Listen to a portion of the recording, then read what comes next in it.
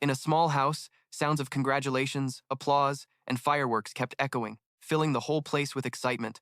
A little girl with purple hair placed a crown on her older brother's head. "Happy 18th birthday, bro. What did you wish for just now? Tell everyone." He winked and said, "If I say it out loud, the wish won't come true." She excitedly hugged the main guy. "Don't keep me in suspense. Come on, tell me."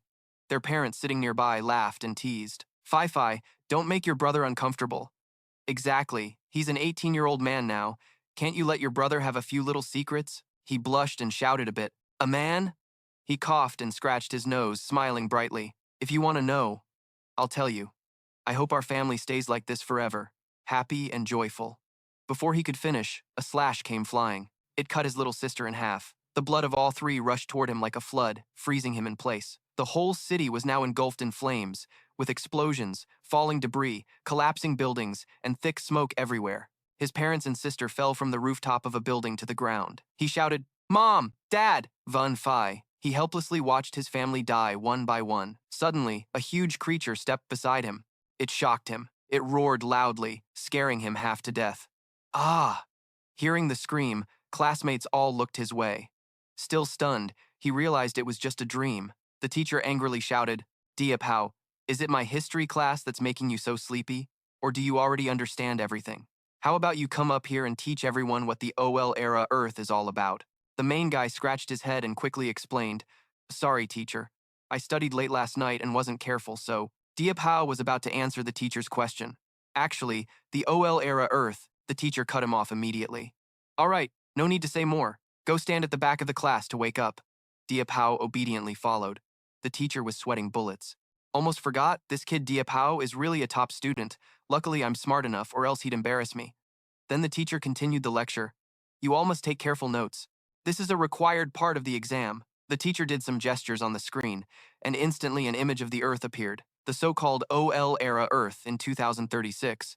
When the sky suddenly went chaotic, it turned the whole Earth into a dangerous game. That's why later generations called it the OL era Earth, which is our current era. Besides beasts that can appear anytime, humans also have levels. They can level up and evolve into various professions and skill powers. After the first evolutions, beasts were suppressed by 5 major alliances, establishing a new world order. Our main guy's name is Diệp Hạo. He's currently at level 8. The main guy turned around, curious. "Luo Feng, what do you guys want?" The big blonde guy is Luo Feng, currently level 5. He raised his fist to threaten.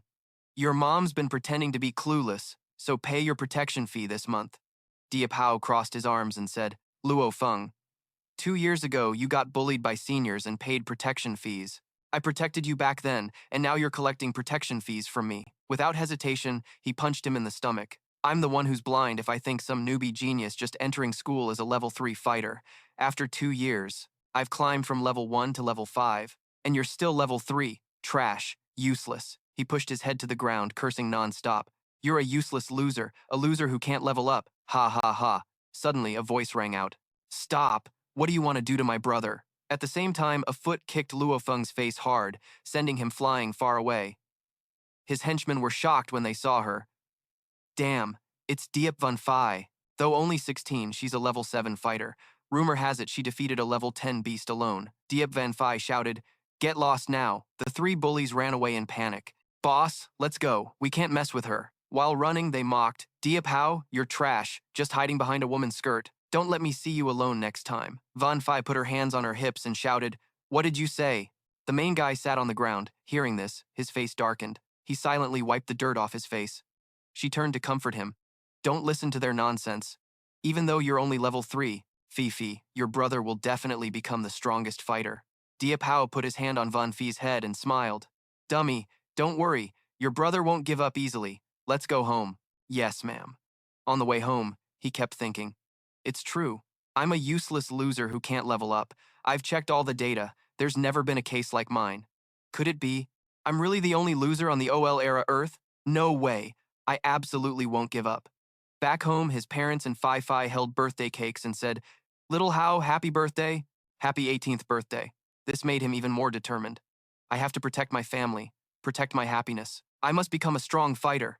Suddenly, Diệp Hạo remembered the scary dream from this morning. Wait. Birthday. Danger, why do they coincide?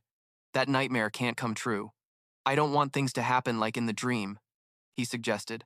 Let's eat out instead of at home. We haven't had old Lee's fish hot pot on Lamdu Avenue for a while. Suddenly, I'm craving it.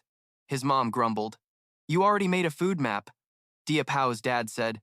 Just leave it. Today's little Hao's birthday. Hearing that, Diệp Van Phi happily shouted, Awesome. After eating, the whole family happily went home. The little sister hugged her belly, satisfied. So full. The main guy finally relaxed. Nothing happened. Guess I was overthinking. Suddenly, a lightning bolt flashed across Van Phi. A loud explosion rang out. Diệp Ha's father shielded his wife and kids. From the rubble emerged a circle, like a door connecting to the vast universe, leaving him stunned. This is a space rift, so why is everyone there running in panic? We're screwed. A monster's coming. Scatter now. At the same time, he alerted the defense troops. Suddenly, a giant spider crawled out of the circle, making them even more terrified. Damn it, how can there be monsters in the safe zone? Run!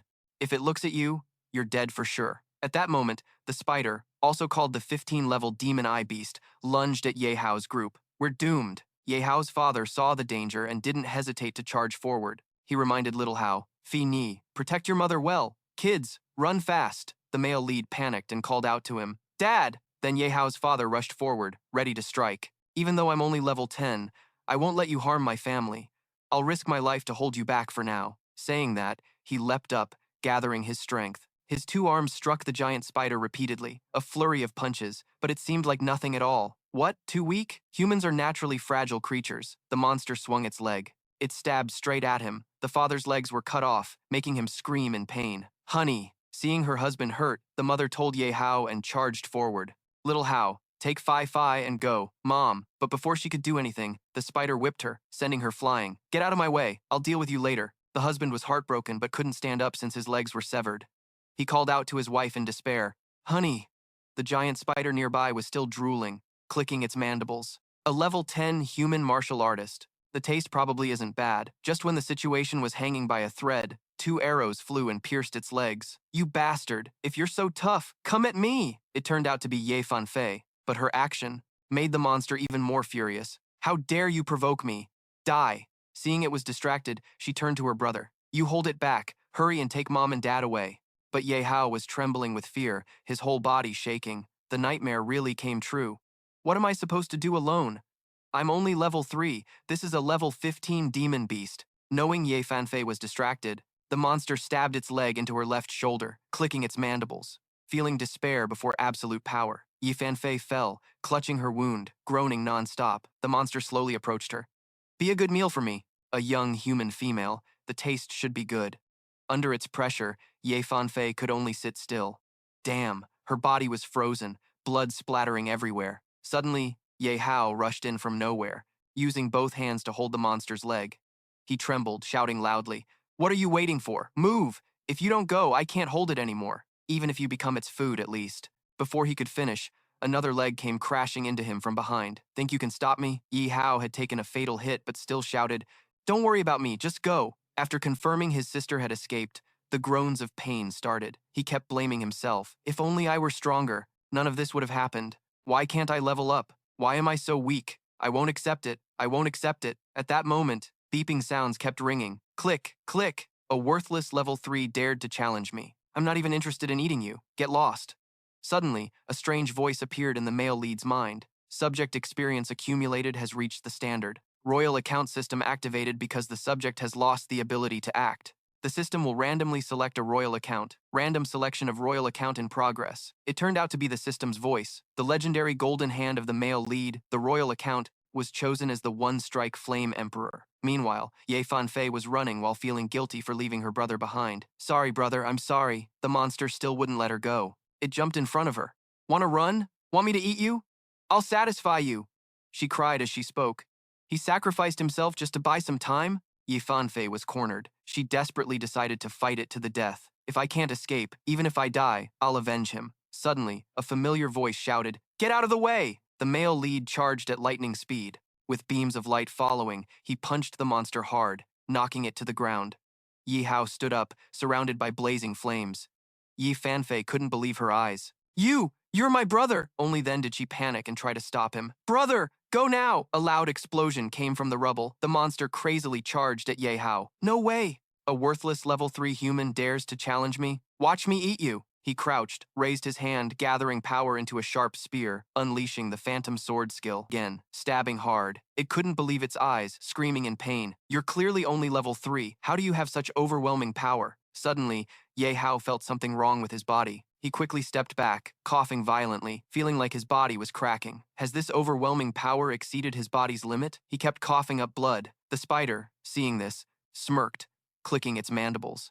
Only 3 seconds of combat power left. Weak humans relying on a level 3 martial artist's body forcibly bursting out combat power. No need for me to intervene. You'll explode and die. The male lead stared at his status screen, deep in thought.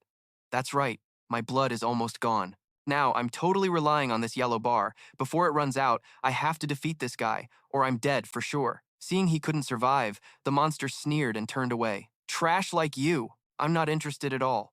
The divine beast finally helped me open the teleportation gate to the safe zone.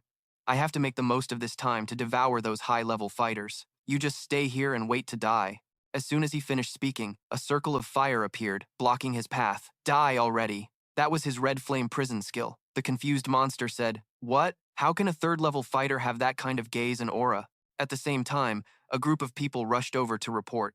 The reinforcement squad arrived, found injured civilians, and started rescue operations. They detected a level 15 demon beast, the demon-eyed fiend, and immediately began to eliminate it. The male lead was very surprised and hurriedly stopped them. Wait, don't go there and get yourselves killed. But those people didn't seem to believe him because he was only a third-level fighter. Ignoring him, they charged forward to gang up. Go die. I think you're the one about to die. Don't think that a tiny third-level fighter like you getting a superhero suit actually makes you stronger. Get lost. I don't want any trouble here. Even with the level difference, we outnumber them, so that small gap isn't scary. Besides, its health is down to just 30%. Oh yeah? Suddenly, the ground cracked open, shooting out sticky webs that wouldn't let go. What's going on? The webs trapped the monster. It got excited. I like this about humans. You don't know the vastness of the world, yet you willingly offer your lives to become my experience points. All fresh prey. Quickly, the reinforcements were drained of energy. Diệp Hạo was stunned as words appeared above the giant spider. Level 3 account instantly upgraded by 3 levels. Alright, at this rate, it's your turn to die. It changed a bit now, moving toward the male lead and landing a punch that he barely managed to block. This new strength made it even more arrogant. How about that? Has my power changed from before? We demon beasts are different from humans. You guys level up with great difficulty, and it's rare to meet humans below your own rank. But every time we level up, there can be earth-shattering mutations. So I decided to toy with you, leaving you half dead before I feast. Ha ha ha ha. Diệp Hạo was on the defensive, thinking, its power really has increased a lot. What should I do? My strength is almost gone. At this rate, the demon beast laughed loudly and kept charging at him. Ha ha ha. Weren't you so great earlier? Why don't you have the strength to fight back now? Critical stabs kept coming non-stop. Because of that, the male lead couldn't block and was thrown far away. Ha ha ha. Trash is trash. In his despair, the system's voice rang out, detected that the host's power and health are below 10%. Ultimate kill skill Red Flame Storm is ready to activate. Use it or not. Diệp Hạo gritted his teeth, crawling up while muttering, 3 years without leveling up, mocked and ridiculed by countless people. Today, I'll show you how strong the so-called trash really is. Saying that, he raised his hand, and a sword gradually appeared from the air. That was the ultimate kill skill, Red Flame Storm. It formed a powerful fiery vortex that cracked the ground and blew the giant spider away. The spider screamed in pain. A. Nearby, under the firepower's impact, the monster howled painfully. Aha! This isn't ordinary fire. It also carries the fate energy of an emperor-level overlord. Who exactly are you? The divine beast said it wouldn't spare him. As it spoke, it slowly vanished. The system's voice sounded again. Victory over the demon-eyed fiend grants 20,000 experience points. After confirming the monster was dead, Diệp Hạo collapsed to the ground, breathing a sigh of relief. I'm alive, but I have to quickly collect equipment and items. Seeing his vision blur, he used his last strength to grab the items. The system chimed repeatedly. You obtained 15,000 gold, a level 15 demon essence, and a 5-threaded spider silk luck realm with poison. The corpse of the demon-eyed fiend automatically converted 10,000 experience points to heal the host's severe injuries. Remaining experience points are 10,000. Healing in progress. Healing complete. Health restored to 100%. A golden light flashed. Diệp Hạo suddenly woke up. Am I inside the system space? Why is the system space so vast? Like an endless galaxy. Totally different from my tiny system space. Since the global transformation, every player has their own system space to observe and allocate personal attributes and collect equipment and items. Suddenly, Diệp Hạo saw something that shocked him. Is this person an AI? Could he be the source of my power? The Crimson Flame Emperor account reached max level, and the male lead was extremely surprised. The Crimson Flame Emperor system spoke again to explain. Welcome, host, to the Royal Account System. Within the system are countless royal level accounts from many games. The host can use their experience points to unlock each royal account. Since the host's experience points have reached level 10, the Crimson Flame Emperor random account has been automatically activated. Hearing this, Diệp Hạo couldn't help but feel happy. Level 10! So my 3 years of effort weren't wasted, but the system forcibly absorbed the max level royal account. What is this? Isn't this like skyrocketing all at once? Regardless of the male lead's self-admiration, the system continued. Although the Crimson Flame Emperor account is initially at max level, the host still needs to use experience points to increase the connection level with the account. The higher the connection level, the more power the account can unleash. It is recommended the host quickly earn more experience points to raise the connection level. This immediately crushed Diệp Hau's hopes. Damn, it's not that easy to skyrocket all at once like I thought. But using the Crimson Flame Emperor account's power to get more experience points shouldn't be too hard. Still, the male lead worried. That's not enough. This world has many dungeons, known and unknown. Martial strength is the foundation but can't solve everything. I have to quickly figure out how to use this system most efficiently. A little intro about the Crimson Flame Emperor. He is a max-level powerhouse from another world. Once led his clan to unify the world using the Scarlet Flame power, becoming the supreme being honored by descendants as the Scarlet Flame Emperor. 4 max levels, Link level 10, Flame Attribute, Weapon, Radiant Shadow Greatsword. Basic skills with Flame Attribute. Explosive Fire, Hell level 10. Dark Flame True Fire level 10. Explosive Flame Fire Dragon Bullet level 10. Ultimate skill with Flame Attribute. Scarlet Flame Storm level 10. Deep Crimson Finger Star not unlocked yet. Dark Attribute skills not unlocked yet. Hearing this, Ye Hao suddenly realized the attribute distribution of his accounts was correct. After Earth entered the OL era, the mutual generation and restriction between attributes became crucial. Yihao felt a bit excited, so he had identified his first target. Quickly level up, unlock as many accounts as possible, create a royal legion with all attributes. This way, the attribute aspect won't be a problem. At that moment, the system displayed a notification. There are 10,000 experience points left in the system. You can choose to increase the account link level or unlock other support skills. Ye Hao didn't hesitate and increased the link level. The urgent matter now was to boost survival ability and unlock some skill accounts. The rest could wait. Confirmed. Suddenly a beam of light wrapped around his body. Account link level +2. The current link level was 12. Ye Hao was thrilled. He felt his whole body filled with fresh energy. Could it be that his own attributes had increased? Panel. Why was it still only level 3? Was this a pig forcing itself to eat a tiger? Before he could be more surprised, a familiar voice rang out. Why do you need so much money? Yihao was startled and turned around. That voice was Fi. He found himself lying on a strange bed. The male lead sat up, scratching his head. This was a hospital. Only then did he notice his body had not only restored blood volume, but even wounds had healed. How? But just thinking about spending 10,000 experience points made his heart ache. Outside, loud arguing voices appeared.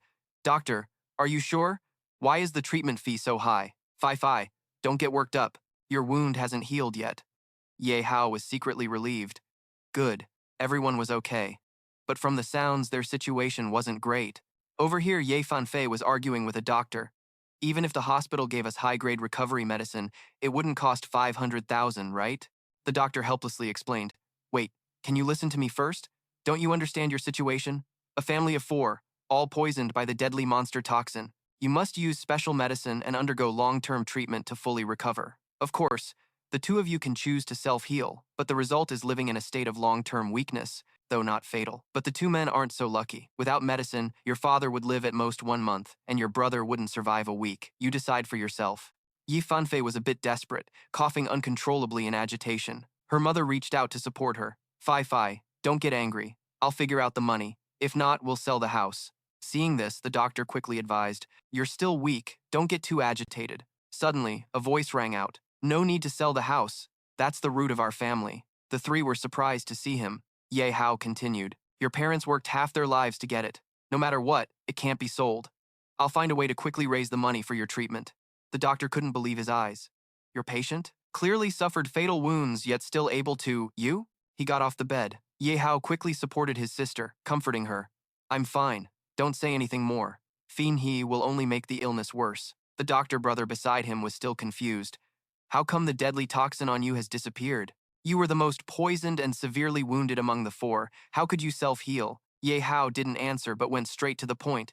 The cause doesn't matter. What matters is I no longer need treatment. Except for me. How much treatment fee do the other three have? Doctor, 300,000. The doctor was still puzzled. This kid is not right. Outwardly only level 3. But self-healing speed faster than level 60 I've ever seen.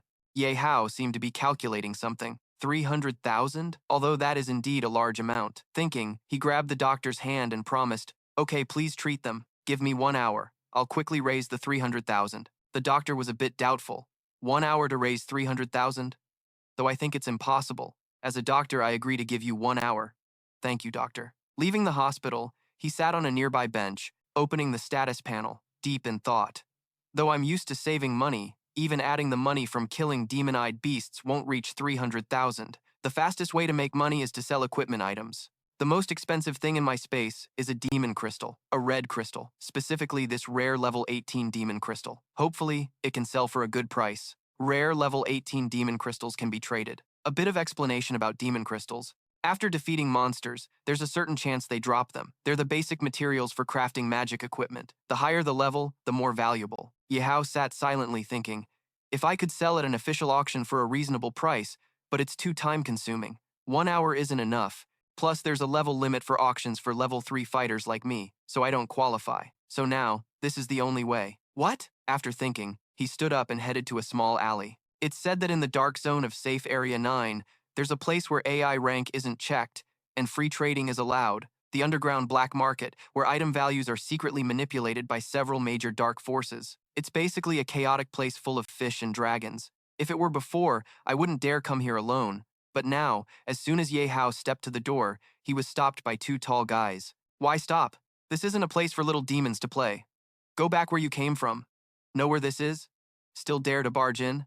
He wasn't scared at all and answered, of course I know. No AI would come to the black market for fun. I'm here to sell stuff, not your black market. Can AI freely trade here? One of the guards sneered. Sell stuff? Ha ha, we don't take kids' junk here. Get lost. Diệp Hạo felt a bit annoyed. If I dared to come here, it definitely means I've got something good. Move aside. I'm in a hurry. The other guy, hearing the word something good, angrily lunged forward and grabbed his shirt. What good stuff could a kid like you possibly have? Get lost. Here, take this. I'm not wasting my time with you. Just as a fight was about to break out, a voice rang out. Wait a minute, this brother's got a point. We open shop for profit. As long as it's good stuff, anyone can trade freely. From inside the building, an old man with a cane stepped out. Seeing him, everyone bowed respectfully. Yes, yes, Chief Lao. Standing on the balcony, stroking his beard, he asked firmly, Brother, do you have any good stuff you can show this old man to broaden his horizons? Diệp Hạo was thrilled, finally someone he could talk to normally. He quickly took off his cloak and pulled out a magic orb. I wonder if this item of mine can pass your expert eye? The old man looked a bit surprised. This is a rare item to let the kid in. The door opened. Unlike the simple exterior, inside was a vast and luxurious space. This was the underground main trading hall of the black market. Diệp Hạo walked in, constantly scanning and evaluating the surroundings. Is this the legendary black market? Totally different from what I imagined. Looks more like a tavern. Suddenly, a pretty girl waved and winked at him, probably a staff member here. The main guy was a bit surprised. Looks like the boss has a clever way to get buyers drunk and waste their money. Suddenly, a big hand landed on his shoulder, holding him back. Hey, the guy said gruffly, a BA-level kid like you got the guts to come here? It's milk time now. Go home and find your mom. Ha ha ha, the other guy joined in. Hey, maybe the kid's here to sell stuff to buy snacks. Let me see what treasures you got. The bodyguard stepped forward and grabbed the fat guy's hand to warn him. Get lost. This is the chief's client. You guys want to die or what? They had no choice but to let Diệp Hạo go. But one of them looked a bit annoyed. Acting all high and mighty as the representative of the Huangqin Corporation here. This chief isn't any better. This kid might be. The guy next to him quickly cut him off. Keep it down! You want to die or market? Seeing Diệp Hạo arrive, the chief raised his hand. Brother, you're here. Please sit down. Thanks. As soon as Diệp Hạo sat down, the old man got straight to the point. Let's not beat around the bush. Business is straightforward. But I gotta make a few things clear. The magic orb in your hand is good, but it's only level 18. Before he could finish, the main guy interrupted. So you're already lowballing me? I said business is straightforward. Can you cut the tricks and show some sincerity? I may be BA level, but I'm no newbie. I can tell if something's worth it or not. Give me a number. I'm in a hurry. The chief frowned. Haha, interesting, little brother. Your level may be low, but your spirit's strong. If it was a normal magic orb, it'd only be worth 1 or 2,000 rare grade magic orbs. I'm offering 100,000. Diệp Hạo smirked. 100,000? Ha ha. No tricks. No business. You really think I'm a newbie, BA? Even if black market prices are lower than auctions, my orb's worth at least 200,000. You're only offering 100,000? Sorry, I guess I'll find someone else to offer more. Saying that, he prepared to leave but was blocked by 2 large bodyguards. The old man shouted a threat. Looks like you misunderstood, little brother. Whether you come or sell isn't up to you. Besides, no one dares to refuse items looked at by the Hoang Chin Corporation. Why are you so suspicious? Are you trying to rob us? Want to fight? This is the black market. You can do whatever you want. Using a Crimson Flame Emperor account might get you and my mom. He threw a stack of money in front of him. Here's 100,000. For a kid like you, it's a lot. I advise you to be smart, take the money, and leave. Not wanting to ignore the threat, he worried but had no choice but to accept. Didn't expect to run into a situation solved by force so quickly. Damn it. I wonder if the system has any accounts richer than this in the world? At this critical moment, suddenly a voice appeared from somewhere. Oh, the mighty Hoang Chin Corporation bullying a BA-level kid. Truly embarrassing. The sudden arrival surprised the 2 bodyguards. A masked man with an S symbol covering his face appeared. The 2 bodyguards were chased away. From nowhere, a beautiful young woman with ideal measurements appeared. Heard there's good stuff here, so this little lady came to join the fun. No one else but Mak Hai Lai, level 20. The old man saw her and spoke humbly. It was the great Miss Mak of the Hanmak Corporation. Why would you have the nerve to come to this chaotic place and steal this old man's deal? Miss Mak narrowed her jade green eyes and said in a low voice, Don't say stealing so harshly. The rule of fair trade, whoever offers more gets it. You're old enough to know this better than me, black market chief. Miss Mak's words made the old man frown deeply. Diệp Hạo remembered the name Mak Ka Ni. Seems like he'd heard it before. Miss Mak stepped closer to Diệp Hạo and tempted him. Little handsome, your rare magic orb has many interested. I offer 300,000. Sell it to me. Hearing her offer, the chief shouted, What? 300,000? This kid only offered 200,000, and you offer 300,000? What's your game? She smiled and replied, I have money, so I do as I please.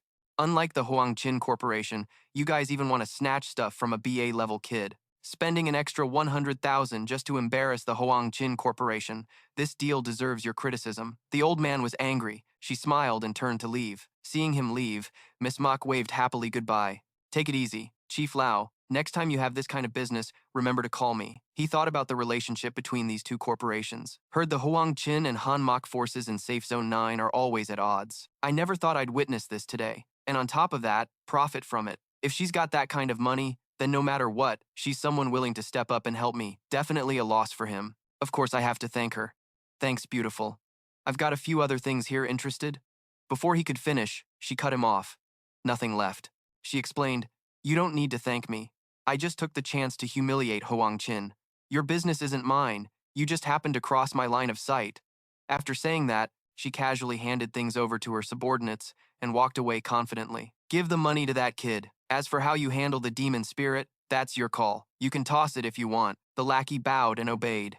Yes, young miss. He looked at her with amusement. Haha, definitely a proud young miss. Still, I'll remember this favor. Meanwhile, in the hospital emergency room, a man lay unconscious, breathing through an oxygen mask, the monitor's readings looking grim. The daughter, worried about the situation, asked the doctor, Doctor, how much longer will he need treatment? The doctor said the prognosis was uncertain. Just then, a bald man appeared out of nowhere and shouted, I heard those poor devils still haven't paid their hospital fees. Why are they still here? The doctor replied, The supervisor already paid the emergency fees and the hospital bills. The man called the supervisor angrily grabbed the doctor's shirt. What's this? We run a hospital, not a charity. These lowlifes haven't even paid for their meds. Here, the doctor weakly answered, but their son said he's out earning money. Maybe wait a bit longer? A slap like thunder hit the doctor's face. The old supervisor yelled, Are you brain dead? A third-tier martial artist and a kid can't even borrow 31? The other stammered about the matter. The supervisor turned to Ye Fanfei. This nutritional drip is rare stuff. Even if your mom sold it, she wouldn't get this price. You still want treatment? She begged the supervisor. Please wait a little longer. My brother's out gathering money. He'll be back soon. He was just about to pull the oxygen tube from her father. He shouted, Gather money. This is the only hospital in the safe zone, not for the common folk. No money? Go home and die. She cried, trying to stop him. Please don't. He angrily struck her, causing injury. Just then, Ye Hao appeared, kicked the door open, looking totally badass. He loudly called Fi and He and shouted, "Stop right there!" The old man grabbed his shirt threateningly. "Who the hell are you, breaking hospital property? Pay me back." He wasn't backing down, his anger peaking. "Did you just use this arm to hurt my family?" Flames suddenly burst from the supervisor's hand. The man stammered in fear. This is... Then he ran off screaming, "My hand! What's happening? Fire brigade, where are you? Someone, help me!" The doctor anxiously asked him. "What did you do to him? Why is his hand suddenly on fire?" He calmly replied, "Though he had the right to kick us out, he hurt my family. I can't accept that. Consider this a little punishment. Don't worry, I'll add another 10,000 as medical fees." Completely changing from his earlier tense attitude, he said cheerfully, "If he were a good doctor with ethics like you, none of this would have happened." The doctor stammered, "Well, that's true." Inside, he was secretly pleased. That supervisor deserved it. He acts all high and mighty as the director's nephew, but is rude, only cares about profit. Many colleagues dislike him. Today's his comeuppance. He won't dare act like that again. He handed the doctor a card and asked suspiciously, "There's 310,000 in here. Can my family continue treatment?" The doctor replied, "Of course, rest assured. Our hospital is expensive but never cheats. Your family will get the best care." "Grateful," he said. "Thank you, doctor. I trust you and ask for time to gather money. I owe you a debt." The doctor smiled. "No thanks needed. It's what a doctor should do." He thought to himself, besides healing his leg, he could gather 300,000 in such a short time. This kid's interesting. After the doctor left, only Ye Hao and Yi Fanfei remained in the room. She sobbed, blaming herself. "Sorry, brother. I couldn't protect our parents well. If I weren't so weak right now," he comforted her, rubbing her head. "Don't blame yourself, dummy. It was me not getting back in time that made everyone suffer. No need to worry now." Her amber eyes welled up. "Damn it. If I hadn't hurt my leg, I could have joined the Academy's dungeon contest tomorrow. I was gonna win. Use the prize money to improve our family's life. But now I can't join. No prize money, and owe 300,000. Her words snapped him awake, and he shouted excitedly, "The dungeon contest is the annual event the school holds. I heard the prize money is huge." She still looked sad. "Yeah, that's right. Rumor has it this year's prize increased to 500,000. I've been preparing for a year." But then he shouted, 500,000. Hearing the big prize, Ye Hao was pumped and confidently told his sister, Fi, just focus on your treatment. Leave the money worries to me." He smiled triumphantly, thinking the prize money was in the bag. Early the next morning, the Academy's famous auditorium was packed with excited students welcoming the annual dungeon contest. Surely word had spread about the increased prize. The principal shouted, "I want to tell everyone the rumor is true. Our prize money this year has risen to 500,000. Based on dungeon completion, there will be extra rewards." His words fired up the crowd, who cheered loudly. "Yes, awesome." The principal continued, "So why the big prize this year?" He paused to build suspense, then announced sponsorship from Han Mac Corporation. Everyone applauded and thanked them. Standing beside him was none other than Han Mac Ni, a stunning, sexy beauty radiating the aura of a prestigious Aerys. Along with her entourage, the crowd roared again, the atmosphere ready to explode. "That's the Aerys of Han Mac Corporation, so gorgeous, shining like a star." Some even gasped in awe. Just looking at it made my heart melt. But it didn't stop there. The principal went on to shake up the auditorium by announcing a shocking news. The winner of this contest could directly join the battle team of the Han Corporation. As expected, this hot news ignited the fiery spirit of all the students. Everyone excitedly shouted, "Joining the battle team means being part of the top 10 ranked squads in the dungeon." Oh man. Compared to the cash prize, this is the biggest reward, and joining the battle team means getting closer to the peak of life. Unlike the ordinary guys, Ye Hao was deep in thought. He had already heard that the competition among corporate battle teams was fierce. That Aerys wanting to pick talents from the academy, wasn't that a bit too hasty? But it didn't concern him. His only goal was the cash prize. While everyone else was clamoring to become members of the battle team, his gaze was steady, focused on a single goal, the 500,000 cash prize. That's what the principal declared. The dungeon for this contest appeared on stage as images of barren, withered trees. Everyone was shocked by this dungeon. What? It turned out to be the Deep Forest Nightmare. This is a high-level academy dungeon, and no one has ever successfully cleared it. Unlike the excited looks at first, now there were stunned expressions everywhere. The students gaped. Our average student level is only level 5. Going in there means certain death, right? Meanwhile, Ye Hao was curious about the dungeon's final boss. He quickly figured it out. It's a level 10 elite nightmare beast. As expected, someone scoffed loudly. Sure enough, a level 10 elite. Who would dare go in then? Another student said in frustration. I knew this school wouldn't give us any perks, definitely not for ordinary people. The main character, Ye Hao, wore a face full of excitement for this tough challenge, the level 10 elite nightmare beast. He confidently thought, this is just perfect for me. The principal continued, explaining, don't be impatient. This dungeon is even harder, with a dual mode system combining PvP and PvE. So for this reason, the contest allows teams of up to 5 people. Like a drowning man clutching a straw, the atmosphere returned to the lively energy from before. Teams mean you can cling to a big shot, right? If you can team up, killing the level 10 elite nightmare beast won't be so hard. But then everyone realized there's also PvP involved. Doesn't that mean monsters can be stolen from? Plus, you have to watch out for sneak attacks from other players. The main character pondered, teams plus 2 dungeon modes. This school really wants to train our real combat and survival skills. Suddenly, someone raised their hand to volunteer. Principal, what happens if a team wins? How is it counted? The wise principal explained. Haha, I'm sure many of you have the same question. The contest is based on individual accumulation, but the power gained from the nightmare beast is shared among the team. He added, the higher the nightmare beast's power accumulation, the victory will only appear in the team's combined power. If it wins, there's no individual share. But you can still try it out, the principal mysteriously said. Besides, to let everyone feel the PvP battlefield atmosphere, defeating other teams can transfer their accumulated points to your own. The students shouted loudly, what? That's brutal! Isn't this encouraging slaughtering each other? The principal's authoritative voice boomed. I hereby declare the contest officially started. A giant black hole appeared, surrounded by sparks of electricity, promising a fierce but thrilling battle. A crowd gathered, looking for teammates. Voices rang out. Level 5 swordsman looking for a team. Any senior students need a guide? I'm a level 5 healer here. A group of jerks surrounded Ye Hao, mocking him. This is pathetic. Oh man, why is there a level 3 trash like this here? If you're really this kind of garbage, why not just quit and clean the bathrooms? Could this be Ye Hao who can't level up in the legend? Let's get out of here before he finds us for a team. The main character ignored their nasty taunts. Don't worry. Even if you begged me, I wouldn't team up with you. I don't want extra decoration. Acting solo is the easiest. Ye Hao then told the registration girl standing nearby, Miss, I want to register. She was curious seeing Ye Hao alone. Hey, where's your team? Ye Hao replied firmly, just me. She helped him register. Seeing Ye Hao's confidence, she warned him, but you're only level 3. Going solo is dangerous. Maybe you should reconsider. Ye Hao seemed to ignore her advice. Suddenly, a voice full of disdain challenged him from behind. It was Luo Feng. He's really despicable. A level 3 trash who can't level up, just wasting air. Ignore him. Let him die. Ye Hao turned around in surprise. Luo Feng said, why is it you? Luo Feng's gang came from behind to judge Ye Hao. Like master, like dog, a level 3 trash. Why are you talking to our boss, big bro? Let me teach him a lesson. Luo Feng looked smug. Wait, he was once my boss too. Shouldn't I show some respect? Here's the deal. You crawl on the ground and bark twice, and I'll take you into the dungeon to see what's what. Luo Feng's gang got cocky, mocking Ye Hao. Ha ha, wise big bro. Watch this, it's awesome, bark now. Yihao showed no sign of backing down from Luo Feng's pressure. How does a dog bark? Luo Feng answered. Obviously, woof woof. Poetic justice hit Luo Feng hard. He basically slapped himself, feeling satisfied.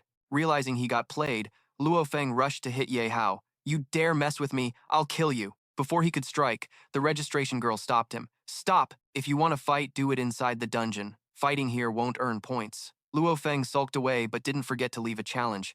Ye Hao, if you're so good, don't run. I'll be waiting for your head inside the dungeon. Ye Hao remained unfazed by Luo Feng's words. How do you spell run? That word's not in my dictionary. The registration girl stopped Ye Hao from adding fuel to the fire. Don't say any more. The showdown between Luo Feng and Ye Hao. That's enough for now, ma'am. Can you register me yet? The teacher registered him. Seeing Diệp Hao's determination, she didn't stop him anymore. Although his courage was commendable, in the end, it all depends on actual strength. If you're stubborn about entering, then I can only wish you good luck. Diệp Hao replied confidently. Yes, thank you. He proudly walked alone to the dungeon entrance, full of confidence. All right, the show is about to start. The dungeon gate opened with an announcement. Congratulations to the player for successfully initiating their first dungeon ever, earning a reward of 2,000 experience points. From afar, Ka Ni saw Diệp Hao. Yeah, wasn't that kid the one she saw at the black market yesterday? She probably saw Diệp Hao's potential too. This kid's interesting. Only BA rank, yet dares to storm the black market, and even dares to solo dungeons ranked 5 to 10. Let's see how brave he really is. What kind of skills he actually has. Ka Ni's subordinate raised some doubts. Would a BA rank martial artist really think he could win in this kind of dungeon? She seemed pretty curious about what Diệp Hạo would pull off. Haha, let's just wait and watch the show. Diệp Hạo officially entered the dungeon. Before entering, the battle's outcome was still uncertain. For now, Diệp Hạo didn't rush into fighting but gradually made predictions. The dungeon's starting location is random to avoid different teams clashing at the same spot, preventing early fights. This worked perfectly for his plan. He used the fastest speed to clear out the little monsters around before planning the next move. Each little monster was swiftly wiped out by Diệp Hạo, and the reward points kept adding up. After clearing the little monsters, Diệp Hạo realized this process was too slow, so he had to come up with another plan to speed things up. The dungeon area was huge, and monsters were quite scattered, so killing monsters took longer than he thought. To win, he had to hunt higher-level monsters. Suddenly, Diệp Hạo saw the little monsters heading toward the forest, but didn't know where they were going. Where are they off to? Curious, the main guy decided to follow. Diệp Hạo was careless for a moment and almost lost their trail. He accidentally ran into the forest. Diệp Hạo was shocked by the scene ahead. A girl trapped in a red spider web. On this red spider web, the girl, DM, was slowly waking up. Where am I? Before I passed out, I remember that when I fully woke up, I also realized I was captured by the Chithu demon beast. No rescue. Help. Save me, AI. Help me.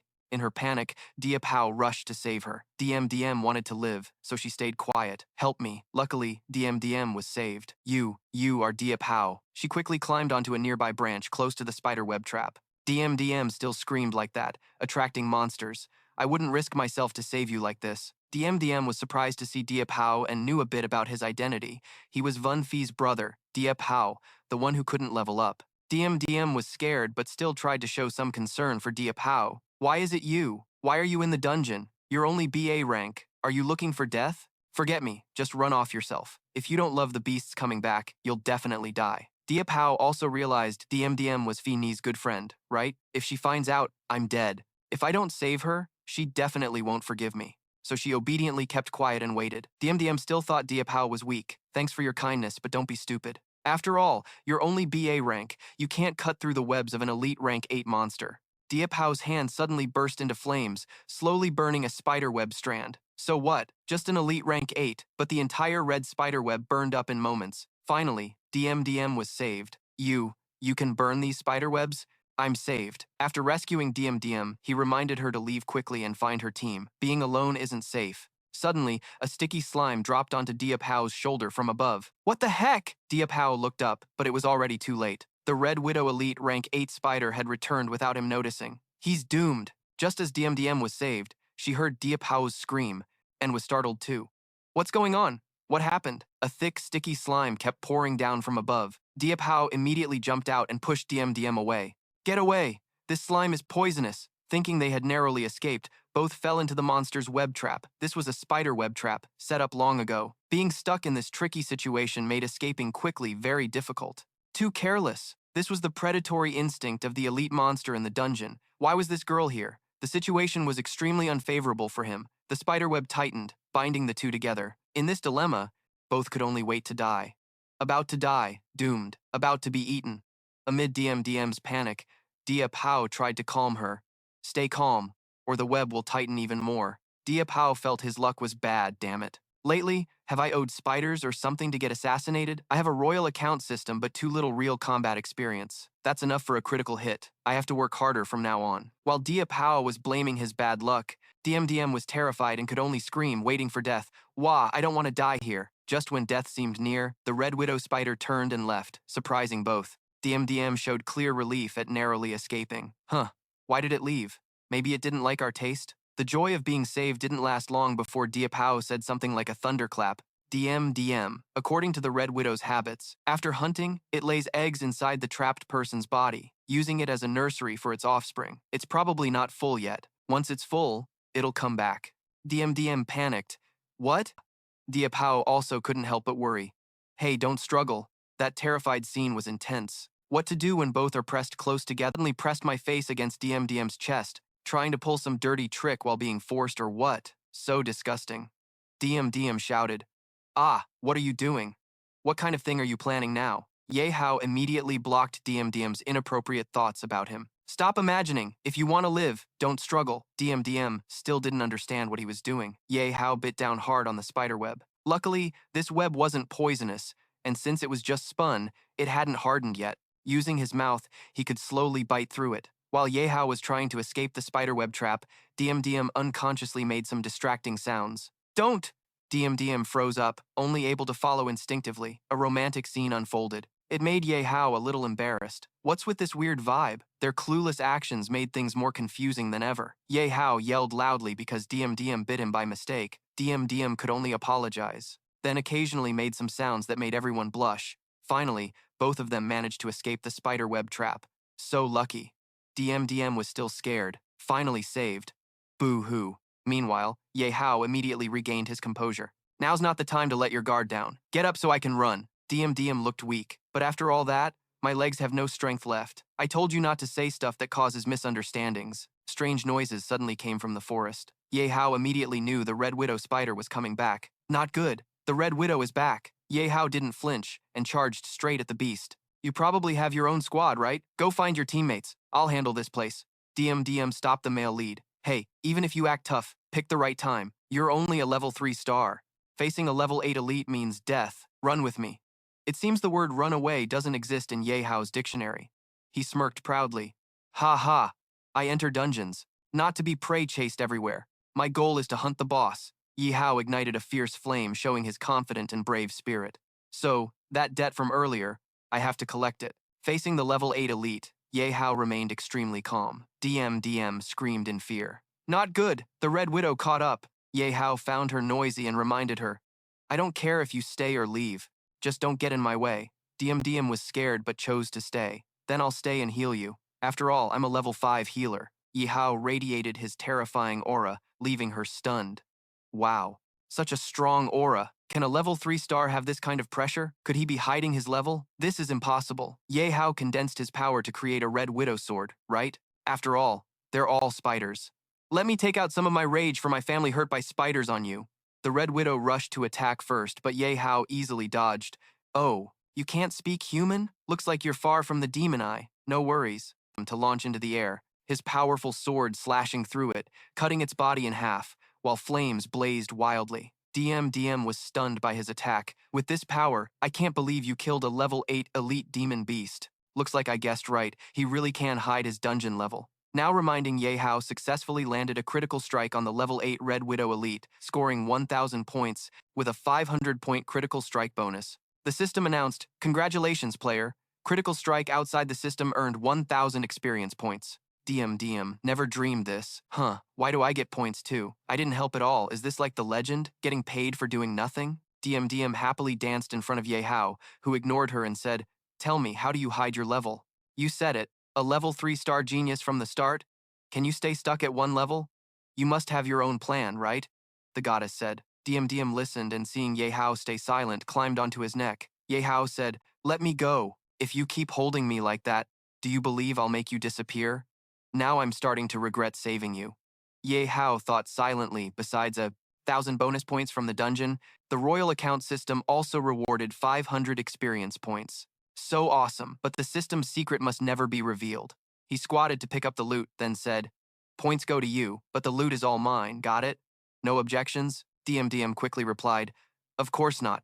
As long as you, goddess, lead me to points.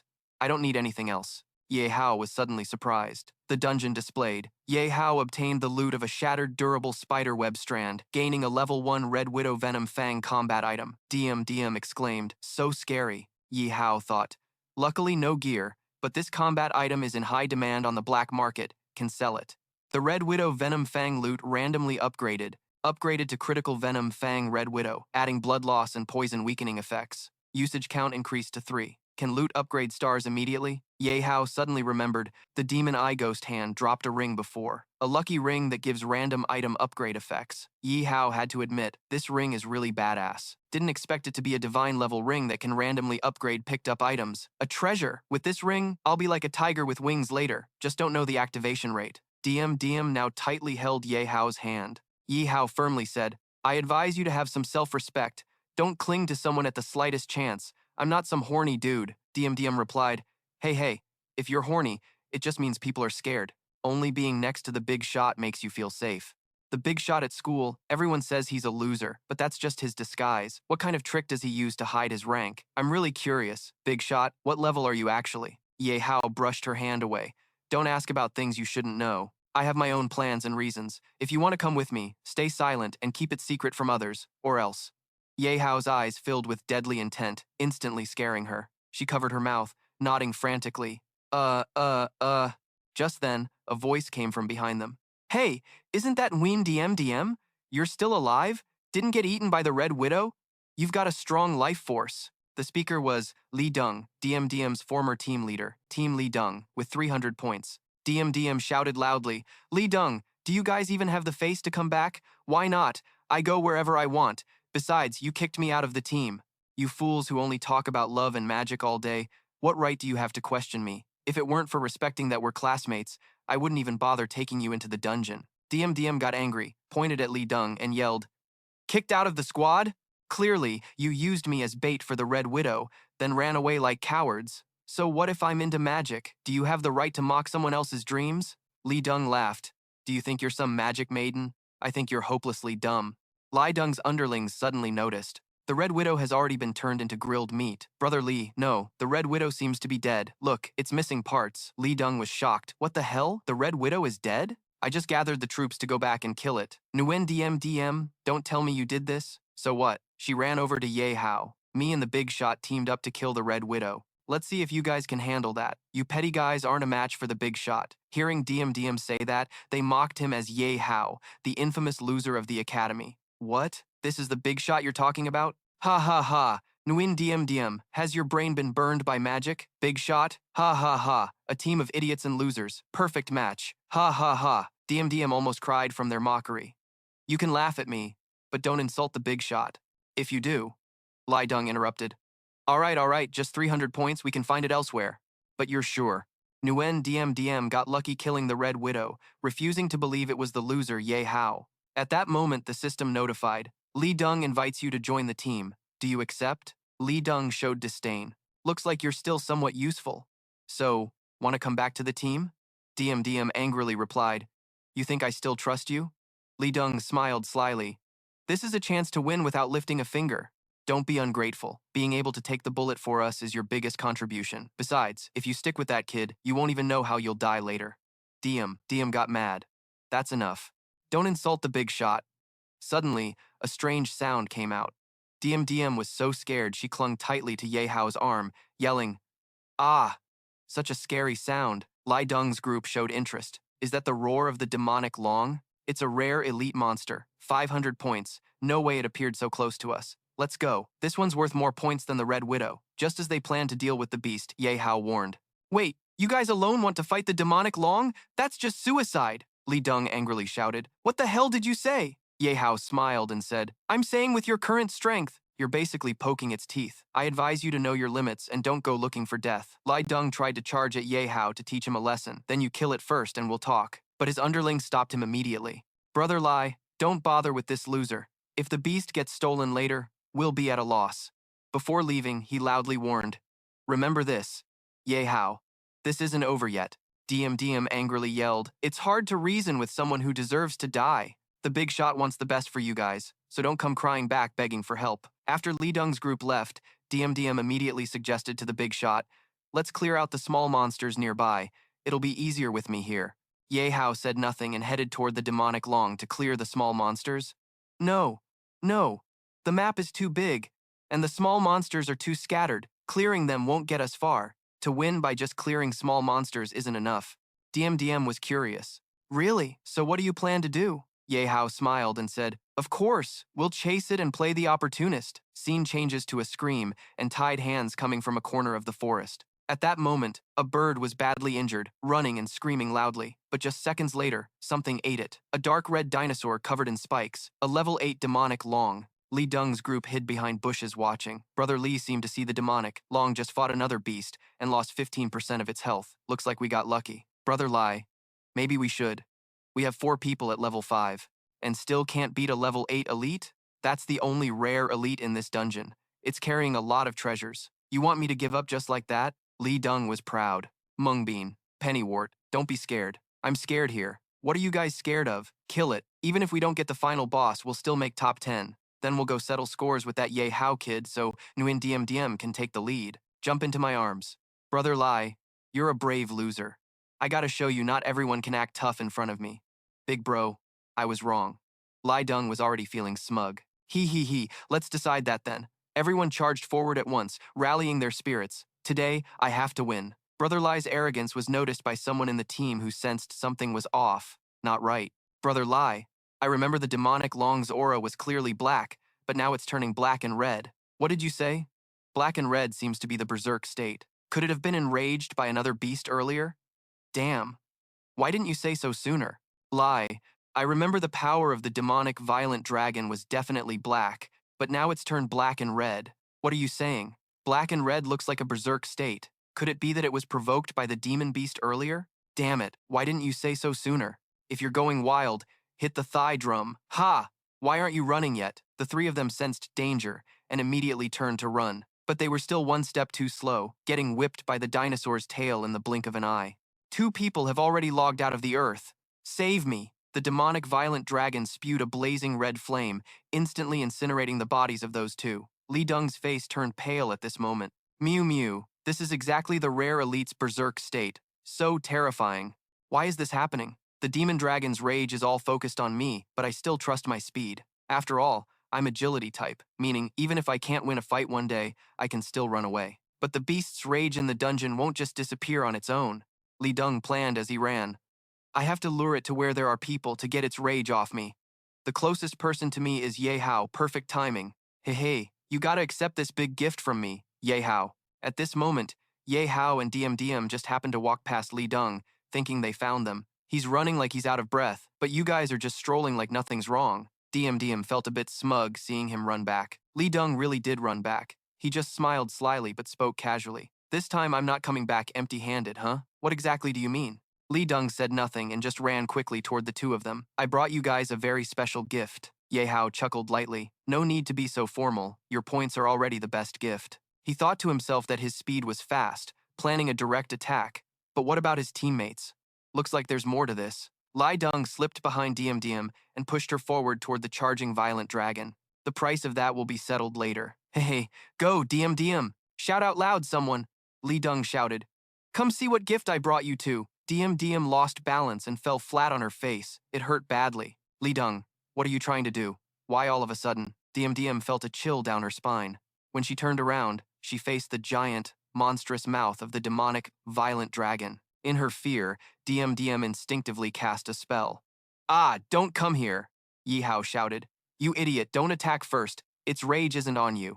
Wait, stop for about 2 seconds. Diem suddenly realized it too late. Though she didn't injure the demon dragon, she angered it instead. Boo-hoo, big bro, save me! Li Deng looked delighted. Ha, you've never cleared a dungeon before. Your performance really doesn't disappoint me. Nguyen Diem, how did you end up teaming with such an idiot? You're so worked up you can't even speak, huh? Ha.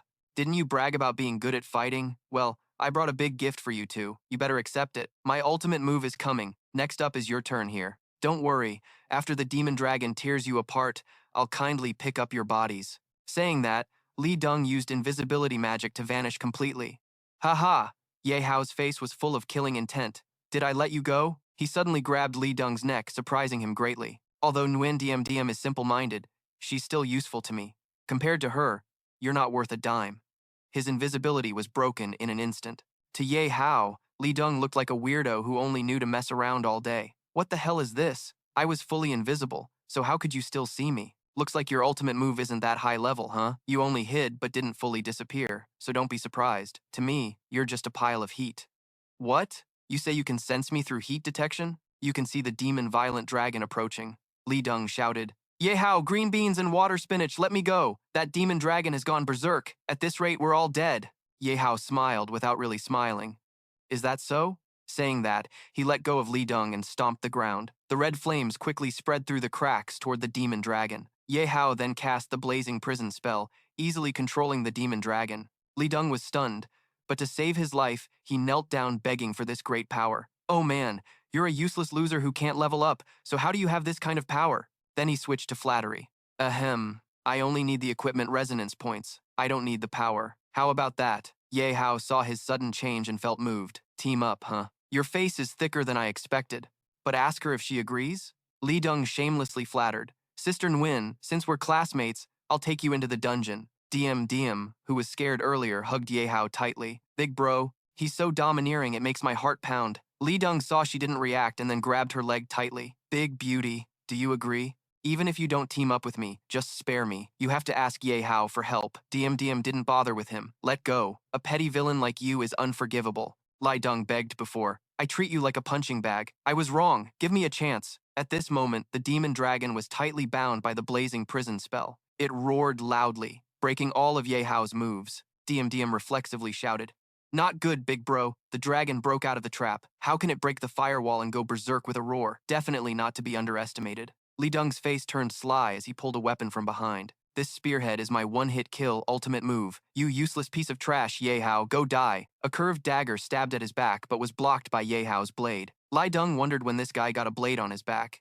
Ye Hao replied, You still dare to sneak attack now? Is your head just for decoration? I was about to spare you because you helped me lure the monster. No more talk. He turned and stabbed through Li Deng's chest. Li Deng screamed in pain. Ah. Then Ye Hao smiled and said, I accept all the gifts you gave me. As soon as he finished, a notification popped up. Ye Hao received 5 points. 0 personal and team points for Li Deng. On Li Deng's side, the system notification popped up, activating the PvP protection mode. Player Li Deng lost 7 times in the dungeon. I was about to exit the dungeon. He angrily shouted, Yihao, that bastard, I won't let you off. This isn't over yet. A new notification appeared. Congratulations to player Ye Hao for receiving the stealth skillbook Toi Dak Chi Tui. The PvP mechanism activates with a chance to drop the opponent's tradable items and equipment. The notification screen showed details of 2 dropped items. I thought to myself, Li Deng truly lives up to being a level 5 Fu, 2 elite, already equipped with premium quality gear. While thinking, I checked the item info, stealth skillbook. Using this skillbook grants the stealth skill, lasting for 30 seconds, with a 1-hour cooldown. It can be upgraded. I read that the Toi Dak Chi Thu weapon consumes durability and has a chance to cause a critical hit on humanoid creatures, with 1 use remaining. Seeing this, I thought, so it dropped 2 items at once. This kind of situation has never happened before. Suddenly, Nguyen Diem's shout rang out, Big boss, watch out. A tyrannosaurus charged toward me. It let out a roar. Diem yelled loudly, The demon tyrannosaurus is rushing at you. I turned to look, silently cursing. This thing sure moves fast, huh? Then, Ye Hao drew his sword and swung at the demon tyrannosaurus, thinking to himself, The demon tyrannosaurus is a specialty of the deep forest nightmare, a rare elite with the unique fire attribute. Its trait is easily entering a berserk state. Moreover, once berserk, all its attributes multiply, making it extremely hard to deal with. Then, I recalled what I read in the book about berserk states. The textbook said, when encountering a berserk beast in the wild or dungeon, if you can't run, you have to lie still on the ground. That way, you can leave without losing face. But just as I remembered this, I took a hit from the demon tyrannosaurus, getting knocked backward. These things are no longer a problem for me. The only hassle is if the tyrannosaurus is berserk. Even if you kill it, it won't drop any equipment or items. Thinking this, I regained my stance and climbed back to fight it. After Ye Hao continuously attacked, causing the tyrannosaurus pain and a roar, the display showed, Level 8 demon tyrannosaurus lost 25% of its health. Seeing the health bar indicating the demon status, I thought it meant players must be careful not to use excessive force to avoid enraging it. This mechanism is really tough. I stepped back to gain momentum, preparing to charge, and thought, luckily I'm smart enough to save a finishing move. Even if the demon tyrannosaurus is berserk, I have a way to deal with it. Saying that, I charged at the beast. The key to this method was Nguyen Diem's sudden loud explosion. After I charged straight and hit the demon tyrannosaurus's chest, taking the full blow, it roared in anger and pain. Successfully enraging it further, I quickly ran to Nguyen Diem and said, Listen to my command. Quickly prepare some comfort for the demon tyrannosaurus. She looked confused and asked, Comfort it? Noticing it growling and preparing to attack me, the demon tyrannosaurus breathed fire to incinerate me. Yihao immediately raised his shield to block the attack, causing the blazing flames to split to both sides. While defending, I explained to Diem, That's right, it's your special healer skill. Female mages can remove berserk states. Hurry and get ready. Hearing this, she was startled and pointed to herself, saying, Comforting can indeed remove berserk, but our levels are different, so I'm not sure it'll work. Plus, it can only be used once in a short time. Ye Hao aimed carefully, raised his leg, and charged at it with force, saying, to increase success rate, I'll reduce its health below 20%. Boom. Under Ye Hao's attack, the Tyrannosaurus's health dropped to 50%. Nguyen Diem Diem quickly agreed. Yes, yes! Then she silently admired the big boss. This strength is unbelievable. The big boss can suppress a raging beast with just his normal body. This combat power could even rival members of a major corporation's battle team. The demon Tyrannosaurus wildly attacked, swinging its tail at Ye Hao. He quickly grounded his legs to brace and block its strike without moving an inch. Defeating a level 8 Berserk Elite is easy, but you have to hold back your power to avoid killing it outright, or you won't get a single cent. This kind of fight is maddening. Yihao quickly grabbed the Tyrannosaurus's tail and cheerfully said, but who told you you're a rare elite when your whole body is a treasure? He hugged the massive tail, which normally one person couldn't wrap around, and used force to knock it down, thinking, let's see what surprises you can bring me. Boom! The demon Tyrannosaurus fell. At the same time, its health bar showed exactly 20% left. I said to Diem Diem, hurry, now's the time. She quickly responded, yes, yes. Nguyen Diem Diem raised her magic staff and chanted, the perfect blend of beauty and intelligence, the embodiment of love and magic, in the name of love, I heal you. Chu sent a sweet wind kiss spell toward the Tyrannosaurus. Ye Hao said, do you have to be so extra? This healer's comfort heart shape is really sweet.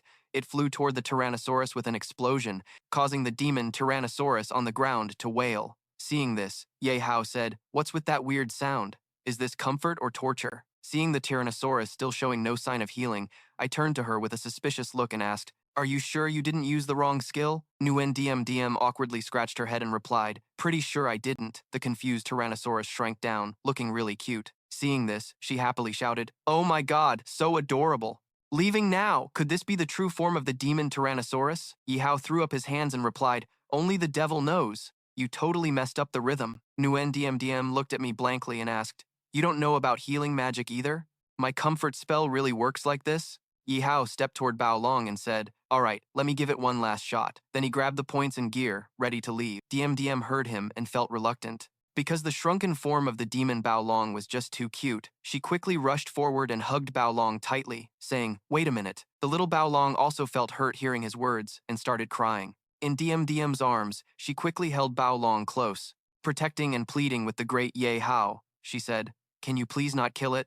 Look how adorable it is. Plus, it's a rare elite spirit. Keeping it as a pet would be great. It was like Bao Long knew Diem Diem was begging for its life.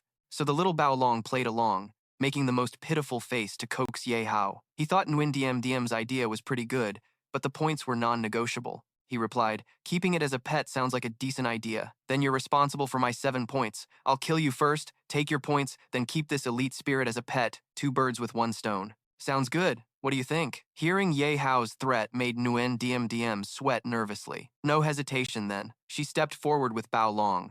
Bao Long was confused because it still thought she would protect it, but no. She brought it out and said, I've changed my mind. Points and gear are better. Then she set it down in front of him. It knew now it could only rely on itself for protection, so it tried to look as cute and harmless as possible. It looked up at him with teary eyes and wagged its tail lightly, whining softly. Ye Hao didn't stop. He raised his blade and said to it, looking at me with those innocent eyes won't work. You'll understand the rule of big fish eating little fish in this world. Knowing it couldn't escape its fate, the demon Bao Long just trembled and cried. After the blade struck down, he quietly said, humans and beasts are the same. If you don't want to be prey for AI, there's only one way. Keep getting stronger. Diem Diem watched and could only sob. The system notified, player Ye Hao killed elite demon Bao Long, earning 5,000 points. Player Nguyen Diem Diem assisted the kill, gaining 2,500 points. Seeing so many points added, Nguyen Diem Diem immediately stopped crying, eyes shining. Oh my god, I didn't expect Long Long's points to be this high. Thanks, Long Long. Ye Hao sighed at her quick mood change, thinking, girls really are creatures of change. The system reminded him, killing rare elite demon Bao Long grants 50,000 experience points. The experience available to allocate is 750,000. Do you want to allocate it now? Seeing such a high experience gain, he was startled and said, 50,000 experience is even higher than the level 18 Demon Eye Demon. Looks like the dungeon really helps boost experience. He closed his eyes to focus, speaking into the system space. Enter system account space. Ye Hao was curious. Let me see what else I can allocate experience to besides upgrading link level. The system checked and told him, 3 detected player has a large surplus of experience. To optimize use, the player can upgrade the Crimson Flame Emperor's link level to 20, unlocking other accounts. You can also choose to unlock other support skills of the Crimson Flame Emperor, enhancing the account's versatility. After reading this, Ye Hao thought carefully. Only at level 20 can I unlock an account. The Crimson Flame Emperor is already strong. I wonder what surprises the next account will bring, but I can't blindly unlock accounts now. Greed isn't good. I have to use experience to upgrade the Crimson Flame Emperor account, because even with stronger attack power, I'll face opponents I can't beat. I need special skills combined with strategy for more variety. After calculating, he said, "System, open special skills panel." After receiving his command, the system quickly displayed the Crimson Flame Emperor's special skills. At link level 12, the Crimson Flame Emperor can unlock these special skills. Camouflage, which mimics the aura of a creature 1 level higher for 2 minutes. Cooldown 1 hour. Unlock requires 50,000 experience. The next skill is Frenzied Speed, which boosts flame speed by 50% for 1 minute. Cooldown 6 hours. Unlock requires 30,000 experience. Finally, True Eyes, a skill that reveals all creatures within a certain range. Cooldown 1 hour. Unlock requires 70,000 experience. After reviewing all special skills and required experience, he exclaimed in shock, "Damn, special skills are so expensive?" But looking back, they're very useful and worth the cost. Especially True Eyes. This special skill really caught his attention. Ye Hao laughed. But True Eyes is kinda rebellious, huh? It basically exposes the map within a certain range. Even though it only reveals creatures, that's enough, perfect for finding the hidden final boss in the haunted deep forest.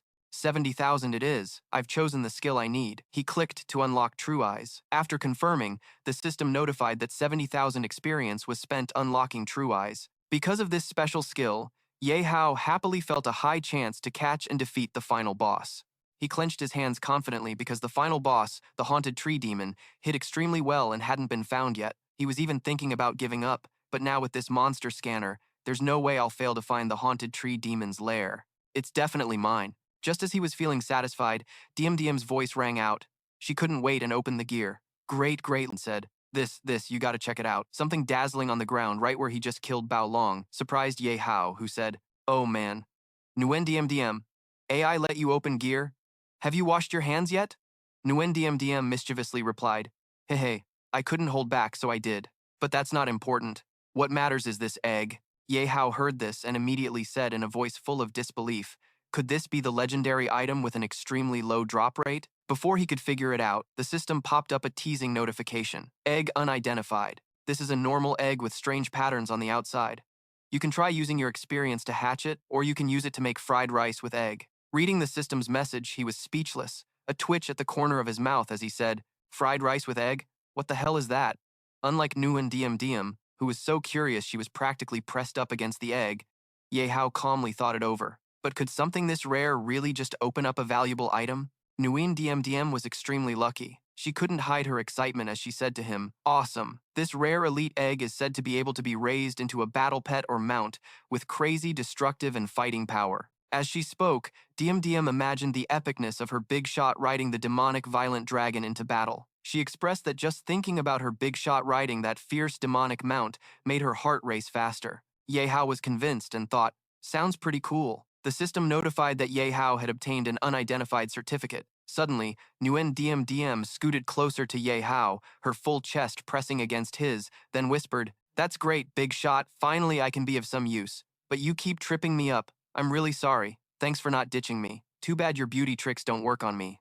Yihao turned his back and walked away, saying to her, "But even if you say that, I'm not falling for it. This egg isn't going to you." DM blushed, awkwardly explaining that only God knows what she really wants. "Then why do this?" "It's not that I'm lying, Big Shot, don't get me wrong." She hurriedly chased after Ye Hao. "I don't need your certificate, Big Shot, wait for me." Neither of them knew someone else was watching their every move and word from somewhere else. Outside the dungeon, Mak Ka-ni was monitoring the duo Ye Hao and Wen DM through a screen. She said to two subordinates behind her, "I guessed right, this kid really does have some skill." The demonic violent dragon wasn't a match for him, definitely not just some level 3 noob. She turned to one of them and said, "Invite Principal Nim here for me." The servant immediately replied, "Yes, miss." After sending the other to fetch the principal, Mak Ka-ni turned off the screen, thinking, the dungeon surveillance system that the Lamlo gang just made is useful, but it can only monitor low-level dungeons.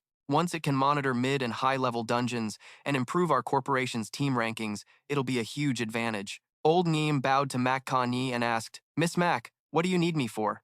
Mac Ka-ni propped her hands on the armrest, leaned over, and asked the old principal Neem, what is Ye Hao's ranking score in the dungeon? The principal, hearing her mention Ye Hao, asked curiously, Ye Hao can't level up? Surprised, she repeated, can't level up?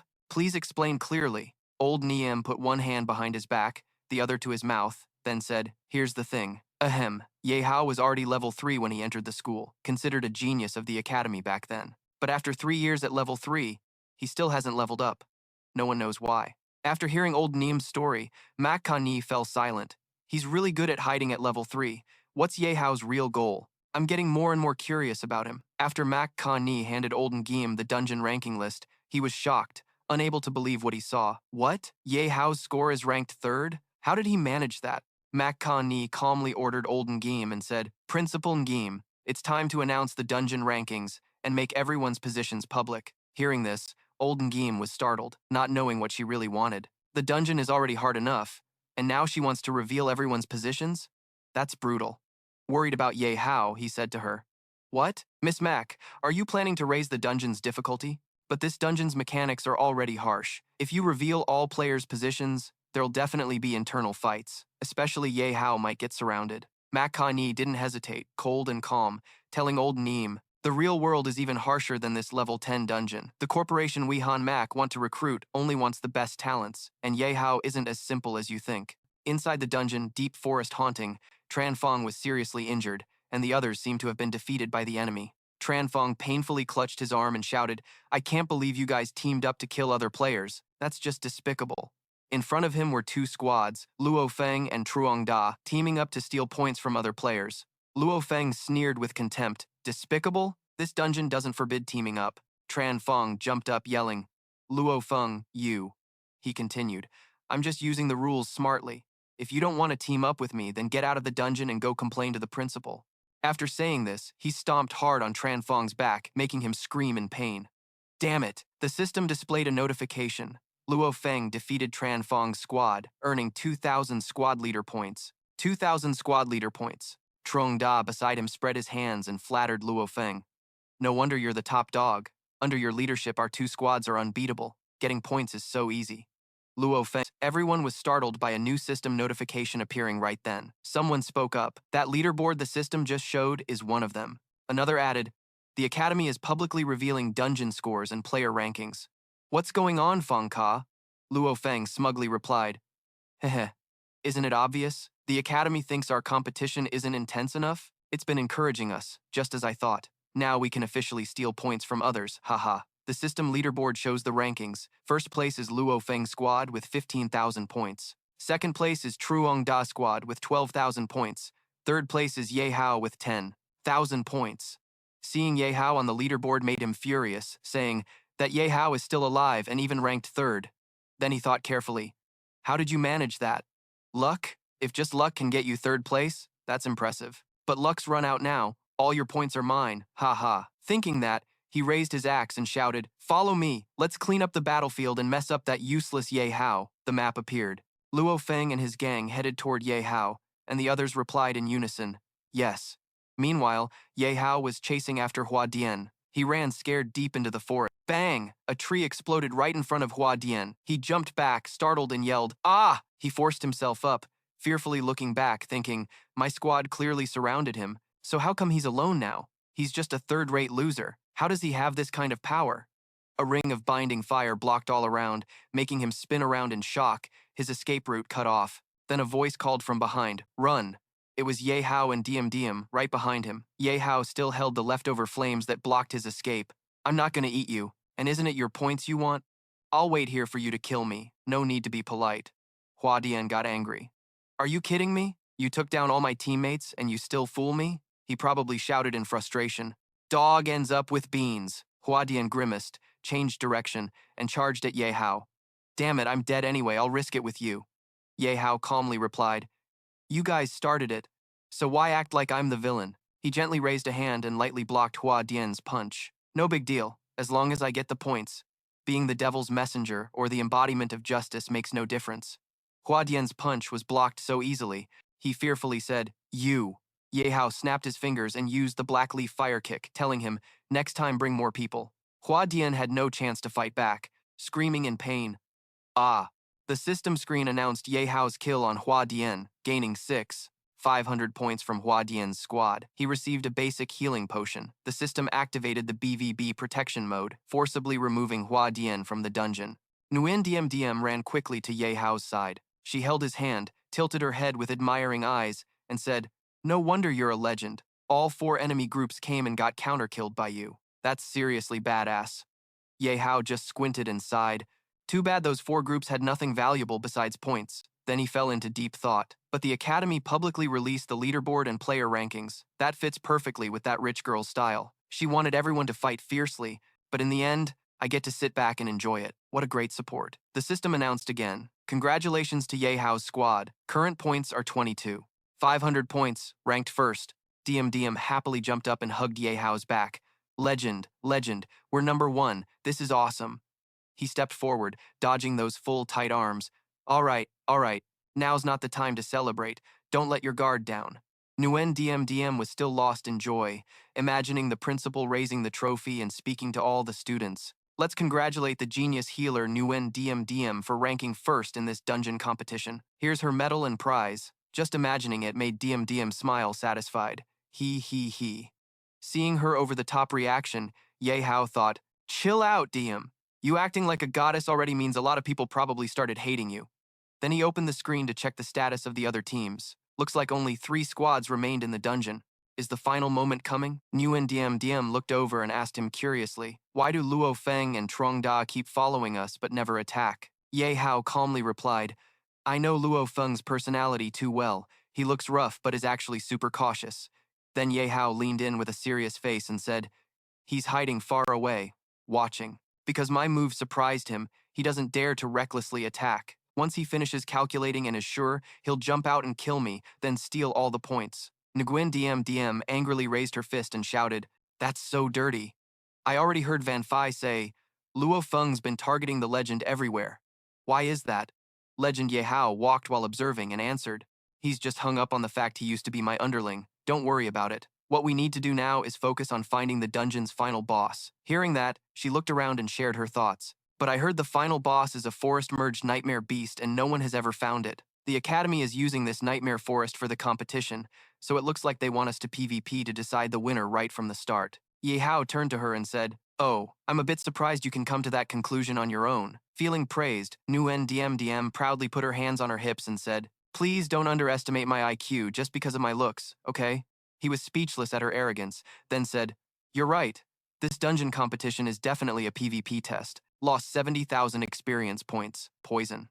The true eyes suddenly widened, "Having found you." The final boss of the Shadowthorn demon surrounded itself with a blazing ring of fire, with Diệp Hạo at the center. His face was full of fighting spirit, and he silently admired the superior effectiveness of the new skill in tracking the boss's hiding spot. The special skill, True Eyes, really didn't disappoint. It gently found the final boss hiding, whether in real life or in the intense assault dungeon, combined with the new unique skill, the Royal Path. This was exactly what he needed. Then suddenly, the flame of fire led him in a way that surprised him. The flame of fire guided him straight to the boss. Crossing his arms in front of his chest once again, he didn't hesitate to praise the system's extraordinary features. He never expected it to have a navigation function so thoughtful. It definitely deserved a 5-star rating. Suddenly, an idea flashed in his mind, and he had a sudden thought.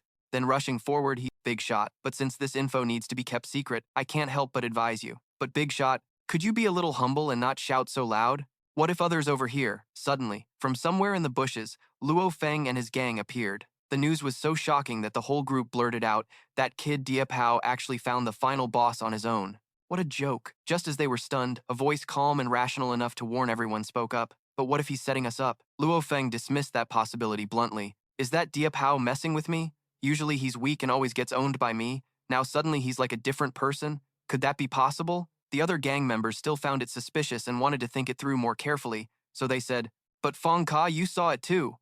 Almost all 4 squads were wiped out by him without a chance to fight back. What do we do now? Still gonna follow him?" Fong Se got a firm, resolute, and passionate answer from Luo Feng. "Of course. I'm joining the battle team. We have to take their points no matter what. Even if he's trying to pull some tricks, I'll make him understand to stop for a moment. He led the team to follow closely, declaring confidently and arrogantly, I'm not like that, trash. Follow me. I'm gonna cut down both him and the boss. The whole gang quickly stuck close to their leader, shouting in unison, Yes, yes, got it! Unfortunately, a sudden crisis occurred. A panicked guy reported, Not good, Fong Ka. Diệp Hao's location disappeared. Luo Feng immediately flew into a furious rage, frowning and gritting his teeth. Damn, what's going on? How does a living person just vanish? When did he learn this skill? Is he trying to mess with us? His gang fell into temporary panic, all flustered and looking to him for orders. Feng Xia asked, What do we do now? Everything's off track. Luo Feng became extremely angry, glaring fiercely, and ordered his men to switch targets. Didn't his team still have a Lin Mengmeng, a senior in Class BA? Surround her! Give me a break. I don't believe he'd just stand by like a scared turtle. You want to play? I'll play with you. Diệp Hao stood alone in a dark, cold forest. Lin Mengmeng called out to him in panic. Big shot, stop joking. Where are you? Now's not the time to be invisible. Feeling both hurt and scared, she could only wander helplessly, searching for his trace. The big shot left only one sentence, asking her to act as bait before disappearing. What does that mean? Does he want me to be bait to lure out Luo Feng's gang? But they're not stupid. Would they fall for such an easy trap? Suddenly, Luo Feng appeared fiercely right in front of her. Where's Diệp Hao? Everything happened against her expectations, terrifying her. You're asking questions? What are you guys doing? Suddenly showing up to scare someone to death, completely unmoved by her pitiful and weak appearance. Luo Feng insisted on demanding an answer. Don't pretend with me. Tell me where that loser Diệp Hao ran off to. Pressured by his fierce aura, her voice cracked, tears welling from fear, but she honestly confessed, I don't know either. He suddenly disappeared from the map, and I can't find him. You probably noticed this from the map, right? But Luo Feng refused to believe it. He pointed his axe at her, growling a warning and threat. If you keep pretending with me, do you think I won't chop you down? Her whole body trembled. I really don't know. At the same time, she prayed silently for him to come out soon. Big shot. I've tried my best. I'm about to break down. Suddenly, the ground shook violently, interrupting everything. Everyone struggled to keep their footing. Voices full of shock and panic rose. What's going on? Earthquake. But they didn't know that above them, a huge claw was ready to snatch up weak lives, suddenly crushing and flattening 3 unlucky souls under its terrifying claws. The 7 shouted, Ah! Luo Feng and the others couldn't react in time. What just happened? Under the bright moonlight, a grotesque and terrifying creature officially revealed itself. The whole group shouted, This is the final boss of the Shadow Thorn Demon Dungeon. Overwhelmed by its fierce aura, the low-level guys trembled, eyes wide and mouths agape. No way? How did we get so unlucky, running into the boss that no AI has found yet? We thought if we held on to the dungeon points until the end, victory was guaranteed. How are we supposed to fight now? Only Luo Feng reacted quickly, raising his shield in front of him, heroically charging toward danger, calming his men and commanding the formation. What's there to panic about? The Shadowthorn Demon is only a level 10 elite. We have 10 people. Quickly form ranks. I'll hold its rage. Rallying the group's spirit, they shouted loudly, Yes, yes! Frustrated by Diệp Hao's move. But Luo Feng didn't hesitate to throw himself at the boss. Even though his spirit was stretched to the limit, this was exactly the reason you lured us here. So, Ye Hao, just accept the grand gift I'm giving you. Wait until I become the first to overcome the deep forest obsession, then I'll chop you up to show my thanks. He leapt up, swung hard, guiding the strike down until sparks flew. For now, following the usual boss fighting tactics, he aimed at the boss's weak attribute. The boss roared fiercely, preparing to counterattack. Luo Feng shouted commands to the team. All fire mages, get ready! Everyone shouted back in unison. Understood, using shields to block the brutal power from one of the boss's savage punches. He didn't forget to assess the healing situation, keeping an eye on my health. Don't stop! Yes, everyone answered together. Luo Feng kept yelling, Unleash the fireball spell crazily. Give it to me. With me here, there's no fear of getting wrecked. Then, in the middle of the brutal battlefield, countless blazing red fireballs shot toward the boss. Everyone AI shouted in unison. Seeing such a grand scene, Nguyen Diem Diem was genuinely impressed. Such smooth teamwork didn't look like a newly formed squad at all. Looks like Luo Feng's arrogance isn't just talk. He really has the skill to lead wave after wave of attacks. The boss's health was dropping. Nguyen Diem Diem called out, Bro, where are you? The big shot still hasn't shown up. This obsession beast might actually get beaten by Luo Feng's crew. Riding the momentum, the whole team felt a fire ignite inside, more energized than ever. This is getting interesting. Maybe we really can defeat this obsession beast. Get bolder. It's not maybe. Luo Feng dashed forward with fierce momentum. It's a sure thing. Besides our numerical advantage, plus Luo Feng's leadership, I, a level 10 boss, am nothing. But surprisingly, the boss's surface gradually turned into a hard stone layer, shocking everyone. What the heck? Turning to stone again, now immune to all damage. Clearly feeling the danger closing in, Luo Feng panicked and shouted to his subordinates, "Situation's bad. Everyone pay attention. The boss is entering Phase 2. When the Obsession Beast evolves to Phase 2, it becomes towering and way scarier. Once it plants its feet on the ground, terrifying blue cracks appear. They spread to everyone, making all the AIs panic and fear. What's going on? What just happened? Don't ask me. I don't know crap, they screamed. None of the AIs had ever experienced Phase 2 of the Obsession Beast. What do we do next? Suddenly, roots scattered all over the ground started moving, making some people fall flat while others stayed standing. But the common thing was, everyone was freaking out. Whoa, what? Why are these trees moving? It summoned a massive army of minion beasts surrounding from all sides. Everyone was stunned.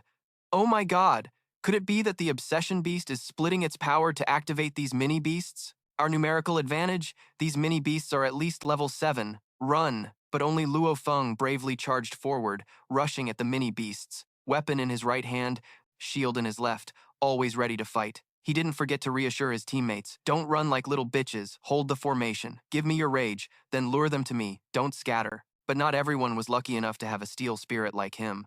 Everyone was scared, running wild, screaming like crazy. This is too much. Luo Feng couldn't help but curse his cowardly subordinates. You guys. Meanwhile, on another side, Nguyen DM was grabbed tight by a mini-beast, flipped upside down in midair. Let me go! This horny bastard, if it weren't for me, I wouldn't get my hands free. Like it knew she was a beauty. The mini-beast excitedly made chittering sounds. Nguyen help me! The only response was the mini-beast's excited chittering. The wind whooshed as a foot kicked straight into the mini-beast's belly, making it fall painfully to the ground. With a badass pose, Ye Hao caught Nguyen DM and praised, "Your mission's done, well done. Just next time, when watching the show, run far away." Carried like a princess, one hand resting on his shoulder, she suddenly exclaimed, "The big shot knows I'm useful." Is she really bursting with happiness? Did I really help the big shot? Ye Hao confirmed firmly, "Of course." Leaning in, arms wrapped around his neck, Nguyen DM's eyes welled up pitifully. "That's great. Even though I was scared, I finally came through." Boo-hoo, it's not a big deal. So even though he put on a helpless face, Ye Hao still comforted. "It's okay now. Sorry for using you as bait. Don't worry. I'll make it up to you when this is over." Just as the love fest was going on, Luo Feng's sharp voice cut in. "Damn it. Now's not the time for flirting. Typical loser. You lured us to the boss, then played the fisherman who benefits. You guys are so damn dirty." Ye Hao denied the accusation. "Fisherman who benefits? No, I'm just watching the show. Dealing with the boss like this doesn't need your help, but your performance really surprised me. Command skills and a surprisingly mature mindset." Luo Feng gritted his teeth and shouted, "I don't have time to listen to your flattery. If you know my skills, then team up, you two.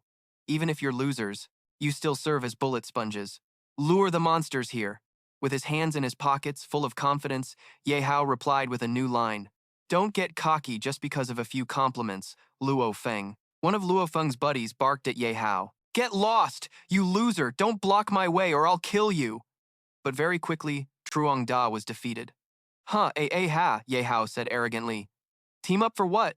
You think I need you?" At the same time, he gained 500 points from Truong Da. Luo Feng clenched his fists, veins bulging on his face and neck, looking furious as he scolded. "Ye Hao, you little punk. Ye Hao, you're dangerous. So why'd you kill our own guy?" Ye Hao didn't think it was right, smirking cockily. "Who cares about our guys? To me, you're just easy to get points hiding everywhere." Luo Feng got pissed, grabbed his weapon, and charged in to beat him to a pulp. "You dare act tough in front of me, you little punk? I'm gonna kill you." Yihao crossed his arms confidently and mocked, "Oh, can't hold back already?" With a casual flick of his hand, he easily crushed Luo Feng's aggressive energy. Remember, being reckless and passionate is fine, but without real skill, you'll be the first to die on the battlefield. Thudding to the ground, Luo Feng cursed. "You damn bastard. Why do I need your lessons? Don't act all high and mighty." Yihao said, "No matter how good you are at PvP, you can't solo the boss. Even if you steal all our points, it's useless. Dying to the boss means you get 0 points." Still oozing confidence, he replied, "Oh yeah? Then I'll spare your life so you can be the last to die. That way, you get to see it all up close." He raised a hand arrogantly. "I'll take all the points and retreat in one piece." Luo Feng frowned, confused. What are you trying to do? Piercing through everything on the battlefield without mercy, the space around turned chaotic. Roar, roar, roar, roar. Why? Why? We got hit too. You bastard, Yihao shouted back fiercely. One teammate panicked and collapsed, clutching Luo Feng's leg. Big bro, Fong, save me! But Luo Feng coldly rejected. Let go! Let go of me! Let go! The situation was getting worse. The shadow beast screamed loudly, pulling back its power. Everyone guessed silently the shadow beast was withdrawing all its strength, breaking apart. What? The petrified body is cracking, Nguyen Diem shouted. That meant a huge explosion was coming. Countless shards flew everywhere from the smoke. An evil creature slowly emerged. This was the shadow beast's obsession form, with 40% regeneration and dark D wood attribute. Everyone buzzed about this mutation. This new form is way smaller than before. Huh? Could this be the shadow beast's final form? Diem nervously warned him. This is the last form of the shadow beast. Even though it's smaller, it looks way stronger. Big bro, be careful! Suddenly the monster vanished, then reappeared right behind Ye Hao. It swung its arm to stab him. He was shocked, thinking, so fast. Its speed just shot up, but he quickly reacted and blocked the shadow beast's attack with his sword. While defending, he thought, this isn't the speed of a level 10 boss. Its body shrank, speed increased, but power didn't drop at all. Normal players without special tactics would struggle to beat it. Maybe he miscalculated, because the shadow beast's power knocked him flying. Behind the monster, countless glowing blue branches sprouted, stabbing toward Ye Hao. Luo Feng, watching from afar, saw him in trouble and laughed smugly. Ha ha ha, this is it. Yihao wants to solo the boss? This sucker plans to lure you in, then spam attacks to kill you. By the time you hit the ground, you'll be nothing but mush. Ha ha ha. At that moment, Yihao seemed knocked back, but as he was activating his skill to finish the shadow beast, he slashed a few times, and the branches immediately burned to ash. Yihao raised one hand, held his sword behind his back, and hovered in midair. Not wrong in the guess, but so what? Even with all those branches, it's still just a level 10 boss. The final blow doesn't have to be complicated, just hit the weak spot and add some fire. Done. The monster, furious after losing its branches to Ye Hao's flames, growled loudly. As it lunged to attack, Ye Hao was suddenly behind it without warning. A sharp whistle sounded. While the monster was confused, slashes appeared, flames engulfed its body, burning it to ashes. It screamed in agony. A notification popped up. Health 0.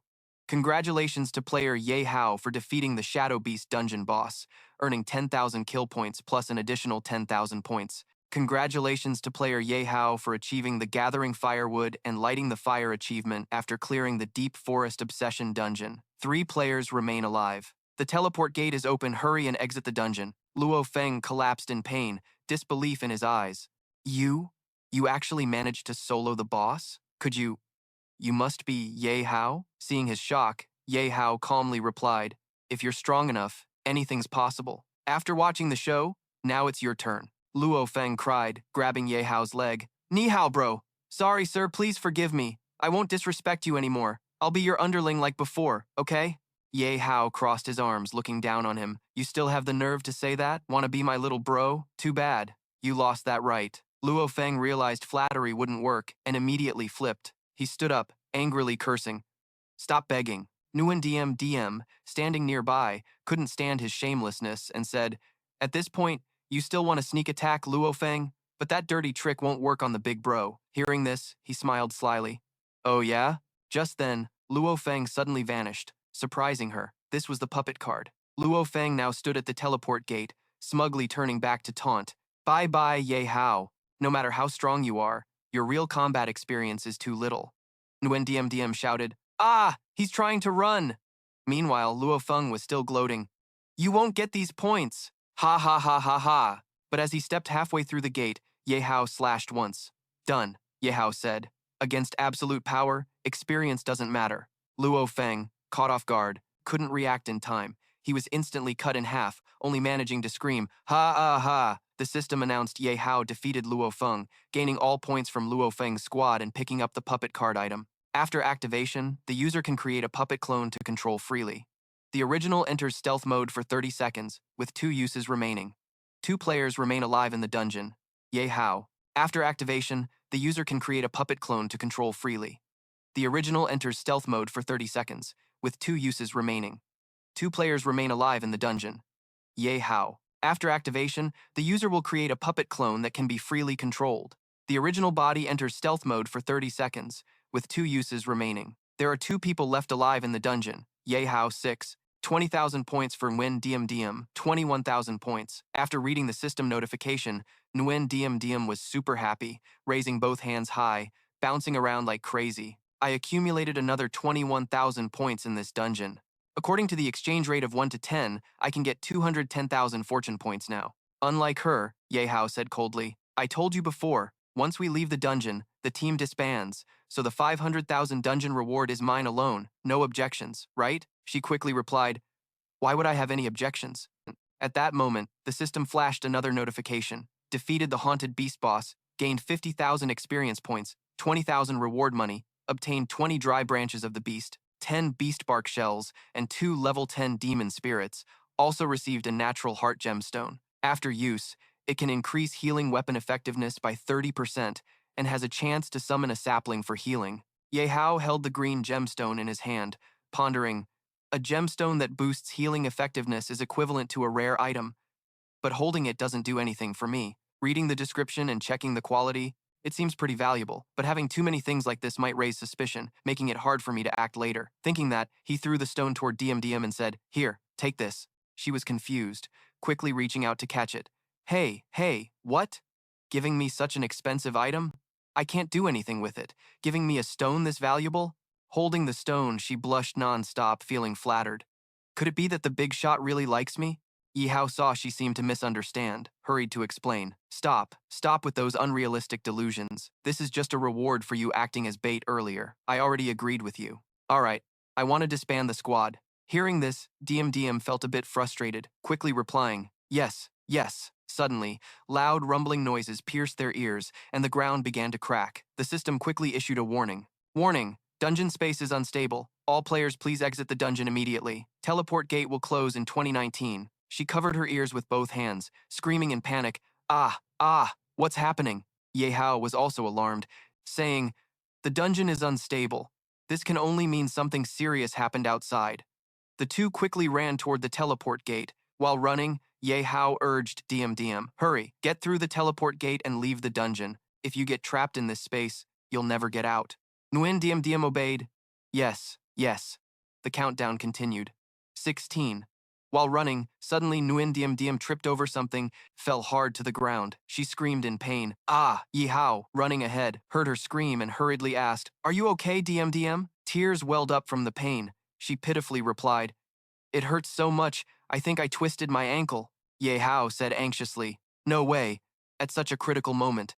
The system kept counting down. 13. She cried out, sobbing, I'm sorry, I tripped again. Boo-hoo, I really shouldn't be in a difficult dungeon like this. You go ahead, big shot, just leave me behind. I can't drag you down anymore. Suddenly Ye Hao grabbed her waist, lifted her up, and said, you're right. In this era, doing things beyond your ability is basically asking for death. Though she was heavy and clumsy, the system kept counting down. 12. Suddenly, being carried princess style by the big shot and hearing those words, DM felt a little embarrassed. Big shot, Yihao continued. But you're still a teammate I chose. I can't just abandon a teammate and run away alone. The system was counting down to 10. Yihao decisively said, so go. 8. 9. Then he spun around and threw her toward the teleport gate. DM was shocked being thrown, screaming loudly, big shot, what are you doing? She reached out toward him, wanting to turn back, crying as she said, why are you so stupid? Sacrificing yourself for me? No, I don't want to survive alone. You said you wouldn't leave your teammates behind. Ye Hao counted down to 1, a flash of light appeared, and the door disappeared. The system displayed a notification. Dungeon teleport gate closed. Yihao was helpless, took out the revival scroll from his inventory, and it immediately said, why make it feel like a life or death farewell? Better just become an actor. At the same time, a notification sound rang. You are using the revival scroll. He scratched his head, confused, thinking, sacrificing myself for her?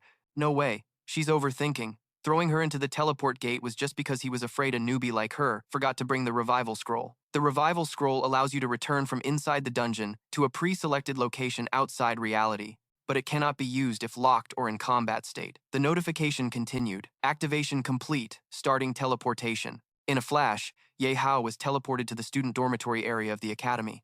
A notification appeared, teleported to selected location. Upon arrival, he saw the dungeon entrance in ruins, making him shocked and confused. What the hell? Why is the dungeon exit destroyed like this? Where are the teachers and students? Could it be an earthquake? No. The teleport gate wouldn't be this fragile. It must be something else. Suddenly, a familiar voice came. Boo-hoo! Ye Hao! Why are you so stupid? Boo-hoo-hoo! It was Nguyen Diem. Seeing her still crying left Ye Hao speechless. Hey, who's the real idiot here? Now's the time to think about that? Seeing Ye Hao suddenly appear surprised, Diem, she quickly shouted, Ye Hao! Then she burst into tears again. Boo-hoo-hoo. Thank God you're alive. The teleport gate closed. I thought you were trapped inside the dungeon. Boo-hoo-hoo. Yihao helplessly rubbed her head to comfort her. Stop crying. I'm fine. The teleport gate closed, but I still have the revival scroll. She threw herself into his arms, sobbing. Don't trick me like that again, okay? Yihao was at a loss for words with her, helplessly thinking. Hey, what the hell have you been thinking about all day? Using the revival scroll isn't some ordinary knowledge. What? After calming down, she blushed in embarrassment, turned away, and stammered, Sorry. It was already 7 ceremonies, and Ye Hao was a bit surprised, silently wondering what was going on. Nguyen Diem was free inside the dungeon but shy outside. What? Suddenly, a group of sword-wielding people appeared out of nowhere. Seeing Diem and Ye Hao still not locked up, they cursed in shock. Damn it, why are there still 2 students? What kind of operation is this? Didn't we lock all the students in the gym already? Catch them now. If the boss finds out, it's gonna be bad. On this side, Ye Hao was just as confused. The markings on them, could they be the Black Tiger mercenary squad, the same group that killed people in the safe zone 5 years ago and was eradicated? What? Yihao felt something was off, thinking it wasn't right. Mercenary squads put profit first, so why the hell would they sneak into the safe zone and even rush to a school? What's their goal? Schools don't benefit them at all. Suddenly, he remembered someone Mak Kan Ni, one of the 3 mercenaries. He put his hand to his mouth, licked his lips, and creepily said, Damn, a high schooler with such a hot girlfriend, that's just not fair. Hearing that scared Nguyen Diem, who quickly hid behind Ye Hao. Seeing her fear, he hurriedly reassured her. Don't worry, I'm here, nothing will happen. The 3 others sneered at that. They swung their swords at him while saying, Damn it, a useless high schooler acting all tough. Break this kid's legs. I want to see us mess with his girlfriend never played with a student's little sister before. Hehehe. The guy next to him added, You gotta break all 3 legs. Seeing the situation, Ye Hao stayed calm and said, Fine, bring it on. Without hesitation, he charged at lightning speed, slicing 2 of the 3 attackers in half. Both were level 15. The system announced the reward for defeating them, 20,000 experience points. Ye Hao and the last guy were stunned. He couldn't believe what just happened. No way. You're clearly only level 3. How could you kill level 15 guys like us? Hearing that, Ye Hao replied indifferently, I'm tired of hearing that. If I'm not mistaken, people like you who got kicked out and still break into the safe zone, whether alive or dead, get a bounty. You didn't come here just to hand me the money, right? The last guy, down to 6% health, panicked and knelt, begging, Please don't kill me. I can give you anything money, intel, spare my life. While saying that, he pulled out all his possessions to bribe Ye Hao, but Ye Hao ignored him. He stabbed the guy's shoulder and activated the Crimson Flame Emperor move, triggering a passive skill, burning damage per second capped at 1%. The guy, in pain, spilled everything. Mak Kan Ni. We're here to kill Mak Kan Ni. Ye Hao didn't care and said, That obvious answer means nothing. The guy nervously continued, It's the Huang Corporation. They hired us to kill Mak Kan Ni. They not only let us into the safe zone, but also lent the squad leader rare tools to control her 2 personal bodyguards. Ye Hao finally stopped, touched his chin, and thought deeply. He had already heard about the Huang Corporation and Han Mak Corporation fighting over ownership of the hunting dungeon. You die, I live. But now daring to mess with Mak Kan Hee meant the Huang Corporation's inner circle had plans here. He stopped and said to the mercenary, This intel has some value. The guy pulled out a healing potion and guzzled it crazily. While drinking, he thought, Gotta heal fast. Meanwhile, Ye Hao was analyzing the barrier around the school. The whole school was sealed off, so there was no chance to get out and warn the Han Mak Corporation to negotiate a lower bounty. The mercenary, frantically healing, realized something was wrong. Why? Why am I still losing health? Before he could finish, suddenly the mercenary burst into flames. He screamed, Ah! You tricked me! Yihao didn't bother with his words, didn't even look back, hands in pockets, casually replied, I never said I'd spare you from the start. Where's the trick? Then the system displayed a reward notification. 10,000 experience points, 500 gold coins, a level 11 demon spirit, a low-level treasure tower, and an adult magazine. Ye Hao was speechless. What the hell? Why do all these weird items keep dropping? He turned to remind Nguyen Diem Diem. The school is sealed by a barrier. No way out. Find a safe spot to hide. And don't get caught. Yes, she was a bit worried about him. Yes, but what are you gonna do? This time, you ran into the black market mercenary squad at school. Ye Hao's face darkened as he seriously said, right now, only I have a chance to save everyone. No matter the danger, I have to go. I emphasized again, you must find a place to hide. Don't make any mistakes. Mistakes in real life mean death. Diem Diem answered, yes, I know. I'll definitely find a place to hide. Nguyen Diem Diem was very happy, secretly thinking Ye Hao really cared about her. That was so nice. Even though she was clueless, he never looked down on her. Diem Diem cheerfully said, Yihao, you have to be careful too. Stay safe. The confident male lead replied, don't worry, I've got a plan. Then he thought silently, the most important goal is to keep Mak Kanhee, my golden young lady, alive. She can't die here. Otherwise, who am I going to collect the bounty from? At the same time, another group, probably the same gang as before, was complaining while walking. Damn, didn't we catch all the students already? Why do we still have to patrol? Another sighed and answered, no, the captain's afraid some students haven't left the dungeon yet. What? Who told our squad the captain ordered us to guard the dungeon entrance? The other shouted, afraid of what? We already broke the dungeon gate. Even if some students haven't left, they're dead inside. No one's left alive. What good does it do to tell me? It's time to hand over the shift to the team. They were so busy chatting they didn't even notice when Ye Hao sneaked in. The male lead pondered deeply. The patrol grunts were all level 15 stars.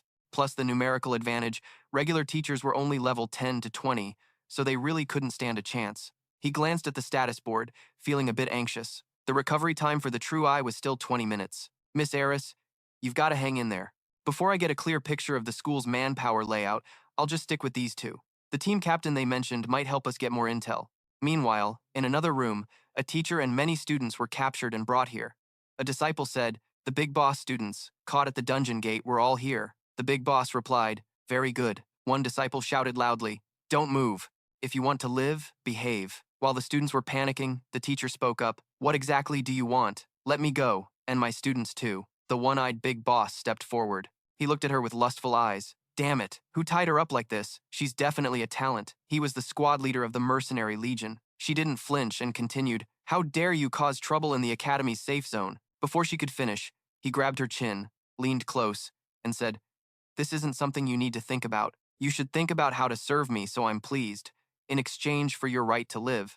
Tears welled up, but she resolutely turned her face away. Let go, but she didn't know that only made him enjoy it more. Oh, feisty, huh? Girls in the safe zone really are different. Eating well and sleeping soundly every day, not just temperament, even puberty is smooth like this. Ha ha ha, I like it.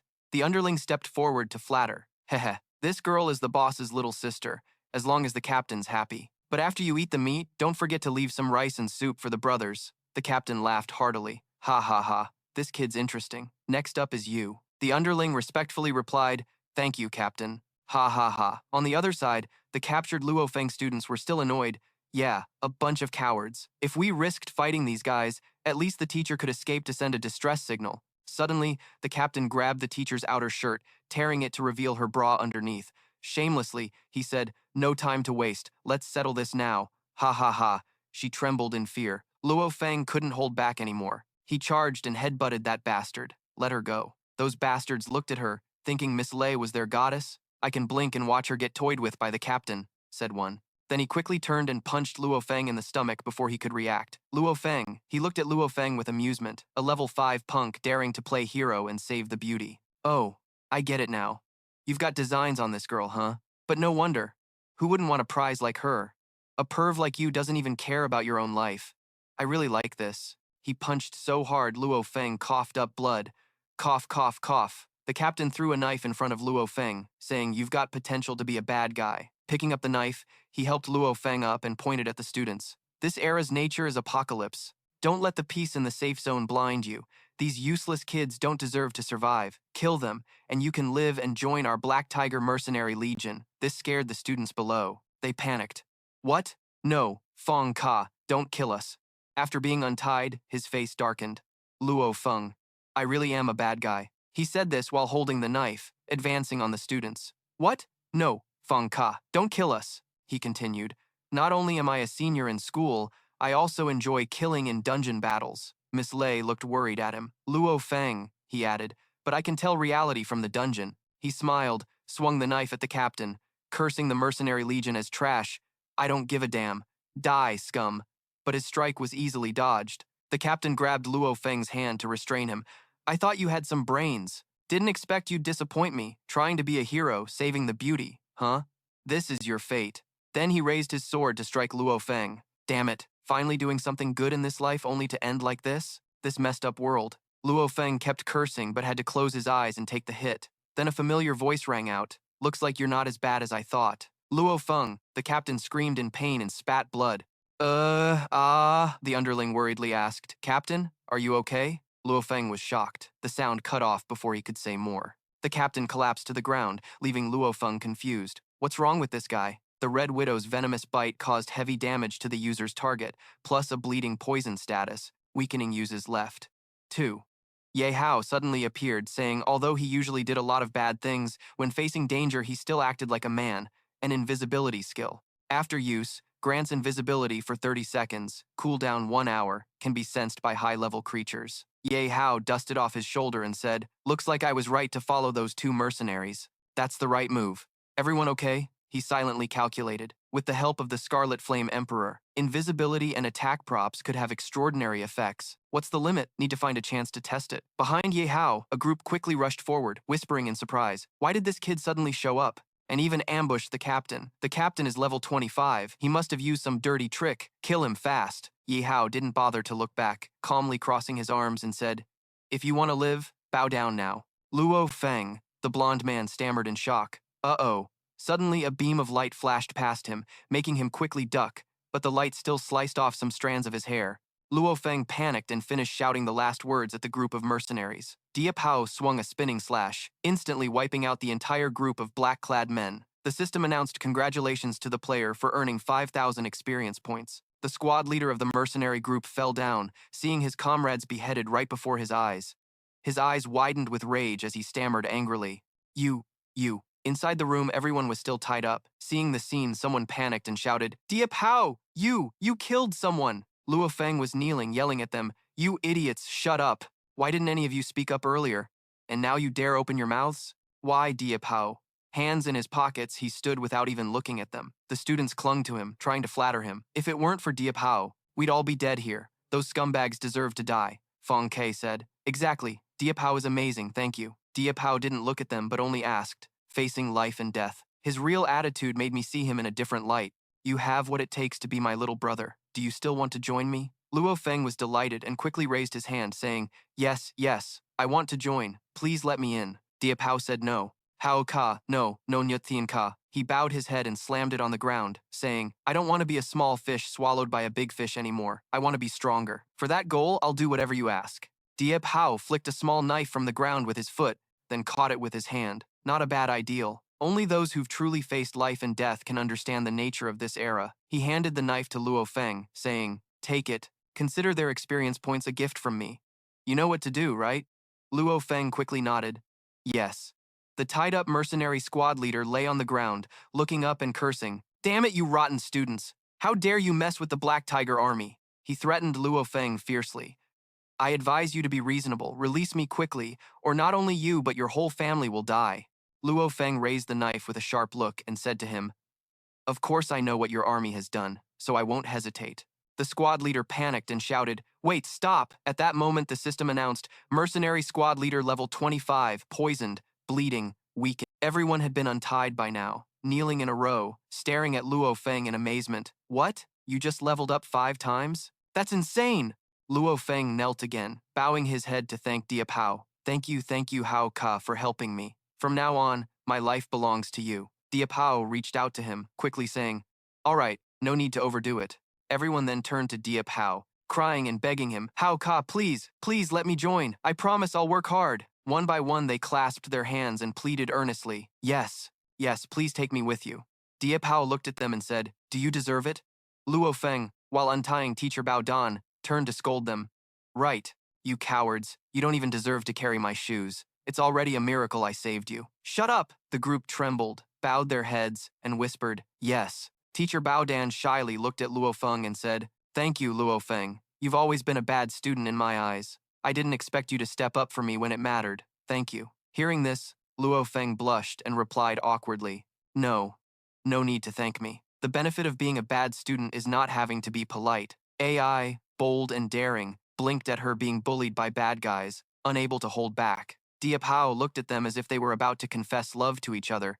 Sweating nervously, quickly said, "All right, hurry up and help me untie the others. We can't stay here long." Luo Feng quickly answered, "Yes, yes." Teacher Bao Dan also helped them. She turned to Diệp Hạo worriedly and asked, "Diệp Hạo, what do we do next? There are still many students locked up, and the school is sealed, so there's no way to escape. We need backup." Diệp Hạo didn't look at her but replied, "Don't worry, I'll figure something out." At that moment, the system announced that the True Eye skill had finished its cooldown and was ready to use anytime. Diệp Hạo looked excitedly at the system screen and said, "Perfect timing." The system activated the True Eye on the school. A giant eye appeared in the sky, radiating fiery light that illuminated the entire school. The system announced, "The system has activated the True Eye on the school. The True Eye has finished scanning the school and mapping creature distribution. Players are advised to check carefully." Diệp Hạo stared at the system map, thinking, "From this map, most teachers are locked up in the gym, although the guards aren't high level. Their numbers are many. The warehouse is unguarded, so Coley and the students can hide there." But he stared at the blazing red level markers on the map. These Black Tiger squads aren't just talk. There are even 2 masters above level 40, level 45 in the lounge, definitely squad leaders. So, level 20 must be Maka, right? Where's her bodyguard?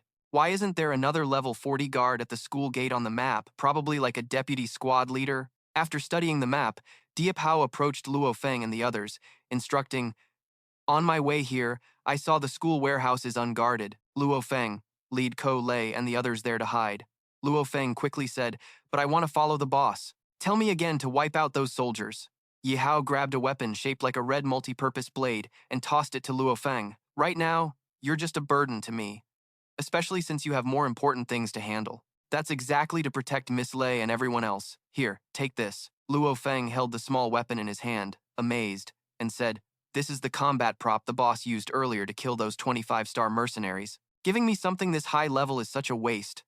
Ye Hao stood in front of the door, glanced at him and said, "Take it. With your current strength, if you run into someone from the Legion, you're dead for sure. Remember, avoid fighting at all costs. If you really can't avoid it, control the enemy first. Use the stab from behind to maximize its effect. It can still be used twice, so calculate the timing carefully." Luo Feng clenched the blade in his hand confidently and said, "Don't worry, boss. Stabbing from behind is my specialty." The people standing behind heard him brag about his strength. That made them sweat nervously, speechless. Yihao walked away, leaving only the words, "Good then, don't let me down." Yihao found a hidden corner, opened the system panel and recalculated a bit. Although the top priority was to save Miss MacDai, that Legion commander was level 45, way above his own level. Even with Crimson Flame Emperor's support, facing a gap of 33 levels, he wasn't confident he could win. The biggest problem now was that he couldn't fight beyond his level. Ye Hao looked at the mercenaries standing next to the tank in front of the school gate and thought, "With my link level 12, I can handle enemies below level 25. But what about that level 40 gatekeeper? A gap of 28 levels isn't simple. To be safe, I should quickly level up my link." Ye Hao opened the system into the system space. The system announced, "Player has accumulated 50,000 experience points. You can choose to increase account link level or unlock special skills." Ye Hao stretched out his hands facing the man in red armor and said, "Increase link level." The system announced, "Level +9, current link level 21. Yihao clenched his fists tightly, feeling power surge through his body. Then he looked back at his info panel. Yihao was level 4. He was surprised. "Oh, finally my rank has increased by 1 level. That means with the system, the link level to personal level ratio is 10. Then the system announced, "Account link reached level 20, successfully activated Crimson Flame Emperor's talent. 1 talent point remaining. Please choose talent direction." Yihao looked at the system's talent chart and said, "Talent."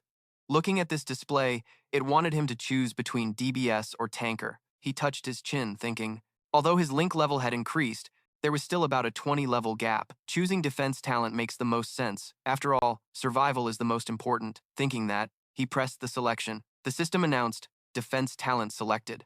Defense specialization reached 1-star level. He was thinking about testing what 1-star defense could do. At that moment, the system's sound rang again. "Active skill paired with defense talent has been unlocked." On the system panel appeared info. "Active melee burst skill of defense talent uses fire to burn the target, reducing enemy defense, lasting 1 minute, cooldown 1 hour." Ye Hao was surprised to see this info. didn't expect a new burst skill. He smirked, a bold idea flashing in his mind. Seems like a pretty interesting skill. Suddenly, the mercenaries guarding outside were chatting together. One soldier said, "It's good in this safe zone, always peaceful and quiet, different from the scene outside the safe zone." His comrade next to him added, "Right, even our Black Tiger Legion wouldn't dare to fully leave the safe zone to explore unknown places of the Big Six." They told each other about a dark and dangerous place. They said that Big Six is an old relic of Earth before the OL era. Everywhere is full of powerful beasts and wild dungeons. Until now, no AI dares to explore there. That's right, even big corporation squads have to be extremely careful exploring outside, fiercely fighting over newly discovered dungeons. The soldier facing him asked curiously, "Oh, I heard the two corporations Hoang Chin and Han Mak also fought over ownership of a dungeon. The mission this time," the other guy asked. That made sweat pour out, quickly cutting him off. "Don't say any more. The captain doesn't allow us to discuss this mess." The two were still chatting casually when suddenly a light beam shone on them. Mouths dropped in surprise. "Oh, what's this?" Suddenly, both were engulfed in big flames. Only their painful screams could be heard. "Hiya!" The system sounded. "Congratulations, player received 200 experience points." Ye Hao quickly ran while calculating. This area has 6 people level 15, 3 people level 21, 1 level 40. Quickly kill the low-level ones first. Save the level 40 for last. The mercenaries spotted a stranger rushing in, immediately shouted, "Not good, enemy!" One angrily cursed, "Damn it, who was supposed to watch the student so this brat could run out here?"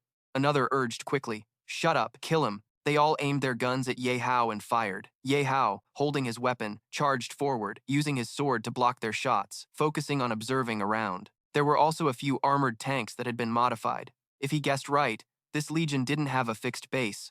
All valuable assets were carried with them, maybe even stored inside those tanks. Suddenly, from above came a rain of large bullets the size of grenades falling toward Ye Hao. The bullets exploded on impact, destroying everything in the area where they landed. A tall, muscular man with spiky red hair, holding a giant gun, cigarette in mouth, laughed. "Ha ha ha, just an ant. No need to panic, just blow it up and it's done." The system showed info about him. Big gun level 40. The mercenary saw him and shouted, "Deputy Captain Wei Wu. When the deputy captain acts, that brat's probably blown to bits." Ha ha, they looked happily at the big fire ahead and said, "Of course, just a brat daring to cause trouble here." At that moment, a voice echoed from the flames. "Is that so? This little fire won't burn me away." Ye Hao appeared quickly, swinging his sword toward the mercenaries. Those nearby were too shocked to dodge in time. Screaming out in a rush, how could Deputy Commander Wei Wu stand on a tank, gritting his teeth as he looked down at this kid? He was sweating bullets, seeing that Ye Hao wasn't hurt at all. On the contrary, he was beating up his own subordinates. Wei Wu's face darkened with rage, thinking, how the hell can my 6 Cao Bao Thu bullets not even take down a level 4 brat? Yihao held a big-ass sword, surrounded by 4 huge shields. He confidently looked up at Wei Wu and taunted, "6 bullets won't be enough to burn through all the firepower you're hiding under Duong. Come out here." Inside, he was feeling good, thinking, no wonder the Royal Special Defense talent is so strong. Even a 1-star has that much defense power. If I hit 5 stars, soloing a high-level dungeon won't be just a dream. Wei Wu pointed his gun at Ye Hao, his face fierce as he leaned in close. This brat's got some nerve. No matter your background, if you dare face the Black Tiger Legion, you're just asking to die. I'll make you taste the firepower of Hell's Roar until you run out of bullets. Ye Hao quickly dodged the dense hail of bullets like rain. His health was down to 90% now. Dodging while moving forward fast, he said, "A gun that never runs out of ammo is definitely a killer weapon." He looked up at Wei Wu and said, "This pressure is exactly what a level 4 should have. This just makes my cross-level challenge even more meaningful." Ye Hao sped up, rocketing forward to close the gap, but his health dropped to 85%. Wei Wu saw Ye Hao rushing at him and hurriedly aimed his gun, firing non-stop. "Cross-level challenge relying on your level 4? Are you kidding me? Are you out of your damn mind? I admit you're tougher than I thought, but so what?" Ye Hao got close enough to Wei Wu. He swung his sword fast, and Wei Wu blocked the strike with his cannon, sneering, "You think you can kill me with your snail-slow attack power? You're seriously underestimating my level 4. After that hit, Wei Wu's health dropped to 98% on the system display. Ye Hao stared at the system panel in shock, thinking, no wonder the level gap means my physical attacks barely hurt him. Wei Wu took advantage of Ye Hao's distraction and slammed him with the gun barrel, sending him flying. "I don't get it. I've grinded up to level 40 in the safe zone at 1 star, and yet some level 4 brat like you looks down on me?" Yi Hao's health was down to 75% after that hit. He quickly recovered, flipped over, and looked at him saying, "If you know leveling up isn't easy." Deputy Commander Wei Wu panicked because Ye Hao had tricked him. "I'm screwed. No time to use items," he thought, feeling like he'd been played. But he was stunned because his body wasn't affected at all. There was some weird tattoo on him, but his health didn't drop a bit. Realizing he'd been pranked, he screamed madly and fired his gun non-stop at Ye Hao. "Fuck you! Damn it! This is real combat, not a joke! Go die! I'm done playing with you!" Ye Hao immediately raised his shield to block the bullets. The firepower was stronger than before, but his health could still hold for 1 minute. Suddenly, the server warned, "Player health detected below 10%, activating ultimate kill skill of the defensive talent Bloodshed, lasting 20 seconds. Ye Hao was lucky to get the Bloodshed counterattack skill at the perfect moment. The next 20 seconds would decide the outcome. Wei Wu was pissed off that a lower-level Ye Hao dared to challenge him. "Damn it, even a level 1 brat dares to challenge me. If I'm not crazy, then I'm nuts." Suddenly, Wei Wu's Hell's Roar weapon malfunctioned. The clanging of metal hitting metal inside the weapon made an unbearable noise. "Oh shit. My Hell's Roar sounds like this at 1 star? Wei Wu's armor and weapon kept shattering into pieces, his 1-star gear falling apart. He collapsed to the ground, clutching his pile of broken gear with deep regret. Meanwhile, Ye Hao had victory in his hands, standing arrogantly in front of Wei Wu. "Looks like I guessed right. Your gear durability isn't that high because it's not the final moment. You probably wouldn't spend money to buy gear after such a brutal fight." Yihao immediately used a basic healing potion, restoring 30% health. Confidently, he said, "I admit I was a bit reckless, but in the end, I bet right." Wei Wu refused to accept losing and losing face, so he stood up holding a grenade, ready to commit suicide with Ye Hao. "Fuck you. Even if my gear's all broken and I lost all stats, so what? Don't underestimate the items I've hoarded for years. I'll smash you to death." Yihao swung his flaming sword close to Wei Wu's neck. Wei Wu was terrified, his face drained of blood. "If items could kill me, I'd be dead long ago. Nothing's changed. Actually, you're easier to kill than before."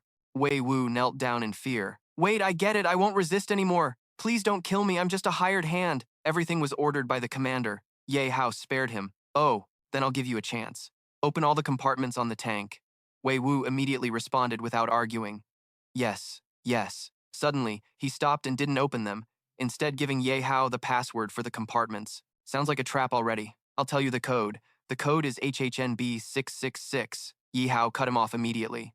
"Did I ask for the code? I said open the compartments." Thinking he'd fooled Ye Hao, he didn't expect Ye Hao to be smart enough to anticipate this. "Yes, yes." He bowed and clicked his tongue. "Didn't think I couldn't fool him. This brat's a 1-star student, and 1-stars are that smart." He raised his hand to enter the code, pretending to obey but scheming to stall for time. "Someone's coming to pick me up. Gotta act submissive to buy time. The commander will definitely send someone here. When that happens, I'll make sure he wishes he was dead, that little bastard."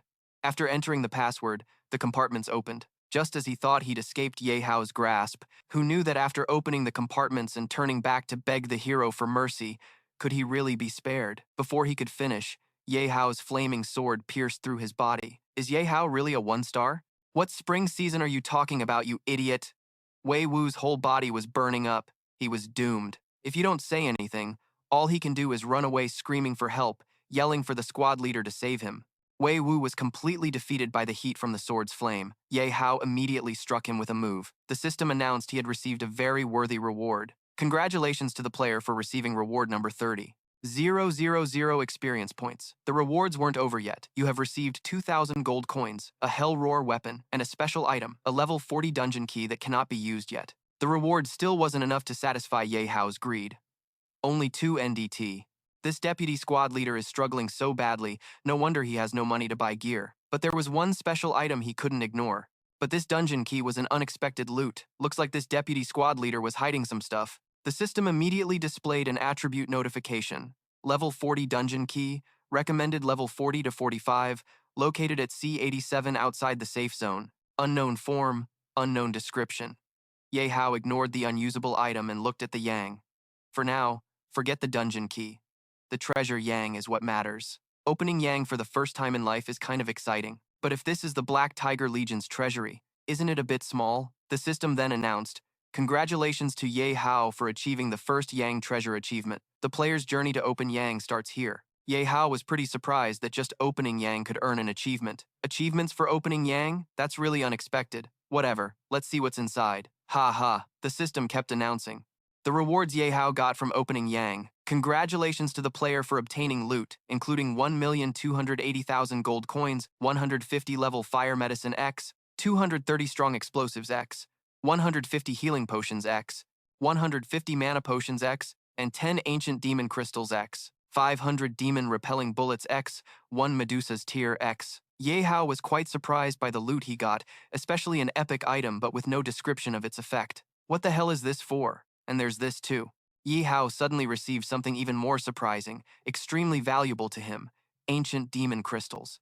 He remembered these were rare demon crystals that could be absorbed and converted into experience points. Though for level 40, these experience points weren't worth much. But for him, it was a big gift. The experience crystal immediately flashed brightly. The system announced the successful conversion of 1 ancient demon crystal. The player gained a total of 100,000 experience points. Ye Hao couldn't help but feel happy. 100,000 VP. One joy followed another. The system informed Ye Hao that the player had now accumulated 130,000 experience points. It recommended the player unlock other accounts to gain greater power. Ye Hao wasn't in a hurry to take the next steps, but the system's offer of experience points came just in time. Still, he wouldn't unlock other accounts yet.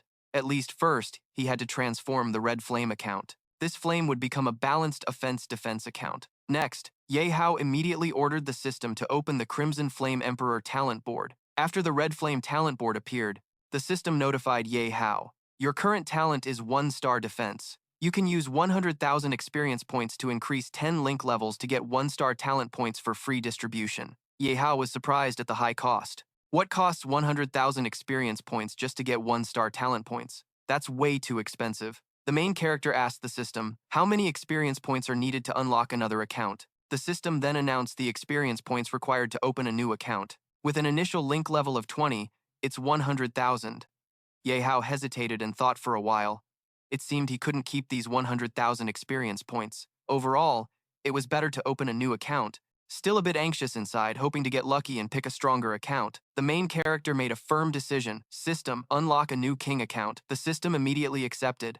Ye Hao raised his hand forward. The system opened a door with a notification. Unlocking new king account. Please wait. A thick smoke appeared, and the new king account was successfully unlocked with a mad scientist. Mach 2, a mad scientist from another world, whose talents and inventions ultimately led to the destruction of his own world. In his mind, he hid all the secrets of the world. Ye Hao felt lucky, but his face showed a bit of confusion. I'm pretty lucky, but it's not a combat king account. Yihao looked at the mad scientist's 1-star control screen. But in some ways, he was still a man standing on top of the world. Let me see what skills he has. On the holographic screen appeared some titles like Master of Engineering. These titles triggered a system notification. Mad Mac 2 has no fixed skills, and his skills will change depending on the chosen title. The currently unlocked title is Master of Engineering. The subject can also upgrade 10 link levels to unlock other titles. After the system's announcement, Ye Hao felt a bit happy, a bit interested. Judging by the titles, it leaned more towards support, with wide coverage and high playability. Suddenly, a surge of electricity shot into Ye Hao's body and spread throughout him. The system switched the account to Mad Mac 2. The system announced the main account had been switched to Mad Mac 2. The current account title is Master of Engineering. Its ability is... Before the system could finish, suddenly a robot flew in from somewhere. Let me explain to the owner. He seemed very happy to meet Ye Hao. After many years of inactivity, finally activated again, Ye Hao was quite surprised to meet the robot Dewey 2. You are... Immediately, the robot greeted and introduced itself. New master, I was created by the original owner Mac 2. You can just call me Dewey 2. I can help you conquer this world. Ye Hao brushed it off, uninterested, stopping the matter. Conquering the Zhong Air world? I'm not doing that. The robot Dewey 2 then showed an evil face. Because he knew the secret of this king account. Master, you're not crazy enough yet. The secret of this powerful account is madness. Whether in action or imagination, the crazier you are, the stronger you become. Ye Hao immediately scared Chodu 2 out of his wits, making him sweat in fear. No, I don't dare. After finishing the scare, Ye Hao ordered him. Then explain the core mechanism and capabilities of this account. Explain it clearly to me in 70 words. Du 2 could only respond with, yes. The core system of the account is decomposition and fusion, with the current title being Master of Engineering. Technical objects can be separated and then fused to create new, more powerful objects. After hearing the explanation, Ye Hao immediately understood something interesting. This account is more fascinating than I thought. No wonder the crazier it gets, the stronger it becomes. This ability doesn't work on crazy ideas. It's really unplayable. Suddenly, Dui 2 kept giving some notes that made Ye Hao curious. But the current owner has limitations regarding objects that can be freely decomposed and fused. The robot explained more thoroughly. At your current linkage level, you cannot decompose objects larger than twice your level. Moreover, we must collect as many technical blueprints as possible to quickly and accurately craft the desired props and weapons. After hearing this explanation, Ye Hao understood the issue. Got it. So what is the final mechanism for switching between accounts, and are there any specific restrictions? The robot Dui 2 hesitated. This, I only. The server system, annoyed at being interrupted by Dui 2, immediately cut him off. Are you done talking? I think a little robot like you knows everything, huh? Ahem. Accounts in the system can be switched seamlessly, whether in combat or not. However, the owner is advised to determine the best way to switch accounts to avoid irreversible danger. After a detailed explanation, Ye Hao generally grasped his current situation. Understood, so I should get going to handle official business. I can't keep the ladies waiting. The robot Dui 2, feeling ignored, quickly asked, Master, what about me? Ye Hao said, You wait. Black Tiger barged into Miss McConaughey's room. Black Tiger, you've got some nerve. She didn't hesitate to criticize him. You barged into the safe zone without permission, didn't even say a word, and dared to try to kill me. Who hired you to kill me? Do you even know? Black Tiger replied teasingly. Others might call you a big miss, but you should know how our Black Tiger squad would dare kill you. But if that AI supports me. Before Black Tiger finished, Kan Yi already knew it was that AI, probably the Huang Qin Corporation. Black Tiger jumped in front of Kan Yi. NDT-0 is the Huang Qin Corporation. If it weren't for them providing the epic-level prop Maidu Toa Qinyan, our Black Tiger squad couldn't handle your two top experts under your command. Then Kan Yi made her judgment. The Huang Qin Corporation has reached this desperate point to take away the ownership copy of Area C-23 from the Han Mac Corporation. Even coming up with this stupid method thinking killing me would break the Han Mac Corporation. Too naive. Black Tiger didn't hesitate to sit beside Ma Kan Yi. Haha. I don't get involved in your corporation's grudges. A mercenary's only goal is money. Miss Mac, you're smart, so I'll be clear with you. He leaned close to Mac Connie's ear with a few threats that almost scared her. The Huang Qin Corporation gave me 500 million to kill you. If you can offer 100,000, I can let you go. Connie curled her lip with a disdainful smile. So, my life is worth 100,000. Black Tiger thought he hit the jackpot. If Miss Mac can add more, I'd gladly accept. After hearing that, Mac Kan-Ni leaned close to Black Tiger, lifted his face and sneered, Dream on. For crooked businessmen like you, I wouldn't give a dime. Black Tiger angrily shouted, Miss Mac, you're smart, so why say things that piss me off? Do you want money or not? I'll give you one more chance. Choose your words carefully and think it through. Mac Kan-Ni laughed softly. Ha ha, no need. The Han Mac Corporation will never be led around by the nose, nor allow anyone to destroy its prestige.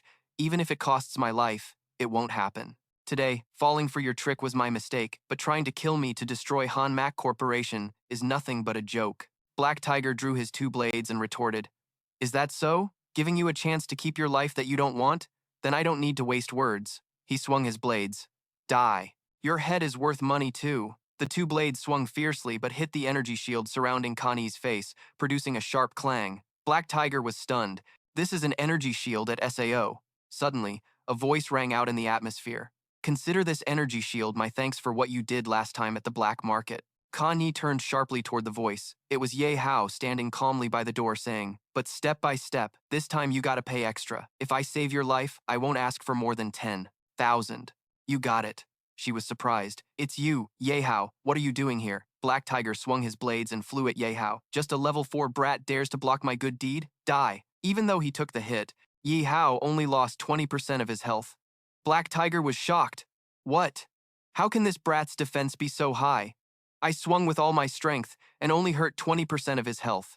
Meanwhile, Ye Hao thought to himself, Hey, I'm the one who should be surprised. Just now, facing level 40, I held out for a long time. Now just a few slashes could kill me. The defense ratio is way too low. If it were someone else, they'd be dead for sure. Kan-Yi saw the situation was grim and shouted, Ye Hao, even if you have some ability, you have to see the situation clearly. This isn't your business. Don't play hero and get yourself killed. Get out. Before she finished, some lackeys opened fire on her. She was startled. No matter how strong the energy shield was, it couldn't hold up long under their attack. Ye Hao replied to her, This isn't really meddling in other people's business, Miss Mask. If you die, I'll have to find AI to claim the points and rewards I've painfully earned, so don't worry, I won't let you die. Connie sighed, secretly thinking this guy really is obsessed with money. Fair enough, otherwise how would he dare storm the black market alone? One energy shield, under continuous attack, was already nearly depleted, but then something unexpected happened. What? The energy shield recovered back to 100%. How is that possible? Black Tiger said, this kid's power isn't normal. How did you get such a rare item? He doubted. Looks like you're not really level 4. Where exactly are you from? Why hide your power? Yihao ignored that and shouted while swinging his attack. Your rank is so high, but you're pretty cautious. No wonder you're the squad leader. Compared to those big but dumb underlings, your brain is definitely a bit sharper. He thought to himself, no wonder you're a wild card. Mask used his engineering master skills to combine 3 energy shields into one, tripling the armor value. That effect is seriously intimidating. Black Tiger realized something was off. Could the explosion outside just now be your doing? What did you do? Just as he spoke, he and his gang saw grenades flying everywhere toward them. Surprise! These were high-explosive grenades. Black Tiger activated his shield and said, damn, I still overestimated you, kid. At first, I was a bit worried you'd cause me some unexpected trouble, but now it looks like if you're relying on these high-explosive grenades, you might as well just lie down and wait to die. Boom, boom, boom. Grenades exploded, shooting out webs that bound Black Tiger and his gang. Suddenly, the webs and curses echoed everywhere. Mung beans, water spinach, these webs are devouring my recovery. No escape. I've never heard of an item like this. What the hell is this? Squad leader, save me. Ye Hao saw them trapped and said, this isn't a normal high-explosive grenade. It's a binding grenade I just created. How is it? Sticky enough? Tight enough, right? Using the webs, demon-eyed beasts, and high-explosive grenades combined into a binding grenade that can lock targets' movements for 10 minutes, dealing continuous damage. Black Tiger broke the webs with force, angrily saying, same old line. Don't think you can beat me with these kids' toys, he said. Real battles aren't for kids. Leave the kid stuff to experienced adults who can teach you what real fighting is. As he spoke, he summoned lightning gathering in his blade aimed at Ye Hao.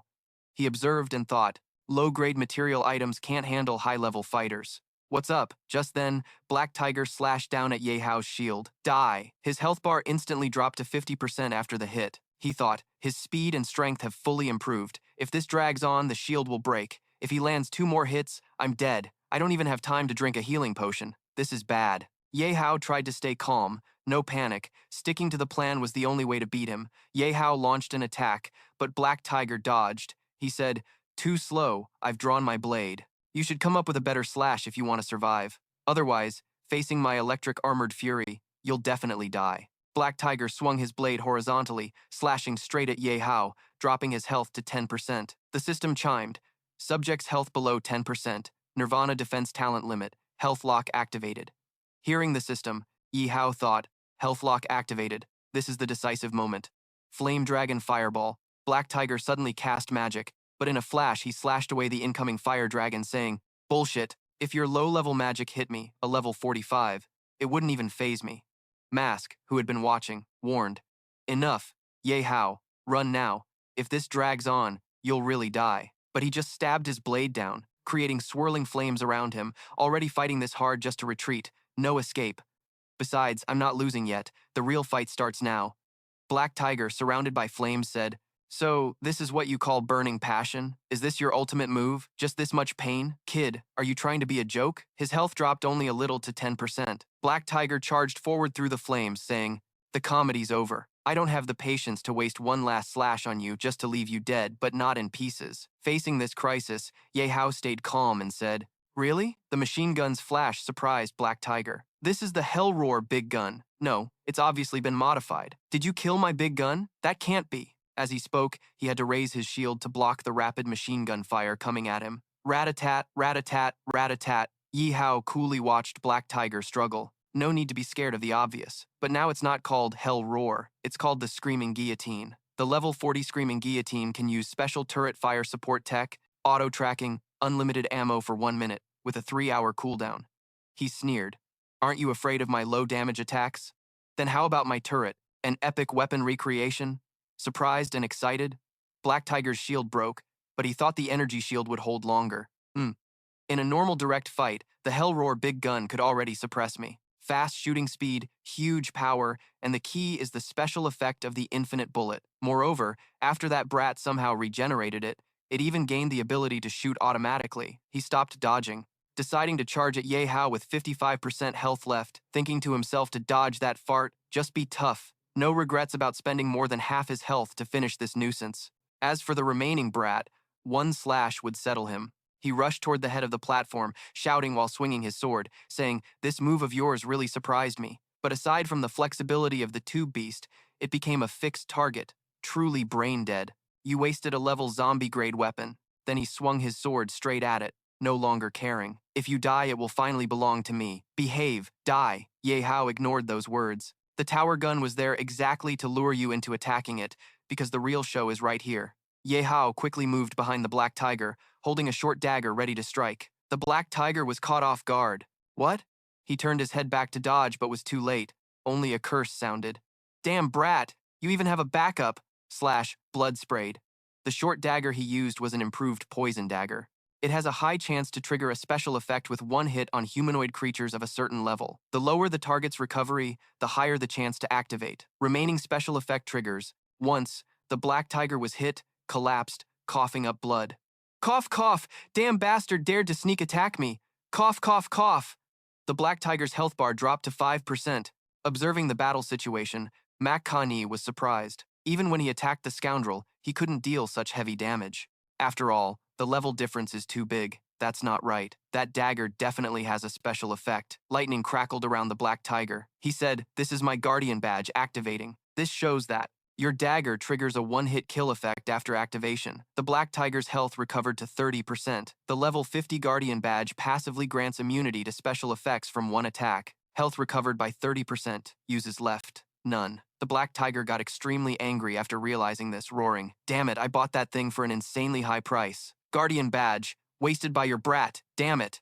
Yihao didn't back down, continuing to attack the Black Tiger. He also complained, "Didn't I waste my special effect on you too? Your energy shield recovered so fast." Yihao's attack was blocked by the shield. He thought something was wrong, the guy was still too strong. Then came a system notification. "Please note that the Nirvana limit bloodlock will end in 5 seconds. The Black Tiger blocked the attack, irritated. "Damn it, I thought using the power of the Hoang Corporation would easily complete this deal. Didn't expect that bastard brat would ruin it halfway. Damn unfair." He swung his blade at Yihao after killing him and Mak Kani. "I definitely have to demand extra payment from them." After taking the hit, along with the notification that the Nirvana limit bloodlock ended, recover health as soon as possible to avoid damage. Yihao's health was down to 10%. The Black Tiger pulled out a syringe, saying, "I admit I didn't expect to lose to a brat as tough as a snake. This forces me to use the secret yin suppression technique to avoid unexpected problems." Saying that, he stabbed the needle into his neck, injecting a liquid, laughing, "Leave everything to me.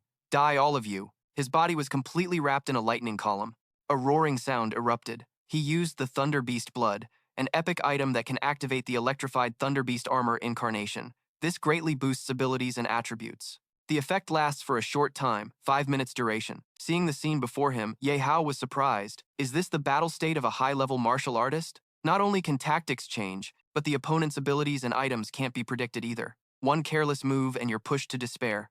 All lost to that same surprise, Mak Kani thought, "This Black Tiger has so many rare items. Normally, it takes a lot of time to run dungeon instances. Such a pity, originally, a talent."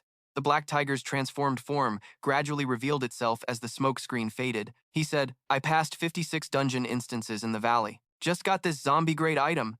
Didn't expect to use it against you." The huge form of the Thunder Beast with armor wrapped around stood threateningly before Ye Hao. The Black Tiger said, "What other tricks do you have? Use them all so we can end this fight satisfyingly." Hearing the Black Tiger's threat, Ye Hao just shrugged calmly and said, "None left. No more tricks. I already used them all in the last move. It's not that you blocked them all." Hearing this, the Black Tiger got furious, charging at Ye Hao and shouting, "Damn it, you mean I'm useless? I'm crazy. You wasted my precious items again. I'll kill you!" Facing a huge figure swinging a blade at him, Ye Hao remained unbothered, hands in his pockets, replying to the curses. "You can talk nonsense, but don't talk trash. I didn't force you to use them.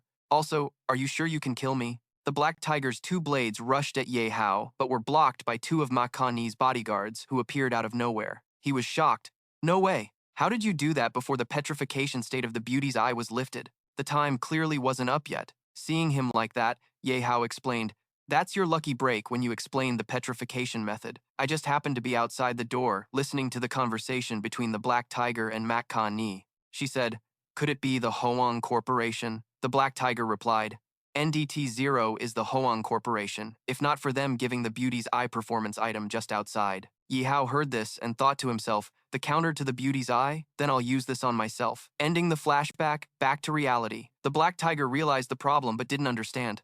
No, that can't be. To remove the petrification state, only the Beauty's Eye potion can do it. But you opened my yin protection. Ye Hao teased coolly. Of course.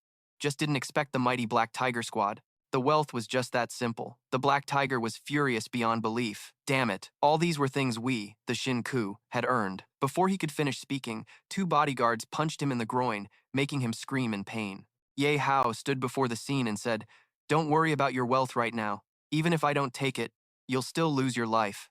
As soon as he finished speaking, 2 bodyguards unleashed golden force blasts that sent the Black Tiger flying, his roar echoing through several rooms. They left huge holes in the walls. Seeing this, Ye Hao was deeply impressed. Is this really the power of double level 60? He felt a chill down his spine. After it ended, Ka-ni spoke up. "Ye Hao, if you already had a method, why didn't you remove the petrification from my bodyguards from the start and instead fought to the bitter end, driving others crazy and putting yourself in danger?" Yihao replied to her, "Although I thought that way, now I'm sure of victory. Why not go all out against a high-level enemy? For me, this is priceless real combat experience money can't buy." She was surprised. "I've seen countless people like you for the first time." He said, "Now your experience can be refreshed once again. Don't thank me. It's the same. They say 10,000 points can't be less. I have to earn another 500,000 for my clone. After all, I'm also the top contender in the competition." Ka-ni nodded. "Don't worry, with this small amount of money, I won't be short." In her heart, she thought, "Ha, turns out just an ordinary person. The difference is whether you need money or not your life. This really suits my taste." While the two talked, the 2 bodyguards carried the Black Tiger back and asked the young lady for her opinion. "What should we do with this guy?" She said, "This guy is worthless to me," then turned to Ye Hao. "Give him one last blow. His props and experience are yours." He replied, "Thank you, young lady. I appreciate it. Then I won't be polite." Yihao grabbed a blade and stabbed it straight into the Black Tiger lying on the ground. The Black Tiger uttered his last words. "Don't get too cocky. The beasts outside the safe zone have secretly gathered forces already." Asterisk, cough, cough, cough, asterisk. However, Ye Hao decisively killed him. A notification appeared. "Congratulations to the host for receiving a reward of 100,000 experience, 80,000 money, an electric storm armor protective gear, a dual electro-optical weapon, and 5 advanced recovery potions." He pondered the Black Tiger's words about beasts gathering in the Safe Zone 7 guard. What did he mean? Although Ka-ni said this was just a conspiracy theory long circulated in the shadows of the Safe Zone. Don't worry about that. Then she extended her hand with an invitation. "Ye Hao, do you want to join the Mac Corporation battle team? With your ability and having saved my life, you qualify to join." Hearing this, Ye Hao said, "Join the Mac Corporation battle team? If Miss Mac doesn't mind, could you tell me some benefits so I can decide whether to join?" She smirked. "Benefits? That still needs to be detailed. Why are you asking me? Want to know if the Han Mac Corporation can bring benefits to you?" Ye Hao quickly waved his hand to deny. "No, I'm just being more cautious, thinking a lot before making a decision." However, not letting him refuse, 2 knights held Ye Hao back, their eyes sparking as they said, "The young lady invites you. It's your honor. When you ask, watch out who you're dealing with." Ye Hao broke out in a sweat. Mak Ka-ni stepped between them. "All right, Ye Hao, since you saved my life, he doesn't have to follow these rules. First, you guys go check on the other students. Don't leave any other mercenaries behind." The 2 bodyguards replied, "Yes, miss." Hearing this, Ye Hao volunteered. "The 2 big brothers, if there are any mercenaries left, can I keep their bodies intact? They might be worth some money." Hearing Ye Hao say that, the 2 bodyguards were speechless. Mak Ka-ni said, "You really love money. Good, very good." He suspiciously asked back, "Is that really a good way? I thought you'd despise me for being greedy." "On the contrary," she replied, "in this brutal era, as long as you're strong enough, beauty, money, and power within reach, that's natural selection. Why despise it? Moreover, people with desires share one thing in common: great character." Ye Hao didn't understand what character they shared. Ka-ni stroked Ye Hao's cheek and said, "It's that all of you can be driven by desire, and I provide every wish and need." Caught off guard, he thought this woman was more dangerous than he expected. Yihao thought, "I can't let her lead me around. That would be very disadvantageous for me." Mak Ka-ni said, although your strength is far from standing at the top of the pyramid, you've shown the qualities and potential of a powerhouse. I recognize you as a qualified reserve talent. If you ask me what specific benefits joining the Mac Corporation battle team brings, I'll tell you right now. She released a holographic device and said, after the position shift, although it brought destruction to the old world, it also brought a future for the new world. This future holds countless large and small dungeons. In this era, every financial power of the corporation has its own battle team, fully trained and supported. The goal is one, to compete for the neutral dungeon's hidden treasures. Hearing this, Ye Hao thought, competing for resources? What do you mean competing for resources and competing for the future? Can't you speak human? Mac Kanye continued explaining, we are the Mac Corporation battle team with our own strength and the strong financial support of the Han Mac Corporation, which always leads in the competition chain. Joining us, you not only get access to the highest level dungeon resources currently available, but also the highest priority access rights. More importantly, you can receive a salary you never imagined before, plus a share of the dungeon income everyone looks forward to. For example, the Han Mac Corporation dedicates dungeon resources with a 50% share in Iron Dungeon, guaranteeing income not less than 100,000. Ye Hao's eyes went wild when he heard money. He asked, wait a minute, is this for real? Mac Ka-ni stopped his thoughts and said, I'm not done yet, don't interrupt. This city has a total of 9 safe zones, mostly located outside the urban area, ranked annually from low to high, marked by invading magical beasts, with corresponding security levels. Outside the safe zones are dangerous, unexplored areas. The city is mainly directly controlled by an affiliated company. The rich and powerful live in central zones 1 to 3, enjoying higher rights and greater safety. Zones 3, 4 to 6 are reserved for all kinds of technical talents.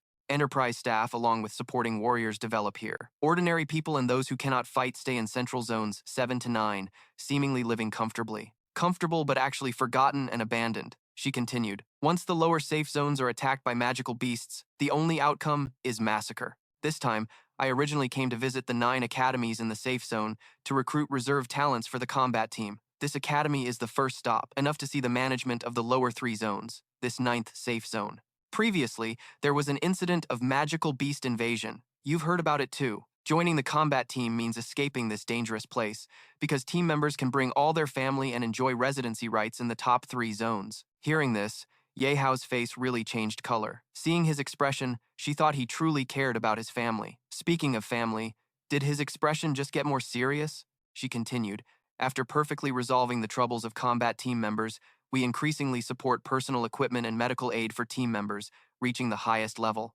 Han Mac Corporation will manufacture exclusive weapons and gear according to the level and attributes of combat team members to maximize their strength. Additionally, our top medical rescue team is always on standby, ready to provide the fastest and most advanced medical support to combat team members to ensure their survival rate. She said, maybe you still have doubts. I've hyped up Han Mac Corporation and the combat team so much, so why can't even a small threat like this be handled? She explained, there are 2 reasons. First, I didn't expect someone to dare attack directly like that.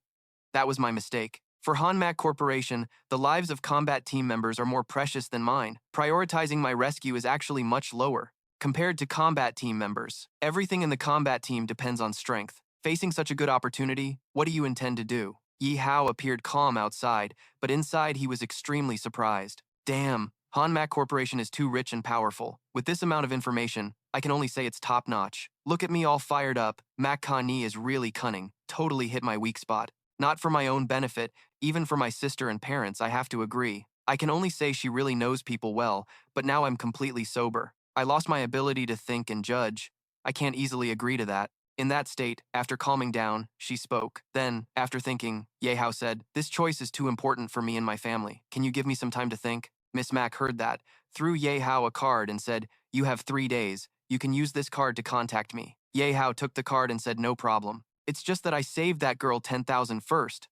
Mac Ka-ni turned her back and replied, there's 20,000 on this card. Is that enough?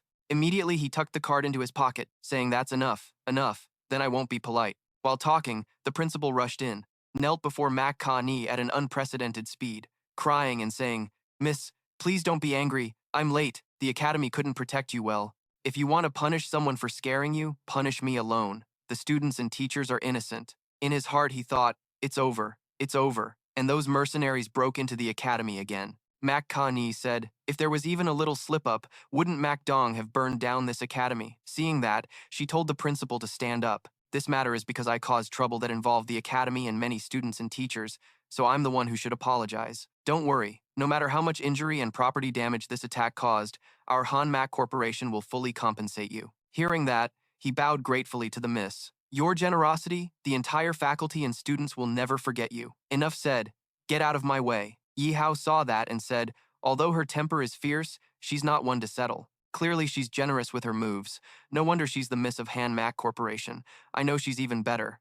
Kanye responded with a playful fake compliment to end it here. 3 days later, I will leave this 9th safe zone. Before that, give me a satisfactory answer. Yihao replied, no problem, I will definitely give you a satisfactory answer. In his heart, he thought the rich benefits seem a bit unreal. I have to sober up and think carefully. I can't be blinded by immediate benefits. In the infirmary, Ye Hao and his sister visited the patient.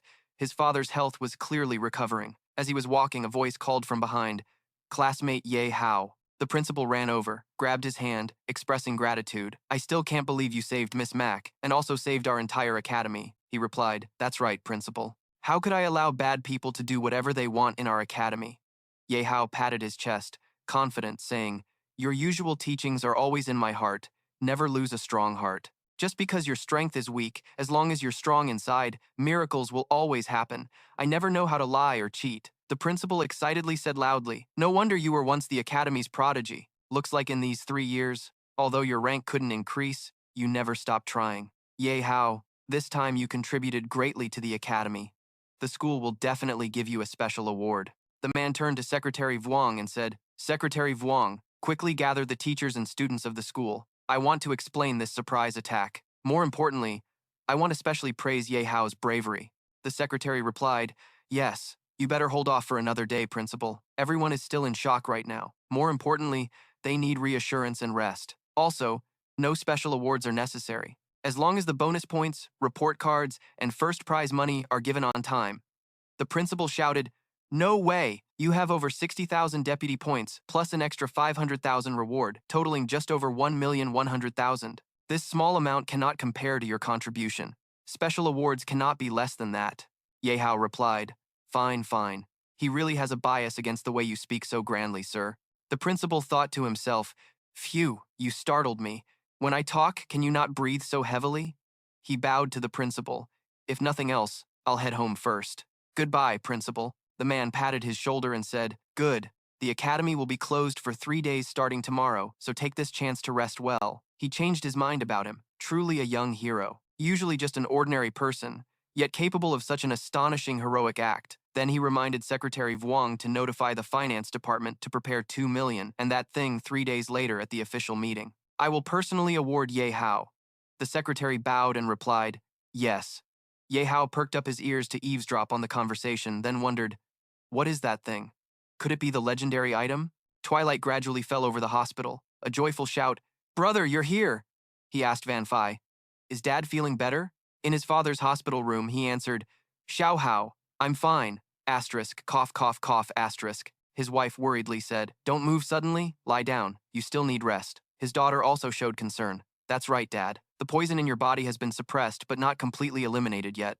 It will take time to recover slowly. Ye Hao's face grew serious. Slowly recovering means Dad has to endure pain for a long time. Is there any faster treatment? While thinking, his sister placed a hand on his shoulder and asked, how did the dungeon raid go today? You ranked well, right? He confidently answered, of course. Suddenly a doctor entered and said, oh, everyone is here. Let me introduce you to Director Trong of our hospital. He just returned to the hospital today. I heard last time he wanted to meet you personally. This man is Director Truong Giam Thu of Mak Thu Hospital. He said, I heard last time there was a conflict between you and Department Head Pham. Here, I want to apologize to everyone. After all, doctors put patients first. His actions somewhat went against medical principles. Ye Hao smiled. Thank you, Director, for coming here specially. No need to apologize. I should apologize too. I was a bit impulsive. I will compensate Department Head Pham for the medicine costs. Thinking to himself, although a high-ranking and dignified superior, he personally came to apologize. That shows a lot of conscience. Trung Gim Thu turned and said, yeah, nowadays few young people like you dare to act and take responsibility. You all rest well. I'm leaving now. Seeing him about to leave, he quickly stopped him. Wait a moment, Director Trong. He asked again about what he was pondering earlier. Is there any immediate cure for my father's condition at your hospital? He answered, immediate cure? I have researched your father's condition before. To cure immediately, you need special medicine, or in other words, high-grade antidote. Although our hospital has this antidote, it is very expensive because it is a rare medicine. His father stopped him. Xiao Hao, I'm fine. I just need to rest a little longer to recover. No need to waste money. Ye Hao ignored him and pulled out a power card saying, the hospital is fine, price doesn't matter. Seeing the card, Director Trong was shocked, eyes wide. This is the supreme black card of the eldest daughter. How do you have this? He scratched his head, confused. This was given to me by Mac Ka Ni of the Han Mac Group. What's wrong? Can it be used? The director emphasized, it's fine. Then he laughed joyfully and said, are you kidding me? How could the eldest daughter's supreme black card not be usable? This card can be spent extravagantly on any property of the Han Mac Group. He turned and ordered the doctor, quickly go to the vault and get 3 high-grade antidote pills for me. Then transfer this distinguished patient to our most expensive VIP room. The doctor bowed and replied, yes, yes. His family still looked confused about what was happening. The director, smiling brightly, explained, because our hospital is also a branch of the Han Mac Group. Seeing this supreme black card is like seeing the eldest daughter herself. Sorry, everyone. I was careless before. These 3 high-grade antidote pills will be gifted to you all as a present. A voice gasped in amazement. Damn, I didn't expect this card to be so powerful. Mac Ka Ni is even more generous than I thought. Ye Fanfei stepped forward and asked him, how did you get the eldest daughter's black card from the Han Mac Group? Did something happen? He raised the card and smiled. It's a long story. I'll tell you in detail when there's a chance. Suddenly, the doctor from before ran quickly into the room, shouting, Director, it's bad. The high-grade antidote pills in the vault are gone. Not just the antidote, but all rare medicines are missing. Trong Niem Thu and Ye Hao asked in panic. What? His face turned angry. Damn it, how could we be this unlucky? Is everything finally about to change? This is happening again? The stolen medicines might be an inside job. Wait a moment, the culprit can't be the director. Trong angrily asked, so have you found out? Who took the high-grade medicines? The doctor replied, Director, I just checked the camera. It was department head Pham who took them. His face darkened, teeth clenched in anger. That Pham Keen guy, I will never forgive him. I was silently cursing myself for bringing him here. He's exactly the hospital's degenerate. But right now, the most important thing is to deal with the immediate problem. Truong Niem Thu bowed his head. Sorry, sir. Sorry, everyone. It was our carelessness. I truly apologize. However, rest assured, I will proceed with a special treatment method. Although it can't cure immediately, it can speed up the recovery process. Deep down, Ye Hao had already guessed, turns out he wasn't wrong. Sure enough, that guy made him answer. You're not related to the director? Then do you know if there's anywhere besides the hospital to get high-grade antidote medicine? Director Truong replied. High-grade antidote is a special item, always priceless. You can try your luck at the auction. Since you're a friend of the Aerys, you can go directly to her. The Aerys definitely has it because she deals with premium medicines. In our hospital, all the premium stuff comes from Han Mac Corporation. He refused this matter. Forget it. I'll find another way. Yihao put his hands on his hips, deep in thought. I shouldn't rely too much on her. If anything happens, it'll be really hard to solve. After thinking, he said to the man, forget it. I'll find another way. Truong Jiam Thu also felt very guilty and bowed his head. Yes, yes, I can't help. It's truly shameful. Then he quickly turned to the doctor to give instructions. Dr. Hack, wait a moment and transfer this patient to the VIP room. Add more equipment and the best nurse. Dr. Hack replied, yes, director. Suddenly Ye Hao spoke up. By the way, there's one more thing. Thanks to Dr. Hack, our family was saved in time this time. I think doctors like him deserve to be valued, Dr. Hack said in surprise. Yihao, the director, put his hand on his shoulder and praised him. That's right, that's right. I've noticed Dr. Hack's professionalism and character. The position of department head at our hospital, which is currently vacant, will be handed over to Dr. Hack. He gratefully accepted. Yes, thank you, director, for the promotion. Thank you, Diep. Yihao waved his hand and turned around. No need, no need. This is what you deserve. All right, go quickly. Go, and then come back to arrange a place for my dad, too. Dr. Hack hurried off, but didn't forget to reply. Okay. He returned to his father's bedside and instructed, Dad, rest well in the hospital. I'll handle the antidote. His worried father said, if you can't buy it, don't force it. I'm worried you'll suffer. He replied awkwardly, Suffer? Suffer what? His mother teased with a smile. Exactly, little Hao. Although our family isn't rich, we never do things for money. His sister cut in loudly. doing things just to be supported by a rich lady. Bro, you're really something. Tell me quickly. How did you conquer Makani, that top-tier rich lady, in such a short time? Ye Hao shouted in despair. Cough, cough, cough. Can you all stop imagining things? What kind of person is your second son? Don't you guys know it all? The three laughed teasingly at him. Right? Diep Van Phi secretly thought, looking at his unclear expression. There's definitely some shady business here. She excitedly said, I've decided, bro. I want to find the high-grade antidote with you, he replied, surprised. Ah, this one you can leave to me alone. Luckily you're healthy now. You better stay in the hospital and rest. With teary eyes, she clasped her hands. Please, big brother, you. He agreed. I'm going, you silly. You're about to rust staying in the hospital. Besides, I also want to hear about your adventures in the high-glory dungeon. He helplessly agreed. Okay. But you must listen to me and not run around, Van Phi pouted. Got it. Seriously, I'm not a 3-year-old kid, their father teased. In Dad's heart, as long as you're not married, you're still just a 3-year-old kid, she whined to her dad, making her brother and mom laugh. Ha ha. As night fell, the two siblings were heading out. Van Phi marveled. Oh, so you're not just the leader in the dungeon competition but also saved Makani. Humph. I told you, my big brother is the best. He disagreed. Like 20. I want to find the high-grade antidote with you, he replied, surprised. Ah, this one you can leave to me alone. Luckily you're healthy now. You better stay in the hospital and rest. With teary eyes, she clasped her hands. Please, big brother, you. 000, isn't that little? After all, Makani's life is priceless. She suddenly noticed his worried face. Right. But why do we have to go to this dangerous black market? Wouldn't the auction be safer? Why come here? Ye Hao explained. The black market isn't safe, but it's the most complete. With me here, you won't be in danger. His sister felt more at ease and replied, All right then. He was also confident, thinking the money he had would help a lot. That's right. Although this is my second time here, this time is completely different from before. Besides increasing strength, the important thing is we have money. Suddenly, 3 thugs appeared arrogantly saying, Pay to live. Looking at their info bars, Thug A was level 10, Thug B level 9, and Thug C level 9. They threatened one by one. If you want to pass, you gotta pay a toll. That's right, pay up quick. You won't run away, punk. Van Phi recognized them as the usual robbers waiting here, so she stood up in front and said, You go ahead. I'll stay and deal with them. Thug A spoke cruelly. I like watching you walk, level 4 trash man needing a woman to protect him, probably a little white knight mooching off others. Thug C also sneered. Let me think about it a bit. I don't need to use all my strength. Ye Hao closed his eyes and sighed. Ai fi ni. You need to fix this habit of rushing in head first whenever trouble comes. You're still pretty weak, she questioned. He replied calmly. I already said, from now on, all the fighting and killing will be on me. I won't let you suffer any harm anymore.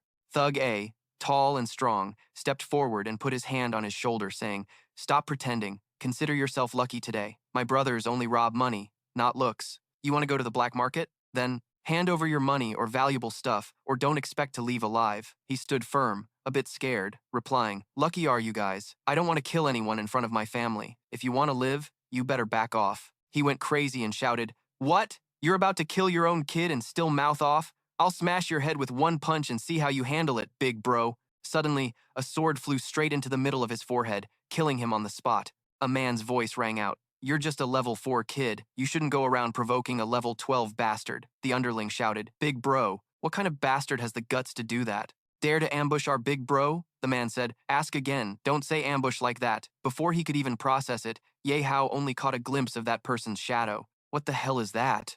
The man charged forward, killing the 2 underlings directly, not forgetting to insult the scum. Do you still need to ambush? They only managed to cry out, Van Phi immediately asked, Who is that? The man with the long sword on his back slowly turned his face to answer. Me? Haha, I'm just a nobody passing by, stepping in to help when I see injustice. Ye Hao suspiciously questioned, Who? Judging by how you just robbed the arena earlier, and then say you're just a passerby, that modesty is a bit much, buddy. Who are you? Ye Fanfei's little sister standing beside looked like she was caught off guard, thinking to herself, Oh man, so cool. Senior An Ching casually rested his sword on his shoulder and said proudly, Don't worry about the details. Whether I'm handsome or not doesn't matter to men. The key is to show off.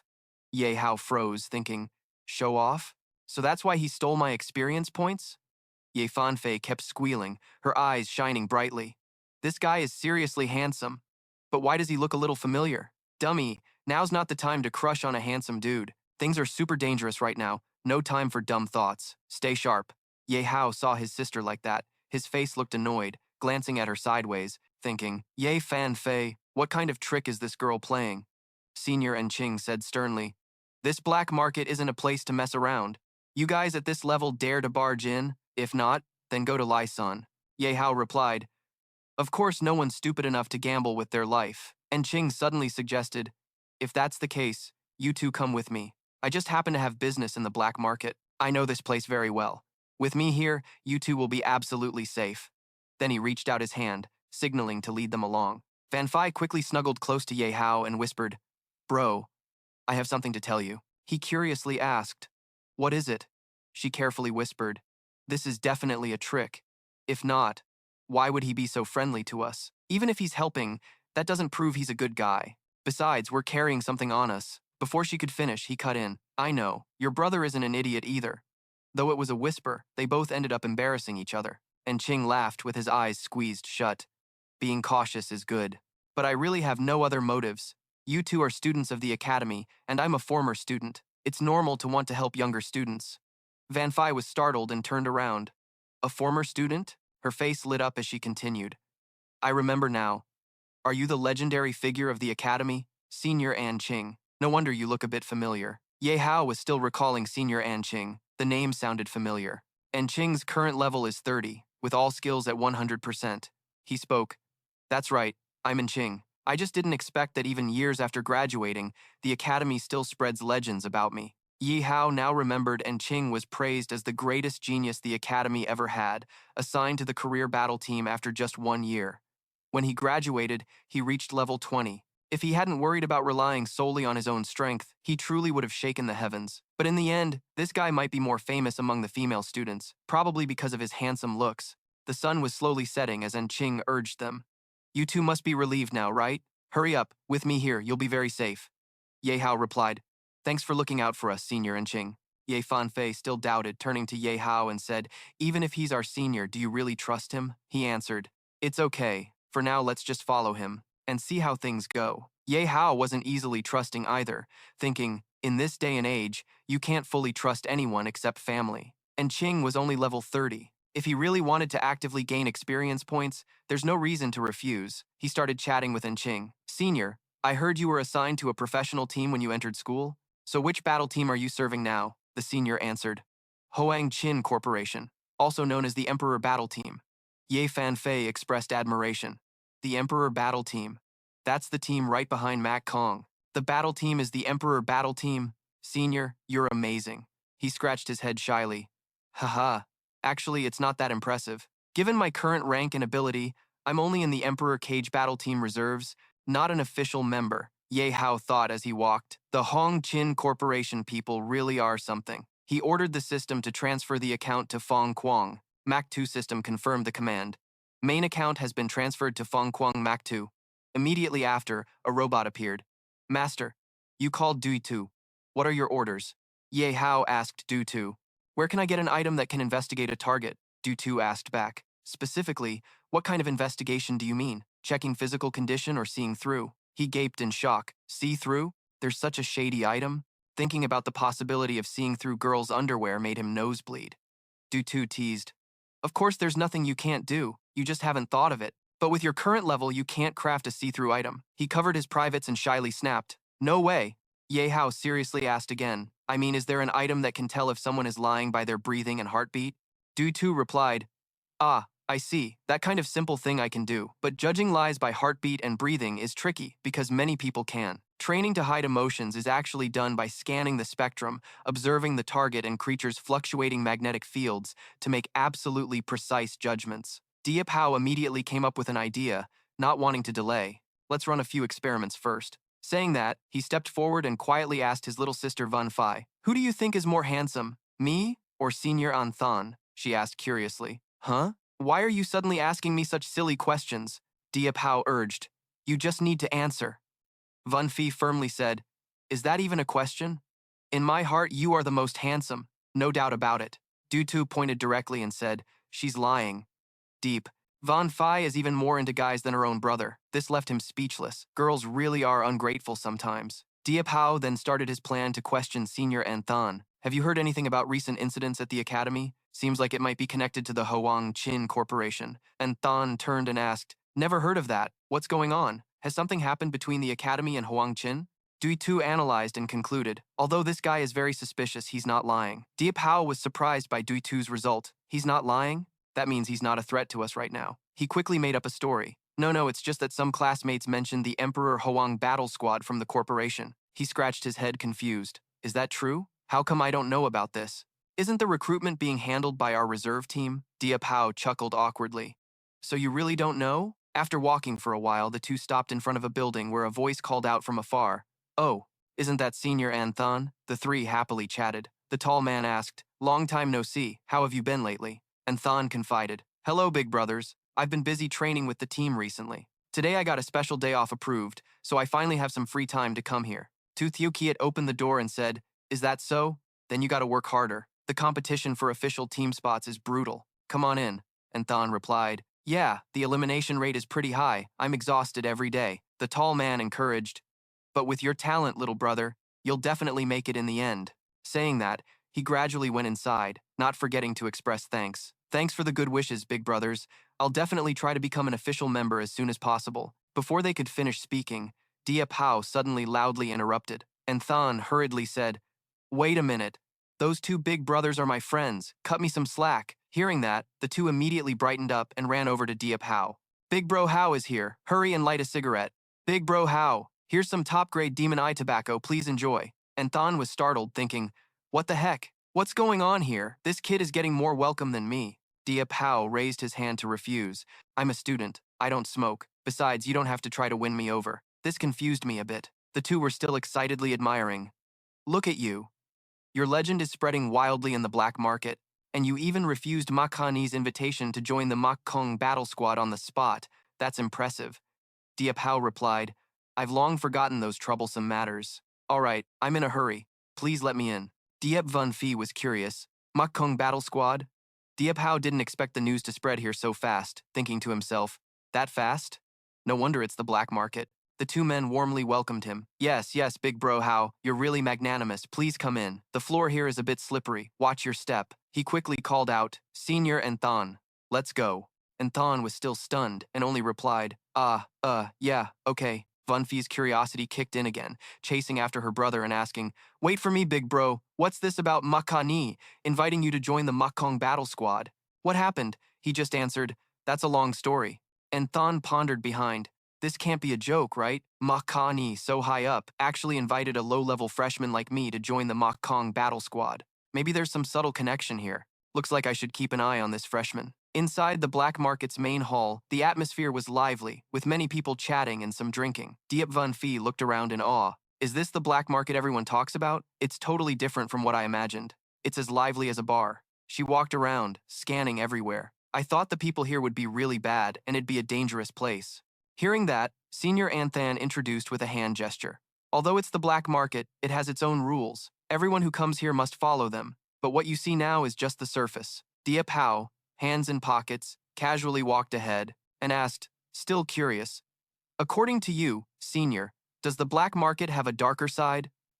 Anthan put a finger to his lips, signaling, Shh, don't talk about inappropriate topics. The level here means you can spend as much as you want. Diệp Hao replied, Got it. He turned back to Anthan politely. Thanks for bringing us here, Senior. Don't worry about me. You go handle your business. Anthan happily waved a hand. No need to thank me. I do have something to deal with. Suddenly, he seemed to remember something and shouted, Oh, right. Diệp Hao curiously looked at the system screen showing friend request info. Anthan wants to add you as a good friend. Do you accept? Two options appeared.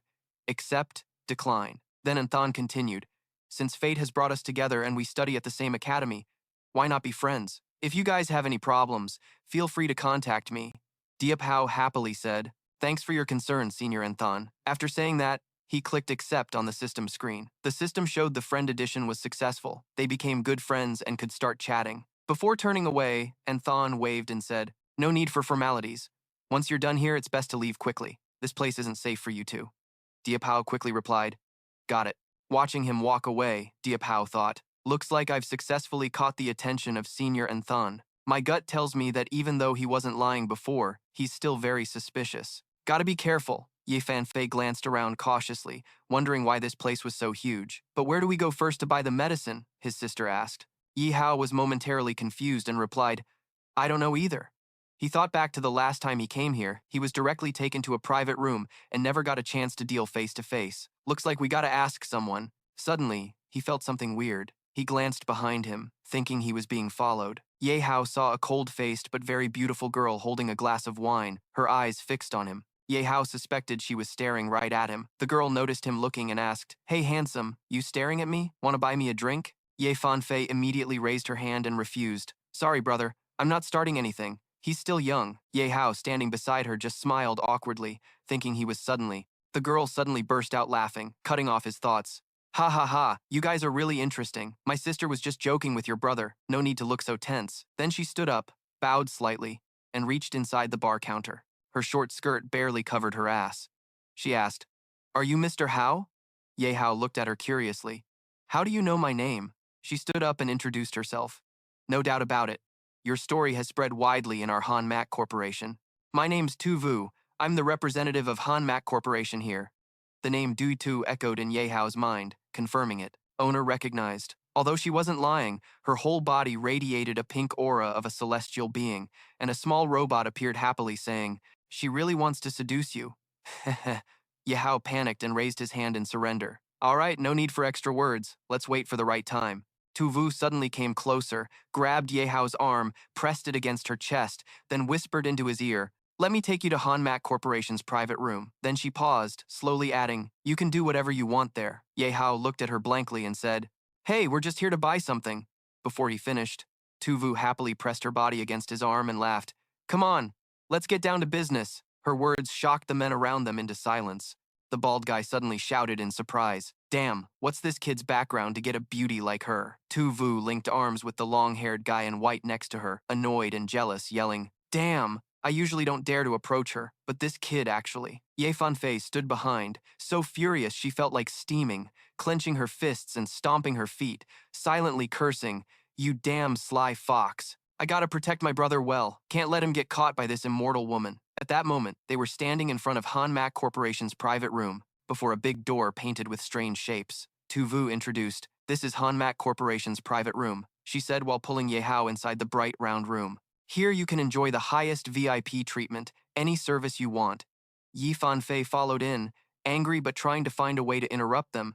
Can you talk business? Stop clinging to my brother. Let go. Ye Hao looked up at the glowing square floating in the middle and asked, Is this the black market trading terminal? Yeah, it's really convenient. Tu Vu looked up at the square and answered, All trading terminals are on the black market and are the main method of transaction, but most trading rights are basic level. She put her hands on her hips and continued, This terminal from Han Mak Corporation has the highest trading authority, meaning if you have the money, you can buy top-tier, rare, mysterious goods not available on the market. Ye Hao stepped closer, touched the surface, and said, I don't care about top-tier goods, and I don't have money to buy them. The reason I'm here is... At that moment, the screen displayed info about red medicine bottles. Seller, the most handsome singer in history. High-grade antidote, stock of 3 bottles, price 600,000 per bottle. Seeing this info, Ye Hao was secretly happy.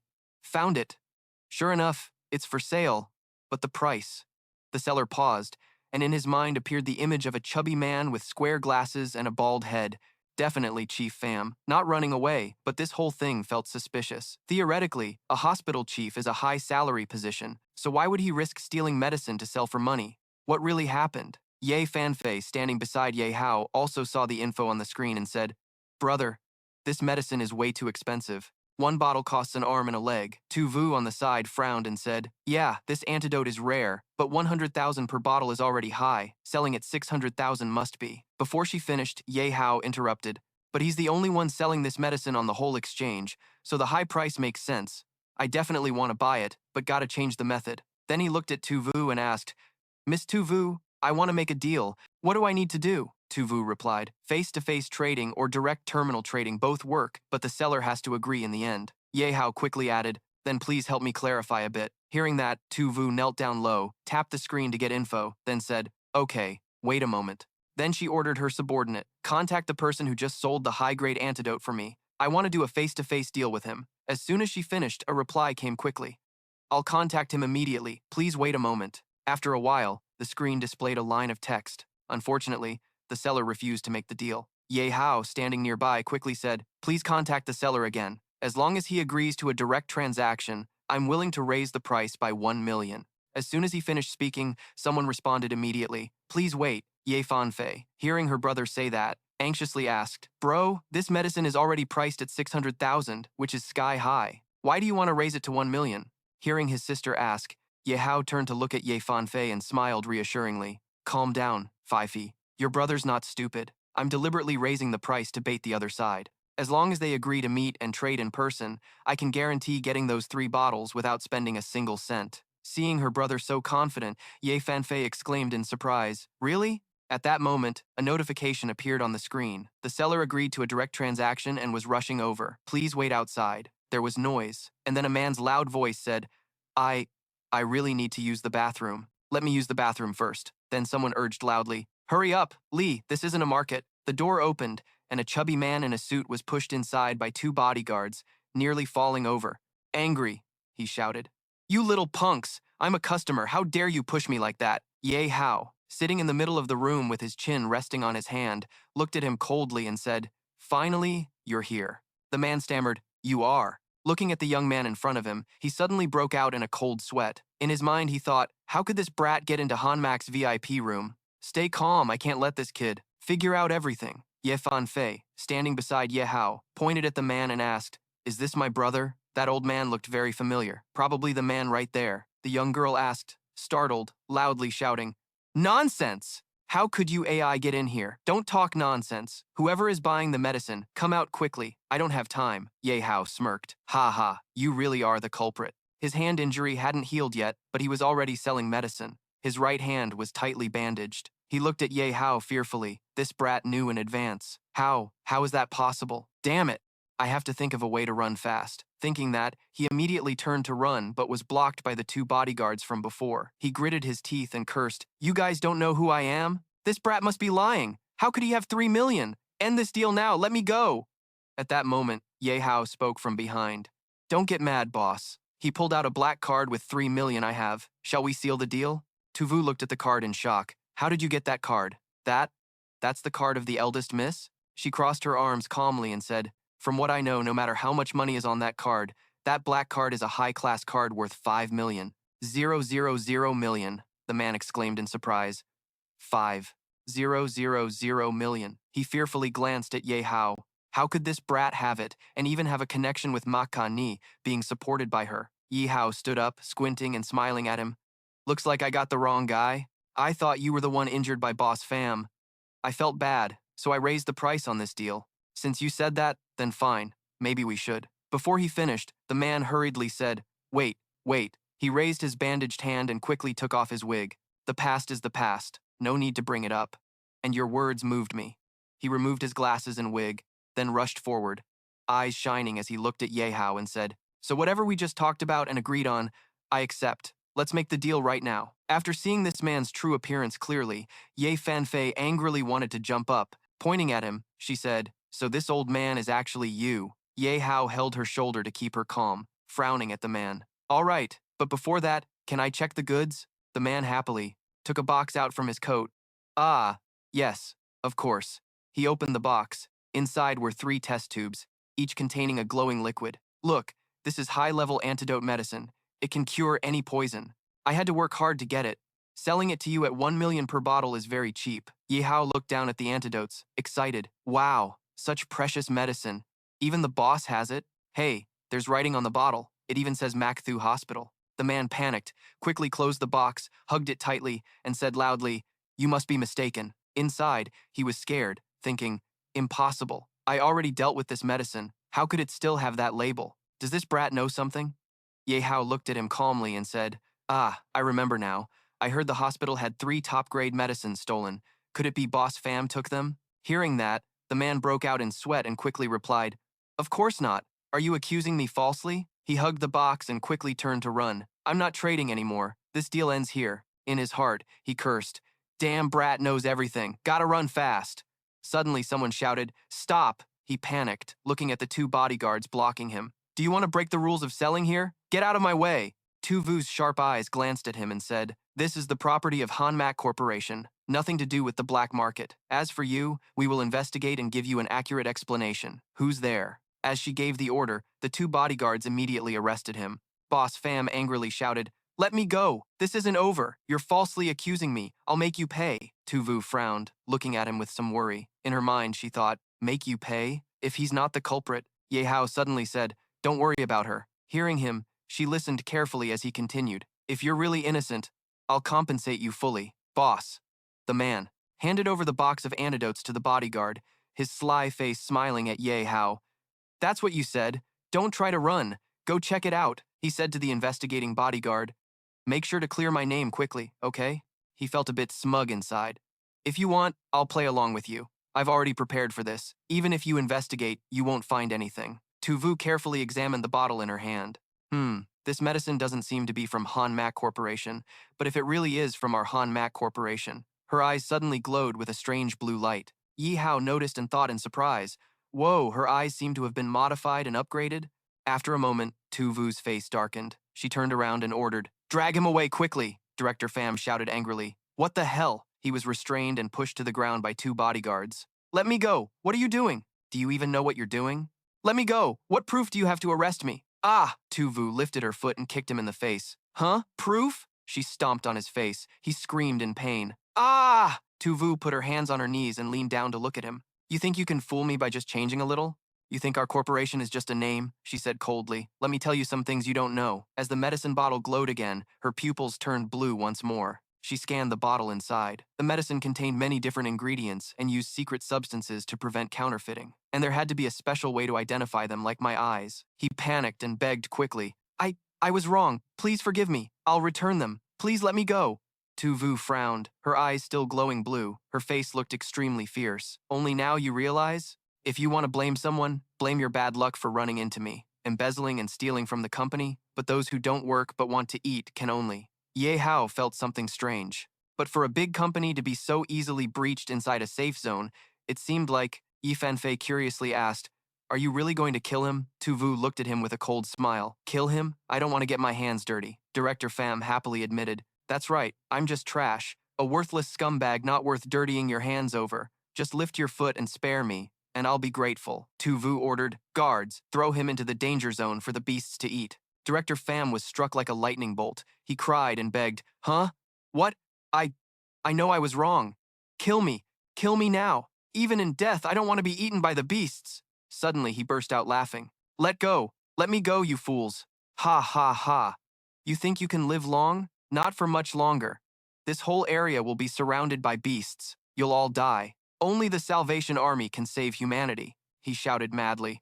"Long live the Salvation Army." Ye Hao felt there was something hidden in this matter. Salvation Army? A cult? This seemed like classified info from when the world entered the OL era, with countless cults, but he'd never heard this name before. He suddenly realized this was definitely no coincidence. Something was about to happen. "I have to prepare quickly." Yi Fanfei noticed the suspicious point and said, "Hey, Director Pham is also from Hanmak Corporation, right? Isn't he afraid of the consequences for stealing? Could what he said be true?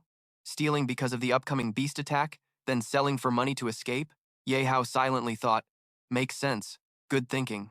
That's my sister." If what she said was true, the safe zone was. Tu Vu patted Van Phi's shoulder to reassure her. "Don't worry, these stories have been around for a long time, so don't stress too much." Van Phi asked in confusion.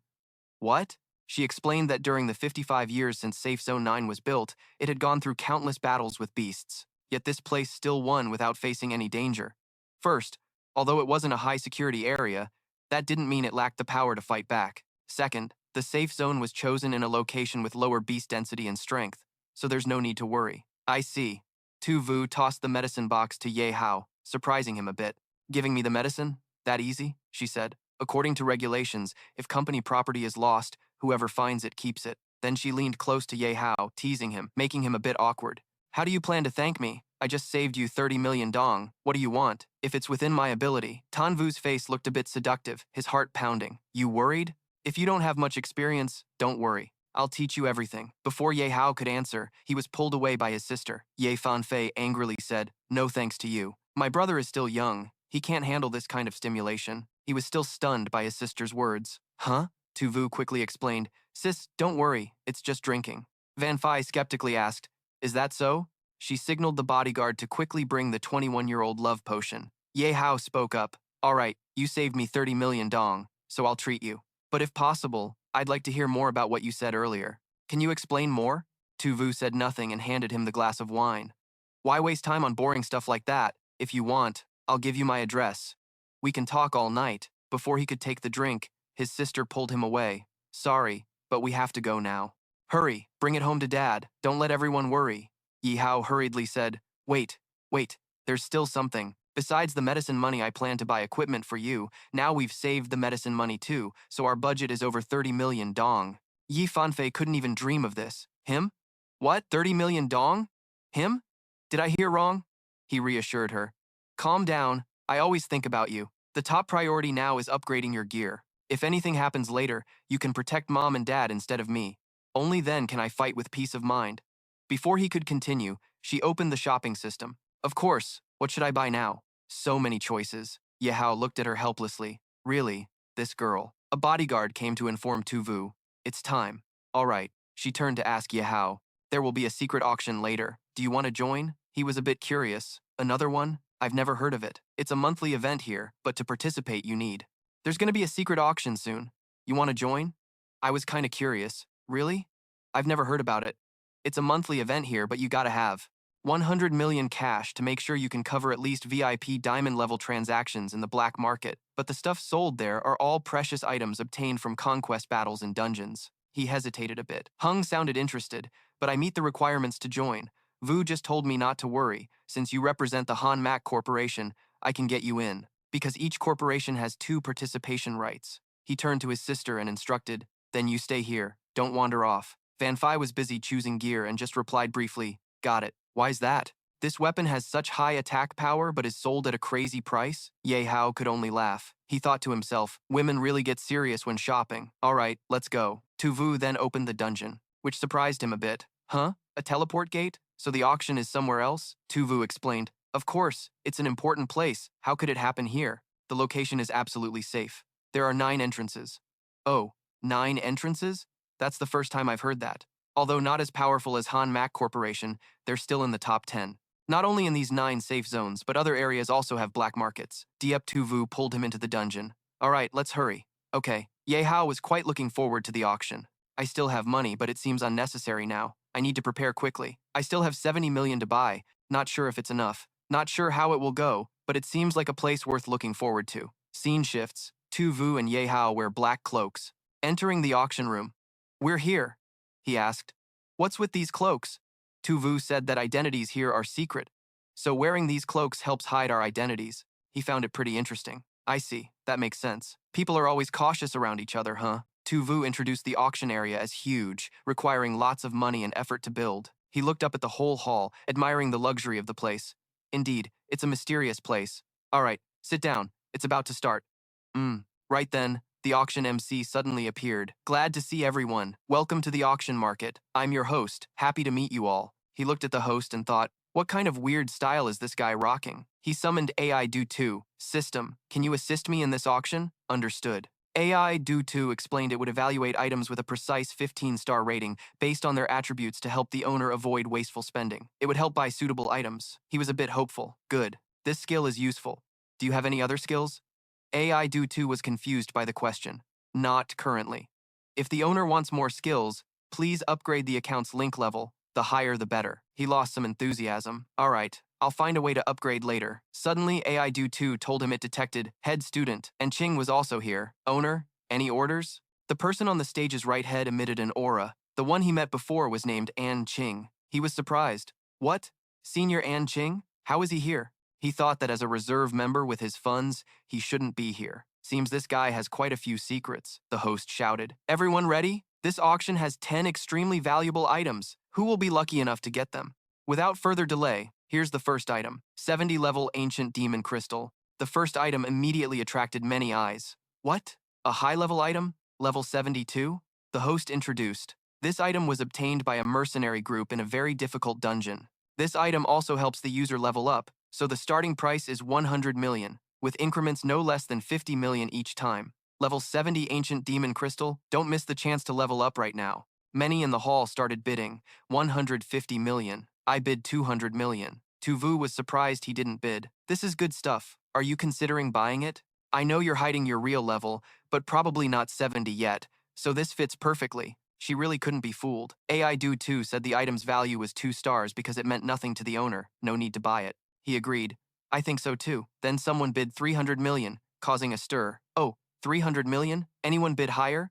300 million times 1, times 2, times 3? Congratulations, the level 70 Ancient Demon Crystal belongs to you. He realized the buyer was head student and Ching. He thought, 300 million for a starting item, is it really worth it? Or is something manipulating this? Let's move on to the next item. The auction room's atmosphere heated up. Participants were anxious. Sensing this, the host quickly moved to the second item, a blood-stopping potion. When used, your health won't decrease for 30 seconds. He kept explaining its benefits to attract bidders. We all know this is a very rare potion with top quality. It stops health loss for up to 30 seconds. Starting price is 200 million, increments no less than 50 million. Let's start bidding. The system focused on analysis. Hung rated this item at most 1 star. The owner unlocked the Master Alchemist account, so once leveled up, these wouldn't be trivial, right? After the advice, Ye Hao was surprised hearing its effect. So powerful, huh? No worries about running out of potions and can even make extra money. We all know this is an incredibly rare potion with top-notch quality. It will prevent your blood from being drained for up to 30 seconds. The starting price is 2 million dong, with each bid increasing by no less than 500,000 dong. Let the auction begin. The system is focusing on analyzing. The highest rating for this item is 1 star. The owner has unlocked the Master Alchemy account, so leveling up makes these things no joke, right? After hearing the description, Diệp Hạo was surprised by its effect. So, it's that powerful? No worries about running out of potions and I can make some extra cash. Awesome! I'm really eager for everyone to bid quickly so we can move on to the next item. 4,500,000 dong, first bid. Anyone want to go higher? 4,500,000 dong. Second bid, 4,500,000 dong. Third bid. Congratulations to VIP guest number 11 for winning the bid at 4,500,000 dong. Without making the bidders wait any longer, let's move on to the next item. This is a rare item that allows the user to fly in the sky. It's the Celestial Cloak. Maybe everyone already knows its power. After use, the wearer can fly in the air for 5 minutes. The maximum altitude is no more than 20 meters, with a cooldown time of 2 to 4 hours.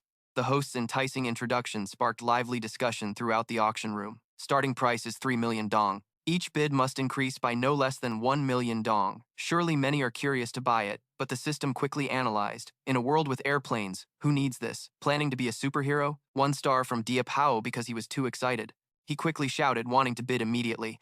I want this one. Fearing he might lose control and waste money on an unworthy item because of the host's hype, the system quickly warned him. Owner, don't buy this. It's really not worth it. After thinking it over and evaluating the necessity of the Celestial Cloak, he nodded in agreement, though he really wanted to own it. Yeah, you're right. I shouldn't spend recklessly. Okay, guests, please place your bids. Want to close at 4 million dong. First bid, 5 million dong. The whole room suddenly fell silent, looking at the girl sitting next to Diệp Hạo as she boldly shouted 6 million dong. VIP guest number 30 bids 6 million dong. Anyone want to bid higher? He widened his eyes in surprise and turned to look at her. The host kept urging for higher bids, but no one else raised their hand. Congratulations to VIP guest number 30 for winning this item. Seeing Diệp Hạo staring intently at the item he just won, the girl smiled as if she had figured something out. Seems like this guest really likes this item. She turned to start a conversation. Listen, life is unpredictable. Being too rational isn't always good. I'm giving this to you. Surprised that a woman he just met wanted to gift him such a valuable item, Diệp Hạo hesitated but was too excited and wanted the Celestial Cloak. No, I planned to accept it, but it seems the system sensed something and warned him. Be careful. This person has a dark purple aura. She's plotting something. After hearing the system's warning, Diệp Hạo pushed the gift back toward the girl. Thank you for your kindness, Miss Tuvu, but I can't accept it. You've already helped me a lot today. I don't want to owe you too much. If possible, please keep it. Later, when I have money, I'll buy it for 8 million dong. The girl sitting next to him looked a bit disappointed and shy after hearing that, then smiled. Okay, I didn't expect to make an extra 2 million dong, haha. This guy is really something. I planned to gift it to make him owe me, then recruit him to the team. Makong is really not simple. After thinking that, the MC immediately announced the next auction item. The next item is one of great value. Moreover, it will definitely be an indispensable companion for many. It's the Corpse Hunter Steel Core item. Diệp Hạo exclaimed, Corpse Hunter item. It's the blueprint for the Steel Core, the Iron Heart. Its attribute is to use the item's power to create a permanent warrior who obeys your commands. It can transform and upgrade. The starting level is level 10. The initial gender is neutral, the host shouted. The Steel Core blueprint starts at 2 million dong. Someone was surprised. 2 million dong? Did I hear that right? A rare master blueprint already costs 8 million dong. The whole hall was noisy, probably because the usage level requirement is too high. They fear it won't sell. No way. Becoming a master corpse hunter is extremely difficult. Only top-tier corporations are willing to invest resources and money to obtain it. But small companies find it hard to use, and there are less than 10 people worldwide who become master corpse hunters. Hearing everyone discuss, he realized how valuable that title really is. Less than 10 people? Didn't expect master corpse hunters to be that rare. A Dewey too looked proud. Of course! Not only do you need financial power, but also talent far beyond ordinary people. Even the previous owner, though having this account, struggled to earn the master corpse hunter title. He sighed. My luck is really against the heavens. That hard? Then I have to carefully consider my abilities. Tu Vu told him, I don't think anyone will buy this. He was a bit confused why it was so cheap. She explained, although this blueprint can upgrade and has huge potential, it's very hard to use. Moreover, even if you're a master corpse hunter, crafting the blueprint consumes a huge amount of intelligence attribute, so it's hard to find buyers. Hearing that, he smiled slyly. What's there to fear? The more no one buys it, the easier it is for me to get it. Plus, I have the system to assist me. He. Just as Tu Vu predicted. 2 million dong and no one will buy it? No one bids. So the host was about to announce passing, but he raised his hand. Wait! VIP guest number 30 bids 2 million dong. I thought no one would buy it. So everyone in the hall was stunned when they saw him raise his hand. Someone really bought it? I was about to say forget it when he raised his hand. Wait. VIP number 30 bids 2 million. I thought no one would buy it. But everyone in the hall went silent when he raised his hand. Someone actually bought it? Ha. You think you're some kind of master engineer or what? Dumbass Tu Vu thought I wanted to make money and tried to stop me. Hey, why are you buying this? Only master engineers can use this. Even if you want to buy it to resell, you won't be able to sell it. He acted all mysterious. Don't worry, I have my reasons for buying it. Inside, he was already crazy happy. He. Awesome. How could these people here possibly know its real value? But for me, this item is definitely 5 stars. The host announced, Congratulations to VIP number 30 for purchasing the item at the original price of 2 million. The system notification rang out. 2 million has been deducted. You have obtained the item Steel Heart Core. He was secretly thrilled. This came at the perfect time. Besides boosting his firepower, it could also help him protect his parents and little sister. The lucky special effect of the Chi realm had been activated. The blueprint for the Iron Will Chi Core would be randomly upgraded. He was so excited he almost cried. Double the joy right there. Stir-fried after upgrading the Iron Will Chi Core. Attribute. Using the blueprint to permanently craft a humanoid warrior who is always loyal to its owner, capable of modification and upgrades. Requires a master-level engineering skill from level 10 to 20. Neutral gender can self-adjust from level 10 to 20. Why? Because dealing with monsters like the demon-eyed spider at that level won't be a problem anymore. The AI assistant winked at him. Master, have you forgotten already? Level isn't the most important thing. Its gender can change. Then the AI assistant projected images of several sexy-dressed maids into his mind. Master, what do you want me to do? You know what you need to do, right? He never would have thought this AI would be such a perv. He raised his fist to teach the AI assistant a real lesson. This trip was already beyond his expectations. Would the remaining 6 items be even more special? Very soon, the 5th item appeared, the Jia Long War God, with a shield attribute that reduces incoming damage by 30% for the user. Starting price was 7 million. The 6th item was the Dragon Fang Bloodman, a dagger attribute that, when dealing damage to enemies, converts 20% of that damage into the wielder's own health. One transaction price was 1,000 million. Just as the item was about to appear, the host finally introduced it. The 7th item will be revealed now, a summoning demon beast of super rare level, starting price 1,000 million, with each bid increasing by no less than 1 million. The summoned demon beast uses enhanced magical power. Magical creatures inside the crystal can be activated to fight until the magic power is depleted. Everyone in the hall began bidding. I'll pay 101 million.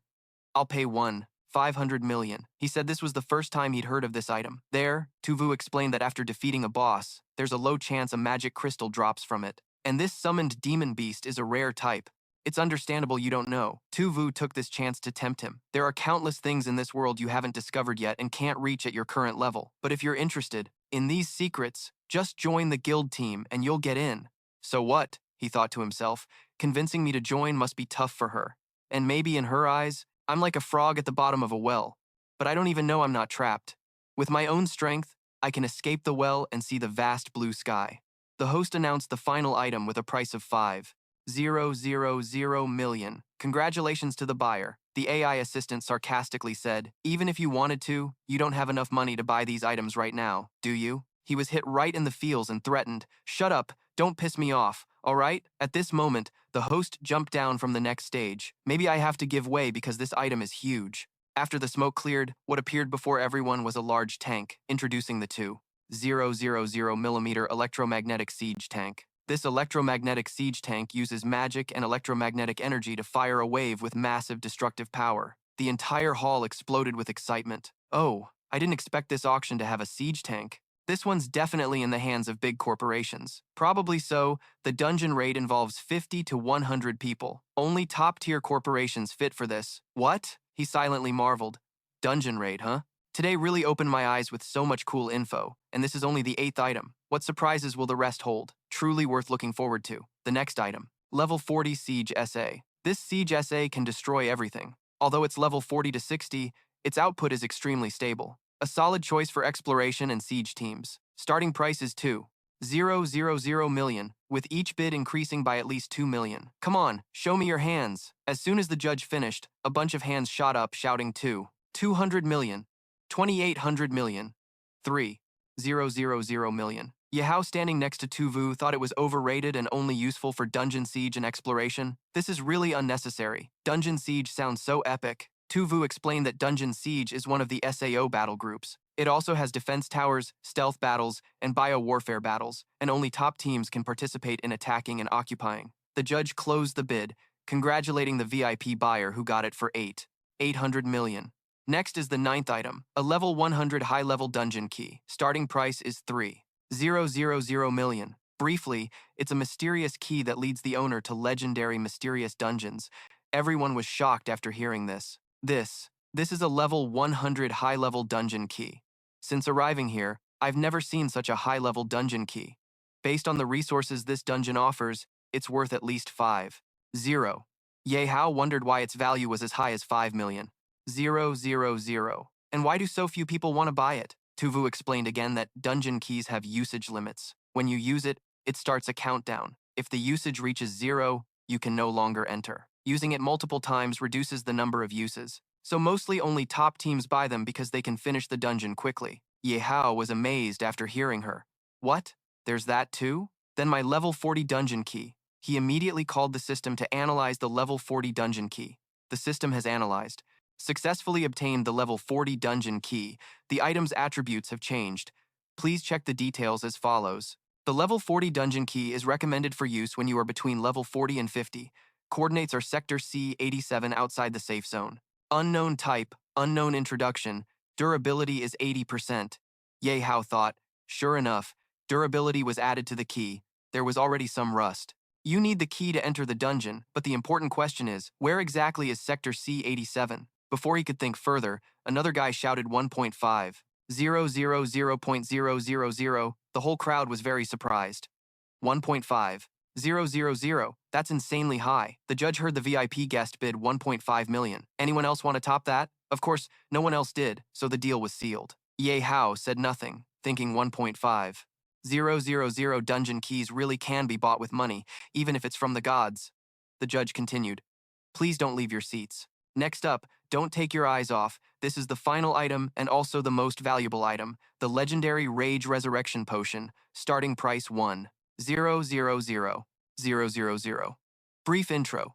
The Rage Resurrection Potion, a legendary item containing mysterious power, can resurrect a person. Everyone shouted loudly. A resurrection potion? How is that possible? Are you kidding me? How can such a potion exist? Even if we have to sell our whole family, we must get this bottle. Tu Vu was stunned too.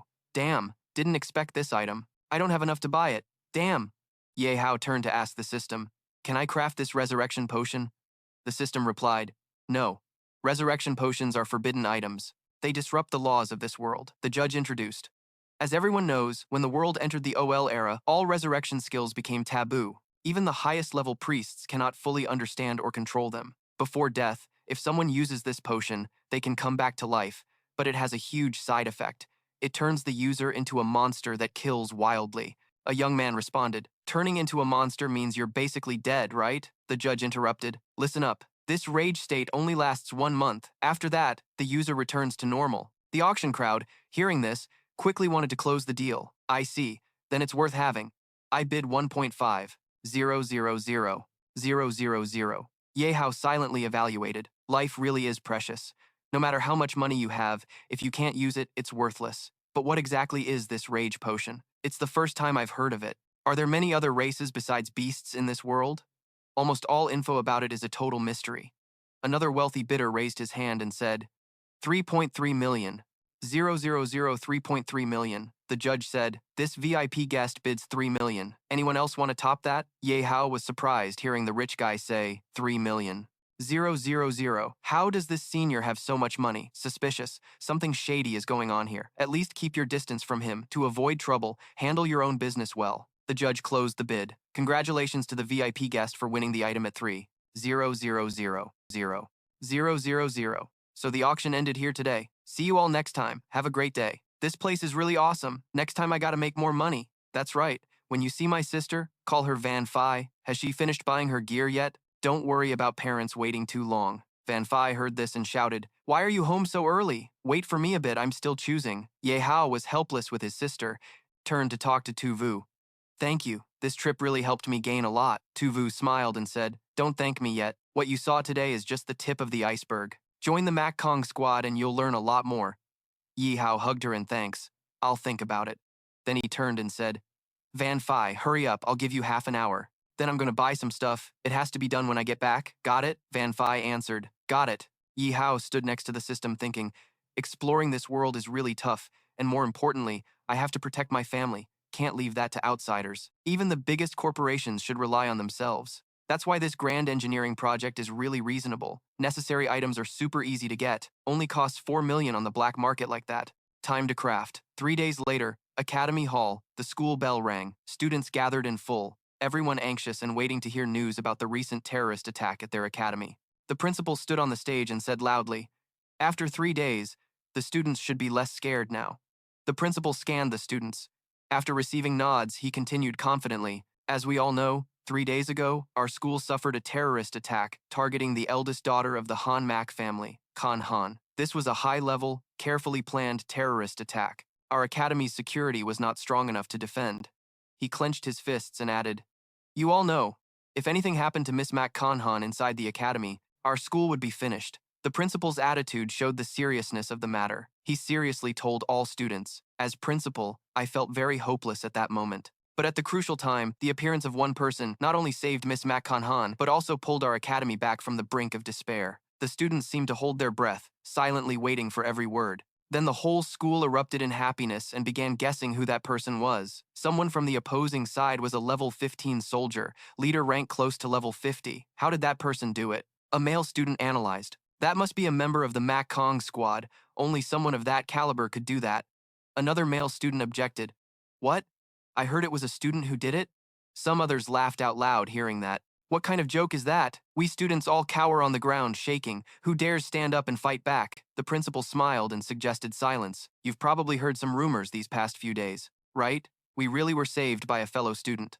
So next, the principal said, pointing proudly at Ye Hao, shouting loudly, let's give the loudest round of applause to welcome our academy's savior. Fellow student Ye Hao, please come up on stage to receive your award. He slowly walked over to stand next to the principal. Everyone's eyes widened in surprise. What? Really, Ye Hao? The whole academy buzzed with chatter. Some stared at him admiringly, while others sneered sarcastically. Ye Hao, the guy who can't even level up? What a joke. If that's really him, I'll flip upside down and in shape, another male student said aggressively. Me too, but I don't know how to flip like that. Some others suspected something shady and asked the principal, if the savior's identity is a secret, fine, but why use Ye Hao to fool us? The brown-haired boy with glasses spoke up, showing his dissatisfaction. To hide the real savior, the principal pushed all the credit onto Ye Hao. If you really need a substitute, why not choose me? I'm way better than that trash Ye Hao in every way. Suddenly, Luo Feng, who often hung out with Ye Hao, grabbed the boy by the collar and lifted him up. Hey, try saying that again, he shouted angrily. Boss, how can you let this stinky ant doubt you? While the boss is fighting a strong enemy, your pants are still dripping. His face turned pale and scared. He raised his hands in surrender, not daring to say another word. Ah, me. The majority of the other male students still looked doubtful. Could it really be Ye Hao who saved us? Even though the principal said so, it was hard to believe. Whoever saved the academy didn't really matter. It was just a name, a reward, a compliment, and a few steps on stage. Nguyen Diem calmly felt the doubt from everyone and felt upset. Instead of Ye Hao, she silently thought it was Ye Hao who saved everyone. So why not believe him? He's strong and handsome like that. Shui He stood aside, observing everything while thinking, is the hero Ye Hao? The principal shouted impatiently, making the whole academy fall silent. You don't even believe my words? Ye Hao smiled, standing next to him with his hands casually in his pockets, saying, don't pay attention to it. After all, the principal thought, people only believe what they see with their own eyes. For things they don't understand, this reaction is normal. Whether they believe it or not doesn't matter. Please don't delay the award ceremony over this little thing. The principal nodded in agreement, then said sternly in front of all teachers and students, I will give you 101 points. One more point as encouragement to keep trying. I saw the principal's decisive praise made those doubters feel more convinced. At this point, it probably wasn't fake anymore. Everyone shouted together with a big round of applause to show their approval. Yes, yes, yes! We believe Ye Hao is the savior. But the praise was only verbal. I really want to learn from the principal. Suddenly, a student pointed fingers at him, unable to stand the provocation. The principal angrily quickly proved the reward was real. Yeah, although our 9th Academy doesn't have as much money as other districts, those who make outstanding contributions to the Academy, I definitely won't be stingy. He suddenly pulled out a pile of cash to prove his words. Seeing that, some mean-spirited people got jealous and exclaimed, damn, that's a lot of cash. All that is the reward for Ye Hao? What? The principal really did that? The principal firmly continued, these 2 million in cash are just a small part. The real reward is the ancient relic distribution map. Everyone below was extremely shocked. What? There's even such a big reward? Yihao really couldn't believe his eyes. He calmly confirmed again, thinking, hey, this principal's got the academy's treasure. Normally he wouldn't even let you glance at it, but he's really giving it to me? The principal pointed upward and said, although students already know about it, today I will explain it more clearly. Then he began explaining, this precious map originated from the greatest alumni in the history of our 9th Academy. The legendary hunter Mo Du symbolizes the brave spirit of exploring the unknown. The hunter relics, everyone must have heard about them. They are a powerful group, fearless of death, especially exploring wild dungeons and ruins of the old world, then selling the coordinates to big groups at high prices. And Mr. Mo Du was one of the greatest explorers in the R era on Earth. His goal was to restore the world's order. Through his own efforts, he drew a map showing the distribution of relics and wild dungeons within a 2,000-kilometer radius centered around the safe zone. Yihao seemed very interested and knew some information about Mo Du. I've heard about this, but in the end, because he was too badass, he went deep into an area no one had ever explored before. But the authenticity of the map couldn't be verified, so people considered it a great legend. The principal continued despite the mockery and insults from the crowd. Mo Du just smiled. But as an old classmate and someone who once studied under him, I always trusted his courage and spirit of exploration. I will never forget the day he handed the drawing to me and disappeared into the wilderness outside the safe zone. The principal's voice choked with emotion, recalling the past with Mo Du, then quickly regained composure, declaring, whether this painting is real or fake, the one who receives it is Ye Hao. He handed the map to him, gently and trusting. Maybe you just see it as a reward, but I see it as a legacy. The principal's eyes were full of tears. Fully trusting Ye Hao, he said, in you I feel courage, so I will pass this treasure on to you. I hope you can live up to everyone's expectations and become someone even greater than Mo Du. Yihao respectfully took the treasure, happily affirming he would not disappoint. Principal, don't worry, I won't let you down. Suddenly the building shook. Objects moved. The ceiling lights fell, making everyone panic. Ah, what's happening? An earthquake? Just as they were about to run, everyone noticed and shouted to each other, hey, look at the ceiling. A blinding golden flash instantly grabbed everyone's attention. It was the spatial crack on the ceiling. Suddenly, a huge hole appeared. The principal quickly shouted for everyone to run. What are you standing there for, dumbstruck? All students evacuate to the shelter basement immediately. Hurry up. Professors above level 15 stay behind to form a battle line and prepare to attack the enemy. Diệp Hạo still held the map in his hand, frozen as he stared at the ceiling, thinking about the warning he had heard before. Why is this happening? Could it really be true what those two said? Why now, in such a crowded place like the school campus? Damn it! The lower-level students fled in chaos. The rest gathered steadily, following the principal's instructions. Watch out for the monsters appearing. The professors stabilized their formation and tried to buy time for the students to evacuate. The professors shouted loudly, "Yes, sir!" The monsters gradually revealed their true forms, attacking everyone in the academy, causing many students to be injured or killed. It sneered, "Trying to buy time to evacuate? With me here? Where do you think you can run?" The monster with a pig's head and 2 huge fangs was called an ancient boar beast at level 15. Someone saw it and shouted, "Level 15, ancient boar beast. Why is it so strong?" The monster angrily barked. "Level 15? Our beast tribe in the wilds fights to evolve. Surviving until now means we are elite level 15 of this big boss. Trash, you can't compare to us." The monster charged fiercely at a male student curled up on the ground. He threatened in fear, Don't come here. My father is a very strong martial artist. If you dare touch a single hair on me, he definitely won't forgive you. Won't forgive you." The weak threats from the boy only excited the monster more. Really? Then you'll fill my belly first.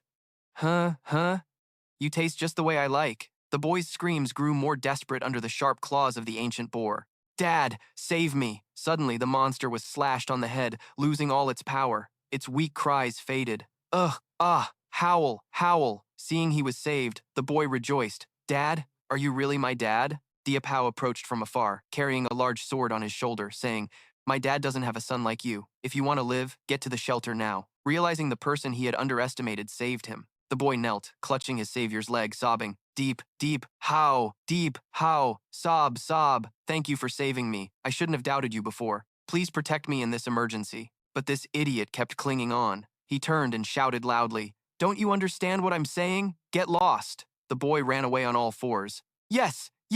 Afraid of Diệp Hao's gaze, he ran while thinking, that look definitely wasn't a joke. In a second, he'll kill me. Looking at the monster's corpse right in front of him, Diệp Hạo thought, if this monster invasion aims to take over the 9th safe zone, then the scale must be bigger than this. The monster's initial level is 15, like the demon eye beast last time. This shows the spatial crack limit can only withstand level 15. The question is, how high can the maximum limit go? While deep in thought, he heard a call from afar. Luo Feng wielded a massive axe, saying, "Boss, I'm here to help you." Lin Mengmeng followed, saying, "Diệp Hạo, I'm coming to help too." Diệp Hạo suddenly said, "You three haven't even planned the fight together when the earth shook again." Diệp Hạo pointed at the spatial crack. The spatial crack appeared again. Looks like they won't stop. Diệp Hạo continued to predict, "If I'm right, this monster wave will still be level 15, but with your current levels." Before he could finish, Luo Feng and Lin Mengmeng showed surprise.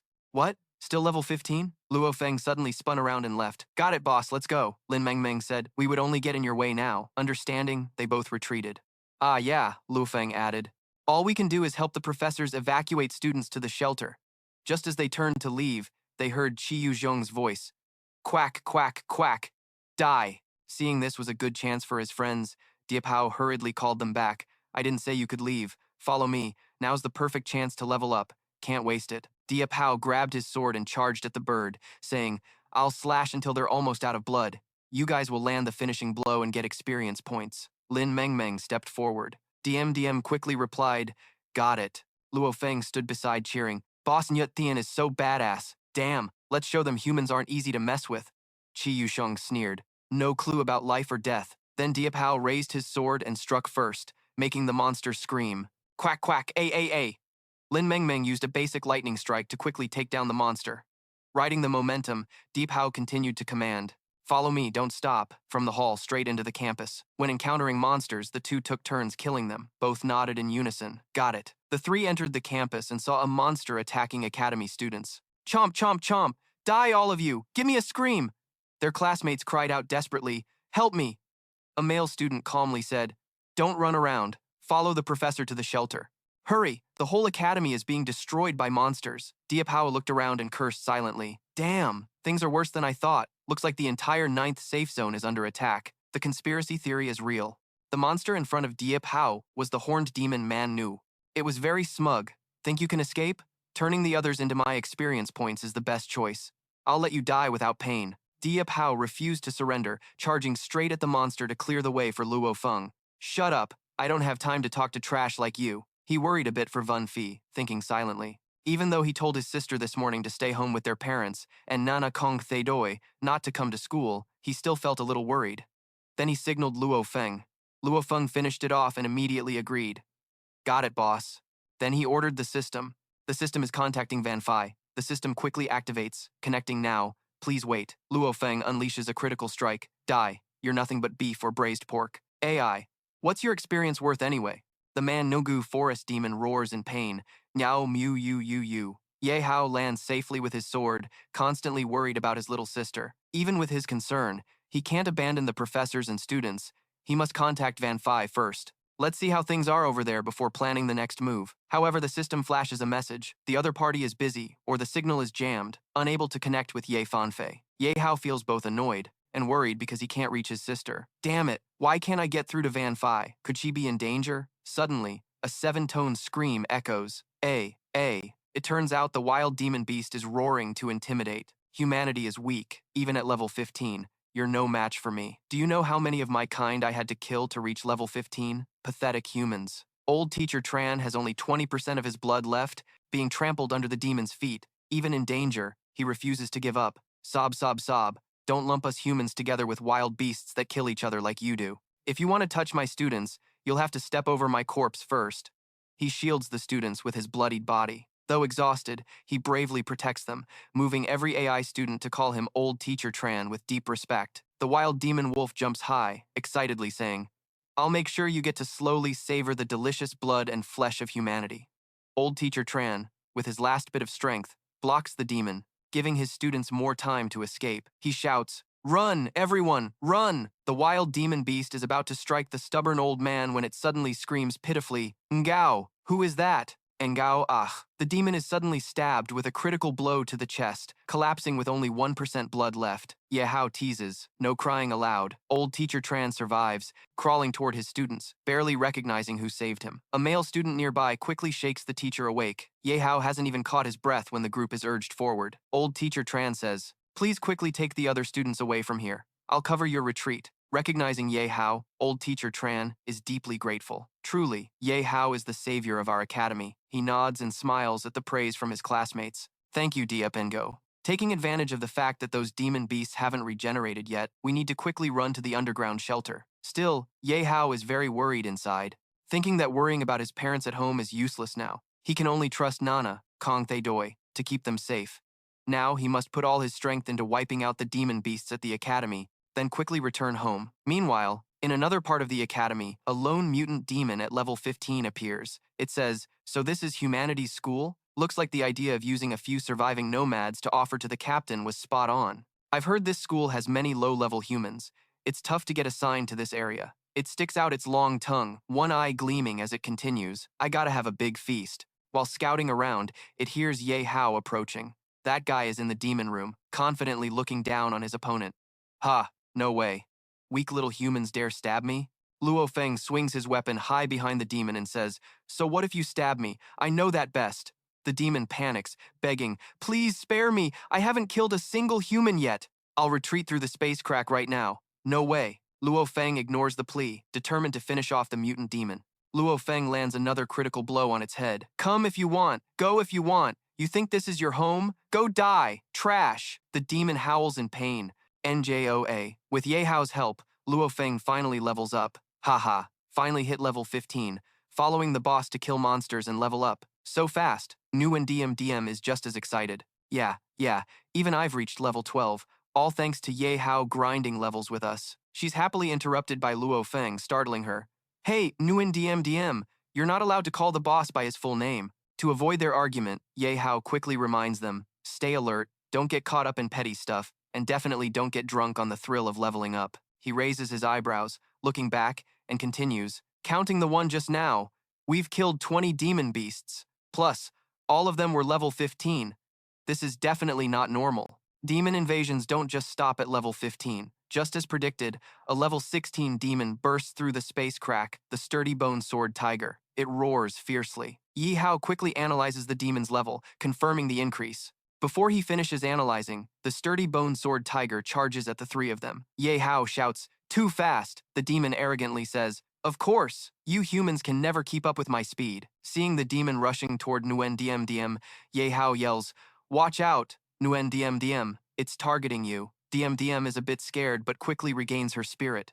"What? Don't underestimate me! I'm no longer a rookie when it comes to fighting." Using her magic shield skill, she earns high praise from Ye Hao. Nguyen Diem Diem's reaction speed has improved. She's finally learned to protect herself. Then he attacks. "Let me strike first." She agrees to his final attack. The demon is quickly defeated, but Ye Hao still can't reach Van Phi. He reassures himself that demon invasions come in levels from low to high, and Nana, Hong Thay Doi, is level 20, so his parents and Van Phi can hold out for a short time, giving him enough time to help all the teachers and students escape to the shelter. But what's the highest level limit for fighting demons? Level 50? Level 60? He lifts his sword against the giant demon, his mind racing with thoughts. From the battle with the Black Tiger Squad last time, he can handle a level difference of up to 20 levels. But what's the highest monster level cap? Level 50?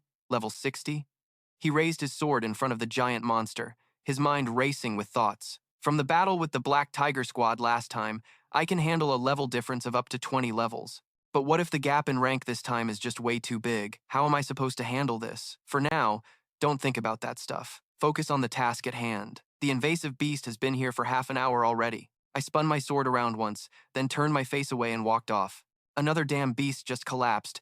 He thought further, most of the teachers and students probably escaped down to the shelter, but he couldn't ignore the possibility of some classmates getting lost. I can't just abandon any AI still alive. Ye Hao clenched his fist, showing determination, and quickly ordered the system. The system activated the True Eye skill. It promptly sent a report to him while using the True Eye skill. All creatures within the Academy's range have been scanned. Please review, host. He looked at each red dot on the map and said, sure enough, a few classmates and teachers got separated. Yihao quickly commanded, we'll split into 2 teams now. I'll head to the farthest place in the Academy, the storage room, to rescue people. Luo Feng will go with Nguyen Diem Diem, and Diem Diem will stay near the cafeteria. There are also 3 classmates hiding there. After rescuing them, we'll head straight to the shelter. Underground, always. When Luo Feng heard he had to go with Nguyen Diem Diem, he stubbornly protested, what? Boss, I don't want to go with her. I want to go alone. Diem Diem refused to back down either, frowning. What do you mean? I don't want to go with you either. Ye Hao shouted to straighten them out. Huh? What did you two just say? My ears ain't good. Repeat that. The 2 immediately panicked and stammered. No, nothing. We're going right away. Ship laughed at their reaction. Yihao carefully instructed Luo Feng, even though your levels have been upgraded, always be cautious, don't take risks. Only by working tightly together can you destroy the strongest forces. Luo Feng declared loudly, Boss, leave it to me. I'm confident in my command skills.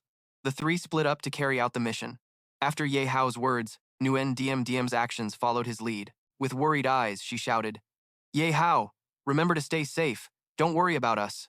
Luo Feng chimed in. These beasts at this level can't threaten the boss yet. Luo Feng smugly ordered Diem Diem. Let's go. Nguyen Diem Diem never thought she'd have to team up with him one day. Seeing Luo Feng's attitude made her want to tease him more. Before leaving, she empathized with his bloodline. Leave it to me. I'm no longer the rookie I used to be. Luo Feng looked toward Ye Hao, fading away with deep gratitude. I've changed too. We've all been changed by the boss without realizing it. The boss has changed us already. I believe he can still lead us to a better future. Yihao, full of courage, took strong steps straight to the storage room. While running, Ye Hao thought, I still don't know the limits of these beasts. I can't fight without preparation. He ordered to enter system space. Ye Hao asked the system, how many experience points do I have now? The machine replied, according to calculations, the host's accumulated experience value is 210,000. When the host can unlock the new king account, the host can also choose to upgrade the bond level to unlock new talents. Hearing this, Ye Hao curiously asked, more than I expected because of the Black Tiger Eastern Legion before, plus just now I personally killed a beast. So? Keep talking. But with the current situation, there's no time to slowly study a new profession. He ordered the system to use all experience points. To upgrade the rank of Crimson Flame Emperor, the system responded, order received. Currently using 20,000 experience points to increase 1 rank. Congratulations, host. The bond level of the Crimson Flame Emperor account is plus 10. The next bond level is 31. The feeling of fiery power erupted fiercely inside his body. Ye Hao exclaimed strongly, it feels like this power is flooding my entire body. Awesome. This is the effect of leveling up 10 ranks at once. Why has Ye Hao's stat board already reached level 5? He said his own level had risen another rank. But this external control panel isn't that important, since many people in this world can change the rank of their external panels. The system's voice continued. Host has 1-star talent point to allocate. Please choose a talent to upgrade. Hearing this, Ye Hao thought although his defensive talent is at level 20, it can still withstand attacks from level 40. But it still got injured by the attack, so this time he decided to upgrade the offensive talent. The system responded, upgrade of offensive talent complete. Special skill additions of offensive talent have been unlocked. Red Flame First Form. After gaining energy, transforms into Red Flame First Form.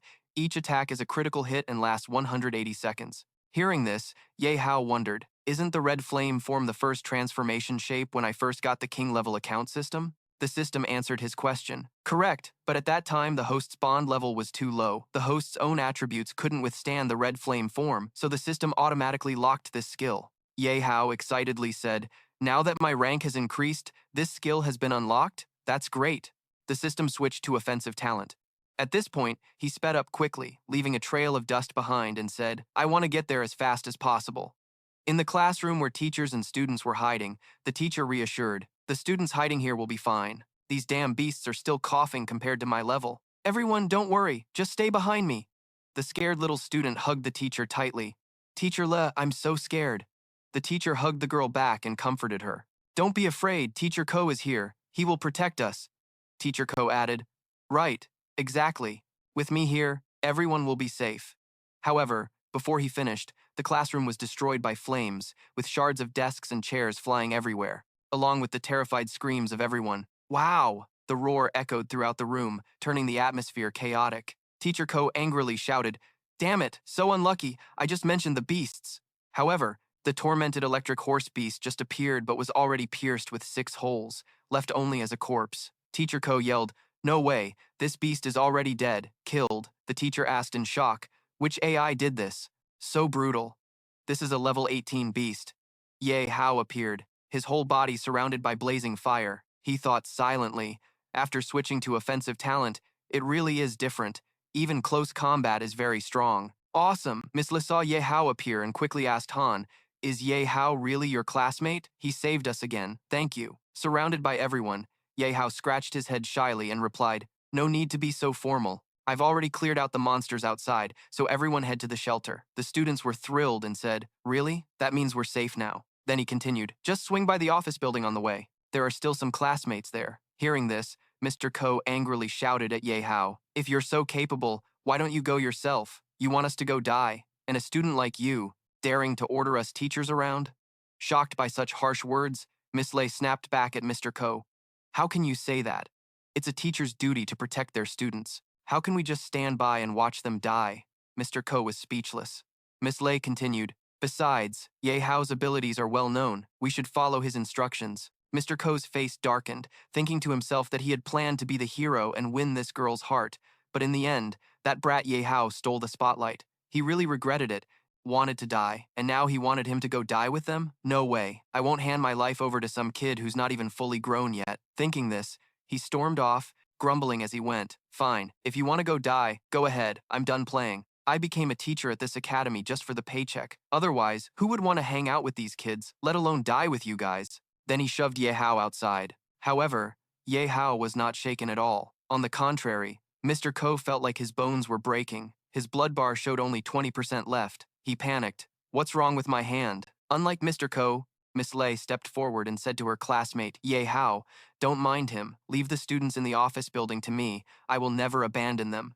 Ye Hao waved to Miss Le and replied, okay, Miss Le, then I can focus on saving the others. There might not be any more monsters around here for a short time, but everyone should hurry as fast as possible. Miss Lei happily raised her hand and said, got it. Yihao and all the students responded enthusiastically. A female student said, so everything Nguyen DM said was true. Another girl replied, Ye Hao is not only strong but also handsome. Ye Hao continued toward the storage room. Standing at the door, he exclaimed, this is the legendary storage room of the school. I heard all the treasures from the secret realm were collected here by past generations, reserved for special people. Ordinary students can't get in. He approached the door and examined it, thinking to himself. Moreover, a special seal was set on the door, impossible to open by force. It could only be unlocked by combining the principal's and secretary's keys. So, who exactly did I see inside with my true chi vision? He opened the door, still lost in thought. Who would come here in such a dangerous time? When he entered, he was extremely surprised. The door really wasn't locked. Would the principal make such a mistake? He stepped inside and was overwhelmed by the sight. This was truly a treasure vault that dazzled anyone. I have to control my hands tightly. Suddenly, hearing a noise, he looked in that direction. On the other side, Ye Hao saw a female student doing something suspicious. He cleared his throat. Shuei was startled by the cough. He leaned his hand on the door and smiled at her. Didn't expect this classmate to be so chill. Everyone else is running for their lives, but you still have time to come here looking for treasures. Have you found the treasure you wanted? Shuei said cautiously. Why does searching for treasure concern you? She summoned her power and threatened, if you want to live, leave now. Seeing this, Ye Hao remained calm. No wonder you're the famous cold goddess, classmate Shuei. Everyone says you're not interested in anything. I don't think so. It's just that this storage room isn't a place for ordinary students. Without much explanation, Shuei created 3 ice swords aimed at him. She suspiciously asked, "Are you stalking me?" Yihao replied, "Stalking is a misunderstanding. I just noticed you were alone here and came to save you. Turns out that's unnecessary now." She attacked, saying, "Is my secret movement really that hidden? You found me." Just before the sword stabbed straight at Yihao's face, it was blocked. He said, "Of course I have my own ways. Everyone has secrets, why be so curious? Like your secret being found by me and embarrassing you is my fault." Saying that, he turned his back and said goodbye. "Then I won't bother you anymore, carry on. Just a reminder, the monsters outside are getting stronger. Don't let your guard down." Shuei was confused by his actions and said, "Stop." Before he finished, a loud roar echoed. A level 30 rage beast smashed through the wall. Shuei flew up and dodged. Yihao quickly reacted to avoid the debris. He thought, a newly born monster already at level 30. Damn, even faster than I expected. The rage beast stood before Shuei and said, "I smell the scent of a human female. Didn't expect such a rare delicacy. It's been so long since I tasted a human female. Today I'll enjoy it fully." Unable to bear the insult, Shuei quickly attacked back. "You foul-mouthed monster, die." Then, the ice swords she created flew to stab the monster, but it was unharmed. He sneered, "Miss, why the rush? But your attacks feel more like a massage to me. Too bad my time is limited. Otherwise, I'd really want to play with you more." Then he swung his huge hand down to grab Shuei. "Don't run." He caught her, surrounded by a shield, and said, "You think just because you brought your body, I won't eat what's inside?" He crushed the shield. "Catching prey is my specialty." Shuei was held tightly in the monster's hand, squeezed until she cried out in pain. "Ugh, ah!" Her blood level dropped quickly to 35%. The monster opened its disgusting mouth wide, ready to swallow her whole. Laughing with satisfaction, it said, "A delicacy is a delicacy, but you're too skinny, only good as an appetizer. Ha ha ha." However, its tongue was cut off by Flame Leaf Hao before it could reach Shuei. She spoke up, "I can't beat this ape. My seniors are all too precious to waste." But it wanted to kill her immediately. The monster's blood was down to 45%. Because of that, Shuei was dropped freely. Leaf Hao flew over to catch her. She said, "Leaf Hao, why are you still here? That last strike was from you." Before she finished, he said, "No need to panic with routine moves. Facing a strong enemy, running away isn't my style. Besides, I came here to save someone, not to get beaten." Shuei blushed worriedly, but it was level 30. Before she could finish, Leaf Hao put his hand over her mouth, signaling silence. "Save your energy, don't worry about me. This guy's not scary, leave him to me. Go quickly." The ape clutched its bleeding mouth, growling angrily. "Damn, my tongue is just a level 5 trash. How does it have such power? How is that possible?" Shuei crossed her arms, puzzled. "Could you have been hiding your level?" Leaf Hao put his hand to his mouth, the family emblem silent, then replied, "Doesn't matter. Didn't I say everyone has secrets? You go." "Leave me be." The monster was furious, rushing at him with a blazing fist. "Go to hell, you. I'm here to punish you all, and you just stand there flirting. All of you die." Leaf Hao blocked the blow and counterattacked. He sneered, "You're a beast, yet you say, flirting. Do you understand human society because you're a mutant IQ, or did AI teach you? So you're not the so-called great beastmaster who taught you." Hearing this, the monster was shocked, suddenly exclaiming, "What?" Along with the system announcement, "Congratulations, host, you've earned 3,000 experience points and a level 30 magical item." Leaf Hao rested his chin on his hand, thinking, "Only 5,000 experience points? Less than I imagined. Looks like to level up the bond, I have to skip levels and kill for rich experience points." On the other hand, Shuei sighed inwardly. To kill a level 30 beast in just 2 moves, he must be hiding some serious strength. Li Hao looked at her and said, "You better head down quickly to avoid danger. Beast levels keep rising. Who knows what level will come next? It's too dangerous outside." Shui He replied, "No need. I have an escape plan. Just a bit regretful I couldn't pay more attention to you earlier, otherwise I would have said something." Her body vanished into the snow. "These past 3 years will probably be very different. Hope we meet again." After Li Hao finished speaking, she disappeared completely. Li Hao was puzzled, wondering, what's so regrettable? What did she mean? Can't understand. Forget it. Just leave her be for now. There's more important stuff to handle. He raised his hand helplessly. What should I do with this pile of items? I can't stand leaving them scattered like this. Li Hao clasped his hands together with sparkling eyes, pretending, "How about I keep them for the principal so they don't get lost? I'll return them later, for now, just like this." Then he picked up many items. The lens of truth, a hide's claw, a faceless demon, something like a studded long robe, a 7-star 8-monster board, and a royal emblem. Li Hao swept through everything, satisfied. Done. He opened the map to check. Now all the students and teachers are in the shelter, then I should head back too. However, the system announced, "Warning, warning. A high-level elite beast is rapidly approaching the shelter." Li Hao was surprised. A level 45 elite beast? Could the boss have appeared in the underground safe shelter, which has a safety level of 40? No special access rights to enter. The principal's voice echoed, "Everyone, don't worry, listen to me. This shelter is very sturdy, enough to withstand attacks from level 40 elite beasts. We just need to hold out until reinforcements arrive." However, the students were still anxious. A male student raised his hand. "But principal, why is the shelter's safety level only 40? Another added, "Yeah, can it be higher?" In case of monsters above level 40 attacking, the principal quickly explained, "There's a reason. The beasts attacking our 9th safe zone in the past only reached level 30. Then, combined with the Academy's financial strength, the shelter's construction level finally reached level 40. Even at level 40 safety, it cost all the students money and 40 magic crystals to build successfully." Hearing this, the students relaxed. "So that's it. Level 40 is safe enough. Finally, we can breathe easy."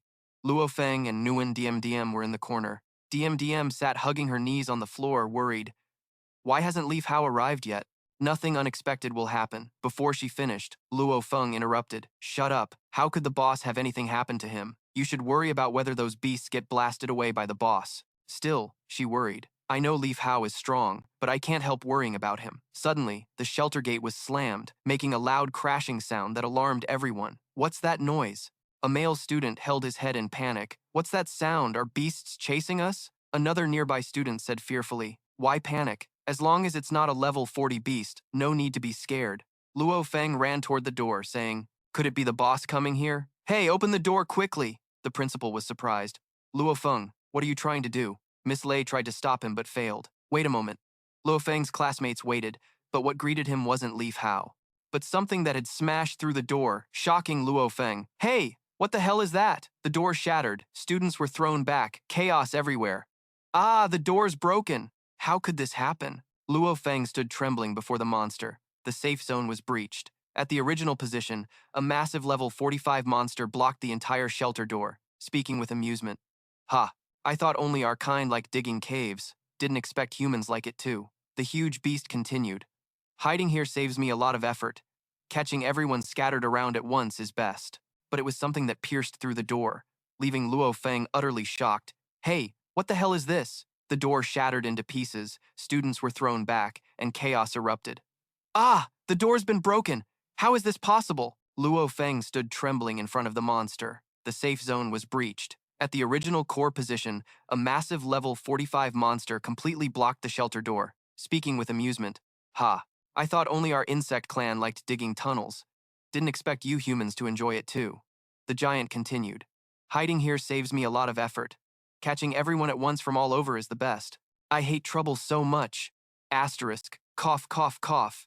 Asterisk." Luo Feng looked up, confused, thinking, why is there a level 45 demon beast? Didn't they say there wouldn't be any demon beasts above level 30? Damn. In this underground space like this, no one can escape. What should I do? Little Luo Feng caught the attention of the big monster. "Oh, facing my pressure. Yet you don't back down. Want to die like that?" The panicked student ran everywhere, screaming. "Ah, a level 45 demon beast attacked here. We're definitely dead. Help, who's gonna save me?" Facing this life or death situation, Luo Feng furrowed his brow, thinking, the boss seems to be increasingly influenced by you. Even when facing a strong enemy, I still have the courage to step up. Even if I might die because of this bravery, he thought and charged fiercely at the monster, shouting as he ran, but who cares? The mission you gave me, I will definitely carry it out to the end. Saying that, Luo Feng grabbed his shield and supported himself to charge toward the monster, yelling for help. As long as I can save one person, I will do my best to save them. The monster threw Luo Feng aside. Damn annoying, get lost and don't delay my meal. I hate being disturbed by humans like you the most. Luo Feng took a full hit. His health bar immediately dropped to 8%. Miss Lei shouted worriedly, "Classmate Luo Feng." The monster began to use its skill. I don't even like eating live humans. This is really troublesome. Wait until your organs are shattered, then I'll absorb you. Asterisk. Cough, cough, cough. Asterisk. All the students were enveloped in purple poison, feeling like all their blood was being drained. 7 students coughed up blood. 7 screams echoed. Ah, my head feels like it's about to split. I can't take it anymore, can't hold on. Someone, please kill me. I beg you all. The principal bravely decided to sacrifice himself toward the monster, hoping to block it, silently thinking, "Farewell, students." The students shouted, "Principal, no!" But then a blazing light appeared and took the principal away. The angry monster growled, "Who dares to bother me?" Ye Hao carried the principal gently and set him down. Miss Lei was surprised. "Diep, classmate Ye Hao." The surrounding students also spoke up. "Yihao, you finally came. Hurry." The principal, honestly, "Sorry, principal, I arrived late." Yan clenched his teeth, painfully saying, "Next time leave it to me. I will definitely tear this Diep to pieces." Flames blazing angrily surrounded him, forming a solid armor. The first stage of the red flame form was activated. The system announced a special attack talent skill. Red flame first stage activated. The 3-minute countdown began. The monster exclaimed, "You're strong. Like me, Laozi is too lazy to fight you, so I came here. It'd be a waste not to get some perks. So, can you handle this? If you're old classmates, can you kill the assassin?" Students controlled by the monster lost their minds, no longer clear-headed, screaming in fear, "I don't want to die yet. I'm still a man. I have to break free. I like you." Classmate Yifan, my H password is their last name. He charged at Ye Hao. He thought, before confirming the classmate's condition, he couldn't attack rashly. The system announced, "The cooldown for True Eye skill has ended." The red flame form was enhanced, allowing observation of all target states. "Request to open immediately," he ordered. "It's time to activate True Eye." Everyone's status appeared. A male student screamed, A. Lee, rank 5, status dead, height 170 centimeters, wealth 100, weaknesses below the body, likes beauties, secret H password, study materials, experience value 250. A female student screamed, named Han Mei Mai, rank 10, status dead, height 159 centimeters, wealth 150, many hair points, likes singing, secret before exams is talking with classmates, hasn't reviewed or read all day, experience value 240. Seeing these, Ye Hao sighed. Is this the enhanced True Eye? That's a lot of info. After confirming everyone's death status, he made a decision. Kill. Only 7 silent AA sounds whispered in his heart. Rest in peace, I will definitely avenge everyone. Seeing the situation, the monster said, "You're really cruel, killing your own kind without blinking. If you can't kill me, then kill your own kind." Asterisk, cough, cough, cough. Asterisk, the controlled people like zombies rush to attack others, causing chaos. Aha, don't come here. The living and the dead mixed, creating chaos. Help, this situation was really tough for Ye Hao. Damn, living and dead classmates mixed together, no solution. The monster saw him trapped, laughing happily. Asterisk. Cough, cough, cough. Asterisk. Didn't you want to save people? Then save them all. But can you save them all? Ha ha ha ha. Luo Feng appeared to help attacked classmates, saying to Ye Hao, "Leave this side to us, boss. You just focus on dealing with that Diep guy."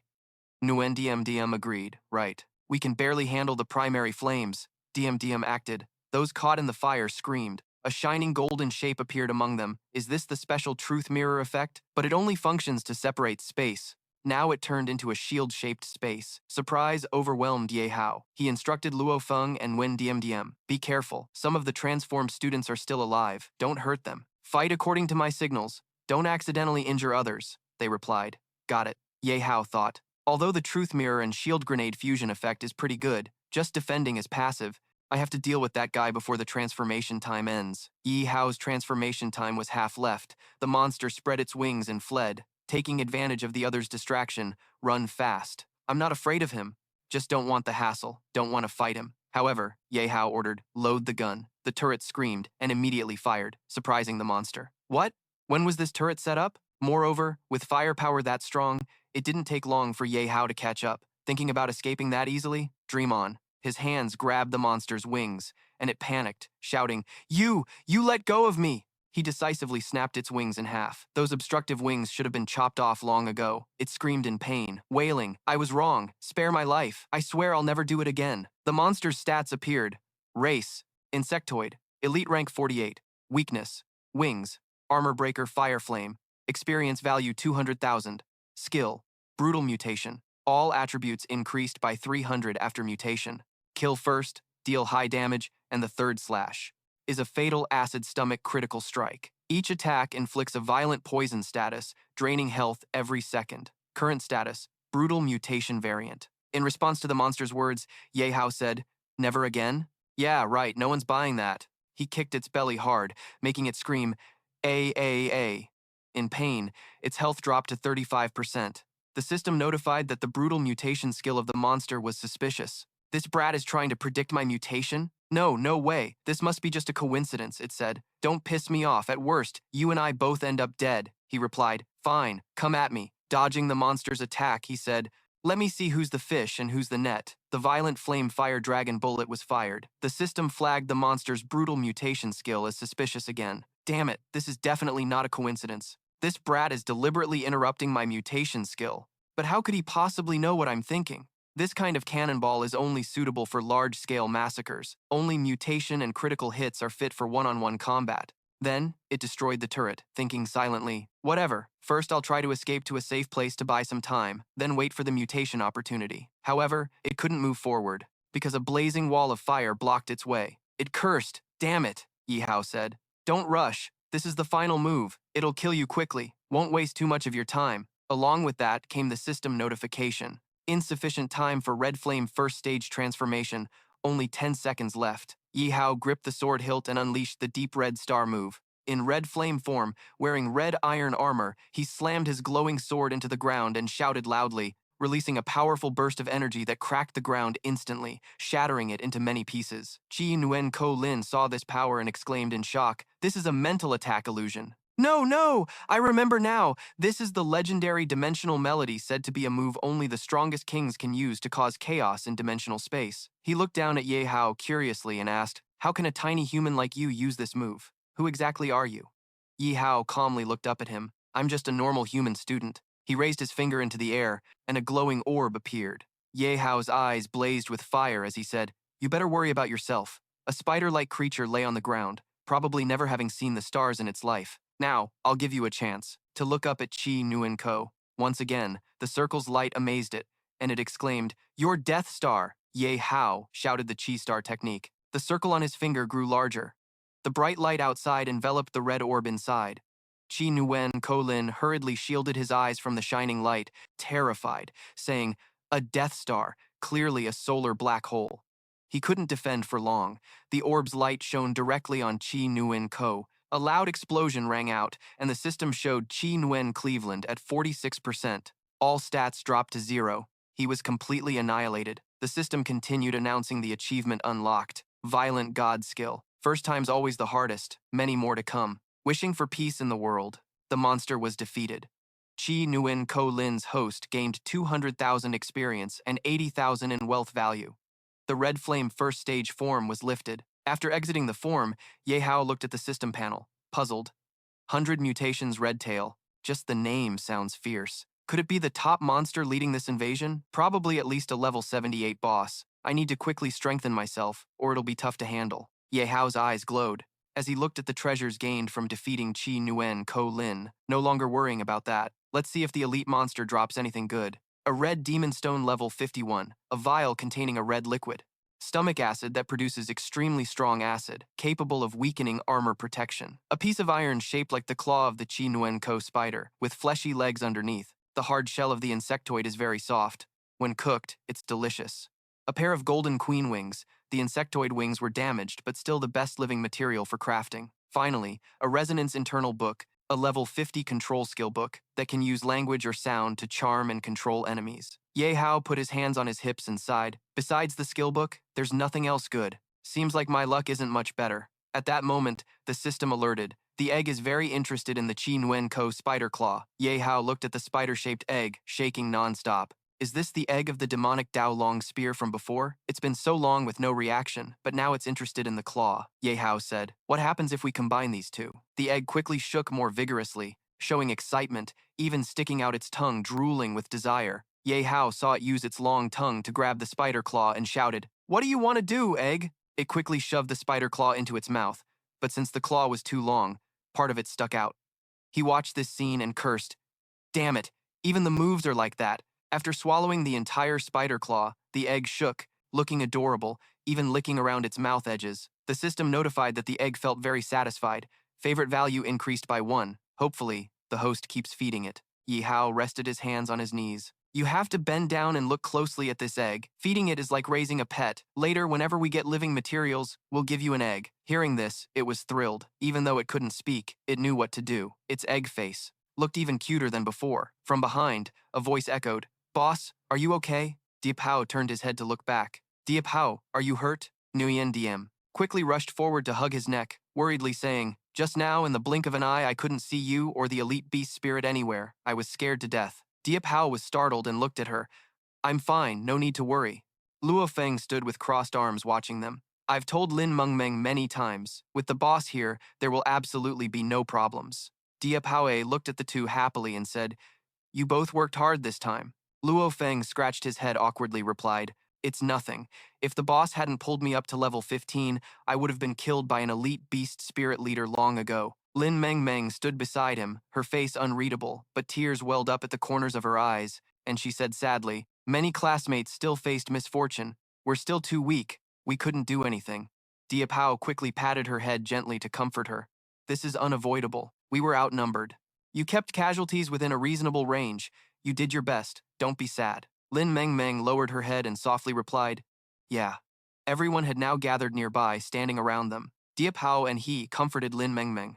"If it weren't for you two, there would probably be many more casualties. None of us could have survived otherwise." Everyone didn't forget to thank Diệp Hạo, but more importantly, Diệp Hạo apologized, because before, I said many bad things about you. I was wrong. From today on, you are my god. Everyone agreed. That's right. From today on, Diệp Hao's body and spirit belong to you. As long as you don't mind, I'm male. Nearby, a group of female students sat hugging their knees, arms crossed, sadly saying, "I can't contact my parents either. I don't know if they were attacked by beast spirits, miss." Lei, sitting beside them, quickly spoke to reassure. "Don't be too pessimistic." She squinted and smiled at everyone. Although the safety level of the 9th zone isn't high, big companies take turns working with the security forces. They will definitely be able to stop the beast spirits. The male students were stunned, blushing as she encouraged, "Everyone must hold on. Wait for reinforcements. Don't give up hope." Diệp Hạo stood watching everyone and spoke to reassure, "I've cleared all the beast spirits from the academy. Everyone staying here is very safe, and the cafeteria supplies are enough to provide for everyone for 1 week." Lin Mengmeng was the first to trust his words, saying, "Okay, we'll listen to you, classmate Diệp Hạo." After finishing speaking, they finally noticed the principal lying unconscious on the ground. "Is the principal okay?" Miss Lei said. "Yeah. He's still alive, but was shot in the thigh by an elite beast spirit. He's currently weak and unconscious, but he needs urgent treatment, otherwise I'm afraid he won't last long." Diệp Hạo quickly responded, "Don't worry, Miss Lei. I'll figure something out." Diệp Hao's eyebrows furrowed slightly, his entire face turning extremely serious. In his mind, he had already outlined the details of the next tasks, 4 steps ahead. 1. Use Moktu's power to repair and upgrade the main gate. 2. Have Luo Feng and the others clean up the battlefield and collect loot. Most importantly, go to the cafeteria to get supplies. 3. Quickly return home to reunite with Yun Phi and parents. Find a chance to go to the night market to get medicine for the principal. 4. Contact the rescue team about the situation outside the academy. 5. After thinking it through, Diệp Hạo quickly deployed Luo Feng and Lin Mengmeng. "What I'm about to say, you two must listen carefully." They quickly replied, "Got it." At the school gate, the ground was sunken with a big hole, and on it lay a stiff corpse. Diệp Hạo looked at the corpse and guessed he was killed before he could escape.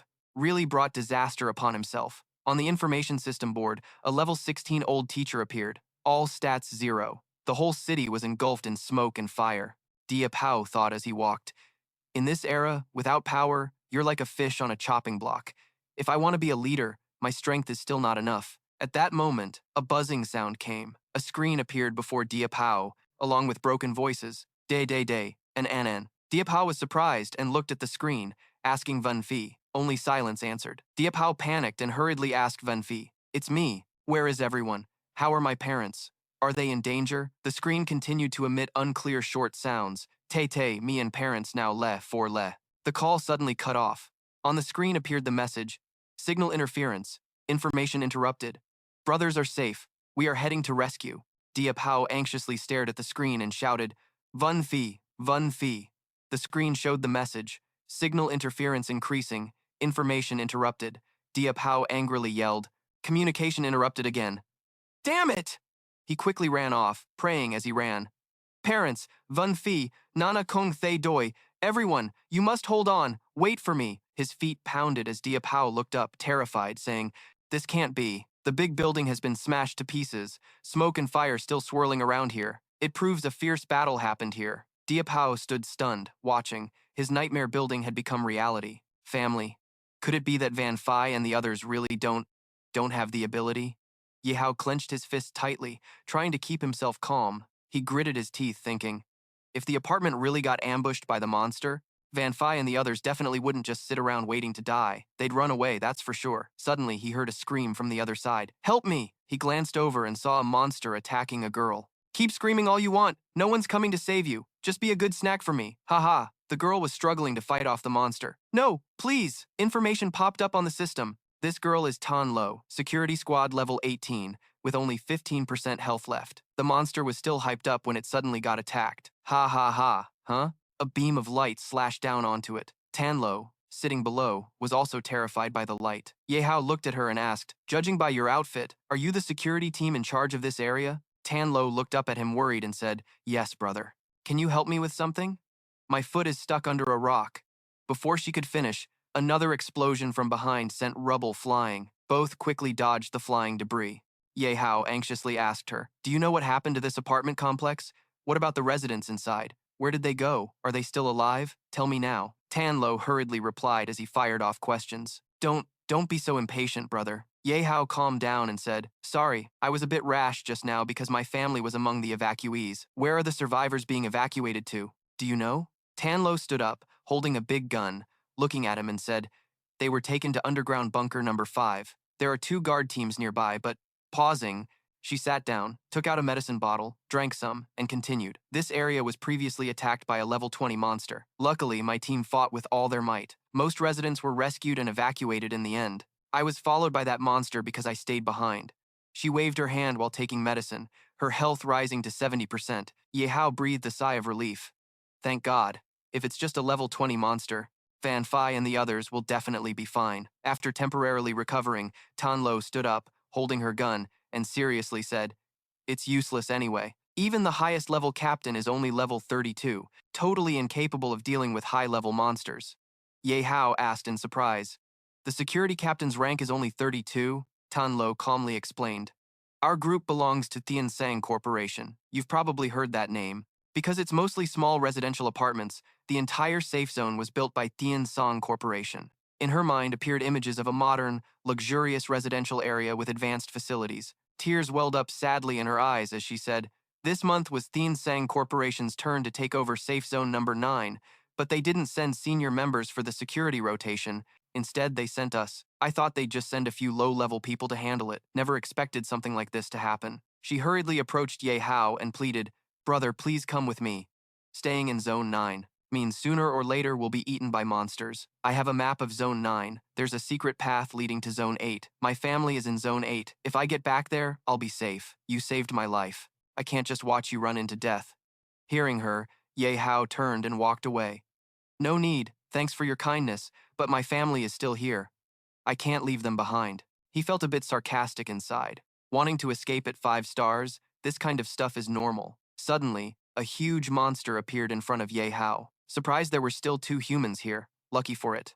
The monster info system showed Dusty Fierce Horse Leopard level 30, all other stats at peak. Tan Lo shouted, "Level 30 monster!" Ye Hao glanced at it thinking, when did this thing show up? It's too fast. I didn't even notice. At that moment, the monster was surprised to see Tan Lo, shoved Ye Hao toward it, then she ran away. She thought, level 30 monster, I definitely can't fight it. I'm not ready to die yet. Mom's still waiting at home, how can I die here? Thinking this, she ran faster, crying out of shame. Sorry, brother, pushing you out as bait is just too cruel. The dusty fierce horse leopard looked at Ye Hao in front of it. Instead of attacking him, it chased after Tan Lo. Angry, it yelled, "You humans really are no good, pushing others to their death to save yourselves. Today, I want to eat you first." Roar, roar, roar. The fierce monster stretched out its claws and lunged at her. Tan Lo cried out for help. "No, please don't.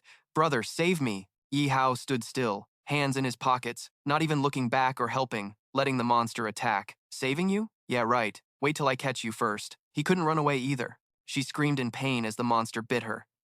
Yihao could no longer ignore it, quickly launched an attack on the dusty fierce horse leopard. The monster, focused on the girl, was hit hard, eyes wide with pain, roaring, then immediately defeated. The system announced a reward of 500 experience points for the kill. Tan Lo was badly wounded, gritting her teeth and groaning, struggling to open her eyes to look at Ye Hao. Embarrassed, she said, "I'm sorry." Ye Hao looked down coldly and said, "I don't blame you. In this era, living for yourself isn't wrong, but you have to pay the price for your choices. Don't blame me either. I can't treat your bleeding muscle. You're going to die." Tan Lo tried to pull out the map and hold it up to him. "I'm not blaming you. I have to apologize. This map might help you, so please forgive me." After saying that, her eyes rolled back, tears fell from the corners, blood flowed from her mouth, and she died. Even in death, she still clutched the map tightly. Ye Hao sat down and stroked her face, silently saying, "You don't need my forgiveness. You're not wrong for your selfishness, but for your weakness. Because in these days, weakness is a sin. That's true for both humans and monsters. Only the strong can stand at the top." He took the map from her hand. "So I can only keep getting stronger. To protect my family and friends." Ye Hao held the map and shouted, "Van Fee's parents, Nanakong Thay Doi, wait for me. I'm coming to get you right away." The system announced the owner picked up the bloodstained map of Safe Zone number 9. Elsewhere, soldiers and tanks were stationed. The loudspeaker announced from headquarters, "We are the inspection squad, escorting civilians to the shelter." The owner picked up the 9th Safe Zone map with blood. Elsewhere, soldiers and tanks were stationed, and a loudspeaker announced from headquarters, "We are the Fishery Inspection Squad, escorting civilians to the shelter." The current disaster number 5 is still going on as usual. From a distance, you can even hear the damned soldiers cursing. The beast, a tall man with crossed arms standing on top of the tank, is Wang Jianguo, team leader number 32, angrily biting on a cigarette as he speaks. "I must be seriously unlucky to get hit right when the beasts attacked the city. Otherwise, I'd be resting, drinking, and playing cards right now." The young guy holding a gun beside him smiled. The boss may be fierce like that, but when it comes to missions, he's the most energetic. This young guy is Tram Bin, team member number 25. He laughed and said, "I heard some squads already escaped back to Zone 8, but we're still here, trying to finish the mission." Wang Jianguo squeezed his neck and said with a grin, "Why so talkative today? Got some good news? Spit it out, tell me." Tram Bin, sweating under the grip, hurriedly said, "Oh, no good news, boss." While the two were joking around, the radio suddenly crackled with a report. "Boss, it's not good. That girl Tan Lo has lost contact. She was the one who contacted us before, but now we can't reach her." Both of them said at once. "What?" Tram Bin asked anxiously. "Boss, what's wrong with Tan Lo? Could she have been taken by the beasts?" Wang Jianguo closed his eyes and thought differently. "We cleared the area quickly. There shouldn't be any danger. That girl must have escaped." Tram Bin was shocked. "Escaped?" Wang Jianguo clenched his fists angrily and said, "That girl is usually timid and scared. She even contacted us earlier, so I let my guard down." "Damn it!" Hearing that, Tram Bin also got angry and said, "Boss, let me go find her right now. Even if she messed up, it's too dangerous to let her go alone." Wang Jianguo thought for a moment and then decided to let that girl go. He stood looking at the city filled with smoke and fire in front of him and calmly said, "Right, it doesn't matter anymore at this point. Besides, she's living for herself, which isn't wrong. If she's decided to leave the team, she has to take responsibility for her actions. We don't need to interfere." Tram Bin took out a photo of himself and Tan Lo and said regretfully, "I understand." Wang Jianguo stared at the group of people taking shelter, thinking on the other side. "I have to say, the strangest thing in this group of civilians is that family with a girl who's level 20. What's going on?" Van Phi was still trying to contact, but the signal was bad, only getting static noise. She worriedly thought, "No, I still can't reach him. Why is it so noisy?" At this moment, other men walking around stared wide-eyed at the small girl carrying a bag on her shoulder that was 3 to 4 times heavier than her body. She walked steadily, smiled at Van Phi, and said, "Sister Van Phi, don't worry, the owner will definitely be fine." Van Phi turned around, startled by the scene. A middle-aged woman walking beside the girl shyly said, "Sorry, Nanakong Thay, I packed too much. If you feel tired, you can leave some behind." Nanakong Thay smiled and said, "Don't worry, auntie, this is nothing." Outwardly smiling, but inside she was already cursing. What the hell is this planet doing? Pushed away? A bunch of low-level carbon creatures rushed into a chaotic fight. One careless moment and even your life is gone. It was hard enough to be resurrected, and now I want to conquer this planet to make them kneel before me. I can't die here. In the safe zone, disaster shelter number 5 of safe zone 9, to enter the special authority, in front of the sturdy gate engraved with number 5. Outside the door, 2 guards with guns shouted loudly, "Stop!" A person approached the vehicle leading the evacuees and asked, "Which unit are you from?" Tram Bin stood on top of the vehicle and looked down, replying, "We are the Swordfish Squad, security code ITB 36D, escorting civilians to take shelter." The guards quickly stepped aside, security confirmed, opening the door. As the vehicle moved inside, suddenly everyone shouted loudly, "Ground! Ground! It's shaking! What's happening?" A beast crawled up from underground, throwing the vehicle aside. "Ah, that beast is the Heavenly Punishment Demon, level 30. The soldiers quickly shouted, "Their clan calls themselves the Bug Tribe. Enemy, attack, enemy, attack. Get ready to fight." Next came the roars of other beasts. Grr, grr, grr. 2 other beasts suddenly appeared, attacking other vehicles. Evil Man Bull level 25 and Horned Wolfman level 18. They excitedly said, "So much tasty food. Waiting and ambushing was worth it." A beast resembling a wild boar jumped onto a nearby vehicle. Strategy Demon Boar, level 20. The soldiers shouted loudly to report, "A large number of beasts behind. Start suppressive fire." Ah! But before they could do anything, the beasts charged in to attack. Everyone hadn't had a good kill in a long time. "Today, I'm gonna play hard." People panicked and scattered, running. "Run. Don't come here. Don't eat me. My meat's not tasty." The strategy demon boar excitedly said, "Don't worry. I'm not picky." Wang Jianguo quickly rushed over and shoved it away from the civilians. "Die, you stinky pig!" The beast screamed in pain, howling. Humph. In his head, he guessed the bug tribe was allied with the beasts. This wasn't normal. Wang Jianguo quickly turned around and ordered, "Trambin, come with me to handle that level 30 bug tribe. The beasts are for the other brothers." Trambin quickly ran over to Wang Jianguo. "Yes, boss." Wang Jianguo thought this wasn't a coincidence. There must be a commander behind. "What's their goal?" He instructed Trambin, "I'll hold back its hatred value. You watch its blood." Trambin quickly acknowledged, "Got it." Over here, the crowd was panicking and running, hearing a shout, "7 swords from Ye Hao's mother, husband of Phi Ni, Nana, Kong Thay Doi. Where is everyone?" "Ah!" She was pushed and trampled by the crowd. "Ah, help!" The horned wolfman chased to the spot, its red eyes staring fiercely at her. "It's you." It quickly raised its hand to start on targets that can't run like you. Ha ha ha. At that moment, its hand was pierced by an arrow. "Don't touch my mother." Van Phi stood in front of the 2 and said, "Mom and Dad, run quickly. I'll hold it back," she said worriedly. Van Phi thought inside, "The gear bought from the black market finally comes in handy. I wonder if it can kill it, the horned one." The wolfman pulled the arrows out of his hands, angrily shouting, "Yeah, I didn't expect you to be only level 7 and shoot such a painful shot. But that alone won't be enough to defeat me."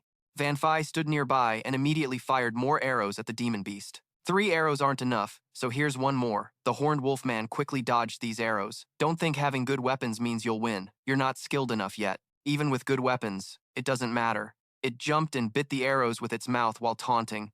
"We've studied you humans thoroughly. Let me send your whole family off." Van Phi spread her arms, standing to shield her parents. "Parents, please go." The parents hugged each other and said with Van Phi, "No, Van Phi has no children, and if your parents are still alive, it doesn't mean anything." Van Phi stood in front to protect her parents, closing her eyes and silently praying. "I'm sorry, brother.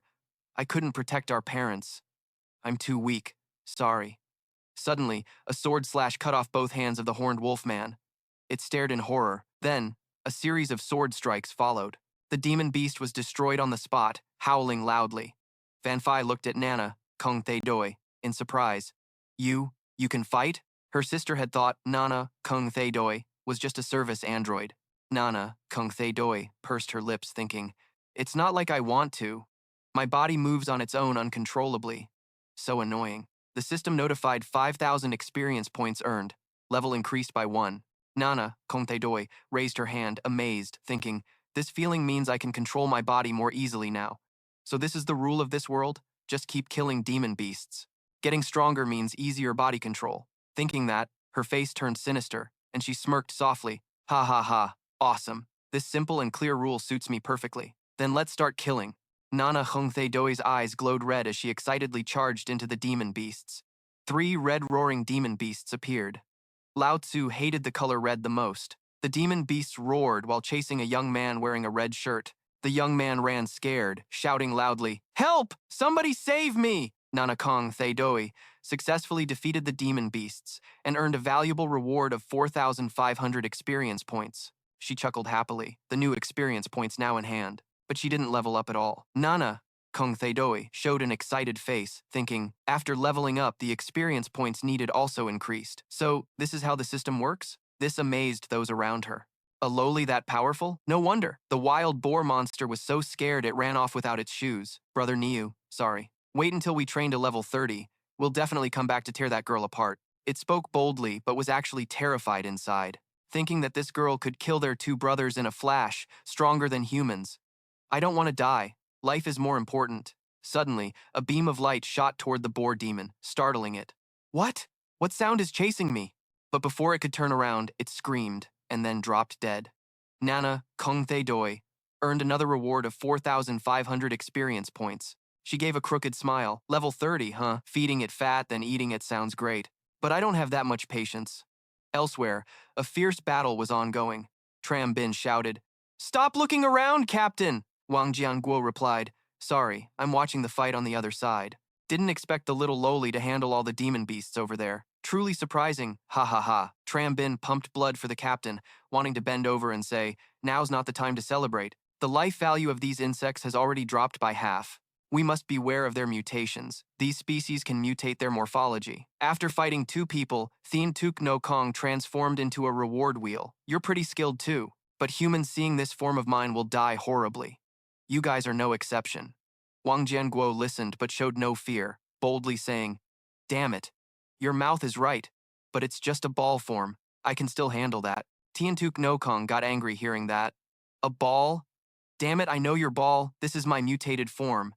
You all go suck them dry." Tiantuk Ngo Kong exploded, then summoned a level 15 Ngo Kong larva.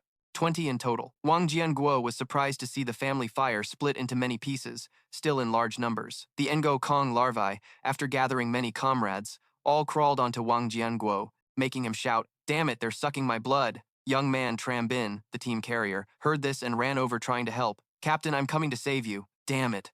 My props and magic power are all depleted. I can only try to stir up hatred, hoping the captain can seize the chance to escape." That was Tram Bin's thought. Wang Jianguo saw this and shouted to stop him. "Don't come here to die. I'll try to hold them off here." "You run now," he said while thinking, "Is this really the end?" A tuet tio. My past images flashed before his eyes. Outside the safe zone, in the wild village of the displaced. It was Wang Jianguo's family seeing him off. "Little girl Tio, my cheered dad, hang in there." Wang Jianguo gave a thumbs up to the mother and daughter. "Don't worry, Tia Mai. Dad will definitely be chosen and join the security team of the Thien Song Corporation. Our family can enter the safe zone and live a worry-free life." But before he could share the good news, his family was killed by monsters. Wang Jianguo screamed in pain. "We had a deal, but you didn't keep your word." The demon beasts, these Thien Sat beasts, were still not all dead. At that moment, Wang Jianguo revealed his power, making the Ngo Kong larvae fly off him. He shouted, "How can I die here?" Then Nana Kong Dedoi quickly dealt with the Ngo Kong larvae. The lowly sister showed a fierce aura, saying, "You're still alive? What a pity. If you were 1 second later, I could have swallowed your experience points whole." Once, the Intuk Ngo Kong was shocked, saying, "Are you AI?" In a blink, it could destroy half of my body. "It hurts, damn it." After saying that, it transformed into a combined violent form, shouting, "I'll tear you apart so you can't even feel this pain." Wang Jianguo was helped up by Tram Bin. Seeing Thien Tuk No Kong transform, he warned, "Damn it, this insect is going into a berserk state. You can't fight it like this." Nana Kong Doi heard and scolded, "Shut up, you low-level life form spawn. It's an insult to us. Look at your two chaotic, mindless eyes and see what true ultimate super voluntary form looks like. Then Nana Hong Thay Doi transformed into an extreme battle rocket suit. Even Thien Tuk No Kong was surprised. No way. How is this possible? How could a normal person just let a monster have its last words? Lowly Nana, Kong Thay Doi, cursed once, and it was over. Then she fired a missile to destroy the celestial beast. Ngo Kong screamed in pain. You're not human! After the shocking explosion, Nana Kong Thay Doi confidently said, Human? How could I be a low-level life form? Nana Kong Thay Doi easily earned the valuable experience reward of 10. Not 100, but leveled up to 22, and the money earned was 1. Not 100, the item obtained was the leg of the celestial beast, Nu Kong, a level 30 demon spirit. Before she could enjoy it, Nana Kong Thay Doi suddenly went silent, thinking, what's going on? No strength left, can't even make a sound. Just as she fell to the ground, Diep Van Phi's group arrived just in time. Nana Kong Thay Doi, Captain Vuong, is everyone okay? Nana Kong Thay Doi, are you all right? Why aren't you moving? Someone explained, maybe the attack just now drained all her energy. Though motionless, Nana Kong Thay Doi felt annoyed by the touch, thinking, my mind's still sharp. Damn it, I don't want to deal with low-level life forms even a bit. For now, let you rest in my arms a bit, Diep Van Phi said. Captain Vuong, here are 2 healing potions. Everyone hurry and recover. Yes, Vuong Kien Kwok replied. Thanks, girl. After the injury, Vuong Kien Kwok told Diep Van Phi, except for your 5th refuge zone, I guess the other refuge zones aren't safe anymore. This time, the beasts attacked sneakily in a very strange way. They seem to understand our human nature well. I suggest we immediately head to safe zone number 8 and relocate there. Diep Van Phi listened and said with a worried look, but if we do that, we'll be far from my brother, and he won't be able to find us. Let me contact him. Diep Van Phi opened the communication device. Brother, can you hear me? Diep Hao's voice came through. Beep beep. Van Phi connected, but the signal was like a punch to the face. Diep Van Phi worried. Are you okay? Everyone's at Refuge Zone 5. Nana Kung Thay Doi, and the rescue team saved everyone. We're heading to Safe Zone 8 immediately. But the signal was too weak, and Diep Hao lost connection with Van Phi. She was angry. Damn it, the signal's gone. I wonder if my message just now got through to my brother, Vuong Kien Kwok reassured. Don't rush. If you want to send news to your brother, I have a way. Diep Van Phi was surprised. Really? Vuong Kien Kwok said, it's simple. Just leave it to me, then get out of here. Back to Diep Hao. At Refuge Zone 5, he stood before the rubble, worried. There was a big battle before. I don't know if Van Phi and the others are safe. What's on the other side of the wall? It's the message Van Phi left. But it's a string of numbers. What does it mean? Luckily, Diep Hao is a top student, so he quickly remembered, these are the internal codes of the security team. The security team once came to the school for a science outreach talk, so I obviously didn't miss that detail. Then Diep Hao started searching the victims around. Sorry, big guys, I have to see if there's any communication device left. After a while, he finally found about 5. Looking at the pile of devices in his hands, Diep Hao felt frustrated, even though he found many, using his master engineer skills. To fix them still didn't make them work. The system explained that because the host's link level wasn't enough, the communication devices couldn't be repaired, so they couldn't be used. Usually, Diep Hao comforted himself, honestly. His true eye hadn't cooled down yet, and its range was limited. Right now, he couldn't run to Safe Zone 8, so the important thing was to buy time to contact Van Phi and the others. Moreover, it's still unknown if Safe Zone 8 can accept civilians from Zone 9. The black market isn't far from here, and there must be walkie-talkies there. I have to get there fast inside the Thien Song Corporation. At the black market in Safe Zone 9, dead monsters lay scattered everywhere. Diep Hao guessed this side had also just gone through a fierce battle. Maybe running through here won't be pointless? Suddenly, a shout rang out. Who dares to storm the black market right now? Looking for death? 1,000 bullets rained down. Diep Hao used his shield and felt relieved. Seeing you still alive makes me feel better. Another voice shouted. Stop! Diep Hao is one of ours.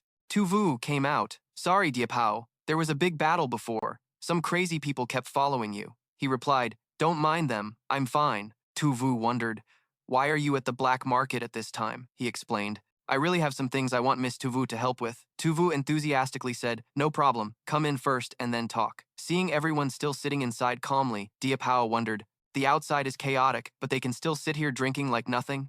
Tu Vu gently explained, right now, more than half the people drinking here are relic hunters. They came here for money, good liquor, and beautiful women. As for the lives of civilians and monsters, they simply don't care. Diep Hao passed through the crowd, silently judging. clearly powerful and high level, yet they just sit here drunk. But I don't have the stance to blame their choice.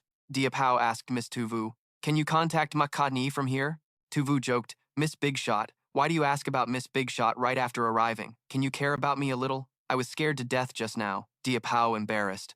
Not the time for jokes. I really have urgent business, he thought. Besides, I don't think she's scared at all. Tuvu turned serious, sat down, and said, logically, Miss Big Shot probably hasn't left Zone 9 yet.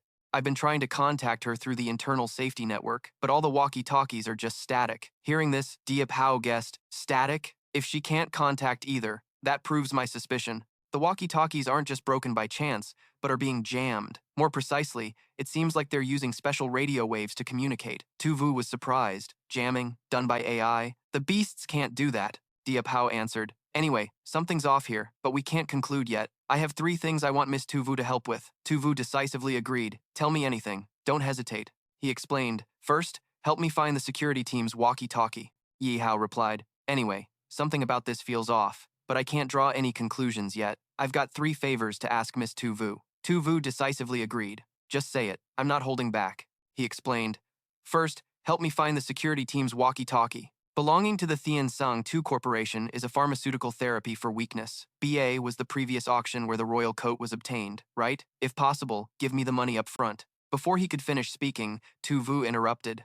Why are you acting so distant with me? Money can really hurt feelings. That coat originally belonged to you. As for the walkie-talkie and the medicine, I'll arrange someone to find them immediately. Ye Hao just thanked him and said nothing more. System notification. Tuvu wants to trade with you. Do you accept? Ye Hao just pressed accept. Even though Tuvu said that, Ye Hao knew well that talking about money hurts feelings. But when it comes to feelings, it's an even bigger waste of money. Sometimes debts of affection simply can't be measured by cash. System response. Accepted.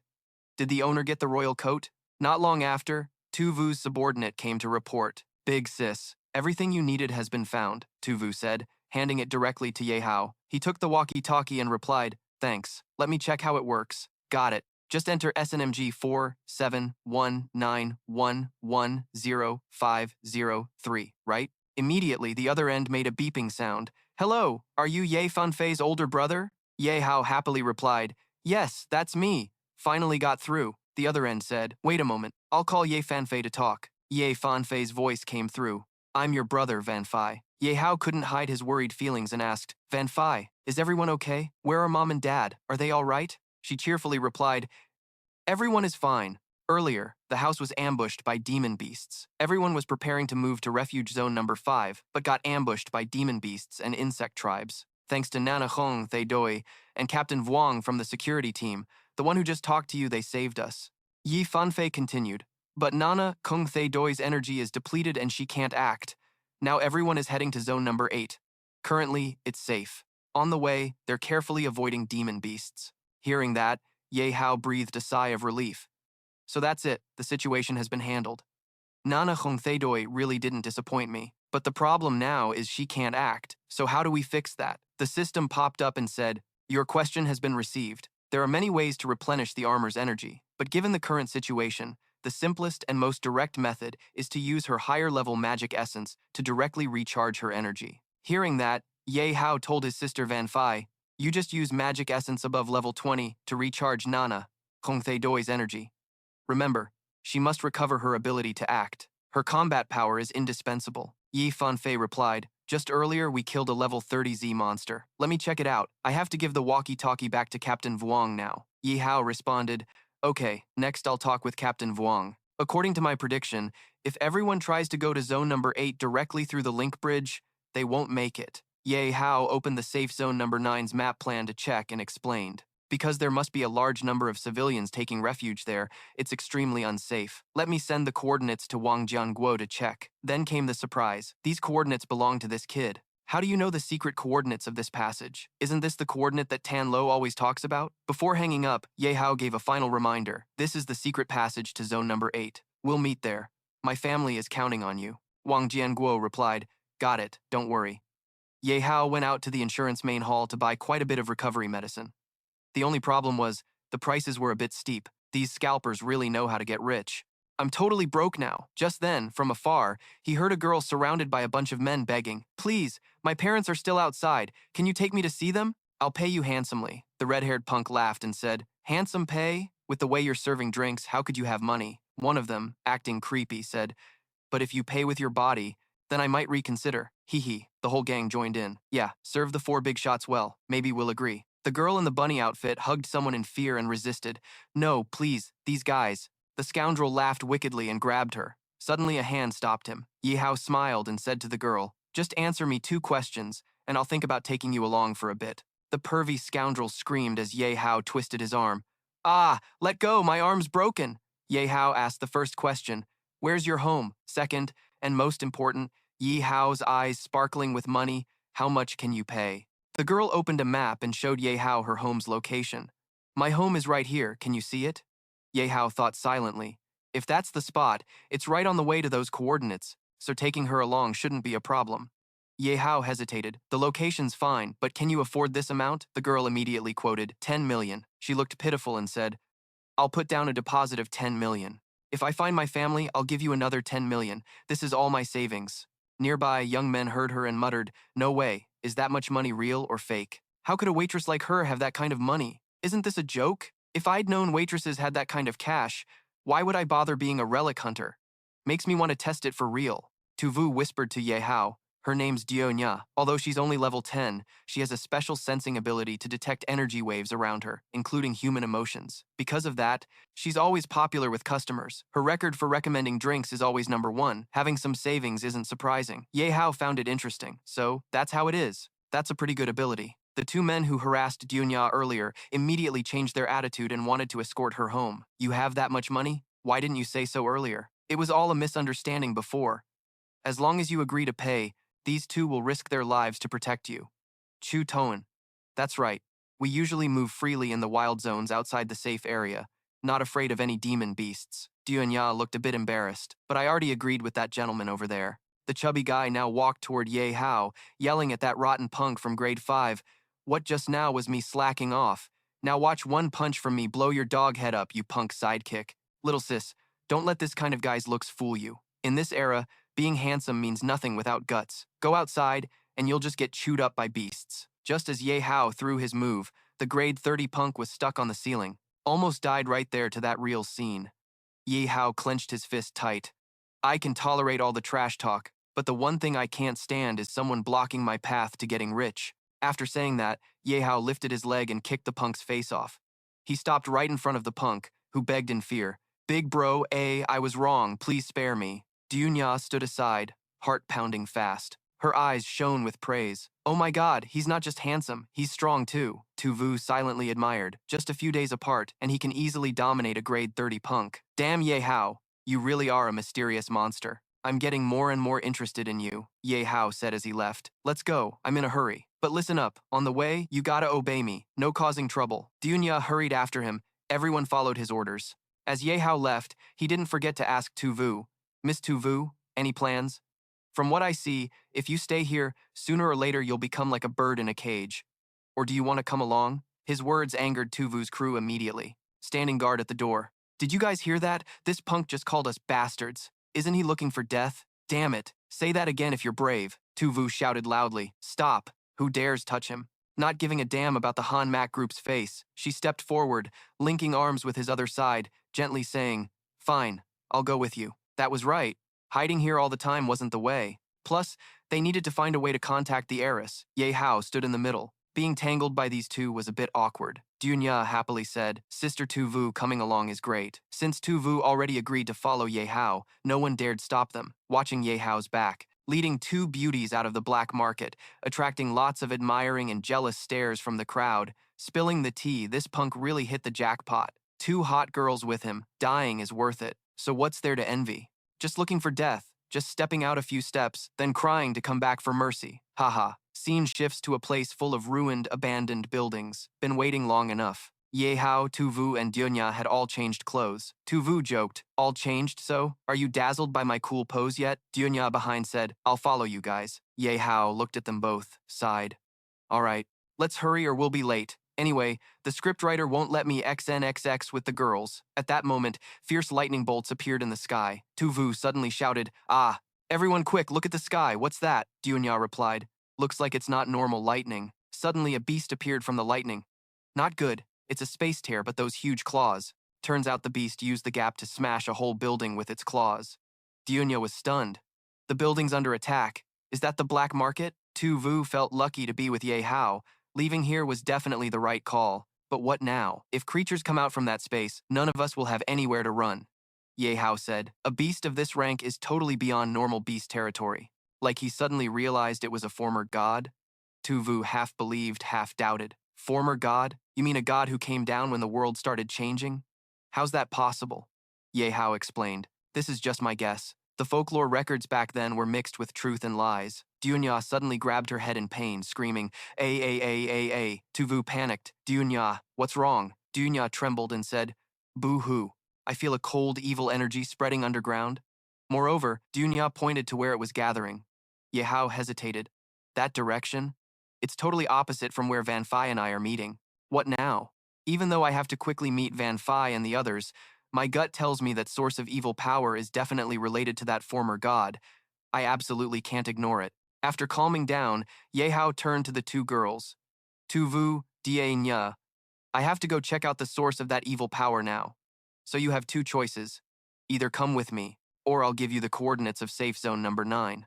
The two girls showed willingness to stand shoulder to shoulder with Ye Hao, decisively saying, I'll go with you. If what's in the sky is really a former god, don't say it's just zone 9.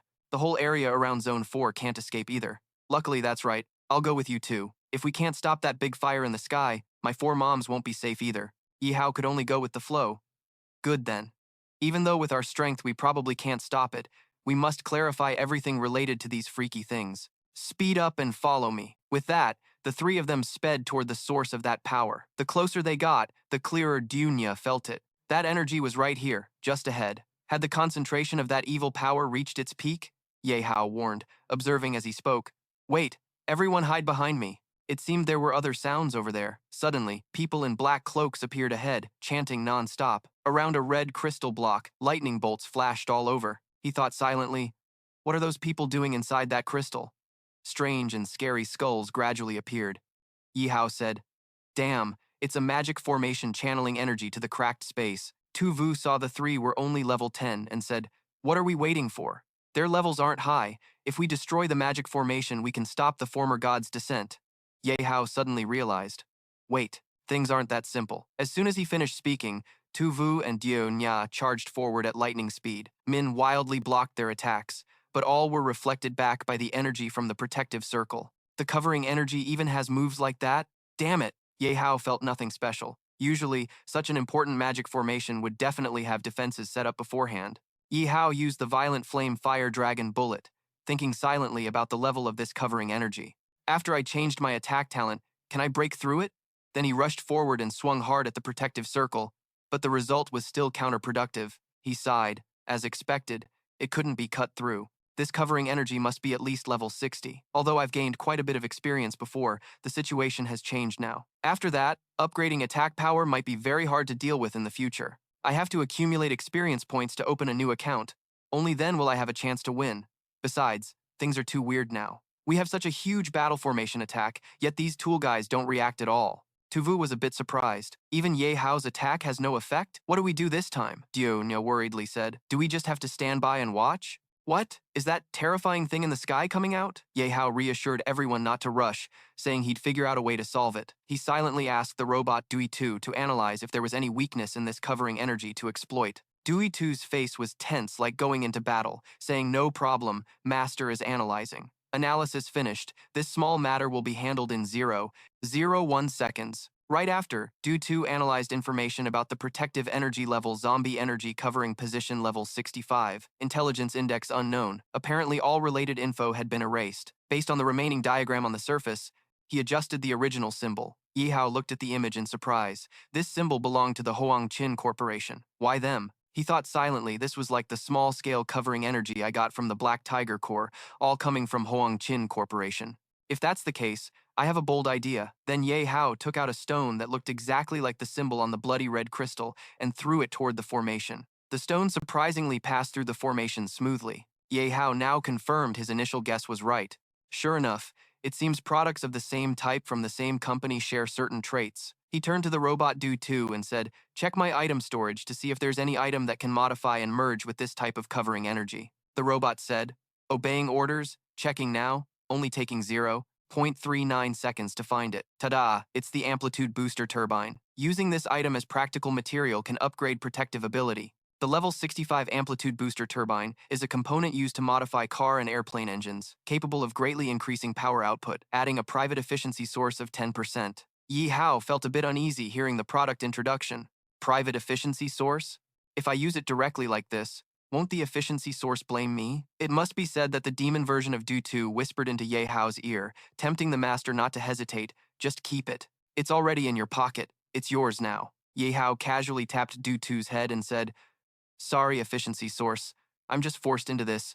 You'll understand me, right? Yihao took out the turbine and the stone from earlier, shouting, merge. 1 second later, the system announced the merge was complete. Congratulations, user has obtained a new level item, the level 65 amplitude booster turbine. After modification, it gained a stronger inverse force field, with extended duration and greatly improved durability. Ye Hao happily grabbed the newly made item and threw it toward the formation. Go inverse force field turbine, increase amplitude growth, run at full power, destroy from within. Tu Vu said in shock, he wants to use his own force field energy to eliminate the original force field? Yihao and Dunya praised him non-stop.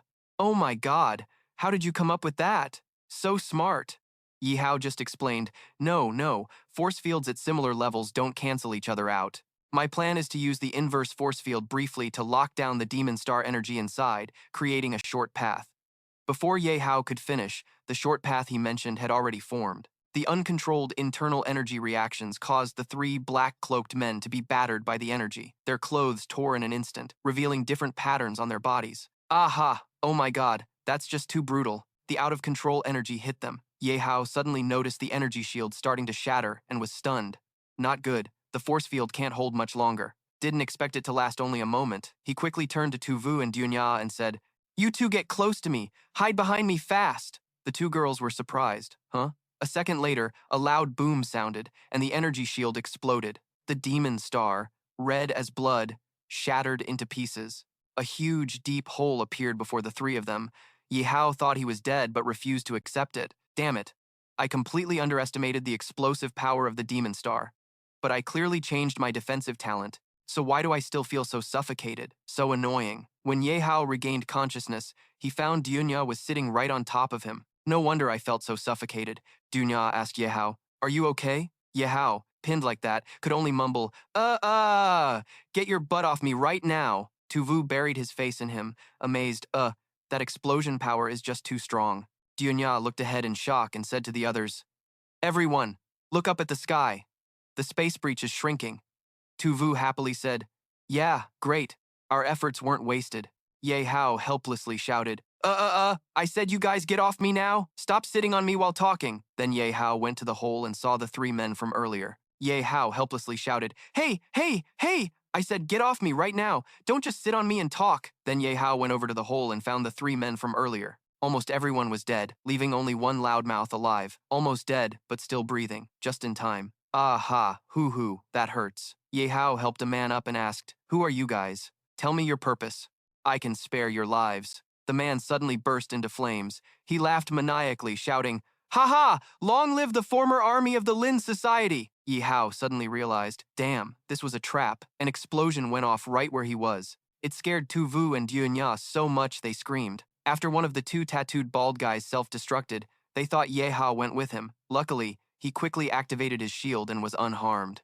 Ye Hao sat down and thought, someone just blew themselves up without saying a word. No way to predict this was a self-destruction to leave no trace. So damn cruel. Luckily, his innate defense wasn't weak. From afar, Dunya's voice called out, Ye Hao, glad you're okay. Ye Hao turned back and saw the remaining fire cultist was still alive. He had to keep this guy alive to get clear answers. Suddenly, the cultist powered up to self-destruct with the other guy. He shouted, ha ha, long live the former army of the Lin Society. Long live the former army of the Lin Society. Everyone saw the danger and worriedly warned Ye Hao. That guy's about to blow up again. Ye Hao carefully said, damn it, they don't even care about their lives to keep secrets. Totally brainwashed. Suddenly, the cultist immediately went silent. He looked confused.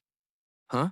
Yihao heard the word brainwash from Tu Vu, and an idea sparked. Brainwash? I know the mainframe too. He immediately activated his mental control skill to trigger physical resonance in his head. The effect lasted 60 seconds. The two girls suddenly looked confused. What's going on here? The cultist bowed respectfully at Ye Hao's feet.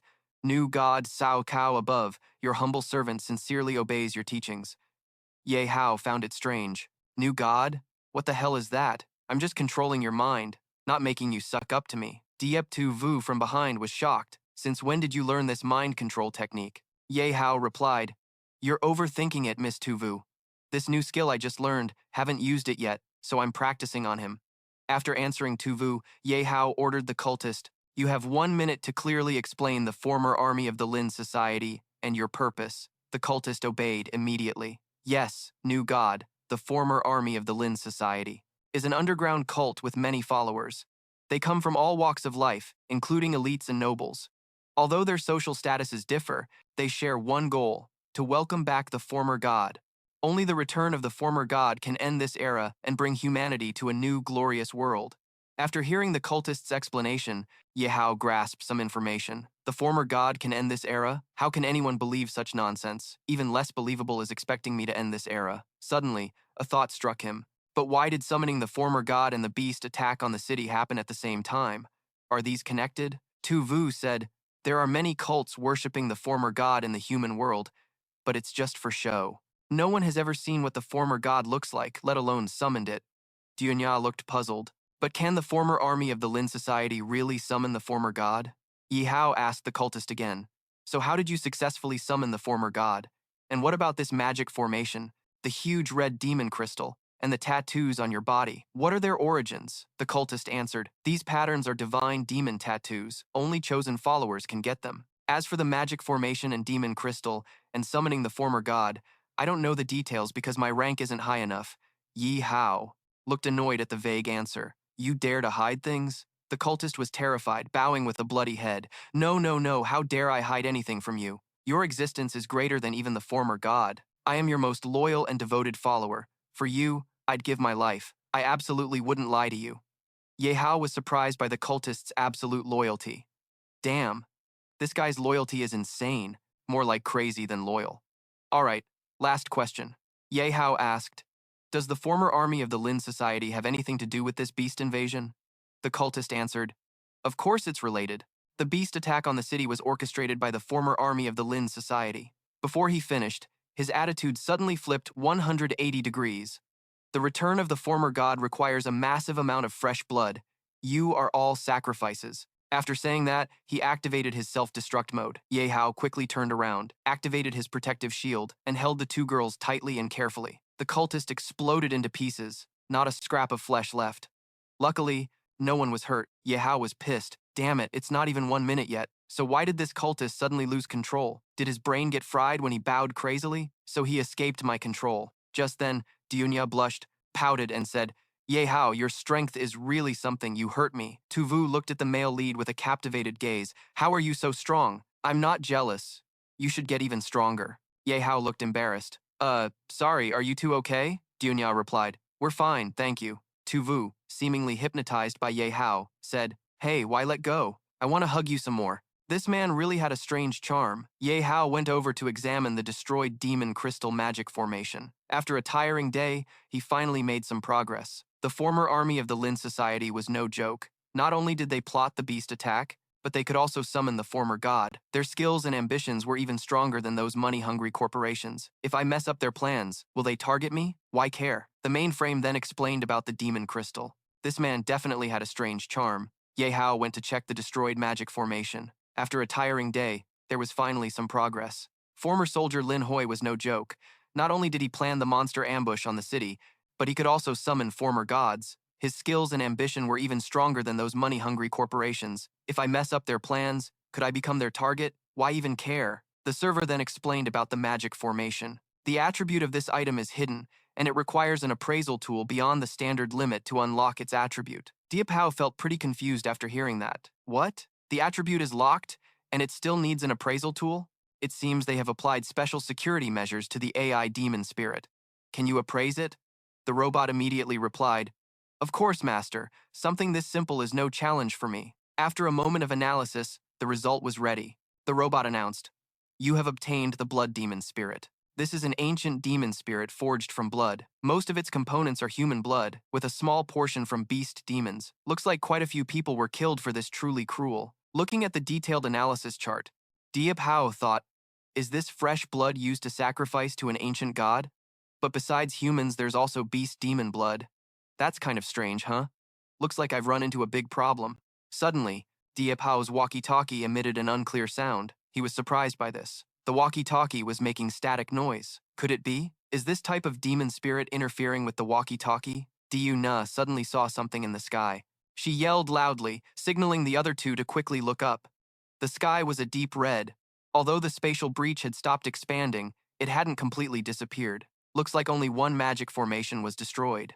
They still couldn't completely stop the summoning ritual. Diệp Hạo was standing on shaky ground, unable to balance, so he kept going. What now? If we continue, how much danger will our people be in? But if we give up, we can't guarantee the spatial breach won't keep expanding. Won't the ancient god stop? It keeps opposing me like this.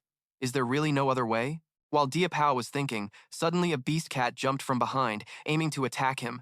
Diệp Hạo noticed and turned around but couldn't react in time. This is bad. Damn it again. The beast cat couldn't sense his aura. Before it could attack, it was sliced into pieces. A voice echoed from afar. While dealing with the beast cat, I didn't expect to find you here. Diệp Hạo froze. That's not a good habit. The voice sounded familiar. Suspicious, the voice belonged to a man carrying a Japanese sword on his back who appeared. Greeting with a bit of force, not trying to scare anyone, right? Turns out it was Senior Anthon. His appearance was unexpected. Everyone okay? Being ambushed by beast demons from behind is really dangerous. Diepna ran over to him. Is Senior Anthon really your brother? Diệp Hạo thought. Not necessarily that dangerous. Showing up now, aren't you afraid of suspicion? Diệp Hạo turned to thank Anthon. Looks like you saved my life. Thanks, Senior. Tu Vu said. No need to be so modest. Diệp Hạo is just a beast cat. What can he do to you? If it were you, Anthon. Tu Vu showed a displeased expression, glaring at Anthon. You're a trusted man of the Huang Qin Corporation, but you don't stay with the team and often wander around Sector 9. Plus, we just broke the magic formation, and you show up again. Diệp Hạo realized he couldn't underestimate her. Miss Tu Vu is truly a veteran. Huh? She already knows. Tu Vu pointed her gun straight at Anthon's head. It's hard not to arouse suspicion. What exactly do you want to do? Diuna panicked. Miss Tu Vu, what are you doing? Anthon means no harm. I can feel it. Anthon tried to calm Tu Vu with some flattering words. Miss Tu Vu was still as sharp as ever. Although our superiors have some conflicts, they're not enemies. Can you put the gun down?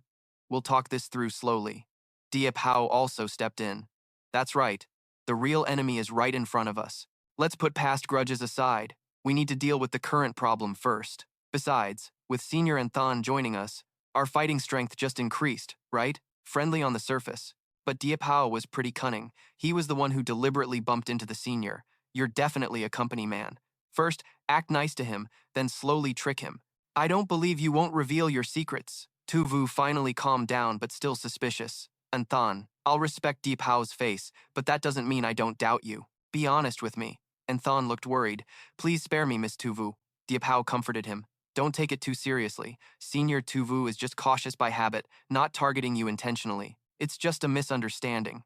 Anthon felt relieved and smiled again. It really was a misunderstanding.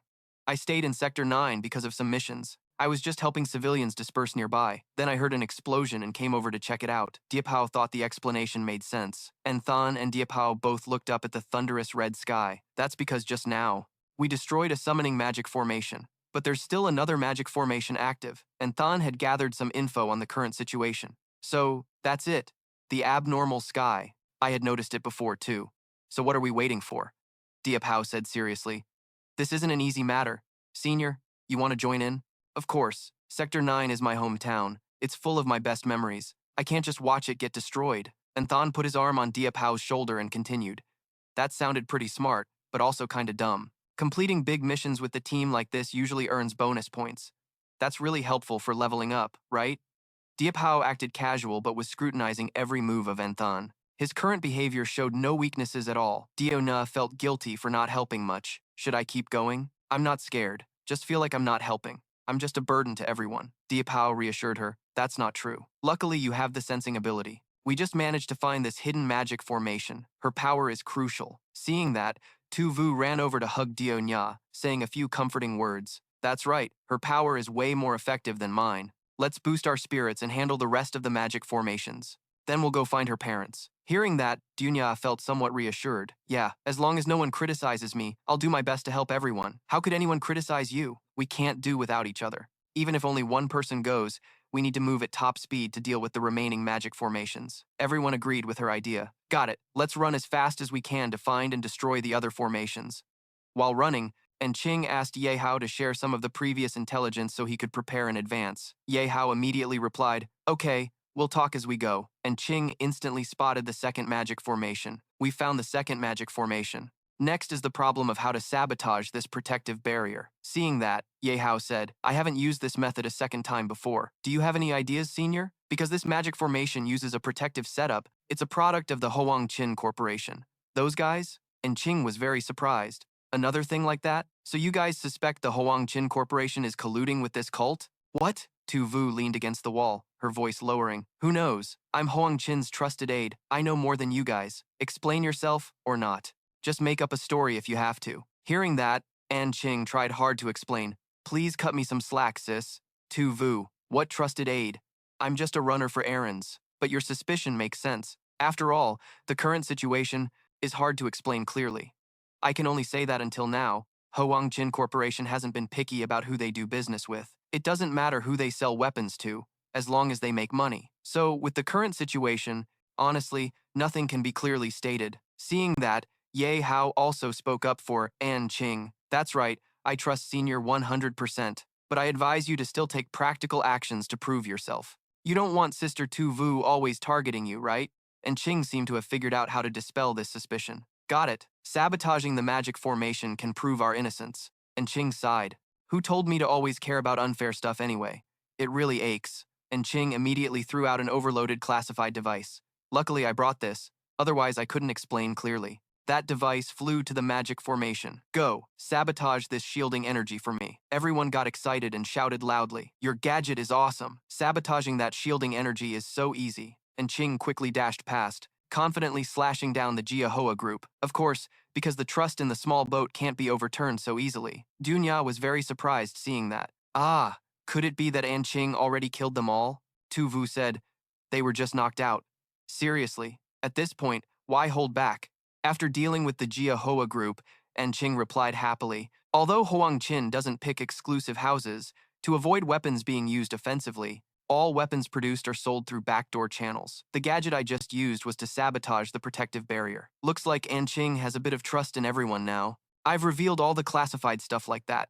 Do you all trust me now? Suddenly, a slash flashed directly at the red magic orb. Ye Hao destroyed it, excitedly saying, Senior, you forgot the most important blood chi magic orb. Ye Hao then approached Ching and continued, if we don't sabotage the blood chi magic orb, we can't completely block the space leak.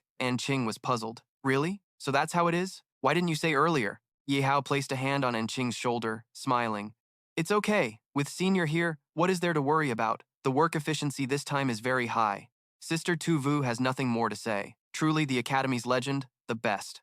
And Ching just replied, You're flattering me. You're flattering me. Then Ye Hao cheerfully said to everyone, Let's go. Time to move to the next spot. Leaving Ching still stunned, the speed of that sword just now was really fast. Even I couldn't react in time. If that sword was charging at me, so what are you trying to say? Yihao's junior disciple doesn't seem as harmless as he looks. After a while, they arrived, and Ching also went up. This is the last magic orb. Everyone, step back a bit so I can slash it. Dunya was happy. Great. After destroying this, the big guy in the sky won't be able to get out anymore. Meanwhile, Ye Hao felt something strange, sensing everything was too smooth. Except the protective barrier didn't even have a second measure. The Lamb army wouldn't be that naive, right? A few seconds later, the magic orb knocked them back, causing everyone to panic. What just happened? Then the magic orb fused them together. Ah, the god is calling me. Ha ha ha ha. I will merge with the god. The god is amazing. Ah, the power I feel is infinite, Ye Hao shouted. They've been fused by the magic orb. He turned to the others and said, Pull yourselves together, prepare to fight. This is probably the Lamb army's last trick. Then attack. After absorbing the people, the magic orb slowly transformed into a monster, or you could call it the Blood Chi Magic Orb Colossus. It said, You're just small people. How dare you dream of stopping the god's descent? Kill all who disrespect the god, they must die. Another face on the blood chi magic orb colossus said, Boo-hoo, I am guilty, I cannot let the god descend. Please punish me. And Ching said, Hide behind me, I'm here to take revenge. Dunya, add my blood, Ye Hao and Tuvu, help out. Yihao stood in front and suddenly realized, wait, the level gap is too big. Before he could finish, the blood chi magic orb colossus charged to attack. Small humans daring to plot a challenge against the god's substitute? Arrogant. And Ching was seriously injured defending against its attack. Just one strike, this is the terrifying power of a rare elite at level 60. What? And Ching's health dropped to 60% after some time resisting. Arrogant. And Ching took a lot of damage blocking its attack. Just one hit, that's the terrifying power of a rare 60-level elite. What? And Ching's health dropped to 60% after holding out for a while. The monster finally knocked him away. The monster was contemptuous, way too ordinary. Then it quickly shifted its focus to Tuvu. Ye Hao rushed over to grab Tuvu, using his shield to block a blow for her. Sister Tuvu, be careful. Don't just stand there frozen. Hold your weapon tight. Watch out and dodge, the speed of this guy's attacks isn't that fast. Tuvu felt shy in Ye Hao's arms and apologized to him. His shield energy kept steadily draining over time. Ye Hao thought to himself, although its attack speed isn't fast, its strength is insanely abnormal, totally not on the same level as the beasts I faced before. My 10 layers of shield energy were shattered in an instant. Damn it, Ye Hao's health had dropped to 85% by now. He muttered inside, breaking through 10 layers of shield. With that kind of attack power, the strike pushed Ye Hao and Tuvu quite far apart. I can't just keep blocking its attacks like this anymore. Otherwise, even my innate defense won't hold up. And Ching stepped forward with a few moves, swinging his sword straight at the blood fiend demon giant. I have to turn defense into offense if I want a chance to win. Based on my experience clearing over 20 levels, as long as I don't get hit, I'll have a chance to strike back until it's dead. However, Ye Hao's attack only reduced its health by 5%. He thought, I overestimated myself. One full force strike with my innate attack power only caused a slight scratch? Tuvu shouted in panic. Retreat quickly. Ye Hao, this elite's defense is insanely abnormal. We basically can't break the blood fiend demon giant. Hearing this, and Ching said, running won't earn us mercy from the god. And Ching narrowly dodged an attack. It must be the demon essence hidden in its body that gives it such high defense. A device was thrown in front of the blood fiend demon giant. The faces on its body started to stir. What the hell is this crap? All the tricks in front of it are nothing. God, please forgive these fake and weak people. A shield appeared, claiming this is a level 55 arc field with 100% shield value. And Ching shouted, Everyone, run fast! My level 55 force field can trap it for a while. Leave it to me here. The blood fiend demon giant struggled to break the shield. Trapping me? Are you kidding? It said, God, please punish these arrogant and weak people. At this moment, Ye Hao told Ching, My weapons are all broken. Are you ready to fight barehanded? Take this. And Ching reached out, suspicious. This sword is the electrolyte twin ring. It comes with a lightning effect. The attack can switch from one-handed to two-handed, increasing attack speed by 30%. Ye Hao replied, This sword was taken from the hands of the Black Tiger mercenary captain. Just take it and use it. Running away now is the best choice. The important thing is the senior can't hold on much longer either. While it's trapped, finding its weak spot and making a new strategy is the best move. And Ching looked at Ye Hao worriedly. Can he really stay calm and think straight when life and death are at stake? His combat experience is definitely richer than mine. At this moment, Dunya raised her hand to her head, looking tired, and said, I think I found its weak spot. Ugh, such a headache. Everyone was surprised but happy. Well done, Dunya. You always surprise me. What's its weak spot? Dunya said with difficulty. I feel like the demon energy in the boss's body is all flowing through the demon essence on its back. The blood fiend demon. Giant immediately denied Dunya's words, calling it nonsense. God has no weak spots. Everyone also noticed that indeed there was something like a beating heart there. But the key question is how? Can we smash such a hard blood fiend demon? Ye Hao turned to ask Quet about the weak spot. Quet replied respectfully, Analysis shows the only way is to use the previous blood fiend demon essence to enhance the weapon, exploiting similar attributes to break its hardness. Ye Hao realized it's tit for tat and quickly planned to test it out. Ye Hao turned to Tuvu. Miss Tuvu, can I borrow your gun for a bit? Though puzzled, she handed it over. Hey, what are you doing with my gun? Just take it, Ye Hao said. I'll help you enhance and modify the weapon a bit, fusing it with the demon essence enhancement. She was shocked. What? You know that skill too? A few seconds later, after finishing, the system displayed a notification. The Demon Essence Enhanced Weapon, a long-range type, has lifesteal, armor penetration, and attack speed increased by 30%. Tuvu exclaimed, "It has so many special effects? Ye Hao, you're really awesome." After some time, the Blood Fiend Demon Giant broke through the shield. "Game over," it said. "This shield wasted a lot of my time." Ye Hao said to Tuvu, "Try it out fast." Tuvu replied, "Leave it to me."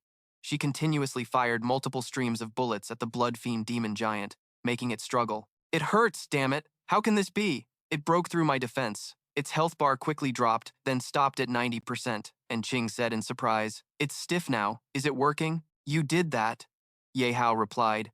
"Though the damage isn't high, it can only temporarily restrain it. To defeat it, we need a weapon with real power. But where can we find one now?" And Ching said happily, "I bought some combat weapons for the team at the night market before. But what do you want to do?" The system showed and Ching wants to trade the power gauntlets with you. "Do you accept?" He was stunned. What a coincidence. The Blood Fiend Demon Giant was annoyed by Tuvu's attacks. "I'm pissed now. This little pain and itch is really annoying." Yihao quickly told Enqing, "Not good. The restraint effect is weakening. Senior, think of a way to hold it for 20 seconds." Enqing immediately ran over and handed it to me. The system notified Ye Hao, the host, that the power gauntlets have been acquired. Ye Hao quickly told Enqing, "Not good. The control effect is weakening. Senior, think of a way to hold on for 20 seconds." Enqing immediately ran over and handed something to me. The system notified Ye Hao that the host had obtained the power glove. Ye Hao stepped back to strategize, scanning quickly to find the prop with growth potential linked to the dynamic fist set, swiftly locating it, found it, owner. The dynamic fist set is a traditional close combat weapon that wraps the entire arm, capable of greatly upgrading attack power. The small booster rocket is an enhanced prop used to speed up modifications for planes or cars. It can greatly amplify rotational size. A special note from the principal's income, this item shocked him. "Damn, it's a disguise prop, didn't expect the principal to be into racing. You can't judge a person by their looks." No time to mess around, quickly combine these 3 items for enhancement right now. Over here, the Blood Demon Star Giant has knocked Enqing far away. Those annoying ants, die for me. Enqing's blood is down to only 10% now, no good. My blood scan speed can't keep up anymore. If this keeps up, is Ye Hao still not done? Ye Hao quickly spoke up, already making them wait too long. One strike instantly snapped its sword. "What the hell? My sword!" Ye Hao, wearing the powerful dynamic fist set, said, "I've been holding back on you for too long. Now it's time for Dad to counterattack." The monster panicked. "Gods, please save me, I'm scared. Gods, please save me, I'm scared." Another face of the Blood Demon Star Giant turned dark. "Why did your attack suddenly get so strong? How could you shatter my rigid demon star?" Ye Hao said seriously. "Suddenly strong. Do you think I'm going to tell you why?" He charged forward. "Aside from experience points, you mean nothing to me. I don't plan on getting any intel from your mouth either." The Blood Demon Star Giant still arrogantly boasted, "I am the son of heaven, blessed by the ancient gods. How could someone as lowly as you look down on me? Fine, as long as I focus on defense, no one can break through." Ye Hao didn't care, swinging a punch at it. "Shut up!" The punch shattered a lot of its demon stars. It cursed, while Ye Hao quickly jumped back. "The blessings of the ancient gods mean nothing to this new god like me." The Blood Demon Star Giant refused to lose, shooting out reckless demon stars. "You dare disrespect the ancient gods and call yourself a new god? Why do you accept the punishment of 1,000 arrows piercing your heart?" At this moment, everyone spoke over An Qing's voice. "Don't lose focus, Ye Hao. Leave the reinforcements to us. You just focus on it." Ye Hao froze. Everyone from Tuvu told him, "Right now only you can destroy it. Don't waste your energy on small stuff." And Qing added, "Exactly. Stop defending. Go all out attacking it. We're all counting on you." After hearing everyone's words, Ye Hao quickly regained his spirit. "Then it's settled. 3 treasures. I want to finish this fight as fast as possible." Yihao started gathering power, activating full DBS. As he prepared to throw a punch, he suddenly realized this was a level 60 God's domain, with 95% energy value recovering. Yihao was shocked. The Blood Demon Star Giant's magic shield sneered, "You might try a little trick to break my rigid demon stars, but you will never break through this God's domain of mine." The warning bar blared repeatedly. "Alert! Alert!" Yihao struggled to muster strength to hit the annoying shield. As long as those 2 heads keep soaking up pleasure, this magic shield will keep recharging. Damn, why is my power still not enough after all this? The system warning sounded again. Continuous overload attacks will cause system overload. Level 60 God Domain, 50% energy value recovering. The blood demon star giant laughed excitedly. Ha ha ha, useless. I'm already blessed by the gods, no one can break my defense. Yihao was knocked back from using too much strength. Damn, why didn't I aim for his left heart from the start? Damn, why didn't I aim for his left heart from the start? The notification sounded. Host's attack power exceeded strength attribute limits, entering overload state. Life value continuously decreasing, 30 seconds remaining. The blood demon star giant laughed happily. Haha, I love seeing others suffer. It's so fun. Even the god official praised my defense against those foolish mortals. How could you break it? The proud demon beast loudly challenged. I'm right here. Let's see who dies first. Ha ha ha. System warning. Warning. Due to overload state. The host's blood volume kept dropping drastically. Ye Hao's whole body glowed, trying to heal his wounds. He thought, the god official is his superior. This intel is no longer important. The key is to break his defense. Otherwise, forget stopping the ancient god's stance. I'm afraid we'll all die here. Must use absolute power to suppress his magic shield and recovery speed. Thinking this, Ye Hao quickly ordered the robot assistant to scan, to see if he had any other power-enhancing props. Hurry, the virtual brain robot replied. Sorry, master, there really isn't any, not even a basic power potion. Ye Hao ignored the robot and focused on thinking, power potion, right? There's still that option.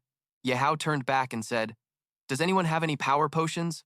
Lend me one quickly. Dunya was startled by Ye Hao's sudden question and asked, power potion? And Qing replied with some regret, sorry, none. I bought a lot of stuff before, but no power potions. Runya also spoke up.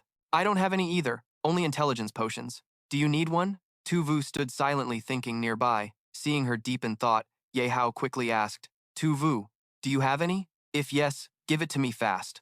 If it costs money, just put it on my tab. I'll pay you back later. Tu Vu's face darkened when Diệp Hạo said that. She quickly threw the bottle and shouted, I told you, we don't talk money between us. Yihao quickly grabbed the bottle, then heard Tu Vu add, I don't want to give it to you because of its side effects. Yihao was curious about the side effects. The system showed info about this bottle, Hercules Divine Power Elixir.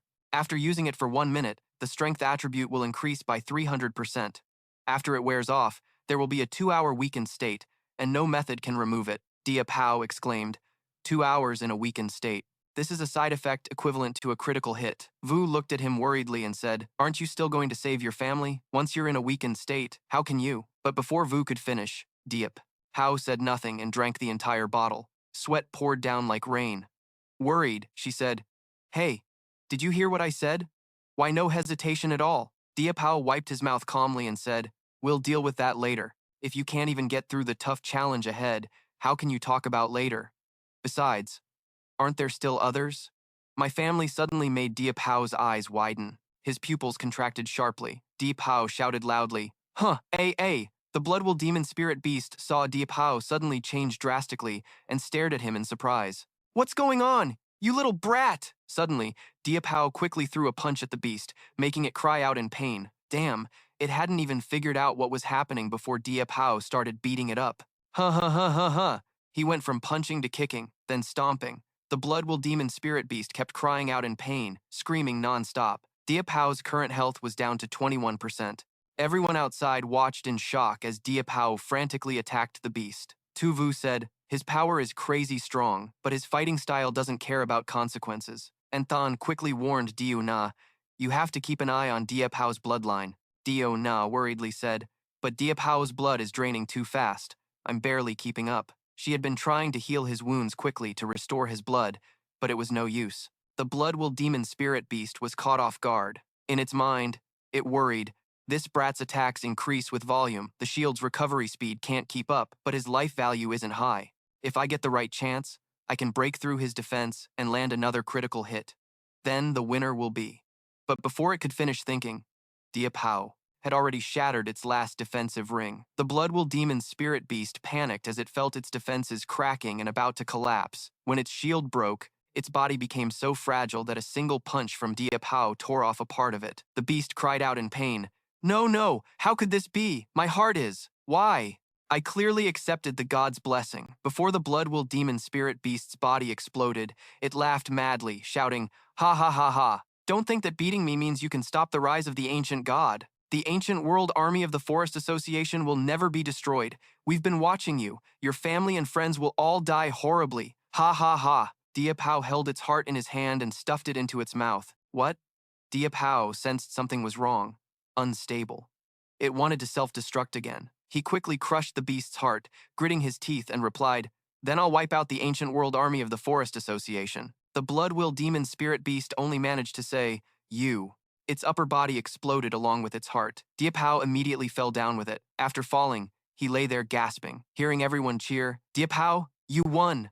"Well done." The system announced the elite blood-will demon spirit beast was defeated, granting 200,000 experience points and 50,000 yuan. You have obtained the Demon Spirit Enhancement Data, Skill Enhancement Book, Level 60, for the God Summoning Demon Spirit domain. The system shouted, "Host has entered a weakened state. Countdown of 2 hours begins." Diệp Hạo lay still thinking, finally it's over, but what now? I guess I have to rely on those three. But the feeling of entrusting his life to others made Diệp Hạo grit his teeth and force himself up. He was startled to see An Than swinging his sword, staring at him. Diệp Hạo called out first, "Senior An Than." Tu Vu and Dio Nha quickly rushed out to shield Diệp Hạo. Tu Vu pointed a gun at him and shouted, "An Than, what are you trying to do?" The fox's tail finally showed itself. "Huh?" Dio Nha held her weapon ready to fight, looking at him seriously and said, "Brother An Than, what's wrong with you? Diệp Hạo is our friend. You're not allowed to hurt him." An Than ignored them, his eyes coldly fixed on Diệp Hạo as he spoke. Diệp Hạo stabbed his sword into the ground. A long, deep line appeared on the ground. He hurriedly said, "What are you guys doing?" And Than raised both hands and looked confused at them, saying, "Sister Tu Vu, Dio Nha, don't point weapons at me. It's a misunderstanding. Just a distraction. No need to react like this." Tu Vu still aimed her gun at him, frowning.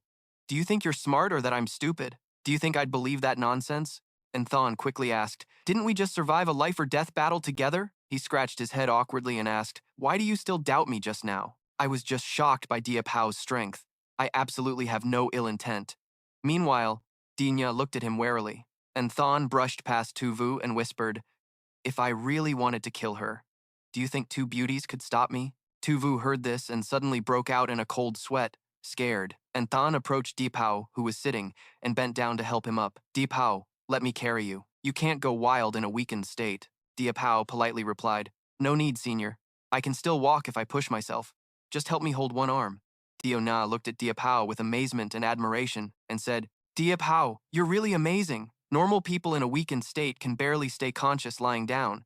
You can still stand and walk unbelievable." Tu Vu stood silently watching them. Diệp Hạo was supported by An Than as he hurriedly said, "Just routine procedure. No need to be amazed. Miss Tu Vu, you don't have to be so serious. Senior An Than and we all just survived. Let's be closer, doubt less, and trust more." And Ching laughed and said, "Ha ha ha.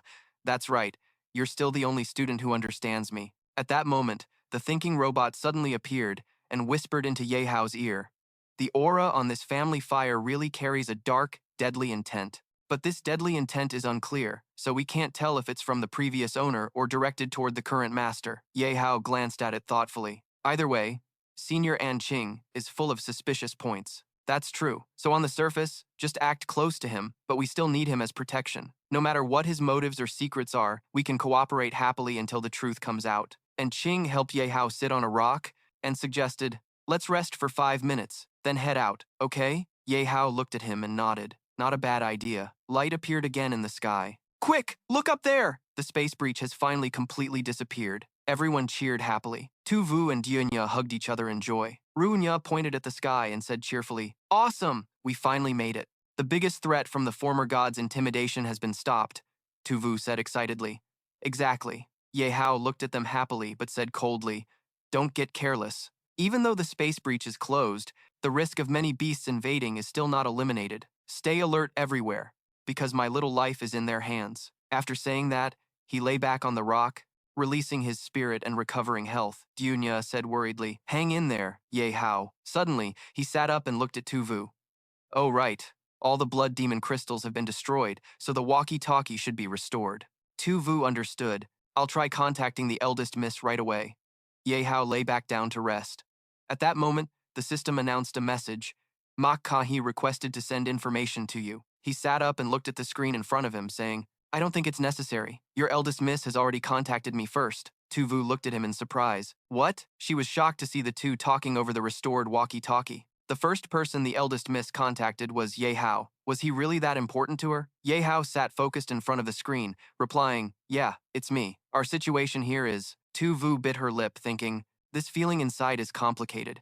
Am I jealous or just envious? Elsewhere, Mak Ka-ni stood with arms crossed, watching the screen. Two bodyguards stood beside her. So that's how it is. I understand. Huang Qin and the 9 generals of the Lin Association are interesting. I'm very safe now and have contacted the corporation for backup. It will take some time, so everyone stay put. I'll be there soon. Yihao quickly interrupted. You don't need to come here. To improve efficiency, we're near the connection bridge.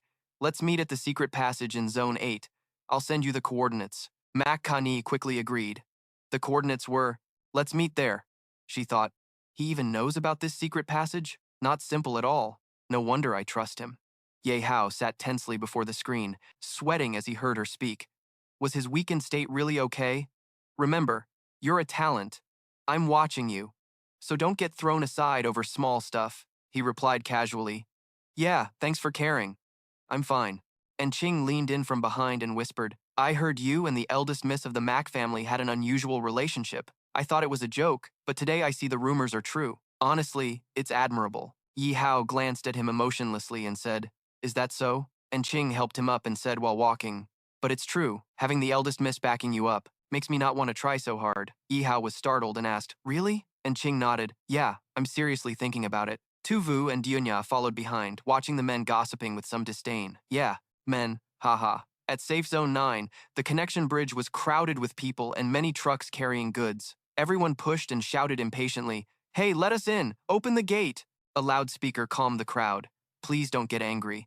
We're still waiting for orders from above. Of course, this answer didn't make anyone feel better. People shouted loudly, Forget waiting! The beasts are right behind us! Open the secret passage to Zone 8 now! Wang Jianguo stood with his hands on his hips, looking at Ye Hao's family in surprise, saying, Sure enough, the connection bridge over there is no longer accessible. The crowd's shouting was so loud it could be heard here. Did that kid really have prediction abilities? Ye Hao's mother looked worried into the distance and said, Why hasn't Hao Ni arrived yet? I'm so worried about him. Ye Fanfei sat beside her and comforted her. Don't rush. He just contacted us and is coming right away. He's that capable. Nothing will happen. Nana Kung Doi sat behind, pointing in the opposite direction and shouted, Ah, it's Master Ye Hao and his group arriving at the safe gathering point. He happily called out, Mom, Dad, Fanfei and everyone turned sharply to look at Hao Ni. Ye Fanfei ran quickly to Ye Hao and hugged him, saying, Your brother is safe. That's such a relief. I was so worried about you. Ye Hao hugged his sister and smiled happily.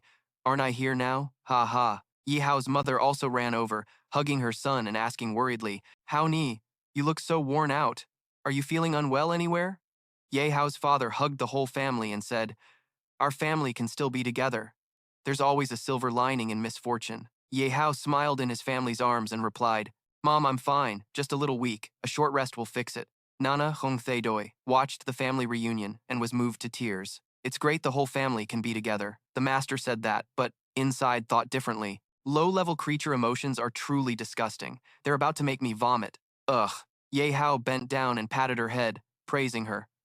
Nana Hong Doi. You worked hard this time. Thanks to you, my whole family is safe. She obediently looked at him, smiling and said, For my master, I can do anything. But in her mind, she thought, he's very weak now. Killing him would be as easy as flipping a hand, but his body still doesn't fully obey his consciousness. But I definitely have to figure out a way to break free from these chains. From behind, a small voice interrupted. Sorry to bother you, but it's good to see all of you again. Ye Hao glanced back. Nana Hong Doi also widened her eyes. Mak Kani and 2 bodyguards spoke up. But now there's no time to bask in happiness, because the champion leader of the demon beasts has invaded again. The 100-soldier Red Tail has appeared. Mak Kani said calmly. Because of the 100-soldier Red Tail's presence, the demon beasts are stable.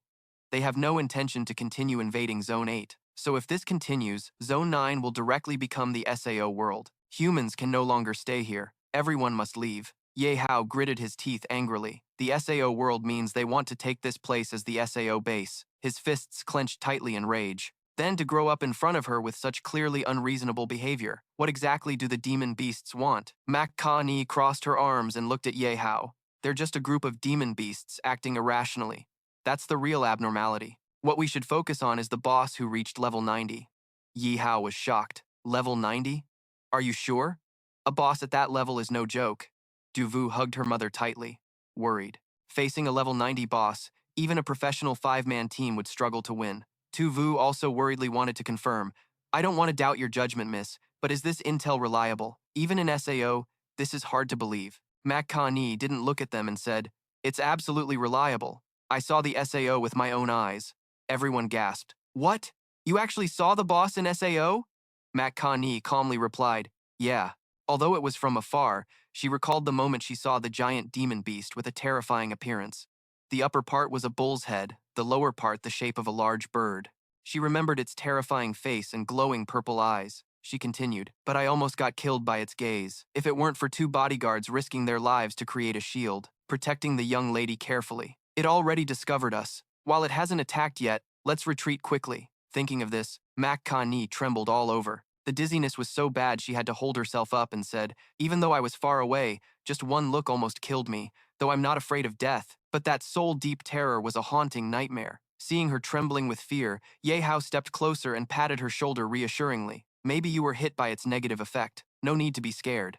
Surviving its attack is already impressive." Mac Ka-ni looked at him admiringly, blushing as she spoke. Ye Hao saw the two bodyguards behind her. Mac Ka-ni gave a thumbs up to herself, sweat naturally pouring down her forehead. She thought, Hey, did you guys misunderstand something?" Mac Ka-ni composed herself, crossed her arms arrogantly and said, "All right, I'm not a girl who needs comfort. First thing, I've been working with Han Mac Corporation, researching the structure to connect with demon beasts, confirming this boss belongs to one of the 28 constellations."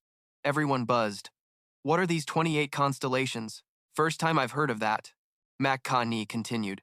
"Since Earth's OL era began, all living things have mutated, demon beasts included. Scholars studied for years and discovered power levels of demon beasts arranged according to some law. This law matches the azure dragon, black tortoise, vermilion bird, and white tiger, the four symbols. The four symbols combine into 28 constellations. To explain simply, there are 28 boss monsters in the demon beast group. It's normal if you haven't heard, because this info isn't public. The 100-soldier red tail is the tail constellation, one of the four symbols azure dragon. Through Mac Ka-ni's detailed story, everyone's image and understanding of the demon beast's power became clearer. Historically, the 100-soldier red tail massacred dozens of low-level cities, though some formed teams to fight back. But they lost every time, Ye Hao said coldly. That's because there was no big corporation interest before. Small-scale teams naturally got wiped out. But this time, if left unchecked, it will sooner or later affect the big corporations. You can't just sit back and do nothing, Mac Ka-ni quickly replied. Of course, Han Mac Corporation sent an elite team to form a SAO combat squad. They'll be here soon. Also, reliable intel says other big corporations are gathering their battle teams to prepare for the first deadly fight. Mac Ka-ni looked at An Qing behind her and said, "That includes your royal government." And Qing, hearing himself named, scratched his head shyly and said, "Ha ha, that's obvious. The big brothers and sisters up there value that first deadly fight more than their lives. They might have already set off." Yihao looked at them and asked, "This battle really caught me off guard. To make so many corporate teams risk their lives like this, could the boss have dropped something valuable in SAO, like a low-level legendary item?" Mac Ka-ni quickly explained, "You guessed right, like the boss at the 28 constellation level. They all have their own territories. Whoever dies first can get the key and open the main gate of the territory. Inside are rare resources they've gathered. These resources equal 5 times the same level SAO. If converted to money, wait a second." She held up 2 fingers, her face lighting up. "At least 2 billion. Yihao, hearing the amount they could get by defeating the demon beast, his eyes lit up thinking, 2 billion. Although still weak, help me up and let's try." And Qing stepped closer to Ye Hao and asked warmly, "So, junior brother, what do you think about SAO? That's a level 90 boss. Are you hiding any tricks?" Ye Hao, sweating more at the question, turned his face away and spoke, "How could this be? In my mind, the clone of the 90-rank boss was already way beyond my skill level, unless I used direct experience value to unlock a completely new account. What if I managed to open a powerful account?" Yihao frowned, thinking whether it was worth it or not, but that could be discussed later. At least, there was some chance of surviving against that damn Mo Ka-ni. Let's settle this for now and temporarily withdraw from Sector 8, then figure out what to do with the remaining civilians. Waiting for the team's people to kill the boss naturally means rescue. Ye Hao nodded in agreement. Okay, Wang Jianguo approached Ye Hao and asked, "Ye Hao, I want to ask something. What are the coordinates of this secret passage? For our security team, it's just a small-scale secret." "How did you find out?" Ye Hao honestly replied, "A female officer from the security team told me. Apparently, she was also from the Thien Sang Corporation, like some undercover agents." Hearing Ye Hao say that, she hurriedly grabbed his shoulder, anxiously firing questions. Is her name Tan Lo? Where is she now? Do you know how she's doing? Wang Jianguo shouted loudly. Calm down, Thom Bin, Ye Hao said. She. He looked at the photo of the two of them together. This is him. He looked at the young man in front of him, wondering if they were involved. Thinking that, Ye Hao leaned close and whispered to Tram Bin. She covered for me so I could escape, but was killed by a demon beast. At the last moment, she gave me these coordinates. She was a good person. Hearing this, Tram Bin screamed in agony. How could this be? Tan Lo is dead, dead. Wang Jianguo saw him going crazy, quickly held him back and shouted, Kid, control your emotions. At least she wasn't a traitor. Her sacrifice was meaningful. Tram Bin covered his face, trembling and crying. But she's dead now, so it's basically worthless. Boo-hoo-hoo. Seeing them like that, Ye Hao's face grew even colder. He silently made a vow. He was right. In this era, the only standard for political value is survival. Sorry, this is as far as I can help you. Hopefully, this well-meaning lie could comfort him a bit. Ye Fanfei was walking ahead, completely unaware of what was happening behind. She happily pointed toward the gate, glowing with light. There's light ahead. Brother, it looks like you're almost at the exit. Passing through the gate, she looked around in surprise. Why is the atmosphere behind so heavy? From afar, a voice echoed. Standing there was a man with white hair, one side of his face covered by black cloth. Behind him were 4 others, all armed. They stared at her fiercely. The leader shouted loudly, I opened this mountain. I planted these trees.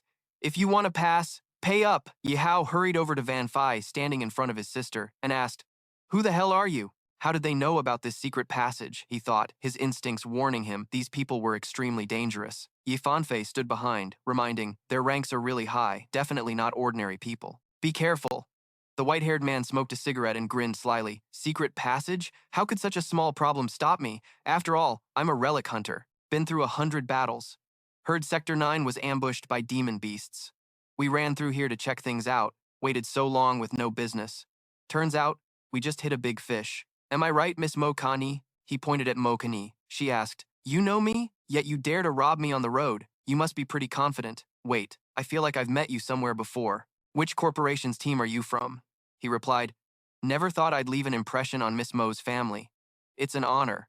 The team is history now. Now I'm a free and easy relic hunter. This time I came into the safe zone to upgrade my gear, ended up running into this mess, also looking to make some money. So all you have to do is leave the cash and your gear and tools, and you can pass. I'm a man of principle. I only want money, no killing.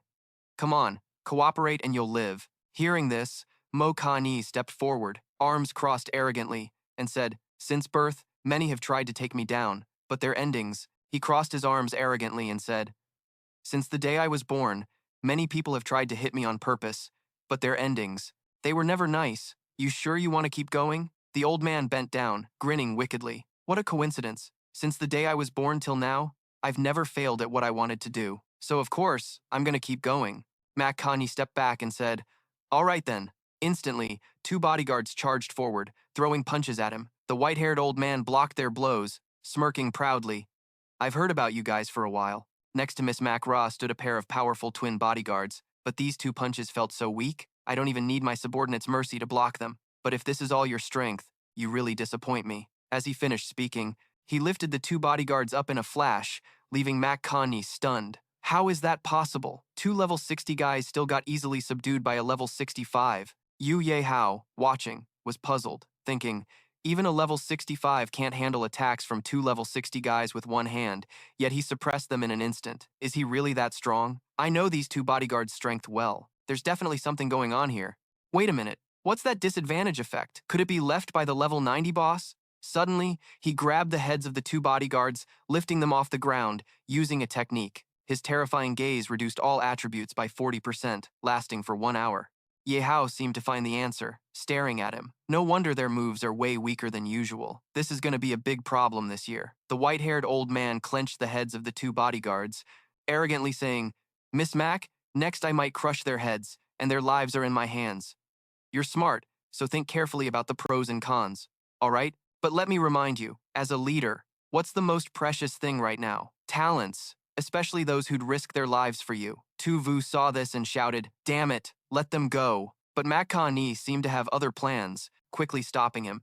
Don't get worked up. Suddenly, a red light flashed on Tu Vu's forehead. His voice echoed, Don't move. The white-haired old man's ally looked through the scope and said, If you want to live, you better listen to your master. Otherwise, I'll put a hole right in that pretty face of yours. Then he glanced at Wang Jianguo with a smug smile. Big guy over there better behave too, unless you want your head turned into a cactus. A chubby level 55 guy, eating arrogantly, warned, you all better behave. Rank means nothing here.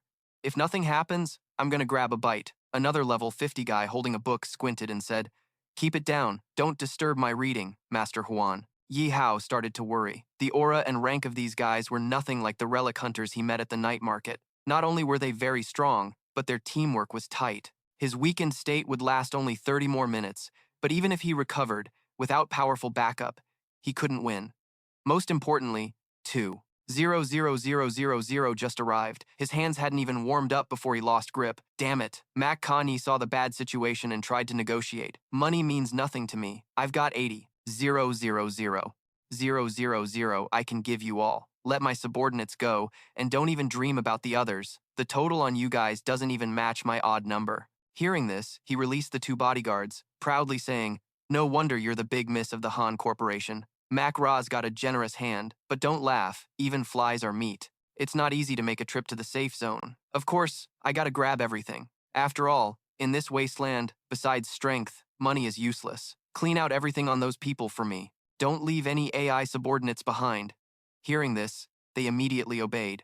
Suddenly, a hand rested on Mac Connie's shoulder. She cautiously whispered to them, you don't need to waste your energy rushing in. I'll take care of it. She turned around. Ye Hao, firm, looked at her and said, thank you for protecting us. With our current team strength, we shouldn't provoke them, or else the outcome will be unpredictable. Still, inside, he cried silently. Though he was the stingiest with money, for the greater good, he had to hold back. Seeing this, the old man looked down on her, surprised. Never thought a high-class big miss like you would stand up for commoners. That's unexpected. One of his subordinates chimed in. But what's the use? Better hand them over willingly, or if I get my hands on you, you'll suffer. The guy next to him agreed. Right, the boss has decided. This time we're gonna get rich. Surprisingly, these guys looked poor, but were actually wealthy. He laughed proudly. Ha ha ha, thanks for the hospitality this time. Ha ha ha, I'll keep my promise. Let's go, gang. Around them, someone said, Boss Exalo, Master Yu fell asleep while reading again. That guy was really something. Always falling asleep while reading, and often reading too. And Ching saw someone helpless and disappointed, comforting. Cheer up, Ye Hao. Money's just stuff. The most important thing is that you're still alive. Yihao thought to himself, no need for comfort. This was a physiological reaction unrelated to reason. Suddenly, Ma Ka-ni said, I think I remember who he is. He's a subordinate of the Huangjung Battle Team Emperor. The white-haired old man heard this and admitted, oh, if Miss Mac already remembers, I won't hide it anymore. Yes, I am Grey Wolf Loinak of the Emperor Battle Team, and Ching's eyes reddened hearing that name. Grey Wolf Loinak? Loinak walked forward, gesturing with his hand. All right, I've told you my name. From now on, if Han Corporation wants revenge, come find me. Loinak is always here in this wasteland, ready to welcome you any time. Suddenly a loud shout rang out. Stop! Then he sliced down a level 50 subordinate of Loinak. He angrily shouted, Feng Han, who the hell is the AI bold enough to ambush my brother? Headmaster Anqing radiated fierce energy, his voice cold. You're Grey Wolf Loinak? I've been looking for you for 5 years. Didn't expect to find you here. Loinak shouted angrily. Damn it, what's with the AI bone blade in your hand? Neither human nor ghost. I'll send you to meet ghosts. Ye Hao was surprised to see Anqing like that. Not only did his arm extend like the bone blade of the insect tribe, but one strike killed a level 50 guy. No wonder the headmaster was hiding his true strength. So you're the Grey Wolf, Loinak. I've been looking for you for 5 years. Didn't expect to run into you here. Loinak shouted angrily. Damn it, what's with that bone blade on your hand? You're neither human nor demon. I'll send you straight to hell. Ye Hao was surprised to see Anqing like that. Not only did his arm extend like the bone blade of the insect tribe, but he also had a one-hit kill power at level 50, truly hiding the principal's real strength. But what the hell is up with your look? Could it be what I think it is? Anthon shouted, surprised to see you in this situation. Fate really plays tricks on people. Grey Wolf Loinak, I've been looking for you for 5 years just because of one thing. Loinak looked confused and angry at him. Damn, are you AI? Do I even know you? Don't just kneel there obediently, and how dare you kill my brothers? After killing him, you kill others too. I'll make sure you all die with my brothers. His gang immediately blocked the front, firing shots at Anthon. Orders received. Boss, I'll tear you all apart piece by piece to avenge Feng Han. Anthon charged forward, using a shield to block the bullets. fighting with blazing spirit. This is a grudge between us, none of your business. You all will die sooner or later. Don't use others to threaten me, fatty. After hearing that, he charged and rammed Enthon's stomach. Damn you, don't get cocky. You think you alone can kill 4 of us? Are you dreaming? Loinak shouted. Don't waste words on him. I've had grudges with many people in my life, but I don't remember having any with him. Kill him! His gang immediately surged forward with fierce energy, obeying the boss's order. Loinak shouted aggressively. Damn, you dare to ambush me? Think I've lived too long? Enthon emerged from the smoke, saying, Nien, you still remember this name, right? She used to be your subordinate. Loinak was surprised to see that damn kid wasn't hurt at all. How could that be? Nien? Of course I remember. She was the main force of the Grey Wolf squad when I was still in the team, but later, once in the base, why did she swallow our squad's assets alone, then vanished without a trace? I'm the traitorous bitch of the team, causing me to be expelled by the Emperor's squad, losing my bright future. Damn it, just saying it makes me mad. Enthon angrily shouted, Shut up! Sister is definitely not that kind of person. Loinak replied, Sister? So you're her brother? No wonder you look familiar. You 3 go kill him to repay your sister's debt. His gang charged all at once, saying, Leave it to us. I just woke up, so I'm full of energy. Others said, Don't get too confident. This kid's got some real skill. Follow my orders. Act. Enthon transformed, growing wings and long claws on his back, slashing down everyone. Fierce, he said. If anyone's paying debts, it's you. Here's your last chance. Loinak was shocked. What? My brothers fought 100 battles with me and died so easily? What the hell are you, AI? No. That form of yours isn't even human. Yeah, just another batch of new recruits. Enthon didn't care, shouted, Where the hell is she? Loinak got angry hearing that. Transforming into enhanced form, Nap Kwang said, Damn, don't think you're the only one who can transform into a gray wolf. I'm not just a name. You think turning into a beast scares us? I've killed more beasts in the wild than you. Drink this milk, both charged at each other. Enthon said, Where the hell is she? Speak up or die.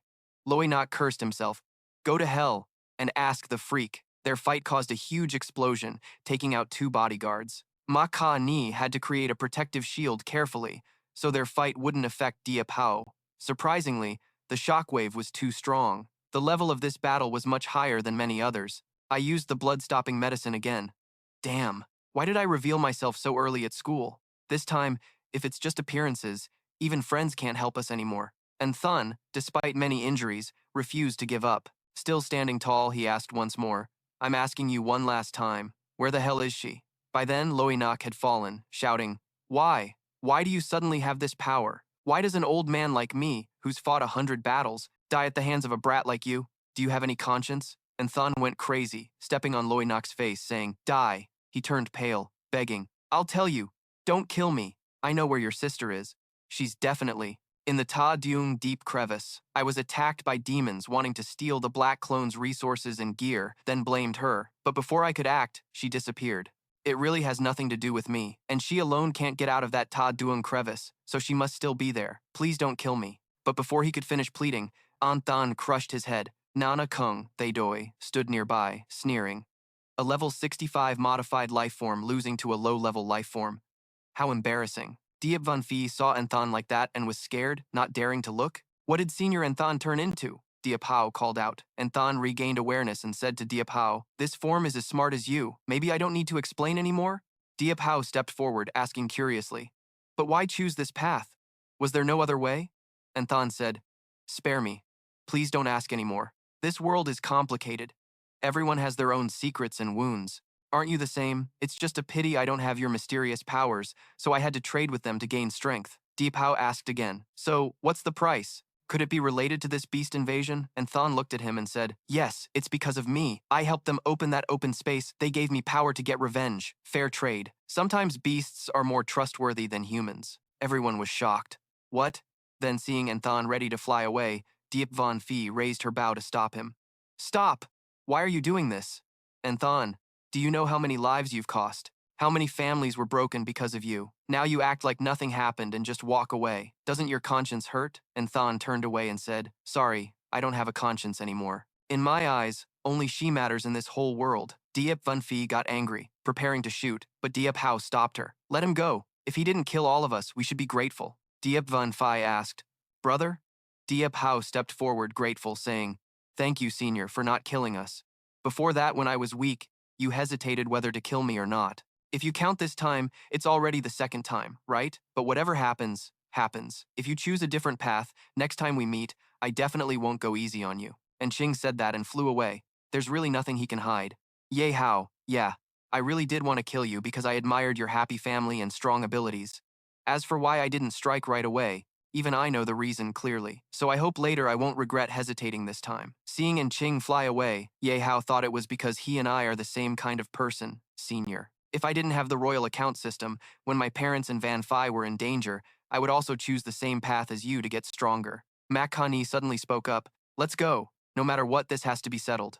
The fight just now was too loud, it's likely to happen again. Suddenly a voice said, wait a minute, Ye Hao said. There's one more very important thing we haven't done yet. Mak Kani asked. What very important thing? Ye Hao went to the soldiers, knelt down and smiled. Of course, it's to get back the money and gear they stole. Ye Fanfei saw her brother's greed shining in his eyes and said helplessly, no wonder you're my brother. Yihao pondered, this time there's really a silver lining in the misfortune. If it weren't for Senior An Qing's outburst, I almost went bankrupt. Forget about him for now, that's for later. What's important now is the present. The Black Tiger Dung Army last time gave me a lot of loot.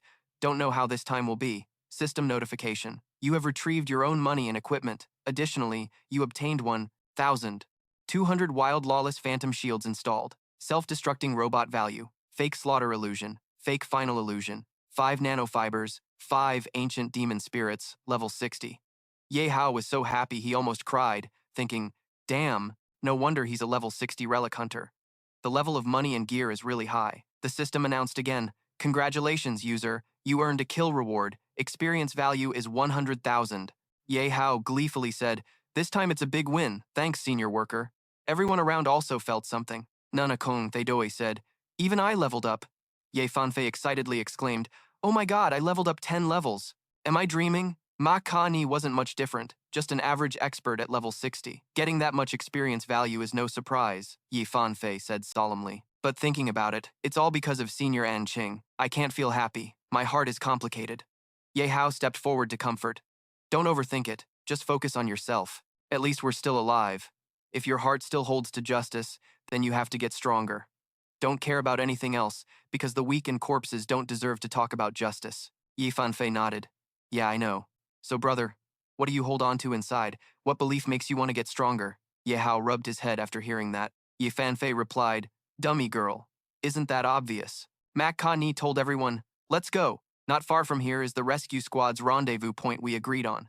Let's speed up. Everyone said in unison, got it. At safe zone number 8's outer area, a shout rang out, guard the main gate tightly. Don't let the refugees from zone 9 get in. Someone immediately responded. But the captain said, are we supposed to just close the gate and watch them die? There are so many lives outside. Hearing that, he grabbed the other's shirt and shouted angrily, this is an order from above. No one can disobey. If you're so righteous, I'll throw you outside. Go help those refugees kill the beasts. The young man was stunned. Then the captain ordered again, aren't you going to guard the city gate? If even one person gets in, we're done for. The young man obeyed immediately. Yes, Captain. Watching this chaos, Ye Hao thought, looks like Zone 8 has no plan to open the gate. Facing beast attacks, they even point guns at their own kind. Is this human nature or the 7 deadly sins? Mak Kan-hee explained to him, I know what you're thinking, but some things are ingrained over many years. You can't just change them because you want to. Now you have to learn to adapt. Ye Hao replied, I know. Nana, Kung Thay Doi, thought again. Yeah, in life and death situations, the military's core still can't forget internal strife. Humans really are a stupid species. Suddenly, missile planes descended from the sky. Ye Hao wondered, what's that? Mak Kan-yi said, finally you guys are here. This belongs to the Han Corporation. The response squad has confirmed the target is safe, starting the mission. The bodyguards got off the plane and said, target confirmed safe. Starting mission, received. Unrelated personnel, please step back, or we will open fire immediately. The squad formed a protective circle. Mak Ka-ni and Tu Vu aimed guns at the crowd. Ye Hao and Mak Ka-ni stopped them. Wait, they're my guests. Take them with you. The bodyguard said again, our mission is to ensure the safety of the Aerys, her guards, and the corporation's assets. Other personnel are outside the order's scope and cannot obey commands. Ka-ni shouted, you don't even dare obey my orders? The bodyguards replied, special circumstances. Please understand, Aerys. Escorting the Aerys onto the plane. Another immediately obeyed. Yes, Aerys, come with us. But was blocked by Kani's twin bodyguards. Get lost. The bodyguard shouted. What? Someone like you dares to block us? Don't be rude. Suddenly, a voice said, Aerys, I'm here to pick you up. Don't act all high and mighty. Come with us. The speaker was Nan Hwan, level 85 from the Covert Combat Squad. Mak Kani was surprised seeing her. Ngan Hoen? Didn't expect the first to come get me would be you. What do you plan to do to me here? She covered her mouth and smiled softly. Ngan Hoen wouldn't dare. You must have misunderstood, Aerys. Ha ha, we should still get moving quickly. The chairman and the young master are both really worried about you. Upon hearing this, Mak Ka-ni firmly said, I already said, my guests have to come with me. Ngan Hoang slyly said, Unfortunately, you no longer have any authority. Not long ago, the chairman passed a resolution to reduce losses for the corporation and protect company assets, which downgraded your authority to that of a regular director. Now, you have to follow all the team's arrangements. Everyone was shocked to hear this. What do you mean, Connie? Bin calmly said. It's pretty normal for them to do that, Ye Hao thought. The chairman and the young master are limiting her authority? Sounds like some serious family drama in a rich clan. If that's the case then, Mak Ka-ni lowered her head and quietly said, Sorry, Ye Hao, Before she could finish, Ye Hao confidently put his hands in his pockets and said, This young lady just said we have to protect the company's assets. So, Miss Mack, if I agree to the previous offer to join the Han Mack Corporation, would my family and I be considered company assets? Mak Ka-ni was surprised. What? Ye Hao silently calculated with determination. Although I personally don't want to do this, for my family's long-term safety, this is the only way. Ye Fanfei quickly asked, Brother, have you thought this through? Ye Hao replied, Of course, this is the result of careful consideration. Mak Ka-ni happily said, Very good. It seemed like he had finally made up his mind. She thought to herself, whether it's because of An Qing's provocation before or for the family, as long as he joins me, that's the best outcome. But Ye Fanfei was worried and silent, thinking, although joining the Han Mack Corporation is the best choice given the current situation, with my brother's personality, there's no way he made this decision for himself. He's doing this for the safety of himself and our parents. In other words, the parents and I have become a burden for him, forcing him to become a pawn for others. Mak Ka-ni approached Ye Hao warmly and said, Here, I also promise that by joining the team, you are an important asset of the Han Mack Corporation. You and your family will receive the corporation's protection. From now on, you won't have to worry about anything.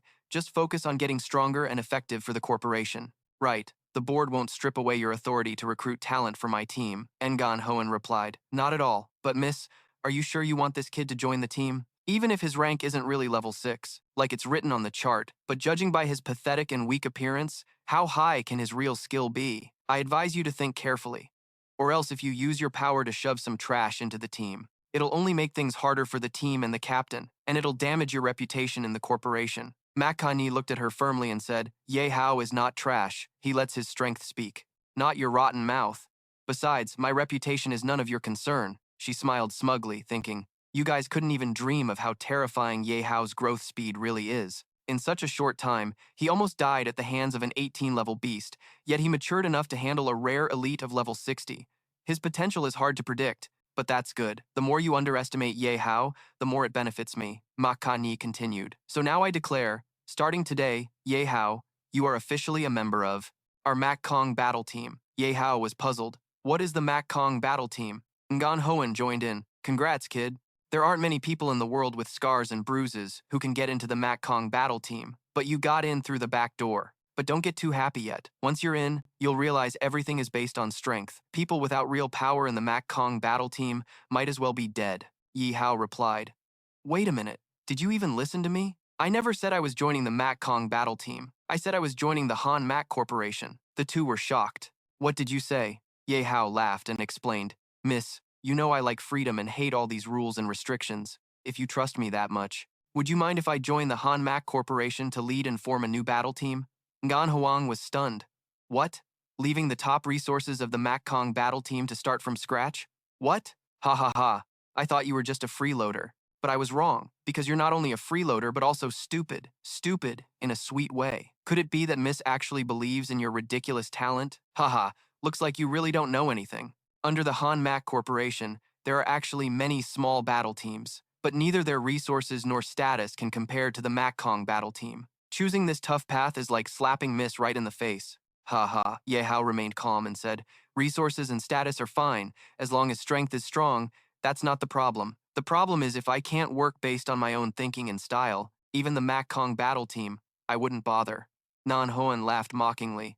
Haha, miss, honestly, I've never met anyone as arrogant as you in my life. Gotta say congrats, you've found a weird talent. At least you'll have plenty of fun later, right? Ha ha. Mac Kani was silent after hearing that. Ngan Hoan prepared to leave, waving and saying, your name is Ye Hao, right? If you're that confident, then the safety of Miss is in your hands. I have to head to the front line to meet up with my team. I'm really looking forward to your performance later. Ye Hao replied. Don't worry, I definitely won't let the seniors down. Mac Ka Ni turned to ask Ye Hao, were you serious just now? He answered, of course. Besides, I've already thought of a team name, King's Battle Team.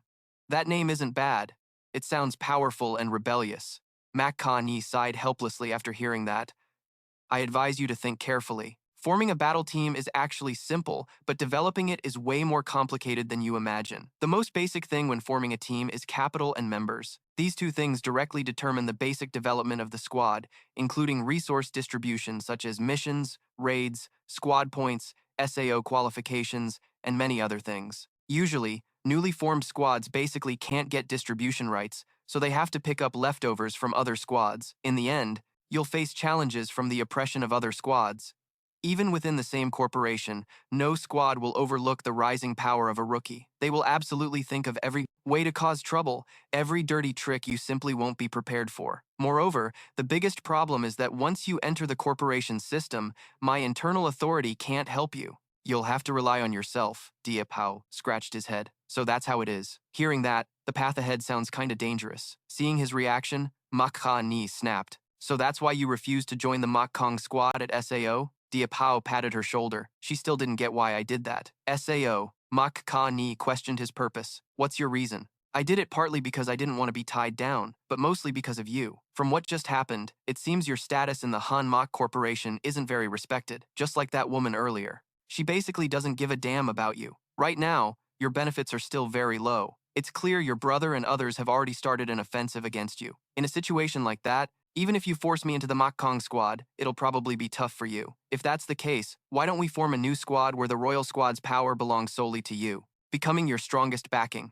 Makani felt deeply moved. Only my exclusive power? So you've thought that far ahead, huh, Diệp Hạo? But before long, Diệp Hạo laughed and said, of course there's a condition. The squad's distribution benefits belong to me, not a single part missing. The system announced the host's weakening status had expired, removing the status. Diệp Hạo smiled. That life-threatening debuff finally disappeared.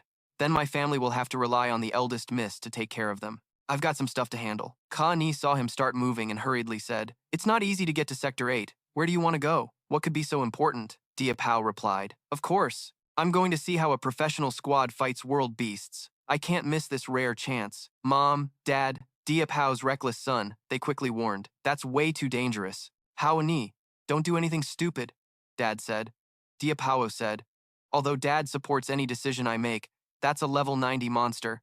Think it over. Diep Van Phi worriedly stepped forward and pleaded. Your brother can understand your feelings, but our family hasn't reunited easily. Diep Hạo replied. I know everyone's worried about me, but don't worry. I'm not dumb enough to get myself into danger. Ka Ni also reminded, I know what you're thinking, but let me warn you. The growth of the level 90 Bachdi Zichvi far exceeds your imagination. Besides, you also have to face other squad members surrounding the monster outside. If they attack you, it might be even more dangerous than the beast. After all, humans are scarier than beasts. Diep Hạo confidently replied, don't worry, I know what to do. I'll stay outside, won't enter the squad. But he secretly planned, if there's a chance, I definitely won't miss it. Dio Na stood nearby, watching the brothers comfort each other, secretly admiring Diep Hạo not just for his strength but also his adventurous spirit. No wonder the eldest miss of Mok thinks it's great they can join the Han Mok Corporation. Compared to him, I'm useless. Even though we got to Sector 8, how do I get to know people here later? Everything starts from zero. How can I give my parents a stable life? Suddenly, Diep Hạo approached and called her. Right, Dionya, will you join my squad? Your parents can get protection from the Han Mok Corporation now. You're trustworthy. So I sincerely invite you to join. Do you agree? Dionya was stunned. Suddenly, she hugged Diep Hạo tightly, happily saying, I agree, but can I really? Seeing this, Diệp Phi angrily shouted, "Hey, what do you think you're doing? Let my brother go!" Diệp Hao thought this tone felt kinda weird. He turned back and asked, "No problem, eldest miss?" Ma Ka-ni helplessly replied, "The squad's members are chosen by him. He's fully responsible. I have no say." Diệp Phi saw Dio Na still holding on to her brother, angrily shouted at her, "Did you hear me?" Dio Na still hugged Diệp Hao and said, "Thank you, Diệp Hao. I'll definitely keep getting stronger, becoming a squad member who meets your standards." She silently made up her mind to only follow his command from now on. Whatever he tells me to do, I'll agree and do it. Diệp Hao turned to ask Vung Kien Kwok and Trum Bin, "Have you two made any plans yet?" "Yes," Kien Kwok replied. "Our house and company are in Sector 8. Next, we'll just report back, no worries." Diệp Hao happily said, "That's good. If everyone's arranged well, I can focus on a big fight. The level 90 world beasts really get people pumped." Vung Kien Kwok looked worried, thinking facing such a level difference, he didn't feel fear, but excitement. This kid isn't simple, but that also causes conflict. He said before, Tun Lo died saving him. That way of speaking is very suspicious. So what's really going on? Ye Hao's mom told Hao Ni to remember not to push himself too hard. His dad also said he's grown up now, gotten stronger. Dad trusts your judgment. But remember, surviving is the most important thing. Ye Hao smiled and replied, "Mom and Dad, I know." Ye Hao patted Nana, Kong Thay Doi's head, telling her to behave while I'm not here. "Mom and Dad are counting on you to protect her." Nana Kong Thay Doi responded, "Yes, master." But in her head, she thought, "Just get lost already. Only when you're dead will I be free." Ye Hao waved goodbye to everyone. "All right, I'm off then." But Mak Kani stopped him. "Wait a sec, Ye Hao. Let me send you the coordinates of the beast, and some supplies too. Handling it this way will reduce the risk a bit. And Tu Vu said I should also give you my props. You have to survive and come back, got it?" The system screen showed Mak Kani sent a trade request to you. Tu Vu sent a trade request to you. Ye Hao was shocked. This is 10 level 45 ancient demon spirits. The Huyen Kuang stones cause blindness. 5 smoke ghost shadows for escape. 10 trap-setting earth spirits. Dad's medicinal disguises. 2 dizzying cannons. All super practical PvP props. "Thanks, you two beauties," Mak Kani said. "Remember to survive and come back to me, okay?" Ye Hao replied, "Got it." In safe zone number 9, Ye Hao looked down and said, "Even for scouting, you gotta be prepared. If you get affected, the losses will be huge. You ordered to enter the space system." System, "Is there a way to unlock a 100% power account?" System replied, "No way to unlock 100%, but there are 2 ways to increase the rate a bit. First, use 300,000 experience points. Keep unlocking the royal base. As long as you have enough, there's a way to unlock a stronger power account." Ye Hao wondered why it sounded like traps everywhere. System continued with the second way. Use 1 million experience points to directly unlock a special royal account. This royal account will cause 100% special effects on the user. Ye Hao was surprised. 1 million experience points? A special royal account? How is there such an account? With my personality, I'd definitely choose the special royal account. It's just that 1 million experience points sounds a bit much. Whatever. First, I'll refine the experience points from those ancient demon spirits. System confirmed the host successfully converted 5 ancient demon spirits.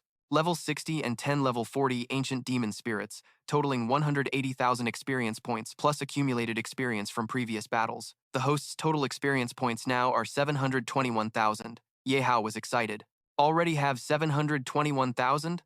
Looks like those past battles weren't wasted.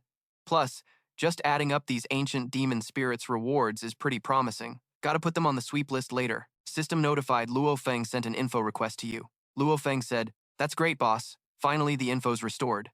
Ye Hao asked Luo Feng, "Are the people inside okay? How's the situation?" Nguyen DM told Ye Hao, "We're fine. We're doing everything you asked." The support staff agreed. "We're safe for now, following your instructions." Earlier, Nguyen DM and I gathered 10 food supplies enough to last a week, but the principal is still in a weakened coma. Ye Hao replied, "Don't worry. I made medicine to restore strength. I'm heading there now.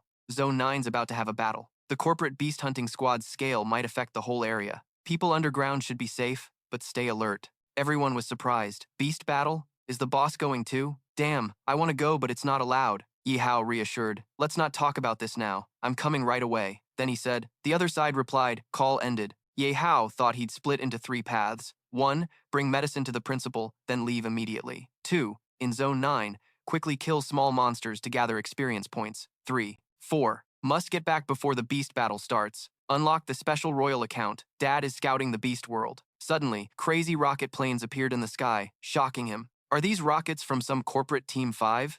Normally rare in Zone 9. Looks like the squads have gathered here, but I guess the beast battle hasn't started yet. After all, there's only one beast. The squad's discipline and harmony is zero. Shouldn't they negotiate or have some internal fight? This is my time to gather experience anyway. Haha, my only wish now is the last beast in Zone 9. Enough for me to fully level up. 1 million, I'm coming. Beasts, hope you don't disappoint me. Ye Hao ran fast outside to avoid falling debris, thinking silently, if the pro squad step in, the risk might be lifted soon, but the exact timing depends on their efficiency. He kept running, then recalled the talk with Principal Trong. He's badly injured but took medicine, so staying put in the academy is the best plan.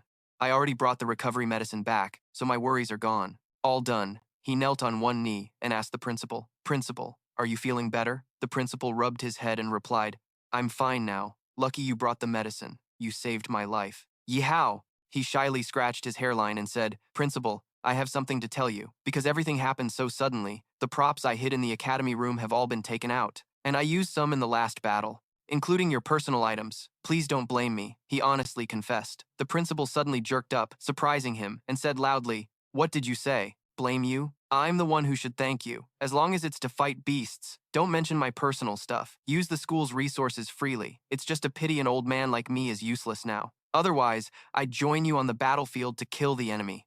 After speaking, he couldn't hold it in and coughed several times. Cough, cough, cough. Miss La quickly caught the principal's hand to prevent him from falling and said, Principal, you just recovered, so absolutely don't get worked up. Seeing Principal Truong's overly intense reaction, he remained silent but thought to himself, although the principal is old, his passion is still like back then. Just don't shout so loud when you talk. You scared me and almost brought back bad memories. He immediately slammed on the brakes, turned around, and continued thinking, the school matter is handled, so it's time for me to go hunt monsters. But from the road leaving the school until now, I've only seen a few low-level beasts. What the hell happened?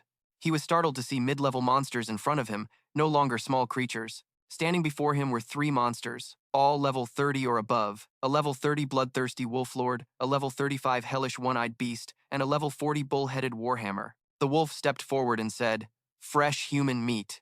He stared at them for a moment, and the beasts continued to threaten him. The wolf bared its sharp teeth and said, Thought all the humans around here ran away already? And yet one dumbass came right to our doorstep. Lucky bastard. The hellish beast cracked its knuckles and added, Yeah, Great Siege told us to just stand here, not even letting us go out to kill beasts. So damn boring.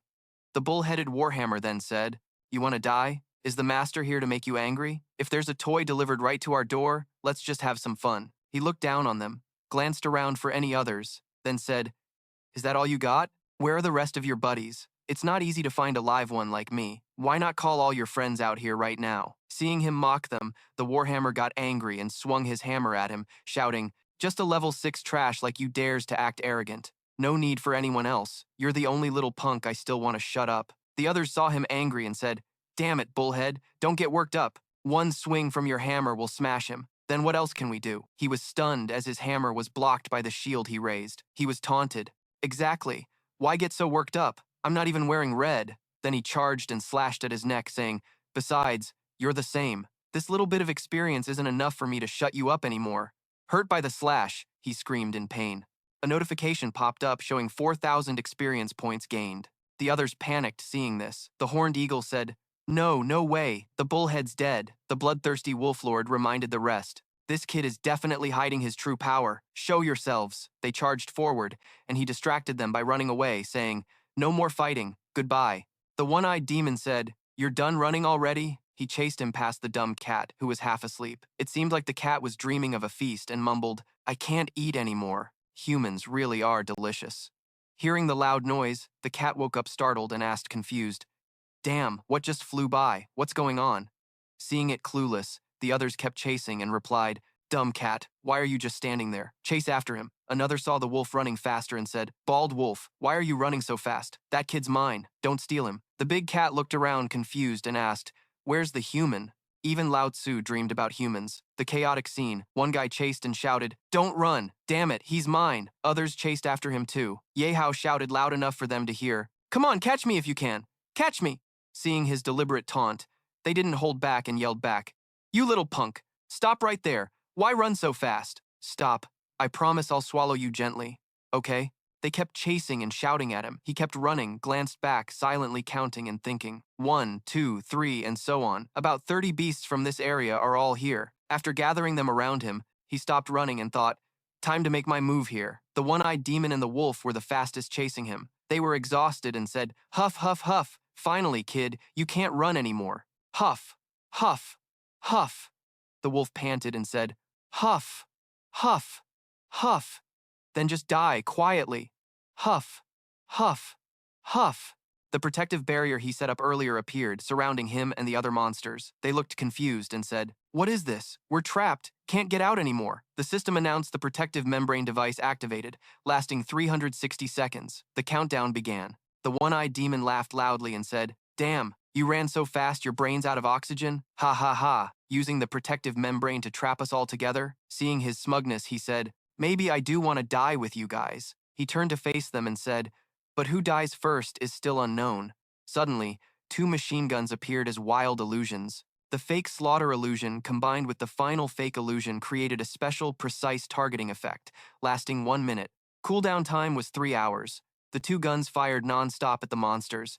Trapped inside the protective membrane, they couldn't dodge the bullets and could only scream in pain. The ones behind shouted loudly, run fast! Another angrily yelled at them, run, damn you! He alone blocked the bullet holes with his blood shield. Follow me! They turned back but were shocked by the small things on the ground, saying, what the hell are these? They're self-destructing robots. They could track enemies and explode immediately when close, causing huge wounds.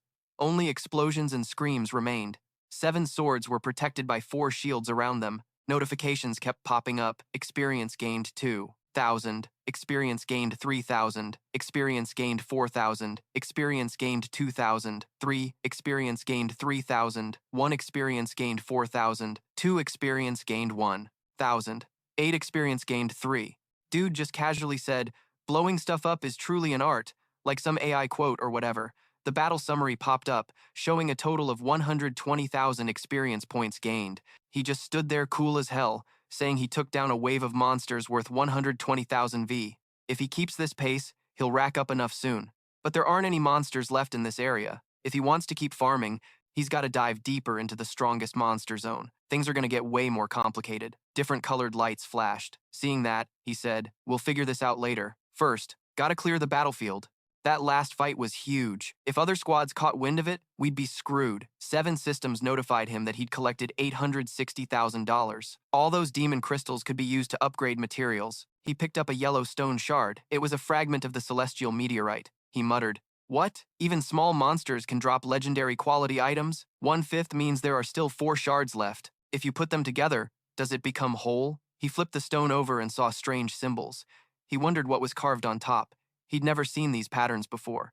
Could it be alien script? The important thing is, once you gather them all, AI can understand these symbols. How do you get info on that? Suddenly, a voice came from behind him. Hey, hey, hey! He turned around and saw a squad passing by. The squad leader asked, what happened here? Why such chaos? He kept asking. Is all this you're doing, kid? Turns out, he was the 55th captain of the Thunder Squad, part of the 4th unit of the Celestial Light Corporation. He threatened him.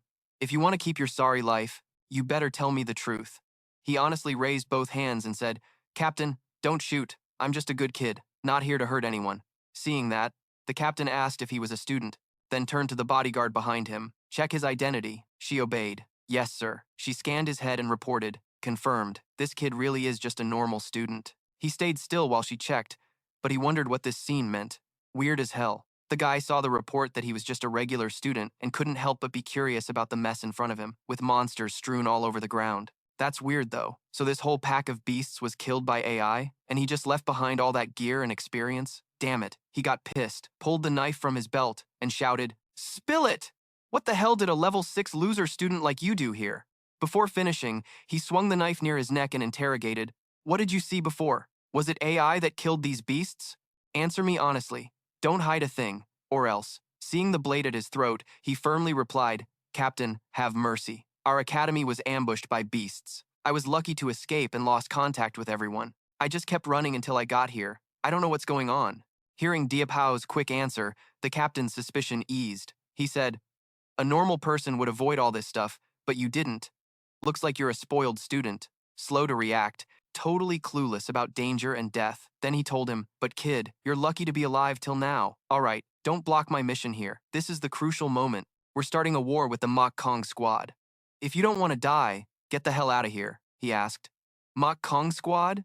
Then yelled, the top squad on the annual leaderboard, right? I heard every member is insanely strong. No clone can mess with them. This battle's no different. He kept hyped, trying to bait them, thinking they want to start a war with the Mach Kong squad, definitely valuable intel. Keep playing along, keep baiting. The captain got mad hearing him praise his enemy and shouted, damn it, listen up. No matter how shiny the Mach Kong squad is, today they're gonna die. Our Dawn squad will replace them as the strongest. Then he stopped, made a nasty face, remembered the woman on the enemy side, licked his lips, and said, I heard that Silver Pearl chick is here too. She's a rare treasure, tough to deal with, but once their squad's wiped out, I'll savor this taste slowly.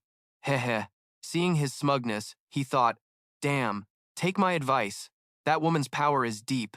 You'll be helpless. Seeing the captain seemed to have a plan, he tried to probe. But if the Mach Kong squad is so strong, do you guys stand a chance? Got a plan or what? He didn't hesitate. Yeah, the plan is. Then shouted, you think I'd tell you? You little punk, still wet behind the ears. Why listen to this crap? Get lost. He put his hands in his pockets, calmly said, I'm just a student, so please spill everything you know. Hope you're reasonable. He got pissed, swung his knife and chopped his head, yelling, you little shit, I gave you a chance to live, and now you talk back like that? Go, die. The puppet card got split in two. He was stunned. Since when is this? He was behind him now, said, you started it. Don't blame me if I take your experience points. Then he slashed his back, catching him off guard.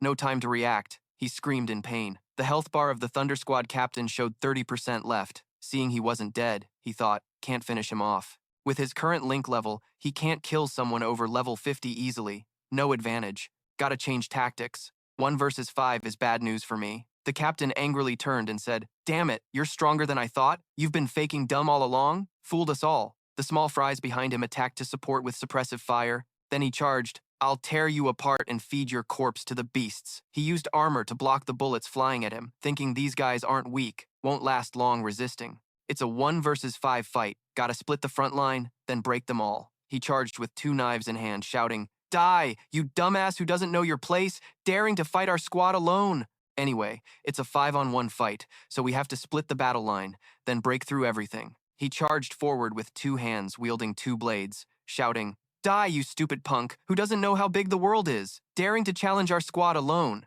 He stepped back to dodge the cowardly slash, then shot back, I'm not that dumb, you know. He jumped up, revealing 2 machine guns on his back, and said to him, who doesn't have firepower backup for reinforcements? The guy was startled and yelled, damn, there's a fortress too. The system popped up, reminding him to watch the special effect of the infinite explosive cooling down. Sorry, please pay attention to the remaining explosives and weapons. The guy raised his shield to block the bullets flying toward him. Then he ordered this special firepower to suppress and target him. I could only protect myself. You guys take care of this fire first. I'll figure out how to break these 2 fortresses. The others replied, yes, sir, then charged forward. Seeing that, he wondered, what the hell is going on? This lightning is leveling them up super fast, trying to block me everywhere. It's not that easy. He swung his sword at them, but they dodged it. He was startled and thought, can't hit them. Their speed is insane. Suddenly, what happened? They all rushed together to stab him. He cried out in pain. Ah-ha! The display showed he lost 40% of his health. Suddenly, a beam of light shone straight down. He thought with some praise, no wonder this is a professional team with perfect coordination. He chose to unleash the flame prison bag. The fire blazed high and fierce. He looked at them and thought, those 4 beauties probably have the lightning speed attribute. I just can't keep up with them. Facing special attributes in PvP is such a disadvantage. Plus, fighting 4 at once, I feel like they're even stronger than the captain. What's going on? Is this my illusion? He turned to the AI companion and said, Dewey 2, immediately check if there's any equipment or items with speed boosts in my space. AI Dewey 2 quickly checked and said, checking now, found it. There are 2 speed boosting items. Thunderstorm Electric Armor level 45. This armor belonged to the Black Tiger squad leader before. Can rapidly boost speed attribute. Also, the Core Pulse Staff, obviously the principal's personal item, can absorb electric energy to enhance speed, but the owner definitely uses it, because this Core Pulse Staff is the last item with effective upgrade potential. He felt frustrated at his own sabotage and said, all the personal items I got have been ruined by me already? Why? Forget it. As long as I wipe out this squad, I'll definitely gather 1 million experience points and maybe unlock a strong account with no restrictions. Then he decisively raised his fist and said, "Come at me, let's fuse." A dazzling light surrounded him, making the others stare in confusion and say, "What's happening, kid?" He wore armor crackling with lightning and marched forward, saying, "A guy like me shouldn't compare speed with others, but if you girls want to chase the feeling of speed, not just feel fast, then I'll play to the end. This is the Thunderstorm Core Armor, absorbing damage attribute, boosting speed fast. When attacked, it paralyzes the attacker." 2 female spies kept shooting at Ye Hao. They said, "So, what if you change armor? We have more speed ranks than you. No way to turn the tables. Not to mention we've gone through the lightning charge, enhanced bullets, and Hive City ambush." Surely Ye Hao nimbly dodged attacks from the 2 female spies. He said, "Not necessarily. If I boost lightning charge, I've got that too." Using his agility, Ye Hao charged and attacked 1 female spy. She screamed in pain. "Ah, ah!" They were puzzled why he suddenly got so strong. 1 female spy said, "Why did this kid's speed suddenly get so strong?" The other replied, "Don't panic. If it's long-range shooting, it's useless. Use close combat to finish him." The 2 female spies drew their blades and simultaneously slashed toward Ye Hao, chanting the Phantom Strike technique. Using his agility, the protagonist dodged their moves. He said, "Except for my little sister, this is the first time I'm bullying other women. If my strength isn't enough, please forgive me." Then Ye Hao threw a punch at the 2 female spies. He was a bit confused and said, "Why does every hit come with an explosive effect on their clothes? Thunderstorm Core Armor really is an old pro." Grenades started falling from nowhere. Ye Hao looked stunned and said, "These grenades exploded right where the protagonist stood." The female spy laughed. "Ha ha ha." She said, "Even if your speed is enough, you can't beat us. We have more people. This level 50 electric attribute thunderstorm cannon, consider it a one-way ticket." Ye Hao sneered. "Electric attribute? Ha ha." Suddenly, energy surged from his armor. He said, "No wonder my whole body is full of energy. So you guys are charging my electricity? Anything else? Can you do a few more shots? I can still take it." They were dumbfounded by Ye Hao's words. 1 female spy said, "This kid's something fishy." The other replied, "Is it the core armor on him? It can absorb electric attacks and turn wounds into strength. Damn.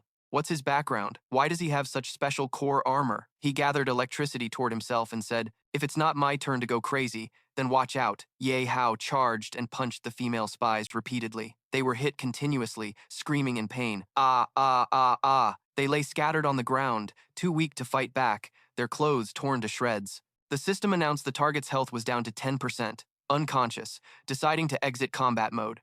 The user gained 80,000 experience points, he thought silently. As long as the experience points are mine, that's all that matters.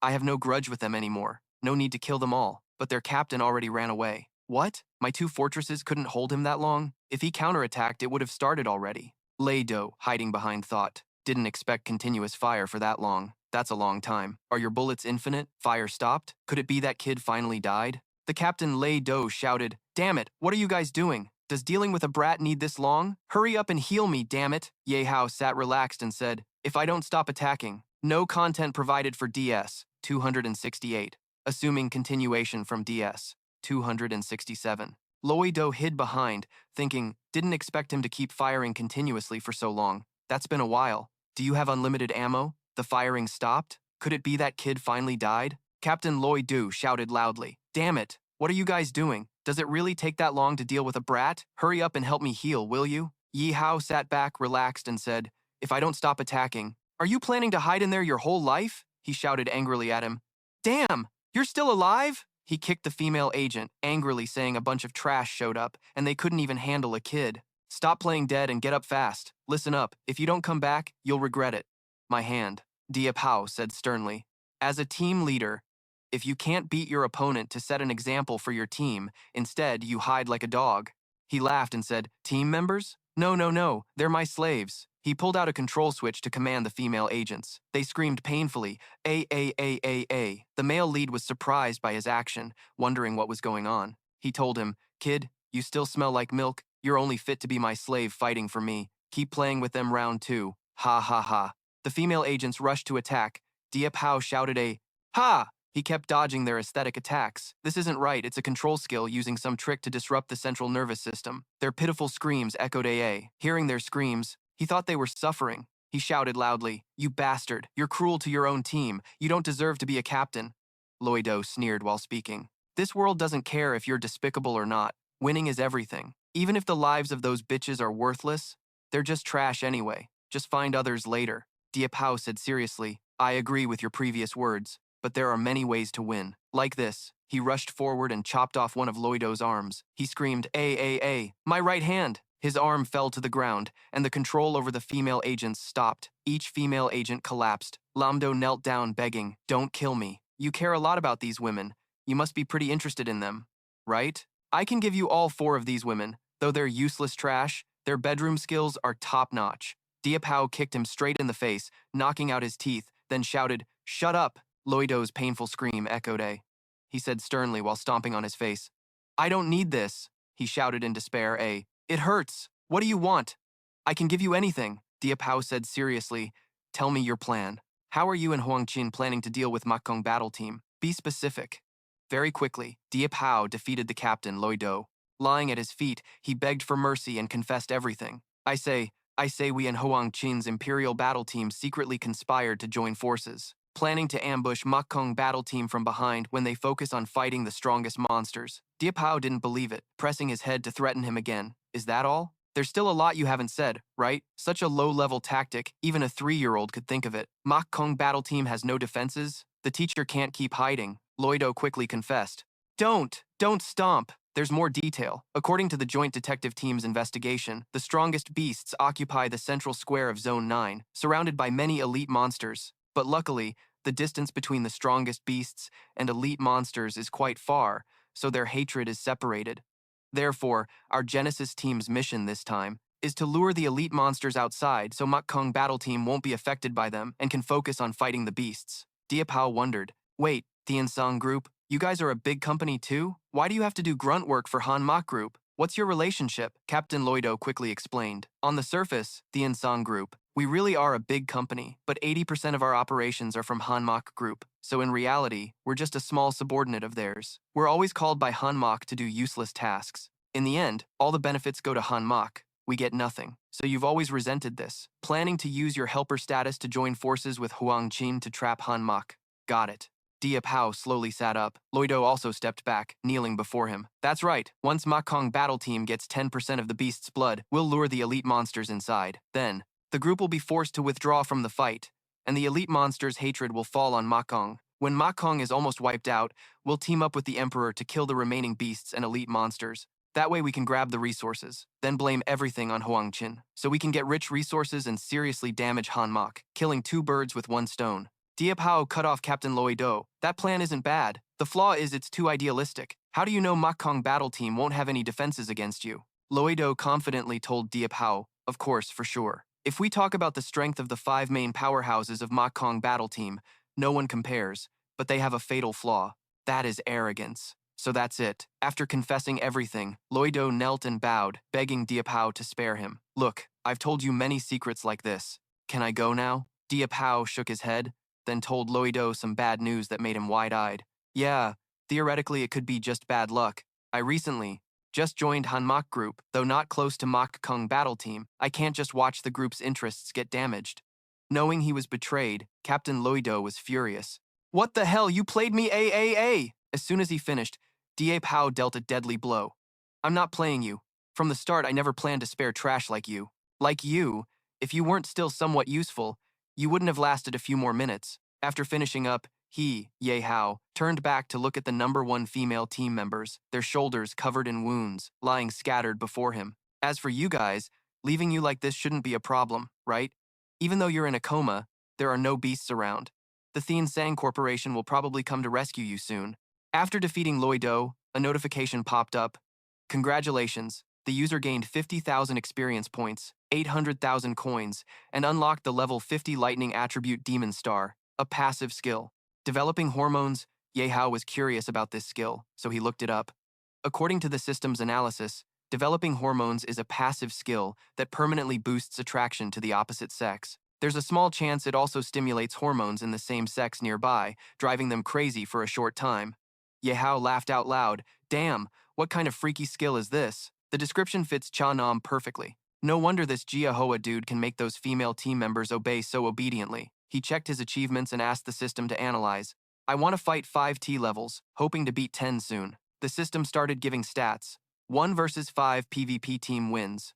Rewards beyond the standard 50,000 experience points, with a total of 1 million experience points accumulated. The experience gained is enough to last until Tet. Still a bit short of the target, Ye Hao was thrilled. Finally, 1 million experience points are in hand. So what are we waiting for? Let's jump into the system space immediately. Ye Hao turned to the robot and asked again, is there any way or item to actively boost luck levels? Sorry, Master, there's no such item, but I can analyze your current luck status. Please wait a moment. The system began analyzing current data, stating Ye Hao is currently a luck god. The Master's luck is at SSR rank, the strongest, needing no external help. Success is guaranteed immediately. Please trust me, the time has come. Ye Hao was very confident in himself. His power was unlocked, and his luck was activated. Isn't that being chosen by the heavens? Ha ha ha, of course, that's the Master's natural talent, absolutely surpassing the human dimension. Like the Master, it's the first time I've ever seen this. Not good, then I'll trust my luck. Unlocking the new comprehensive Special King account. The robot quickly received the command. Unlocking the new comprehensive Special King account. Ye Hao closed his eyes waiting for the upgrade, but suddenly felt a very strange sensation, panicked and shouted, "What's happening to the system? What is this black matter?" Not good. I detected a growing wave of evil energy. Still unclear. Boo-hoo. This kind of feeling scares me. The robot hid behind the Master, carefully observing the system. What on earth is going on? Could this account have a VI drain? Ye Hao was paralyzed, unable to move. It seemed like some force was possessing him. I can't move at all. The system panicked, trying to repair the account. The evil value has exceeded my control limit. Calculated, all attributes dropped by 99%, unable to act for long. Life loss value is being repaired. Please wait, Master, no need to panic. The energy source is growing stronger. Causing Ye Hao great pain and discomfort, he quickly urged, "No panic? That's weird. If you don't hurry, I'm about to die." Repair completed, system restored to normal. The darkness's power is still declining. Moving very fast. Asterisk, cough cough asterisk. He couldn't stand straight, clutching his chest and coughing violently. Master, are you okay? Boo-hoo, sorry, Master, it's all my fault for being useless." The robot was worried and guilty, but was reassured by Ye Hao. Asterisk, cough cough cough, asterisk, I'm fine. But what about the luck god you mentioned? Why did it backfire so soon? Asterisk, cough cough cough, asterisk, Master, you're still joking. I don't know either, the data just doesn't lie. Scared by a fan, but with Ye Hao's personality, he was determined not to give up and had to figure out how this account works. Other accounts want enemy lives. Let me see where this account originates. The robot cheered excitedly. That's right. Which god or demon is this, causing the Master to suffer like this? The system sent a new notification. Congratulations, Master. You unlocked the new comprehensive Special King account, first named the Shadow King. I want to know more about this account. Acknowledged. This name makes the world tremble. It symbolizes the power of the Trilak bloodline, coming from the deep will of the ancient past. It once destroyed tens of thousands of star worlds. Darkness always followed it, until the Sage of Stars summoned the strong. Finally, they defeated the Shadow King's physical form. I've always been waiting for someone to appear, so I can see if they're worthy to become the next Shadow King. Ye Hao's eyes widened in surprise. His first Special King account was a supervillain. Yihao was watching the system notification when he suddenly received new info. Fusion rate 0%. What is this fusion rate? The system quickly analyzed and provided more info. The Shadow King account belongs to the Special King account type. It's time to upgrade the account's power. No experience points needed. Upgrades happen through fusion rate increases. Ye Hao propped his chin, continuing to study. No experience points needed? But where does such a good deal come from? The fusion rate upgrade condition is definitely harsher than using experience points. That's right, this system is really sneaky. As the robot finished speaking, the system continued analyzing. Asterisk, cough cough asterisk. To increase fusion rate, you must log into the account to create a private world, complete special events, and related missions. What? Log into the account to create a private world? Is this the legendary time travel? But why does it feel like going in there is a death sentence? Ye Hao looked suspicious and forced the system to explain further. Reminder, Master. Only when fusion rate is above 30% can you barely control the account yourself. Otherwise, it will be dangerous and uncontrollable. Forced use may cause the Master's consciousness to be destroyed by the private world. Master must pay close attention to safety. Oh damn, it's just unlocking but losing your life like it's nothing. Now it won't even let you force use it, and it even causes apocalypse-level destruction. No wonder this is a supervillain account. This king's nightmare is pure evil. How is this even twisted like that? Then my 1 million experience points weren't wasted after all. Why does Ye Hao look a little disappointed, like he doesn't want to use this account anymore? The system kept sending info. Actually, there's a way to force use the account in dangerous situations, but the host would hardly accept it. You're wearing me out. What way? Spit it out. That way is by spending money and experience points to block the side effects. Plus, the cost is huge. Explain in detail. How to spend it. Ye Hao urged the system impatiently. Method 1. Spend money. 0.000 million can maintain normal status for 10 seconds. Method 2. Spend 500,000 experience points and extend the time. Seeing Ye Hao losing his cool, the system tried to calm him down. Host, you're talking way too heated, making me even angrier, ready to smash the system. You kidding me? Damn it. You worked hard to get that much money and experience points. Now you want to blow it all? Not stopping you just adds fuel to the fire. Yeah, I told you this system is damn sneaky. After thinking it over, getting mad at the system won't help. Ye Hao tried to calm down. System announced 3 seconds to think. Better than nothing. Experience points mean no money, only 3 million left. What do I need these 3 seconds for? Refusing takes 3 seconds to get data first. Maybe possible. Can exchange some money, just don't know if it's enough. The important part is finding AI to exchange with. Suddenly realizing something, Ye Hao's eyes lit up. But the harsher the account's power conditions, the stronger it gets. Only 10 seconds. Maybe enough to change everything. The remaining beasts in Area 9 probably don't have 50,000 experience points. For now, gotta quickly gather one. 0.000 million before the battle. The strongest monster starts. Thinking about it gives me a headache. My player has already become a gold level player. After a long thought, Ye Hao decided to head to the city's ruined area. Already quite close to the strongest monster's zone. Shouldn't get too close now. Sweeping monsters nearby, hoping to catch some stragglers. While walking and thinking, Ye Hao's foot hit something. Looking up, he saw a corpse of a pile of beasts. This pile of beast corpses means someone beat me here and wiped them all out first. Damn, I'm 1 step late. Lost in thought. Then Ye Hao got a light tap on his back. Hey little bro, you're too careless. Didn't expect you wouldn't notice someone sneaking up. He's an AI. Ye Hao turned to see a short, chubby guy in front of him. Thinking to himself how this dude's build is so big but walks silently. Turns out it's Tutu Kiet at level 50. Seeing Ye Hao staring blankly, he laughed. Haha, don't be so tense. Relax, bro. You here to check out the hype too? Watching him awkwardly eat while grinning with eyes squinted but still kinda cute and chubby. What hype? Ye Hao thought silently. This guy's probably about my age. And level 52. Tutu Kiet sized Ye Hao up from head to toe, chuckling. Looking at you, you don't look like a code team member or a relic hunter. Besides coming to check out the hype, what else can we do? Otherwise, at our level, we'd just be appetizers for the strongest guy. Ha ha ha, that's true. What about you? Came here alone too? Not exactly. I'm a relic hunter from the Horizon Squad. Heard a level 90 big beast appeared in Area 9. My boss brought me here to check out the hype and maybe find some loot in the chaos. They started chatting warmly, but Ye Hao seemed to have plans. A relic hunter probably has some cash. If I rob him clean, maybe I can cut down my goal by 1.000 million. But this guy looks pretty straightforward. Would doing that be too cowardly? While hesitating, Tutu Kiet stepped up and threw an arm around Ye Hao's shoulder. Hey, how about we team up? Head to your squad? Yeah, it's chaotic here now. Going alone isn't safe. Plus, coming to check out the hype alone is boring. Better if everyone's having fun. Ye Hao walked while casting curious glances at him. Why is this guy acting so friendly? Is he plotting something? But he didn't sneak attack me earlier. Could he really be a good guy? A relic hunter branch. Relics aren't in the Skylight team's plan, so maybe a chance to make money. Ye Hao suddenly stopped, scratching his head awkwardly. Thanks then. I was scared running around alone here. With a level 50 like me here, you can relax. Hearing that, Tutu Kiet confidently patted his chest. Ha ha, leave it to me. With me around, these beasts won't hurt you. Ye Hao quickly formed a new squad and invited his new friend to join. Tutu Kiet invited him to join the squad of snoopers. I invited you to join. Accept it. This is our newly formed squad. I like the squad's name. Ye Hao looked at the proud members. All high-level veterans, right? This time I really have someone to rely on. Tutu Kiet munched on a bun while patting Ye Hao's shoulder. Don't be so modest. We all look like level 6 on the surface, but our real levels are definitely not that low. Still, city folks, those who know how to play hide their levels on purpose. Unlike relic hunters, we're wild. The higher the level we show, the better. That way, we avoid a lot of trouble. While they were chatting passionately, a monster appeared.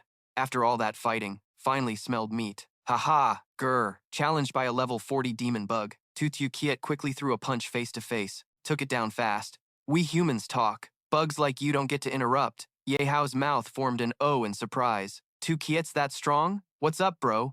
The bug suddenly ran outside. You scared the hell out of me, but its experience value is nothing. What a letdown. Kiet stood up, brushing off his hands. This beast didn't cost him much effort. Ye Hao chuckled a bit embarrassed. It's okay, it's okay. Honestly, I was pretty surprised inside. AI scaring AI, but looking so gentle. Acting so brutally, definitely shouldn't judge a book by its cover.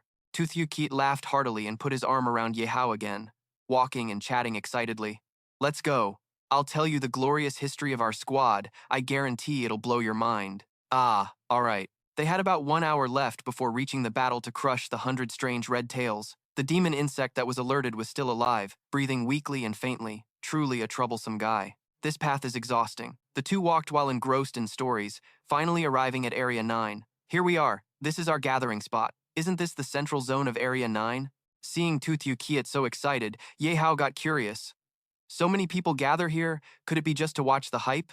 Exactly. Ever since news from the wild spread out, the mercenary squads and hunters all come here to assemble. Kiet continued acting like a tour guide. This safe zone is 500 meters ahead from the nearest strong monster battle, so it won't attract small monsters. Therefore, most mercenaries and hunters consider this the closest stronghold. So, that's how it is. Kiet quickly brought Ye Hao to greet his superior, named Lam Than Van. Boss, I'm back. Standing beside was Tang Than, who curiously asked, Kiet back already? This guy is Ye Hao. We happened to meet him on the way, hit it off talking. Since he came to check out the hype, I brought him along. While introducing, Kiet waved. Ye Hao greeted, Hey big brothers, please take good care of me. Level 6, huh? That's not your real strength, right? Usually, people at this level either are refugees or already dead, not just wandering around to be picked up by our fat guy. Tang Than was not very welcoming, showing disdain but acting differently when interrogating. He was very interested in Ye Hao, quickly stepping closer, putting an arm around him to get acquainted.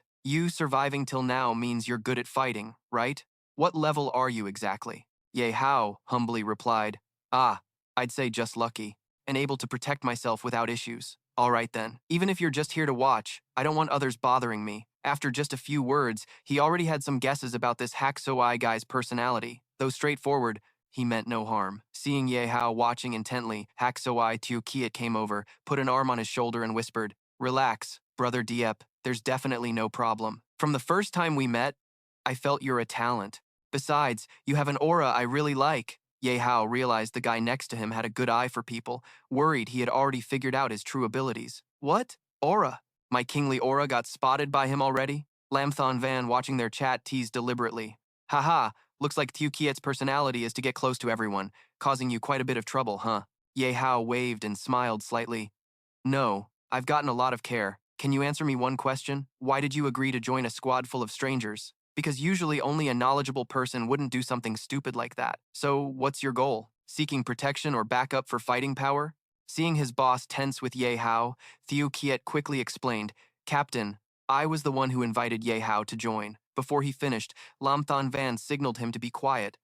All right, Kiet, I want to hear his own answer. If I say my goal is to kill strong monsters, loot gear, and join all the professional squads. What? Everyone present was shocked by Ye Hao's answer, including Kiet. Is that for real? Yihao. Haksoi interrupted. Hey, that's way too cocky. You don't have a screw loose in your head, do you? The captain was quite amused by Ye Hao's answer.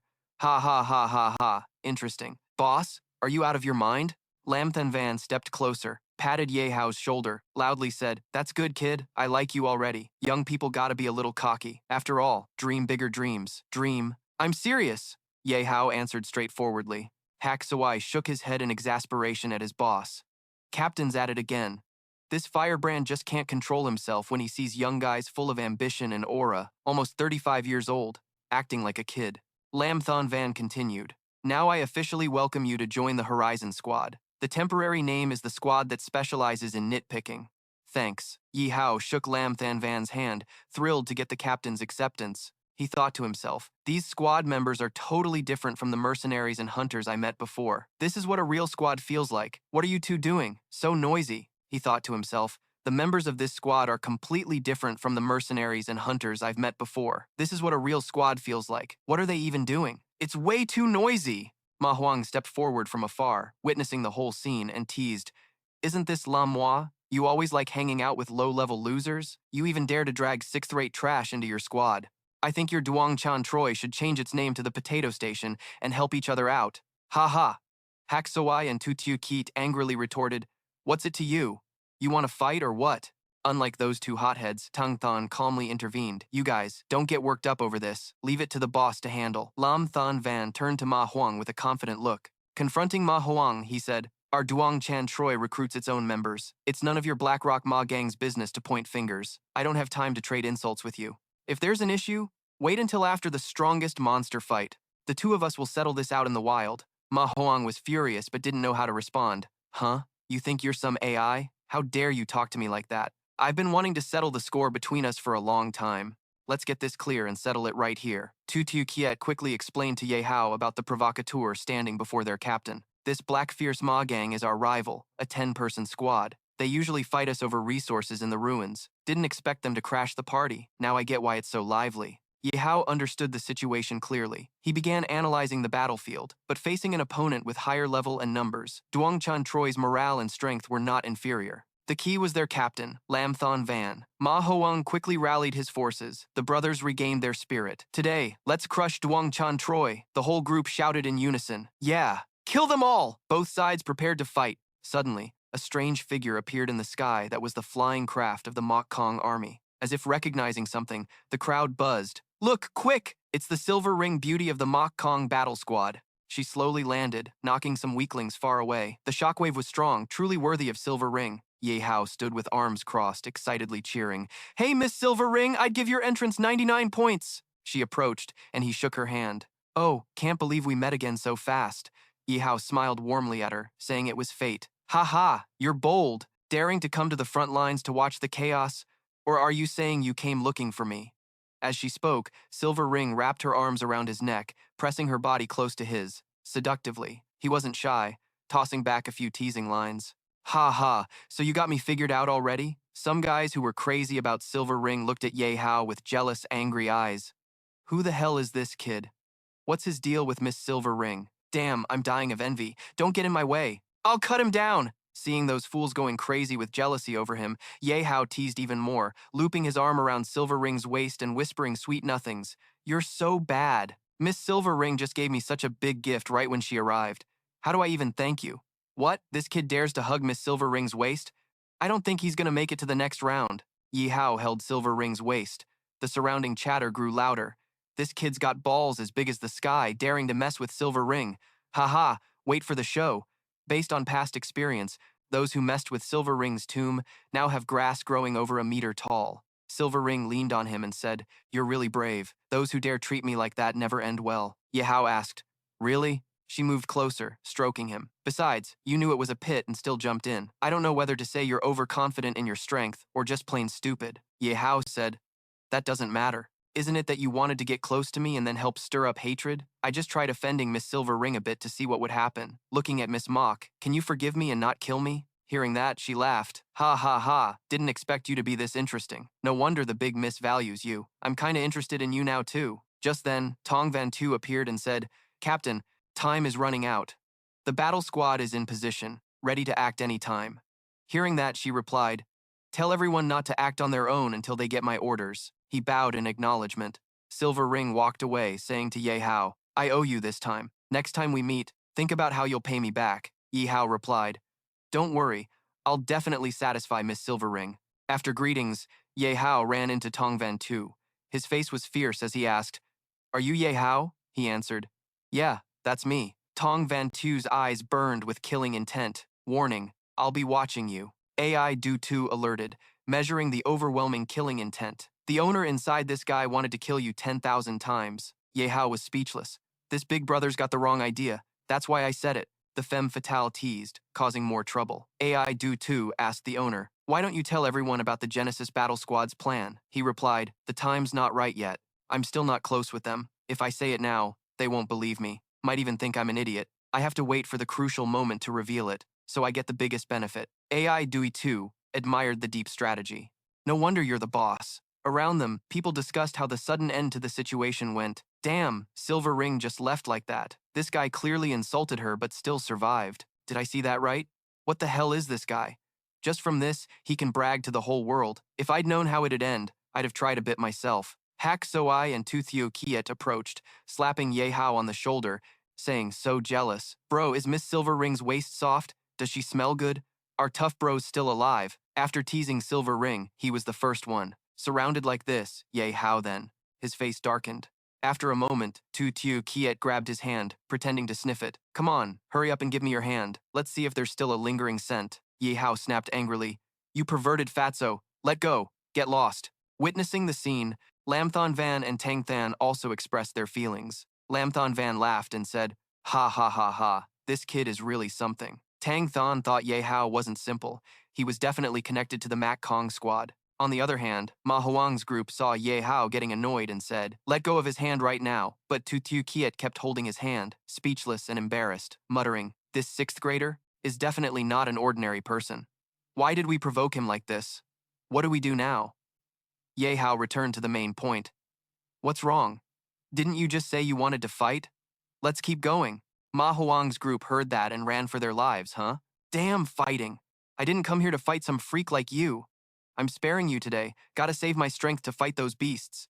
Don't let me catch you again. In their minds, they thought, Lao Tzu isn't one of the masked battle squad. Who even knows what their relationship is? Running away is the best option.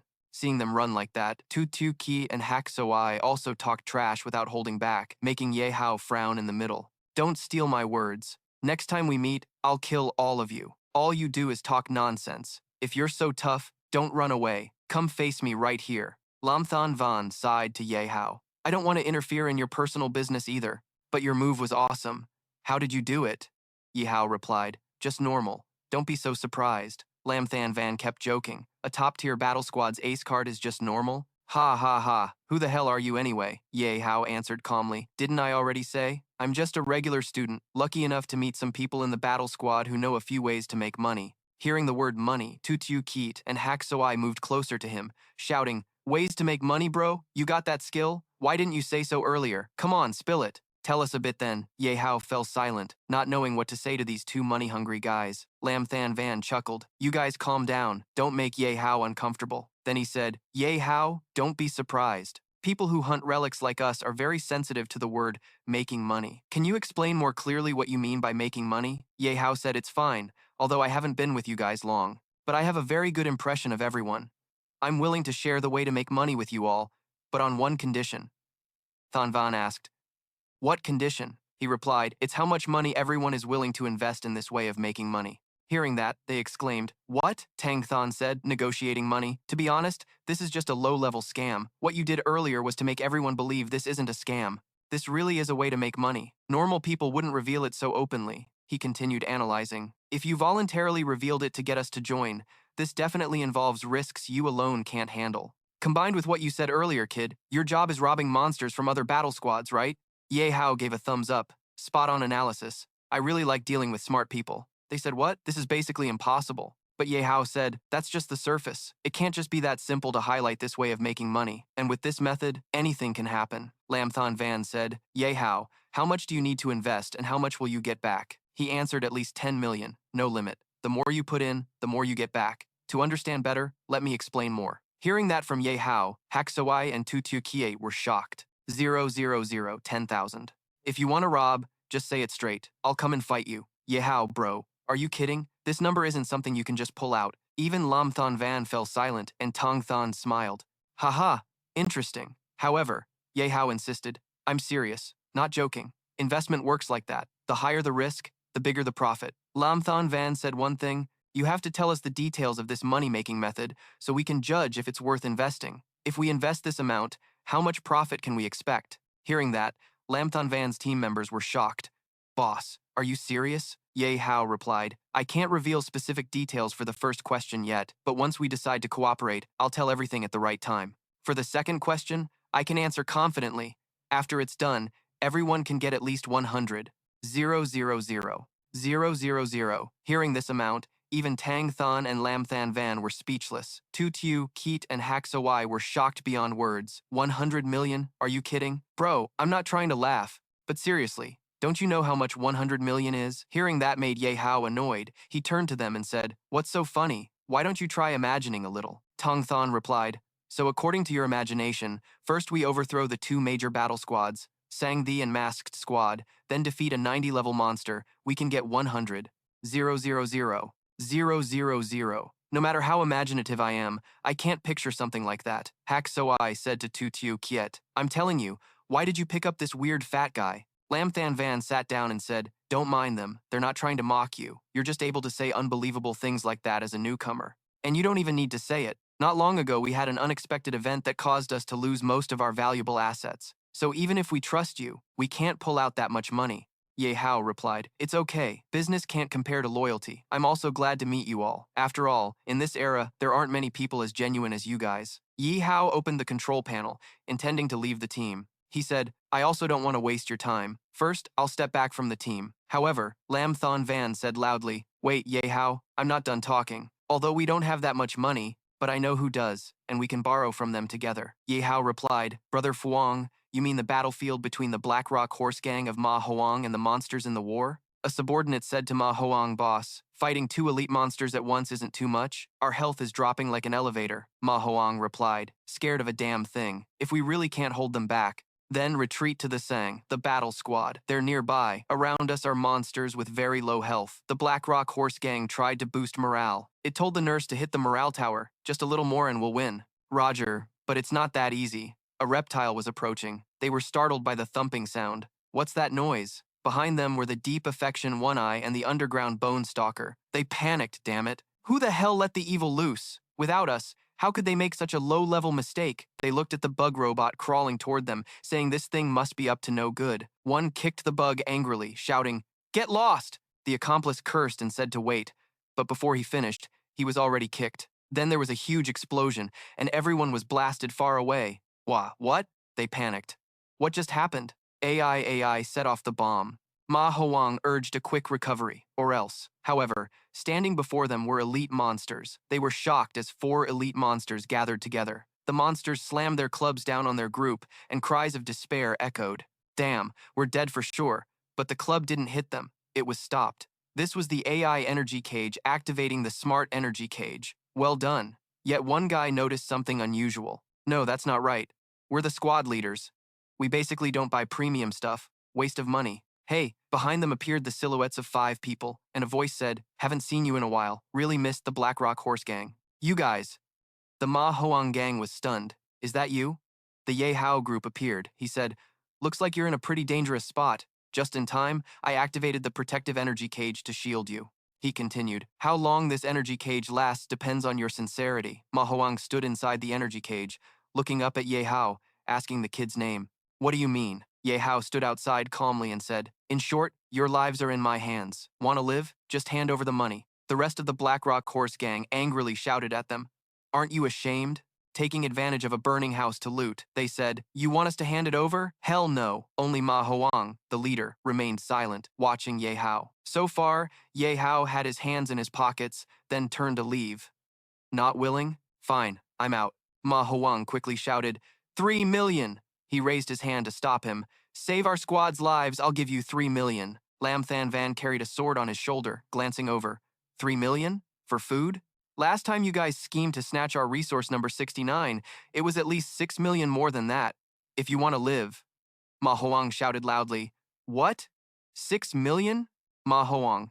Even if I die here, killed by beasts, I won't pay 6 million. He clenched his fist and said, that 69 thing is only because of a traitor in your team. We just used him. When fat meat's right in front of you, you don't eat it. If it were you, you'd do the same. Tuthiu Kiate heard him talk big despite being wrong, got furious, stood up, gritted his teeth and said, what? You've obviously been colluding for a long time. Yihao raised his hand to stop him, but Tuthiu Kiate stayed cold. Enough talk. We're not here to argue or bring up old grudges. I just want to remind you the shield's energy is running out. The beast's hatred is focused on you, and there's not much time left. As he finished, the shield cracked open a hole. Crack! A beast's arm reached through and grabbed the nearest Black Rock Horse member, causing the group to panic and scream. Ah! Save the boss! Save me! The scared henchman shouted. Quick! Agree to their demands. The Green Mountain is still there. As long as our team stays intact, we can make the money sooner or later. Ma Hoang looked at his teammates behind him, gritting his teeth. Fine, 6 million it is. I'll pay quickly to save us. Ye Hao looked at him, smirked, and said, Too late. I changed my mind. Now it's 2 million. Ma Huang exclaimed in shock. What? He angrily scolded him. You're deliberately raising the price to cheat and grab our money. Ye Hao crossed his arms and looked at him, cheerfully admitting, Yeah, I'm the cheat trying to grab your money. Didn't you just realize that now? A cracking sound echoed. The beast's hand took advantage of the weakening shield defense, poked through another hole, and grabbed someone inside. Everyone saw the beast's hand reaching for them and shouted, Ah, boss, hurry. Ma Hoang saw the beast's claws reaching toward him and quickly said, All right, 2 million, but I can only give you this up front. The remaining 6 million will be paid after you save us. Ye Hao stood with his hands on his hips, happily saying, 15 million total. From now on, every time you argue, add 3 million more. Ma Hoang quickly agreed. I got it. Yihao looked at the system screen showing the message. Ma Hoang made a transaction 5 million with you. Do you accept? He quickly clicked to receive the money, smiling broadly. All right. You're lucky to meet someone like me. Others would just wait for you to get killed, then rob your money. Ma Hoang stood behind, watching Ye Hao's back, furious. Yeah, this kid is still merciful and holds back, no matter his ties with Engan Huyan of the battle team. Even if you don't kill me, I'll kill you later. Ye Hao raised his hand and said, The money's in your hands, brothers. Let's get started. Lamthon Van's group quickly advanced. Everyone shouted together, Let's go. Heavy sword, dragon fist, old shield, fierce spear, thorn dust, spreading flame, shooting star, arrow rain. The beast was beaten to pieces, screaming wildly. The Black Rock Horse Gang saw the beast was defeated and regretfully said, This elite beast was originally. Before finishing, Ma Hoang angrily spoke. Don't worry, follow my orders. Explosions boomed loudly. Tutu Kiet dusted his hands and happily said, It's tame now. Yihao, these elite beasts still have some fight left, but they can't take a single hit. Suddenly, a volley of bullets whizzed around him. Everything was so sudden, Tutu Kiet could only stand there dumbfounded. Damn it. There was a huge explosion booming. Dirt and rocks were thrown up from the ground, shaking the nearby building, almost collapsing. Following the gunfire, Ma Hoang led the Black Rock Horse Gang forward, his face showing cunning as he smiled and said, If I were you, I'd take the money and leave immediately. Who keeps their word to save their enemy? He ordered the henchmen to speed up healing, then kill them, making them understand. In this ruthless era, only the ruthless survive till the end. Ye Hao glanced at him and asked, Right? At that moment, Lamthon Van and Hak Swai attacked from behind, surrounding them. Lamthon Van rested his sword on a guy's neck in the group. Black Rock Horse said, Don't move. Hak Swai stood beside, aiming his gun at the others, frowning and ordering, If you don't want your head to become a cactus, be honest and give it to me. Everyone in the Black Rock Horse Gang was shocked. Looking back, Ma Hoang risked shouting, Even if you control our healing, we still have the advantage in numbers. He quickly ordered, Tell everyone in our group, brothers, use the last recovery potion. Even if we can only recover 30%, we can still kill them all. Ye Hao spoke up. Advantage in numbers. Huh? Just then, loud gunshots erupted from behind, and members of the Black Rock Horse Gang were instantly shot dead. Tang Thon counted 8. Tu Tiu Kiet angrily counted 6. They were competing to see who could kill more. The rest of the Black Rock Horse Gang watched in horror as their comrades were picked off one by one. Then came a loud boom. Yihao stepped out of the smoke, cheerfully counting out loud. 4. He swung his sword, killed another, and counted 3. So, do you still think you have the advantage in numbers? Ma Huang looked around at his people, all of whom had been wiped out. He trembled and stammered, You were prepared all along. Yihao slung his sword over his shoulder. Ma Huang said one thing. You're wrong. This is the era of the strong. Only the powerful survive till the end. Ma Huang feared and thought, The situation's bad. Among the 36 stratagems, running away is the best. I don't want to die here. Thinking that, he quickly turned and fled. Tu Tiu Keat noticed him escaping. He shouted loudly, You want to run off and leave your brothers behind? Are you still the boss? Ma Huang coldly replied, Damn it, brothers are just sacrifices. He glanced back, fiercely saying, I'm still alive. I can find other brothers. Everyone in this era has to fight to survive. Forget that damn brotherhood crap. It's worthless. After saying that, just as he turned, a blade blocked Ma Huang's escape path, forcing him to stop. Lamthon Van thought, Escape? Even if I agree, your brothers are done for. One member of the group, being held at gunpoint by a hacker, angrily shouted at Ma Huang, How can you abandon us? Boss, you said we live and die together, share blessings, but it was all a lie. How could it come to this? Ma Huang could only remain silent, kneeling and bowing his head, saying, I never thought I'd fall this low. If you want to kill me, go ahead. Ye Hao stepped closer, looking down at him. Killing you would be a waste. After all, your group of more than 10 members must be worth more than one. 5 million, where's the money? Hand it over. Ma Hong looked up at him in panic. Are you some kind of demon? I don't have any money left. Lam Than Van pointed his sword at Ma Hoang's head and boldly said, Black Rock Horse Gang, you rely on your numbers to rob, oppress your comrades, and stab them in the back. You can't just get away with one. 5 million. Meeting Ye Hao today is your own fault. This is what you get when you're evil. Hearing Lam Than Van call him that, Ye Hao thought bitterly. I'm supposed to be a messenger of justice, so how did I turn into a villain? He sat down, staring straight at Ma Hoang and said, It's dangerous for a captain to carry so much cash. If I were you, I'd find a safe place to hide it. Honestly, tell me the location, and I might spare you. Unexpectedly, Ye Hao guessed everything right. Ma Hoang stared at him in shock. Terrified, he fell back. How do you know? Are you trying to trick me? He quickly retreated, realizing it was a trap from the start. A shameless, greedy bastard. Yihao heard this and understood the situation clearly. He happily turned to Tu Tu Keat and said, I was just guessing. Yet he really did hide the money. Tu Tu Keat didn't hesitate to praise Yihao, giving him a thumbs up. Good job, brother. Meanwhile, Ma Hoang, sitting nearby, was already so angry he spat blood. Suddenly, he laughed madly. Ha ha ha. I hid the money, a lot of it, but I won't say where. Ha ha ha. Kill me if you want. You won't get a single dime from me. Ha ha ha. At that moment, one of his men spoke up. I know where it's hidden. I'll take you there. Ma Hoang clutched his chest, spitting blood again. This time, he was so furious he felt like exploding. His eyes rolled as he glared at his comrade and shouted, How the hell do you know? The man, still held at gunpoint, remained calm, arms crossed, ignoring him as he said, Shut up. Earlier, when you went to pee, you looked all secretive, so I got curious and followed you to the abandoned warehouse where you hide the money. Ma Hoang was truly driven mad. He swung his sword and rushed at the man, yelling, Damn it, I'll kill you. Tu Thiu Keat quickly jumped forward, blocking Ma Hoang's sword with his shield. Ken happily said, Why so angry? Ha ha. This shows Ye Hao carrying the sword here is telling the truth about what his men said. Ye Hao sighed and continued. Looks like I have to add one more piece of advice. In this era, besides being ruthless and becoming an ultimate strongman, you also gotta remember to bring your brain. Ma Hoang was so pissed he couldn't speak properly. Lam Than Van, carrying his blade on his shoulder, approached Ye Hao and asked, Wait a minute. Can I take him? I want to end the grudge between me and him myself.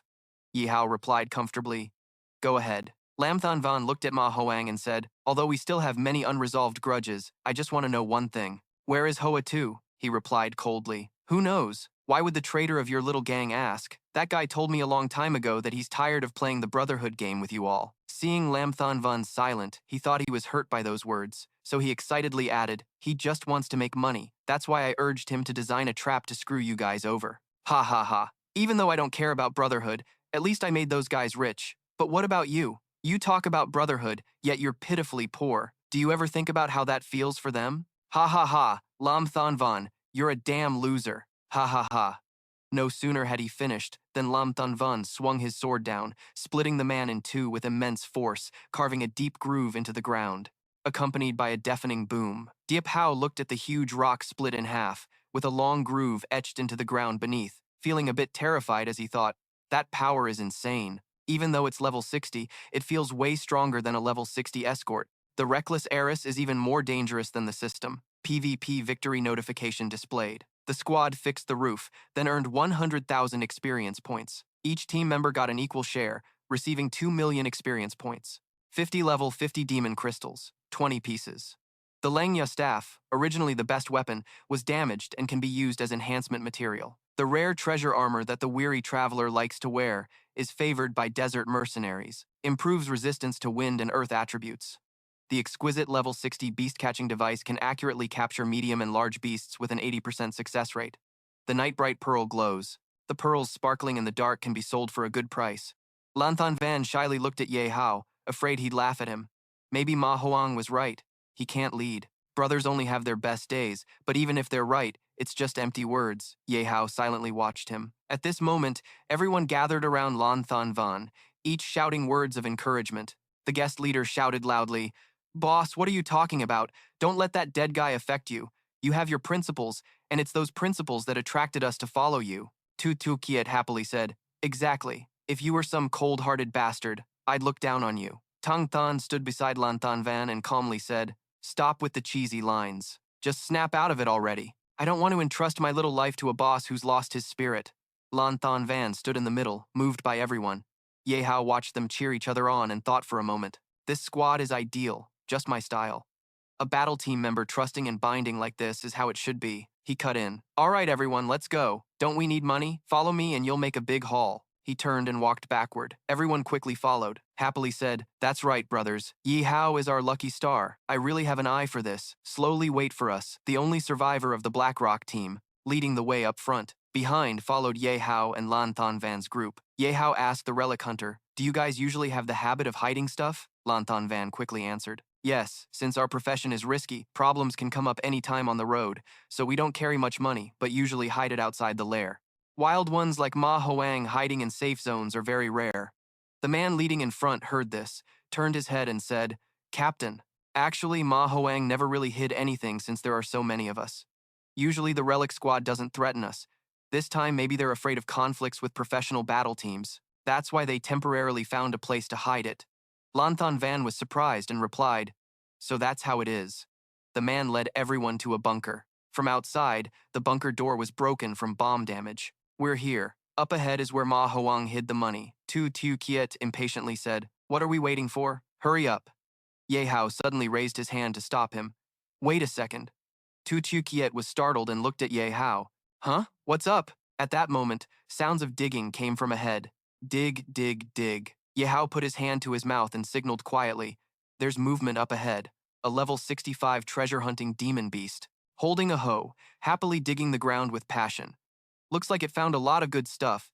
It carried a big sack full of treasures on its back, digging and laughing happily, digging treasure, continuously tossing up the soil. Dig, dig, dig." Everyone stared in shock. Yihao turned and looked at everyone puzzled. The book mentioned treasure demons, but this treasure-hunting demon doesn't seem special. Tutu Kiet's eyes lit up. He grabbed Yehao's shoulder. "Damn, we're rich, brothers, we're rich." Haksawai and Tang Than quickly stepped forward to cover his mouth, whispering angrily, "You idiot, keep it down. If it runs off, we won't get a dime." Tutu Kiet panicked and nodded quickly. Uh-huh. Lan Than Van and Ye Hao moved to hide behind a big rock to observe it. Lan Than Van explained, "Treasure demons are very rare, and those at high levels like this are even rarer. They like to seek money and treasures. So wherever they appear, there's a huge amount of treasure." Ye Hao smirked at the beast and said, "You mean the money Ma Hoang hid here attracted this treasure demon?" Lan Than Van continued, "See that sack it's carrying? That's a dimensional sack. All the money and treasures it collects go inside. It's a bottomless bag." Yihao looked at the beast happily jumping on a sheep. Joyfully carrying a big sack full of jewels, money, and weapons, he said, "If we take it down, we can get all the treasures in that sack. That's why I say we're gonna get rich," Lan Than Van added. "Exactly. But that's just a small part. The most important thing is, they say if you kill a treasure demon, there's a chance it drops a teleportation key to their lair." At this point, Lan Than Van's face showed excitement. "They say the lair is piled high with treasures." Ye Hao looked at him and asked, "Really? But it definitely won't be easy to deal with. What's your plan?" Lan Than Van looked at the happily jumping beast and whispered, "It's really hard to deal with. The difficulty isn't killing it but catching it. Once startled even a little, it'll run away at top speed in a short time. If we don't catch it before killing it, it'll summon a portal to escape to its lair." At this moment, Tu Thiu Keet, Hak Sawai, and Tang Than stood behind, all observing the beast. Tang Than continued, "So success depends on whether we can catch it." Hak Sawai also spoke, "Right, but it's very hard to catch. Years ago, when I was a rookie, I followed a 10-person squad in the wild and encountered a normal level 25 treasure demon. Despite our siege, it still escaped." Everyone spoke while staring intently at the beast before them. On its shoulders and under its feet, there were tons of treasures. Its speed and agility were way beyond what we expected. At this moment, Ye Hao confidently said, "No worries about this. I'm pretty skilled at capturing stuff. If you all trust me, then just follow what I say." Tu Thiu Kiet patted his shoulder cheerfully and said, "Trust you? Of course we do. Ye Hao here is our lucky charm. Whatever you say, we're all ears." Behind the man from the Black Rock horse gang, someone lightly tapped Ye Hao's shoulder and said, "Hey, I'm out. Can I leave now?" Tu Thiu Kiet glanced at him and waved, get lost, but don't make a sound." As soon as he heard that, he quickly ran off, not forgetting to shout, Thanks. Tu Thiu Kiet looked at him angrily and yelled, Don't you understand human language? I told you not to make a sound. Ye Hao stood beside him, mouth wide open. Black Commander and Tang Thon quickly pinned Tu Tu Kiet down again and covered his mouth. Lam Thon Van stood nearby, shaking her head at them. Ye Hao forced a smile and said, all right, everyone listen up carefully. This is our plan. At the treasure spot, the little beast is happily stuffing everything from the treasure into its own bag. Hoo hoo hoo. Grab, hoo hoo, grab. The treasures are all mine. Don't even think about stealing from me. Suddenly, it heard footsteps and quickly glanced over. It was surprised to see Ye Hao's group standing behind, grinning greedily. Lamb, ha ha ha. The haul's pretty good, huh? Maybe I'll share a little. The little beast quickly ran off, turning back to taunt them as it ran. Grab, nya, nya. Ye Hao ordered the thinking robot. What's it saying? Translate it. The robot translated while faithfully mimicking the little beast's attitude. You dumb idiot. Come catch me if you can. Haha, yeah, this guy's too sneaky. Ye Hao heard this and instantly darkened his face, covering it with his hand. Looks like I've said that before. He quickly drew his sword to block the little beast's path and said, sorry, I'm only interested in your money. But unexpectedly, the little beast ignored Ye Hao's words, confidently continuing to run straight at him, using a flexible angle to dodge and slip through Ye Hao's legs to escape. Too fast. Next, Tu Tu Kiet used his big shield to block the exit and said, with me here, you're not getting past. Unexpectedly, the little beast lightly jumped over his shoulder, then turned back to smile at him with disdain. Grab relying on you. Tu Tu Kiet clenched his teeth in anger. No way. Black Commander and Tang Thon quickly ran over. Black Commander stopped to try his weapon. Let's see how my 3 arrows do. Tang Thon cracked his whip with spiked chains, but the little beast's speed was too fast. It casually jumped and dodged all their attacks, sometimes flying up, sometimes ballet dancing to the right, sometimes jumping high to the left. It smiled, sucked in its stomach. Useless. Suddenly, its leg got caught by Tang Thon's spiked chain. Gob the G. It looked back in shock. Tu Tu Kiet shouted excitedly. Nice work, Four Eyes. Tang Thon angrily yelled, shut up, wanna die? While they were arguing, the little beast pulled a knife from the treasure bag on its back and easily cut the spiked chain to escape. Hehehe. Tang Thon angrily said, it can cut through my magic spikes? That knife's no joke. The little beast was happily running when suddenly a cage appeared from above, trapping it inside. Lam Thon Van's people ran up to the cage. Black Commander hurriedly said, quick, that protective cage won't hold it long, kill it fast. Lam Thon Van quickly responded. The little beast was still tirelessly sawing the cage with a weapon. He. It just escaped the cage but was immediately surrounded by Lam Thon Van's group. Tu Tu Kiet blocked its path and shouted, raise your hands and surrender, you're not escaping. Black Commander happily said, look at us surrounding you like this. Where do you think you can run? The little beast smiled at them. He. It raised its hands to form an X sign. From one little beast, suddenly 6 appeared. They ran circles, kicking up thick dust clouds. Yihao saw its plan, shocked with his mouth wide open. Damn, this move looks so familiar. It's copying a comic. When everyone saw the beasts scattering in different directions, they shouted, split up and chase. Don't let any of them escape. Try to herd them in one direction. The beasts also shouted, run. Lam Thon Van's people quickly took orders. Okay, Tang Thon chased while saying, its speed is slowing down now. Lam Thon Van running ahead said, it must be splitting itself to disperse its magic power. We have a chance to catch it. Black Commander ran from behind, overtaking her happily. Then I gotta speed up. A hunter's look appeared on his face. In 30 seconds, his critical hit rate, accuracy, and movement speed all increased dramatically. Suddenly, Tu Tu Kiet rode his shield and sped ahead, making Black Commander's eyes pop. Damn, fatty, how are you so fast? Tu Tu Kiet happily said. Haha, even though I'm fat, I'm super agile. Watch the secret skill I've been training so hard for. Han Dia Sung Lang, the chubby guy, poured magic power into the shield to move as fast as possible, breaking through all obstacles on the way. Black Commander angrily shouted, what are you doing using a warrior's life shield like that? While those two were still arguing, Tang Thon calmly said, man, you guys are all so noisy. When will you guys ever grow up? He sat on the Ali Baby magic carpet that could fly fast and steady, lasting for 2 hours, and could provide all kinds of hot and cold drinks, snacks. All items were enhanced with magic gravity. Don't worry about spilling. While flying on the carpet, he leisurely sipped hot tea and said, can't you be a little more polite like me? Black Commander and Tu Tu Kiet looked up, both shocked and angry. Referee, there's cheating going on. Lam Thon Van laughed loudly. Ha ha ha, good, everyone's got spirit. As a team leader, I can't fall behind either. Gotta show some skill. He stomped hard, making the ground crack and crumble in an instant, then lunged toward the running little beast with extraordinary strength. A sword swung down, slicing the two goblins in half as the leap into the strike landed with fierce power. The farther the distance, the higher the jump momentum, the bigger the wound. The name was changed to Lam Thon Van because he thought it sounded really cool. The demon beast he struck exploded into a cloud of black smoke. Lam Than Van stared wide-eyed at the black clouds, cursing, "Damn it, this is fake." The hackers nearby also shouted, "Boss, ours over here is fake too." Lam Than Van quickly turned back and said to Ye Hao, "The real one is on your side now." Ye Hao stood calmly, watching the demon beast running toward him. The demon beast thought this low-level fire attribute was the easiest to deal with. Lam Than Van's group saw a mysterious space appear behind Ye Hao. The demon beast had already opened the teleportation gate. Everyone anxiously shouted, "How? You have to stop it! Don't let it escape back to its lair!" At this moment, the demon beast had already run past Ye Hao. It thought this stupid human dreamed of catching a big shot like itself dream on. Lam Than Van's group saw it about to run into the teleportation gate and got so impatient they cursed. "Ye Hao, what the hell are you doing? Why aren't you stopping it?" Ye Hao stayed calm, smirking, telling everyone not to rush. Just then, only a few steps from the teleportation gate, the demon beast suddenly stopped because it noticed the book right next to Ye Hao was about itself. It quickly turned to cover it, sitting down and hugging the book tightly. Lam Than Van's group was stunned. Why did it suddenly change direction? What was that thing on the ground over there? The demon beast blushed, awkwardly staring at the adult magazine rated 18+, successfully grabbing the attention of the secret demon. "This is so good, totally lit!" While it was still immersed in the book, a cage suddenly appeared, trapping it. Elite Demon Beast Spirit, level 60. A trap specially designed for demon beasts, imprisoning for 180 seconds. Still in that relaxed pose, hands in pockets, Ye Hao stood outside the cage and said, "Even if it's the last secret demon treasure, it belongs to the secret demon clan. The lustful nature of the jealous will never change.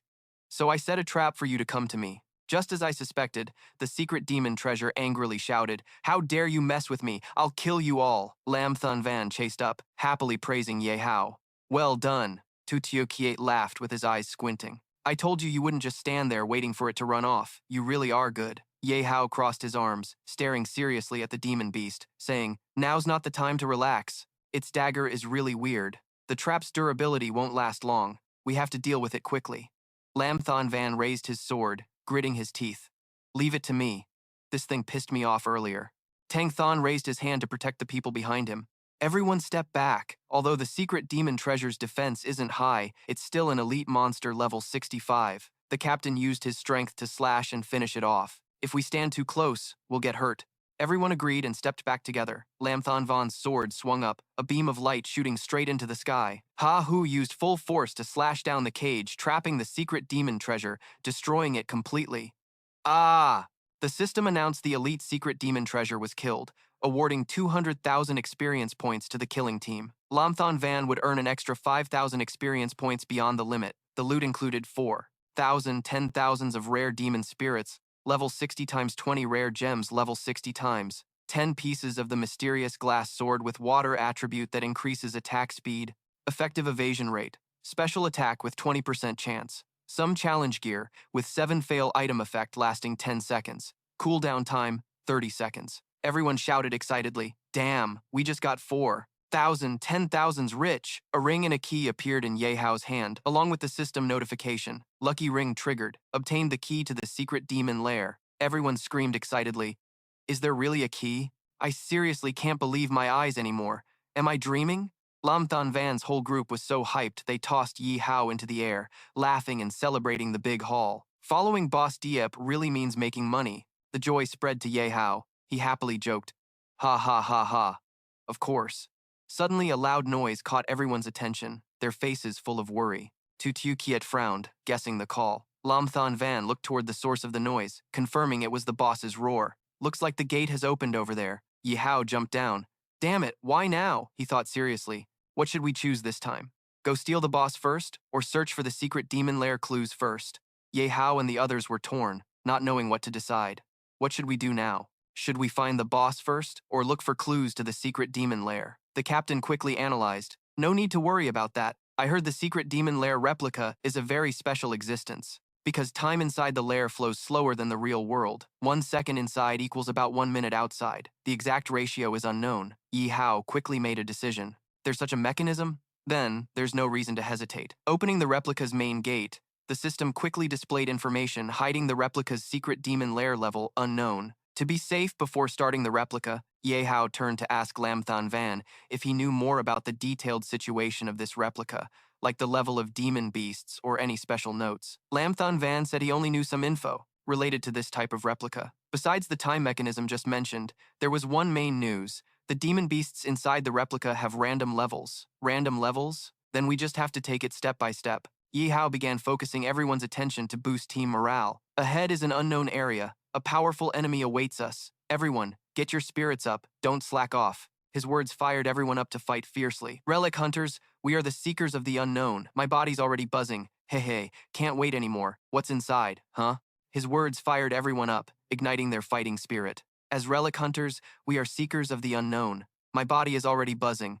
Can't wait any longer. What exactly is inside waiting for us? Even I was a bit excited. Lamthan Van was very surprised when, under Ye Hao's leadership, the three under his command now showed such enthusiastic fighting spirit, so he gave the order. Brothers, let's start the expedition. Ye Hao led the way, so let's move out. Receiving a message from the hidden system, SAO level 3 secret demon lair. Tutu Kiet exclaimed mockingly. What? Only level 3? That gives me some hope. Lamthan Van spoke to correct him. Even if it's just level 3, no one knows everything yet, so we must be cautious. The group discovered a cave filled with lots of gold. Ye Hao announced, Don't get your hopes up. Check out what's down here. Tutu Kiet jumped up, shouting happily. Damn, there's a pile of gold down there. We're gonna get rich this time. Hak Soai was also a bit excited, but he still stayed calm, focusing on the main mission. That idiot only cared about gold in his eyes. The real focus is those secret demon treasures over there. Tangthon agreed, and quickly spotted them. There are 15 secret demon treasures below, all rare elites. The important thing is their level isn't that high, which means there are still more. While analyzing, Tutu Kiet interrupted. Then what are we waiting for? Let's finish them off quickly.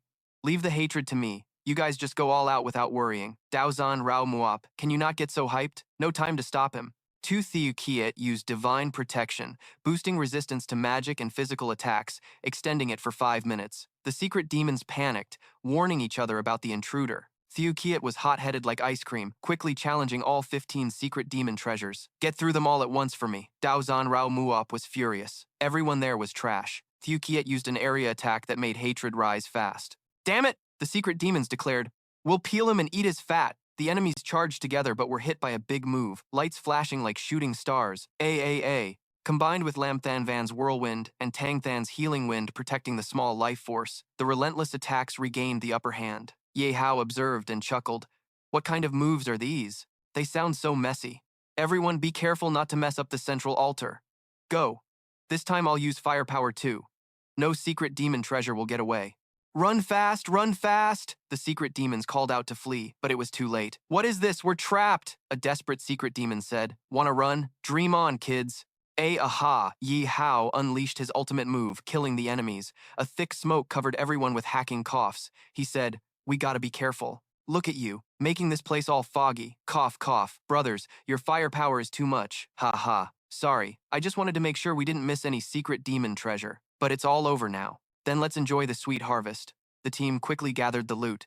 Ha ha ha. So much stuff dropped? This is a big win. So awesome. Ha ha ha. Let's see what exploded out. Got 75,000 experience points. The money earned is 50 million level 30 demon essence, times 50 rare level 40 gems, 15 secret demon spirit skins, 10 sets of tunneling tools. Received the Guardian Shield battle line item. There was once an AI that countered all frontline commander shields, with excellent defense, reducing control duration, and preventing knockback. Also received a Lak Kai Ma spear, made from dry wood of the tree world that emits terrifying signals, forever a dark attribute weapon, not to be underestimated. Defense and attack have a chance to trigger bonus effects. Next is the Dragon Blade Greatsword, a massive dragon carving greatsword with extreme damage. Rumor says the dragon's soul is sealed inside, forever a holy attribute weapon. The higher the level, the stronger the attack. Attacks have a chance to trigger Bamboo Dragon Power. Bamboo Dragon Power is an infinite beast, immune to magical damage. All attributes increase, lasting 30 seconds. Finally, the Holy Elemental Scripture item. Records all elemental magic tomes of the original source. The last chapter is blurry, barely showing one more character. It nullifies suppressive attributes when casting magic attacks. chance to trigger Elemental Divine Arrow magic. Elemental Divine Arrow continuously triggers fire, rocket, ice arrow, lightning strike, and earthquake spells. The whole team happily divided the items. Lam Thon Van chose the Dragon Blade Great Sword. Each of us got new gear up to the level of these undead, pretty strong. Tu Kiet chose the Guardian Shield battle line. Haha, this shield is solid. Stealing loot feels safe. Haksoi got the Lak Kai Ma Spear. This crossbow. So cool. I really like it. And Tangthon obviously loved the Holy Elemental Scripture. Truly a great SAO item. I felt a bit uneasy and scared of it. The money and experience went to Ye Hao. Although none of the gear benefits me, just those millions are enough for a big harvest. Plus, their new gear will boost combat abilities, which is crucial for the next battles.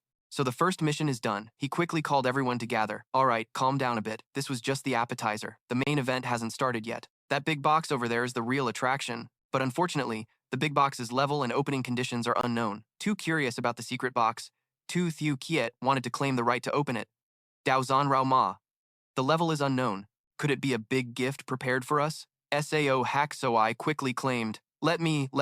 Boxes like that are my specialty. I bet it's not that simple inside. Ye Hao rushed over, grabbing both to stop them. Wait, don't act rashly. Everyone, remember a bit, wasn't it weird how the secret demons just now both knelt and danced before that box? Tiu Kiet listened to his analysis. It kinda makes sense, hearing you say that there's something really weird going on. Those guys are basically worshipping this box, and Zheng Cheng is quick to show off his smarts. Usually, the stuff that gets worshipped is sacred, except maybe this box. Captain Lamthan Van nodded in agreement. Whether this box is sacred or not, out here in the middle of nowhere, if you want to open it, you gotta follow a certain process. Yihao was eager, pushing the captain to quickly explain exactly what that fixed process was. It was basically that you absolutely can't just randomly approach a box that hasn't been opened yet. You have to make sure the box isn't a trap before you get close and open it. The whole team was stuck on what to do with the Yang when the captain suddenly threw a mysterious Dao robe hard at the box. The box shook violently, popping open its lid to reveal sharp teeth that swallowed the thrown Dao robe whole. Sure enough, inside was a beast called the Dream Demon, from a level 90 greed monster.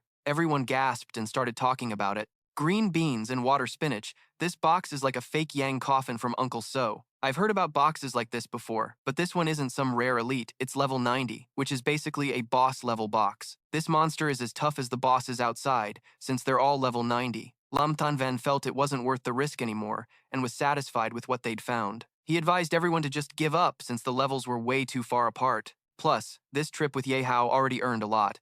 Being greedy now might just get us killed. Yihao was still quietly thinking, but with his hot-headed, battle-hungry nature, giving up was tough. Thiu Kiet felt frustrated. Green beans and water spinach. His grandpa had meat right at his mouth but couldn't eat it. It was annoying, but there was no other way. Seeing Ye Hao silent, Lam Than Van patted his shoulder, wanting his advice. What do you think, Ye Hao? He stayed calm, studying countermeasures, making Thiu Kiet impatient. Yeah, Ye Hao, we'll follow your lead. My take is, seeing everyone looking at me with hope kind of threw Ye Hao off, and he hadn't figured out what to do yet. He scratched his head and gave a sheepish smile. Should we just drop it, or maybe split the money we made earlier first? The group was surprised and scattered. They shook their heads, showing some disappointment. Captain Lamthon Van thought it wasn't a bad idea and laughed out loud. That works too. Split the cash first, then figure out the rest. At least money in hand feels safer. So, under Ye Hao's leadership and outstanding skills, we made a total of 140 million. So, I propose Ye Hao gets half, which is 70 million. Anyone got objections? Everyone raised their hands, happily agreeing. Tiu Kiet was probably the happiest with the captain's split. I agree. No objections at all. Hak Soai was just as happy. I agree too. Without Ye Hao, we probably wouldn't have made a dime on this trip. Even quiet Zheng Cheng nodded, agreeing Ye Hao's skills were the biggest factor, so he deserved the biggest share. 70 million is well deserved. Seeing the 4 people in front of him praising and admiring him, ready to give him the bigger cut, made Ye Hao even more confident, thinking to himself that with the temptation of money, they didn't try to screw him over or hog the loot, they actually gave him half the earnings. Definitely didn't misjudge this squad. Worth being confident, future missions will involve more cooperation. Captain Lamthan Van, after getting everyone's approval, started dividing the tasks. Alright, let's decide it that way. The rest, we'll split in half, and I'll store mine first. Anyway, each of us got new weapons, so we don't need to spend much money for now. Yeah, this money will last us a long time. Everyone burst out, clapping together to celebrate the victory. Ye Hao received a new notification reminding him that his account just got 70 1,000. Everyone can 1,000. Please check carefully. Lamthan Van gathered everyone again, calling them to keep moving. All right, let's go. Got it. Captain, as they walked, Tukiat turned back curiously and asked Ye Hao, Bro, can you now explain in detail how to make extra money? I'm not greedy. I just want to assess the risk a bit. Ye Hao suddenly stopped while walking, turned his head to observe the distance. What did you say? Tukiat. Not hearing clearly, he looked back and saw Ye Hao standing still, staring toward the Yang box, with a look of regret. Let's go. Don't think about that box anymore. This isn't a level we can reach right now. Stop dreaming. Hak Soai and Tong Thon were also constantly discussing it. Ye Hao, that box could really bring in big money, but we can't afford the risk. I feel our luck is used up, so let's give up. Yeah, call it what you want. Play it safe. Despite the warnings, Ye Hao remained stubborn, moving toward the Yang box. I get the logic, but just abandoning a big treasure like that isn't my style. Ye Hao, do you have an assassin's instinct? The captain shouted loudly before the system notification, reminding that Ye Hao has left the squad. Everyone seemed to realize something. Even the AI wondered, Ye Hao, is that you? Nodding confirmed everyone's suspicions were right. Right now, it's best if everyone leaves, because an uncontrollable situation might arise. Tiu Kiet, worried something would happen to Ye Hao, hurriedly ran after him to stop him. Kid, calm down. I can't just watch you die like this. Lamthan Van realized his thoughts about Ye Hao were completely correct. He's no ordinary guy. Lamthan Van stopped his subordinate. Stop it, Thiu Keet. If Ye Hao made this decision, he must have something solid in hand. We can't compare him using our standards. But we also can't just leave him behind. We just need to hang back a bit to avoid causing more trouble for Ye Hao. If an emergency happens later, the four of us will definitely give our all to save him. All right, the whole team agreed to fall back and watch him. With everyone's support and help, Ye Hao felt more confident. Ha ha, what a reliable squad. But an unexpected emergency probably won't happen. The system opened the Special King account, Shadow King. First, burn 10,000. Play for 10 seconds so I can see how twisted this Shadow King is. The system quickly confirmed receipt of the request from the host and was still opening. Please wait a moment. Watching Ye Hao, all four were shocked to see only red blood in front of them. The account was merging. Please wait a moment. The system notification sounded repeatedly. Worried something bad was happening to Ye Hao, Thiu Keet stood up and shouted loudly, Hey, what the hell is going on? Why did the cave suddenly turn blood red? Lamthan Van was equally worried. Something's wrong. Guys, look at Ye Hao. The blood of the secret demons was gathering on him. What the hell happened to Ye Hao? His appearance suddenly became weird. Long white hair, attracting strange bats flying around him. Mung beans, water spinach. Where did these bats come from? Look at them. Damn, why do they look so chaotic? What is this? Ye Hao's appearance kept changing, his body emitting a strange, fishy smell. Not right. If it was just an appearance change, it wouldn't have such a strong aura. Is this really Ye Hao? Why does he give off such a suffocating bloody stench? The four were observing and debating. Then the system notification sounded again. The Special King account Shadow King fusion is complete, starting countdown.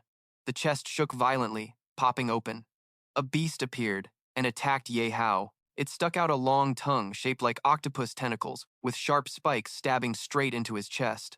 The system activated Shadow Decay mode of Shadow King, immune to any physical damage. The system counted down to the 8th second. The Shadow King screamed as he gathered strength, grabbing the beast's tongue with his hand, ignoring the sharp spikes stabbing him. Seeing he couldn't beat the opponent, the beast retracted its tongue, quickly turning toward the four people hiding nearby.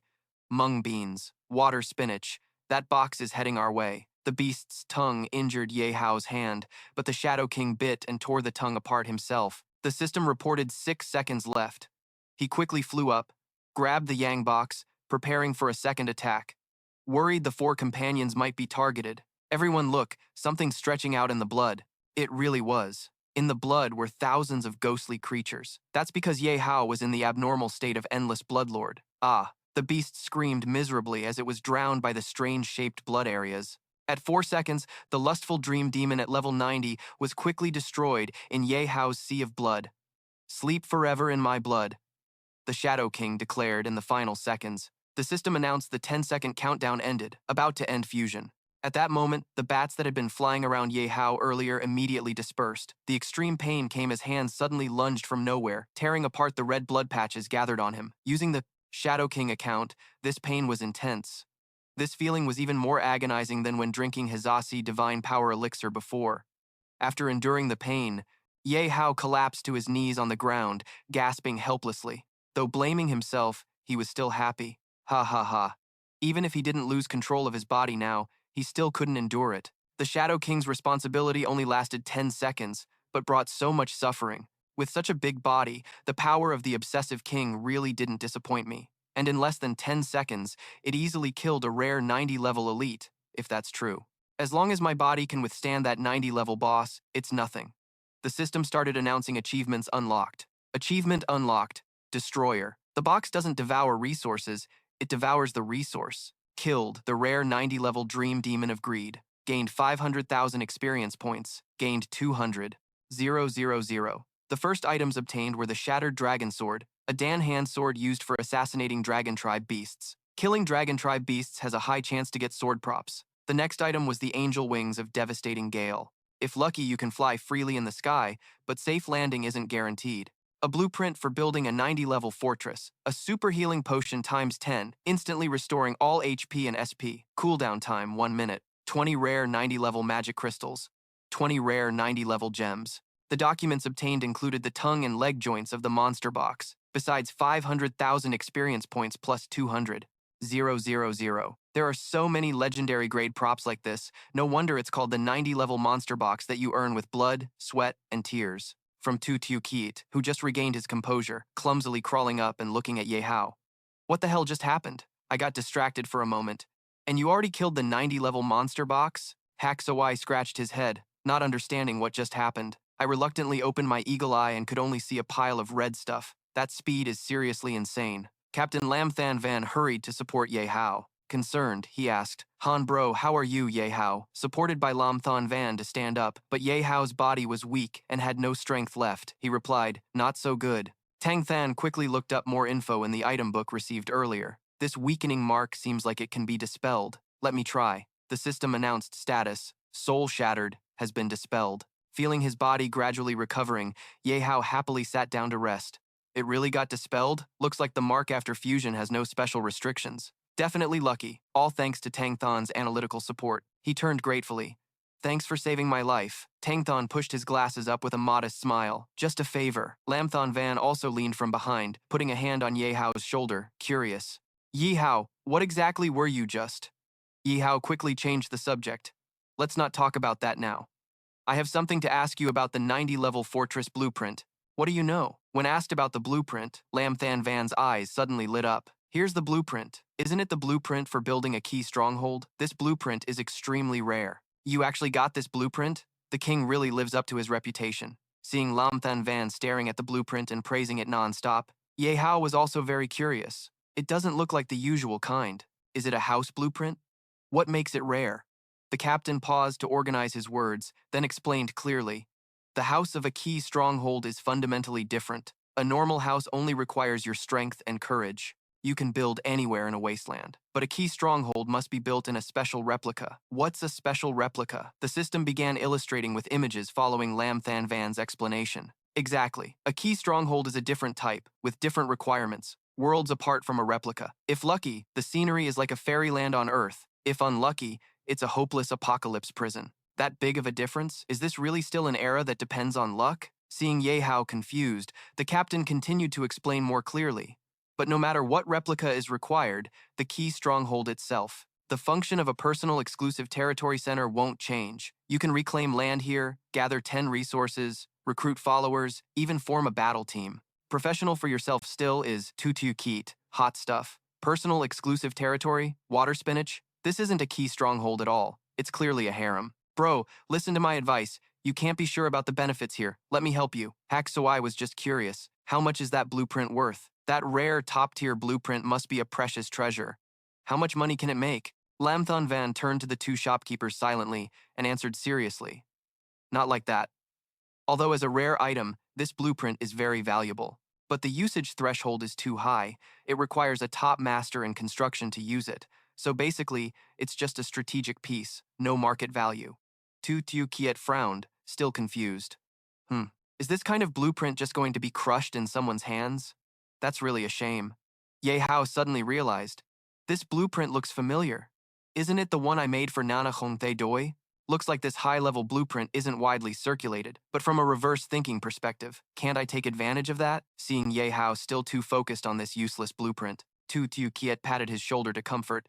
Don't worry too much, bro. This is just one thing among many. Haven't you already harvested plenty of treasures? You're not losing out this time. Ye Hao forced a smile. It's not that I'm losing out, it's just hard-earned money. Suddenly, the trading interface popped up for everyone, announcing, "What do you want to do, Ye Hao?" Yihao quickly regained his spirit, raised his hand to operate the system. These are all the items dropped from the monster box, except the blueprint and the 200. 000. Everyone can pick whatever they like. I'll give it all to you. The four happily lifted their generous teammate, the water spinach. Yihao, you're really generous. No wonder I didn't pick the wrong bro. Boo-hoo, boss dude. I've never really respected AI, except for you, the big boss, who's the second person I actually do. All right, take advantage of the time and pick something fast. We've got stuff to do. Lam Thon Van patted his shoulder. Yihao showed deep gratitude. If anything comes up later, just say the word. Your business is my business. Even though those words sounded a bit fake, we were dead serious. I know the captain reminded everyone to pick their items quickly. Remember, only choose what you really need. One item per person. We're not some greedy little punks. Don't worry, boss. How could we not play, right, Ye Hao? An hour later, the whole team moved to a new spot. Tu Kie happily shouted. Ah, the outside air feels so good. Lam Tan Van turned to Ye Hao with curiosity. What's your next move?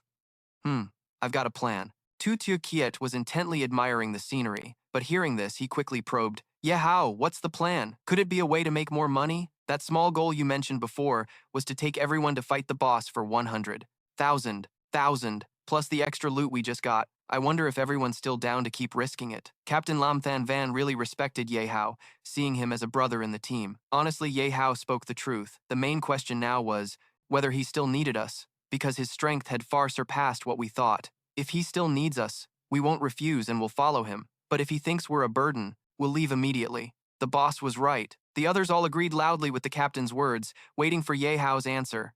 Even though those words touched him, Ye Hao stepped forward, patted Lam Than Van's shoulder, and said straight up, "Of course I need you. You guys are my most important pieces." Everyone was surprised and speechless, not quite getting what Ye Hao meant. He went on to explain, "Although our ultimate goal is to fight the boss, the real challenge is the teamwork between us. So having more pieces to use means more diverse strategies." Admiring Ye Hao's guts and honesty, the captain burst out laughing.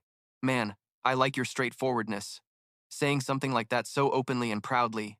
Tu Thiu Kiet wasn't mad at Ye Hao's words. He actually happily accepted it. "I really didn't misjudge you. I said you have a special aura that even Tang Than admits without shame. If someone else said that, I'd have already blasted magic all over their face. But you, I'm willing to be your piece." Ye Hao was thrilled hearing everyone's sincere words. "Good, but don't worry. Under my command, you won't become a dead pawn." The whole group burst out laughing. Suddenly, a loud noise shook the air, and they immediately noticed something happening nearby. Lam Thon Van pointed toward the loud sound. "The boss fight over there has started." "Ye Hao, what's your plan? Should we jump in now?" "Not yet. Let them fight for a bit first." Ye Hao ordered the system. The system activated the True Eye skill. The skill was in use on the map, noticing both sides had taken their battle positions. Ye Hao was excited. Ah, the main piece is on the field, so the real show is finally starting. Flashback a few minutes earlier, the world boss Badi Sishvi appeared.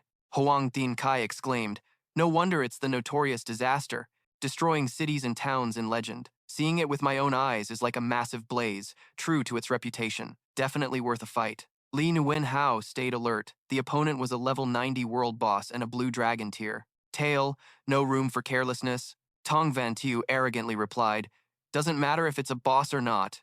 Lao Tu, who was fighting the boss in person, also said, "I'll definitely back you all up." Ngan Hoen calmly said, "Focus. Follow my commands."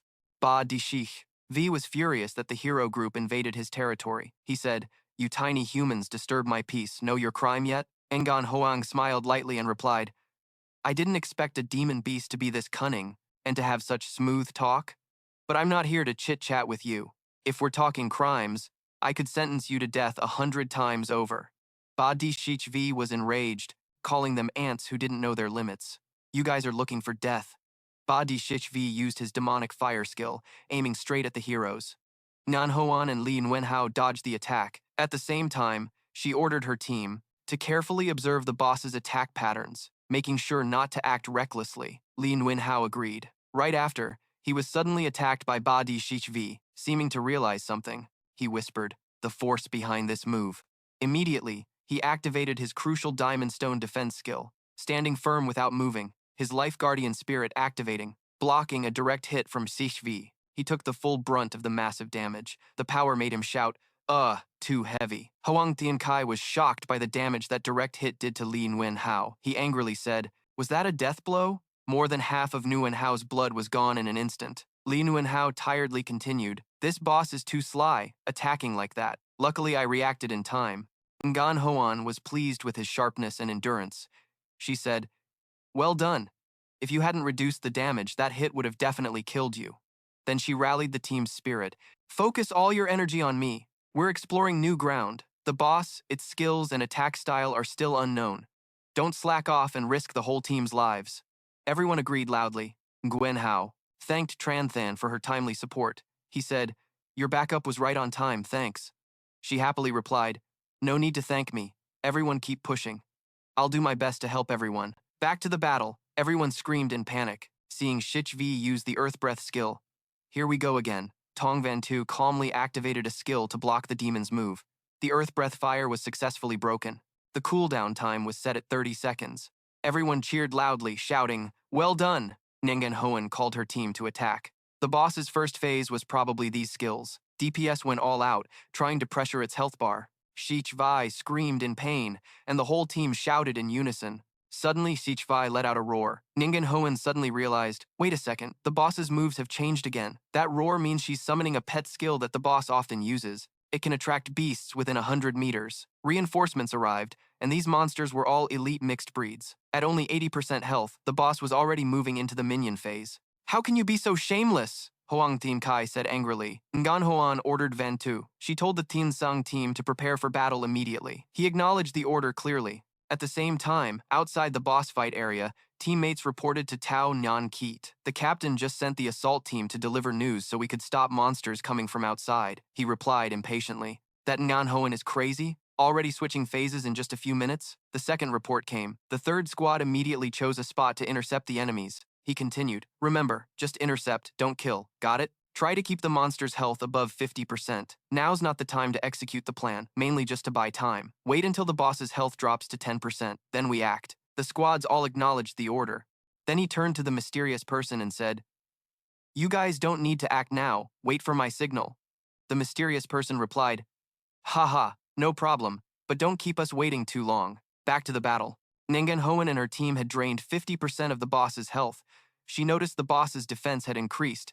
Tien Kai angrily reported, damn it, we can't reduce its health any further. Van Tu added, even though we've taken down 50%. But indeed, the 5 challengers against the world boss still hesitated a bit. Tranthan worriedly said, sorry, I dragged everyone into this. Nguyen Hao replied, no, little Tran did great, but continuing like this really won't work. The boss's health can't be lowered anymore, and our mana and supplies will run out sooner or later. Van Tu urgently called Nyan Kiet. Tao Nyan Kiet, we're in trouble here. Send a squad to reinforce us immediately. But the other end replied, no, there are too many monsters. We don't have enough people. He angrily scolded, you useless bunch. Come now, you can't even handle those little minions. From behind, Ye Hao quietly appeared. He said, it's not that they're useless. They just don't want to help you. Plus, they secretly hope you all die quickly. Van Tu threw a weapon directly at Ye Hao. At the same time, she said, who the hell are you pretending to be? Get out of here now. Ye Hao easily caught Van Tu's attack barehanded and said, don't be so aggressive. Didn't the handsome guy already tell you to remember me? How did you forget so fast? Or are you pretending to be dumb to deal with me? He crushed the ice block as he spoke.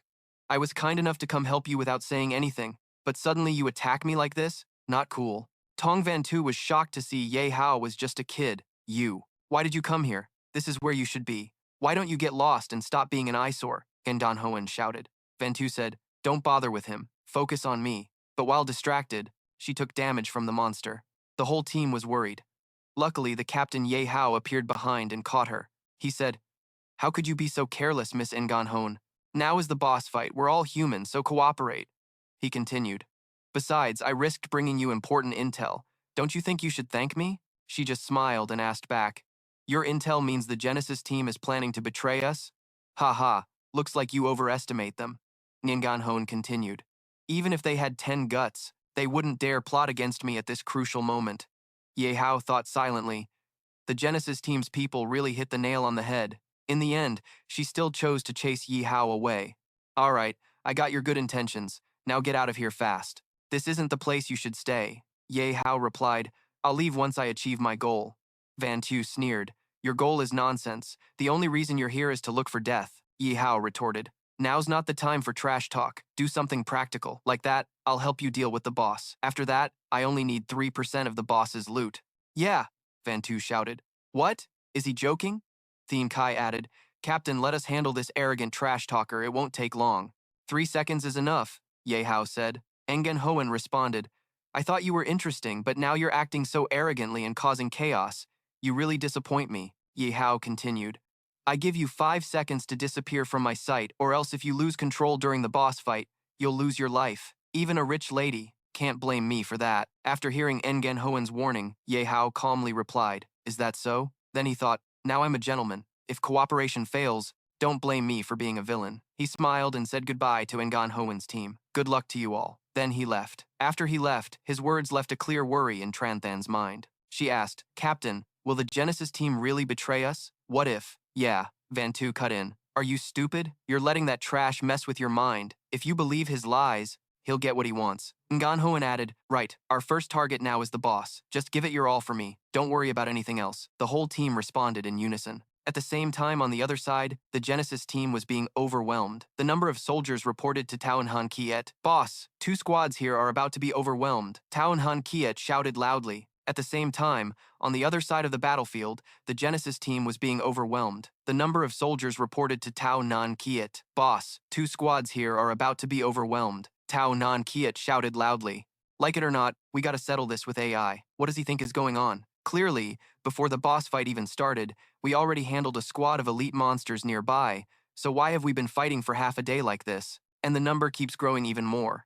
This won't do. If this keeps up, sooner or later our squad will be wiped out, he shouted loudly. Stop fighting weakly! Give it your all! Don't hold back! The boss is still below 10% health, and almost all our people are dead, the whole team shouted back in unison. At that moment, from outside, Diu Keet, watching the battle, said, Ha ha ha, lucky our big shot pulled the monsters away.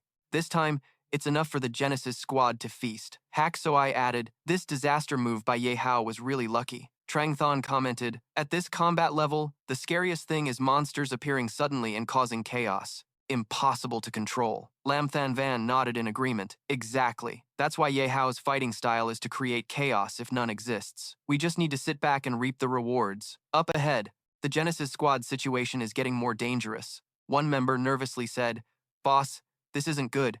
We can't hold on anymore. Our 3 squads of 10 people now only have 6 left. Too many elite monsters. If this keeps going, some of us will die here. After hearing that, Nan Kiet shouted loudly toward the Emperor squad. Aren't you going to hurry over and help us? Losing won't benefit you either. The mysterious figure revealed his identity. They are subordinates of the Emperor squad, the Lone Fang team. Your lives or deaths don't concern me, he continued. Our target from the start has been the Special Ops squad and the boss. If you want to blame anyone, blame yourselves. Too useless, can't even handle this small matter. Kaunyan Kiet angrily stammered. You guys, he thought to himself, lucky I predicted the Emperor's assassination squads early on. We can't rely on anyone, so we just have to execute the original plan. If they're ruthless, don't blame me for being heartless. He proceeded with the plan, ordering everyone to run around inside the boss fight. Deploy the plan first, a squad member asked. But Captain, the boss only has 30% health. Our plan? He replied, If we can't keep our lives, why care about that plan? If we can't get it, no one else will either. Lone Fang watched the Genesis squad run into the boss fight. A subordinate asked the Lone Fang captain, The useless Genesis squad is about to snap. Should we stop them from causing chaos? He stood still and answered, No need. Our orders from above prioritize weakening the Special Ops squad. As for the boss, if we can take it, great. If not, no big deal. He continued, So as long as Engan Hoen's squad is wiped out, we complete the mission. If they survive, we just go up and finish them off. Back on the battlefield, Nan Hoen called her team to focus on fighting. She said, The boss's attack power keeps increasing. If we're not careful, we'll die easily. At the same time, the Genesis squad's voice rang out, saving Engan Hoen. Gorgeous lady, too many elite monsters, we can't hold on, Van Tu angrily shouted. Cao Nyan Kiet, AI told you to lure elite monsters to us? Get the hell out of here, Ngan Hoang angrily said. It's a fake prop playing dead. How dare you pull this stunt right in front of me? Looks like Ye Hao wasn't lying, the whole team said in unison. Forget about that brat, Captain. She and her teammates were extremely worried. We're surrounded. What do we do now? Ngan Hoan. She ordered the whole team. Listen to my command. Don't panic. Hold your positions. Don't break formation. Nguyen Hao and Tranthan put all their strength into holding the boss. No matter what, hold on for 30 seconds. Van Tu, Team Kai, come with me. Let's go all out to kill the small monsters. Use your ultimate moves. The formation responded loudly and clearly. Thien Kai started the fight, unleashing a barrage on the monsters. Van Tu cast a wide-range ice freeze, freezing all the monsters around. Ngan Hoen darted like a lightning bolt, slicing the monsters into pieces. The three of them gave it their all. Thien Kai gasped for breath, then used his ultimate move. Yeah, it's kinda tiring, Van Tu replied right away. Then all the summoned beasts that came to reinforce were killed, but my mana is almost gone. Seeing this, Ngan Hoen immediately reorganized the formation. Don't waste time, quickly return to reinforce. After reminding the team, Nan Hoang stepped toward Nan Kiet, not forgetting to leave a warning. Cao Nan Kiet lay on the ground pretending. As for you probably already know the outcome of betraying us, right? Nan Kiet could only lie there, unable to even open his mouth to resist. Could it be the green bean water spinach? We barely managed to lure the elite monsters in, and they got wiped out like that? I completely underestimated your strength. We're screwed. This time it's all lost. Calm down. The boss is still alive. Now Ngan Hoen probably won't touch us anymore. Besides, the Emperor squad hasn't made a move yet. I still have hope for victory. A seven-tone scream echoed. Ngan Hoen suddenly startled and turned around. It was Tran Than's voice. What happened? Turns out Chan Than was stabbed from behind by a subordinate in the Royal Corporation, seriously wounded. That sneaky bastard attacked me when I wasn't paying attention. He stood watching Tranthan in critical condition. Ha ha, the battlefield is just life and death. Sneaky or not, Nguyen Hao shouted loudly. Chanthan, you bastards dared to ambush the squad while I was distracted. Another member of the Emperor squad quickly approached. Ambushing Nguyen Hao? Do you still have time to worry about others? Bad luck for Nguyen Hao. He couldn't dodge in time and got stabbed in the right chest. Blood down to 20%. Thien Kai panicked seeing this. Damn little Tranthan Nguyen Hao. Van Tu also couldn't help but worry. Another subordinate of the Royal Corporation, Lone Fang's secret specialty is assassinating them anytime. Seeing this, Ngan Hoang immediately reorganized the formation. Stop fighting. You two, drag the boss away from Tranthan and Nguyen Hao. No matter what, hold on for 20 seconds for me. The whole formation responded loudly and clearly. The subordinates in the Hoang Chin Corporation charged forward at the same time. Haha, no wonder you're one of the trump cards of the Makong squad. Nan Hoan, the beauty, even in this dangerous moment, stays calm and responds. But the situation now is out of control. Your shields and tanks are all wrecked. You've already used your big moves. Do you have any tricks left to turn? The tide? Judging by the situation, Nan Hoan quickly figured out the whole secret conspiracy of Hoang Chin. No wonder Thien Song dared to betray like that. So you guys were backing him up. From behind? Aren't you afraid the assassination failure will be exposed? One guy from Hong Chin's crew replied, as long as you die here, no one will know what happened today. The outside world will only know that Miss Non Hoen of the Mak Kong squad died at the hands of the boss in Area 9. Such a tragic beauty. What a pity. Nan Huan calmly responded, holding the heavenly demon mystic orb in her hand. This is the legendary demon orb. Let me warn you, it only works if you defeat your opponent beneath your feet. Nan Huan crushed the heavenly demon mystic orb and swallowed it whole. Suddenly, her whole body emitted an intense light. Nyan Hoan shifted into a new state, leveling up 115 times, activating the Heavenly Demon Body mode. It lasts for 30 seconds. The Heavenly Demon Body uses the Heavenly Demon Mystic Orb to transform. The level increases by 30, but the demon skill lasts only 30 seconds. The Hoang Chin guys panicked seeing this. How is this possible? How did your level jump by 30? Level up all the way. No way, I don't buy it. 4 guys at level 80 still couldn't handle you alone. Before they could react, a streak of light sliced past them, fast as a blade. In less than a second, Ngan Huan unleashed her ultimate demon skill. In a blink, she easily wiped out the entire Huang Chin gang. Even a swarm of ants is just ants. One lucky guy escaped using optical stealth skills. This green bean and water spinach girl is seriously twisted. 7 books down, who would have thought she had a secret, ultimate move? We gotta retreat and regroup. Meanwhile, the boss's side, the bizarre red-tailed creature lashes its tail toward Thien Kai and Van Tu. It's over. All my potions are gone. This time, No tricks left. Van Tu thought he might die on this battlefield. Green bean and water spinach. Are we really gonna die here today? Maitan and Gan Huan arrived just in time to tank for the team. Van Tu saw the captain's new form and asked, "Captain, what does this form mean?" Ngan Huan didn't explain and immediately ordered, "You guys go help Tu Tran, Van and Nguyen Hao within 10 seconds. If I haven't finished the boss, you run." Without hesitation, Ngan Huan stood directly in front of the monster. "Hurry, all three of you, got it!" Ngan Huan chose to face the boss head-on. She landed a critical hit on the red tail's head. The monster screamed miserably, its health bar down to 10%. The monster went berserk, wrapping its tail tightly around Ngan Huan. She was instantly restrained. "It's over." Low health made the monster enter a frenzy. The bizarre red tail roared thunderously. The bizarre red tail soared into the air, dragging Nan Huan with it. Then it whipped its tail, slamming Nan Huan hard onto the ground. "Die, mortal!" Nan Huan fell from the height. At that moment, all she could think about was death, because she knew the heavenly demon body time was up. Damn, just a little more. Is this finally my turn to die? Suddenly, a hand reached out to catch her. It was Ye Hao. How did he go from missing for a bit to looking this pathetic? Ye Hao spread his wings and wrapped Ngan Huan completely. "Should you reconsider my earlier offer? But now the price has gone up, boss. I want it all." Ngan Huan snapped at Ye Hao. "I told you not to be nosy. Don't you get it?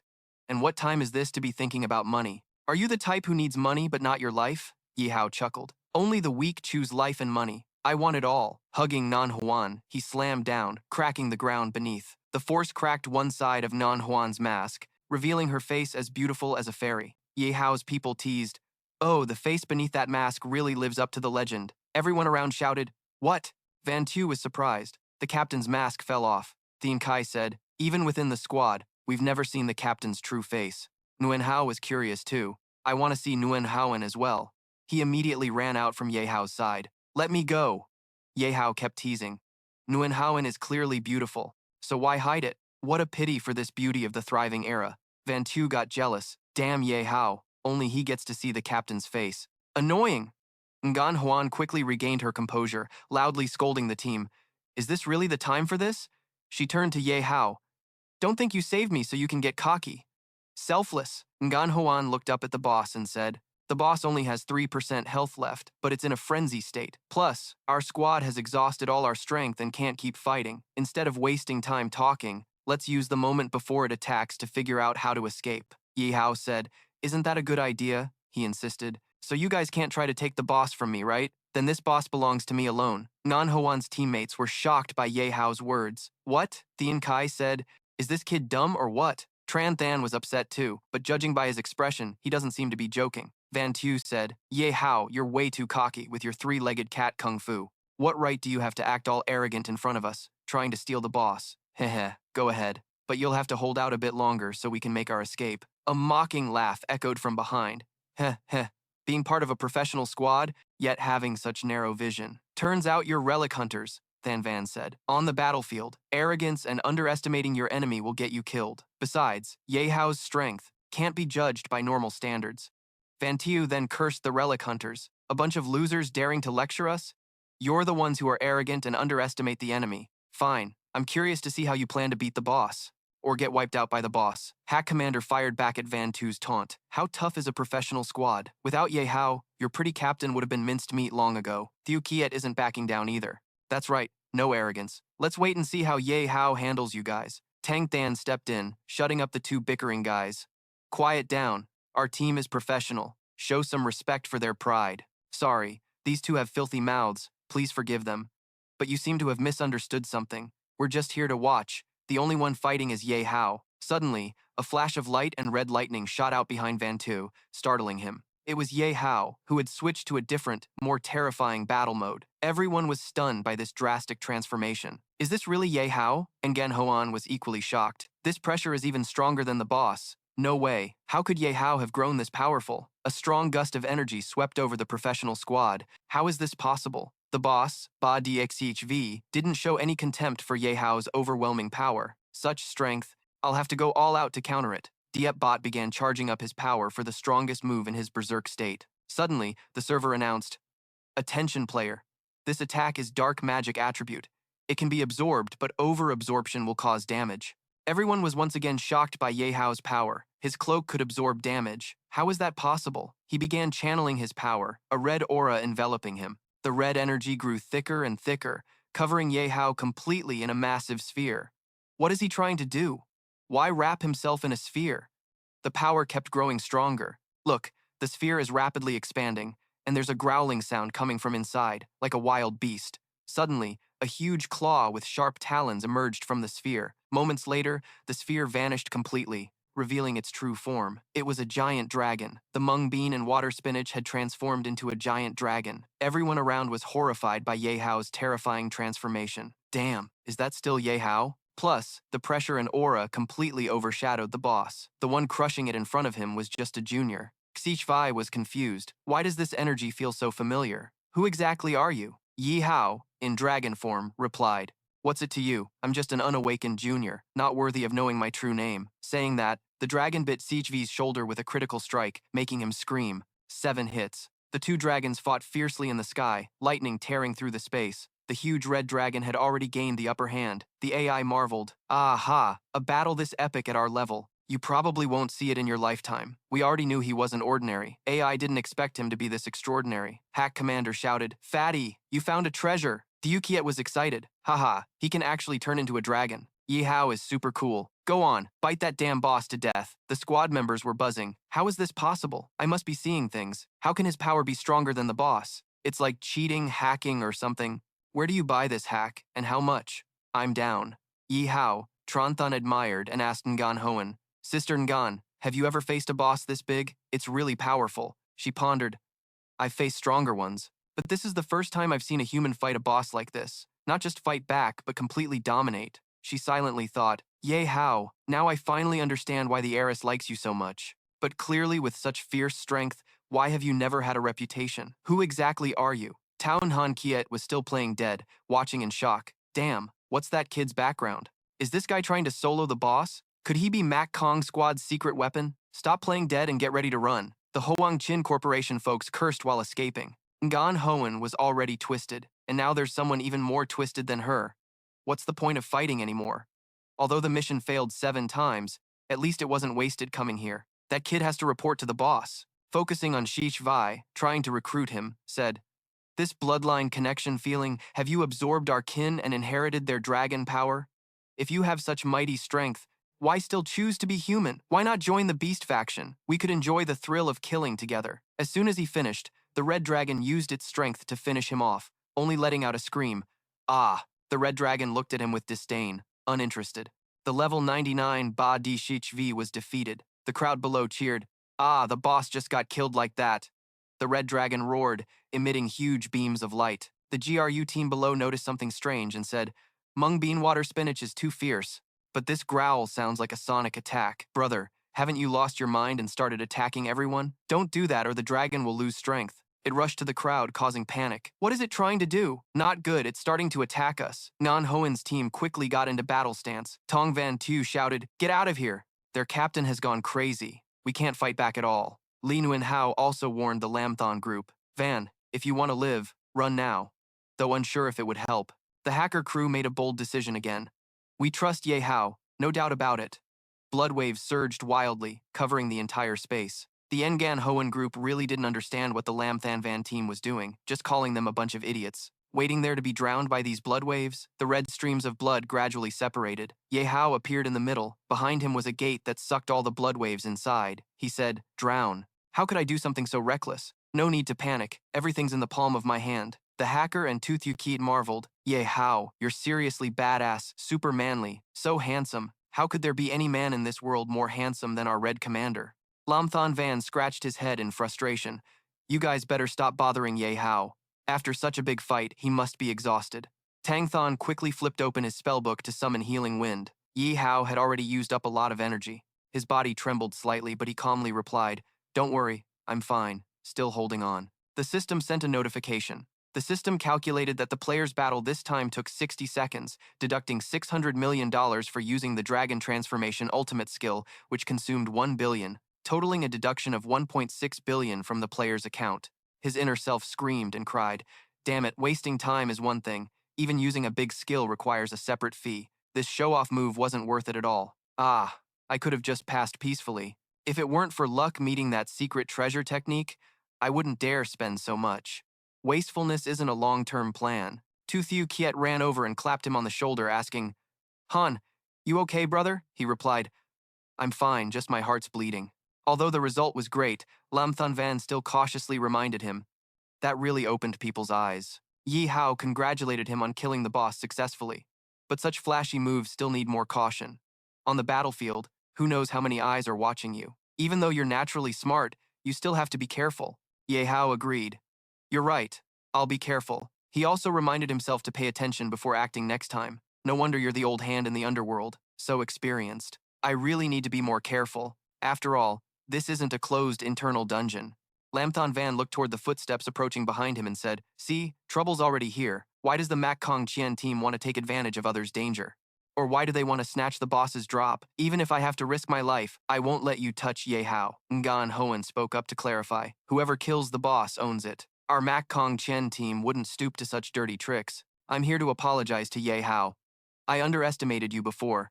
You're the first person I misjudged in front of the Aerys. Now I'm sincere. She reached out to Ye Hao.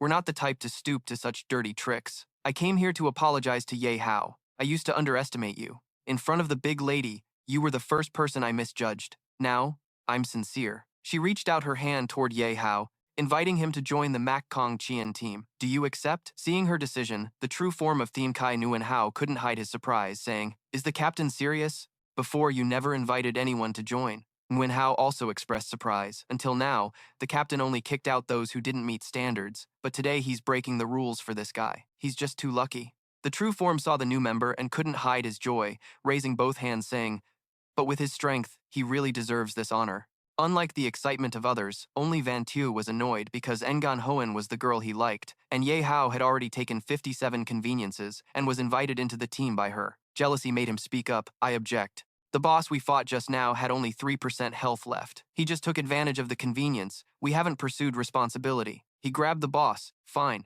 But how can he drag this guy into the team? Seeing his objection, Thieu Kiet fiercely pointed at him and shouted, What objection? 3% health? Convenience? Even if the boss was full health, Ye Hao could easily take him down. Don't you dare underestimate others. Being scolded like that, he didn't back down, veins bulging as he retorted, You fat bastard here don't even have your turn yet. Before he could finish, the Ngan Hoen captain shouted loudly, Enough! Seeing he didn't acknowledge Yi Hao's strength, getting scolded like that, he wasn't about to back down. His veins bulged as he snapped back. That damn fat guy here isn't even your match yet. Before he could finish, Captain Ngan Hoen shouted loudly, Enough!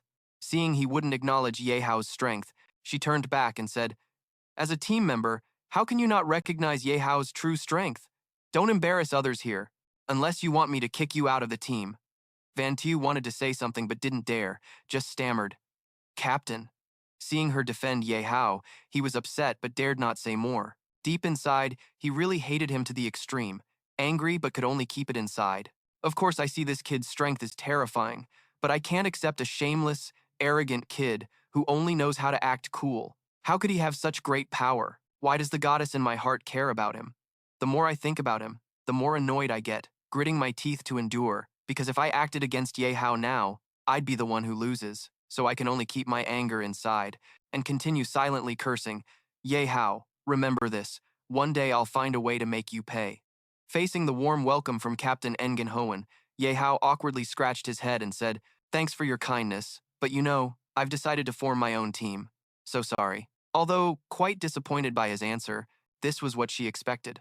I knew you'd say that, but it's okay. We're all part of the Han Mak Corporation. She extended her hand to him and said, Hope we can cooperate happily in the future. Surprised by this change, Ye Hao thought, Wow, this person didn't like me before. Now seeing my strength directly changed 180 degrees. This woman is really sincere. He shook her hand politely and said, No need, no need. We're just a newly formed team. To be favored by the Mak Kong Chien team is our honor. He smiled, thinking, Compared to fake weakness, I prefer genuine strength even more. Suddenly she rushed forward and hugged him, catching him off guard. He dodged and could only say, Miss Ngan Hoen, you're... It seemed she had fallen for Ye Hao. Then she leaned close to his ear and whispered. Suddenly she rushed forward and hugged him, catching him off guard. He dodged and could only say, Miss Ngan Hoen, you're... It seemed she had fallen for Ye Hao. Then she leaned close to his ear and whispered, Today you saved me. And I won't forget this favor.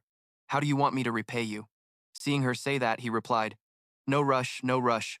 I'll ask Ngan Ho and Miss for help when the time comes later. She still held him, saying it was fine if I owed you this favor first. Although normally I hate that kind of thing the most, if it's you, I can accept it. You can tell she really cares and is breaking all her own rules.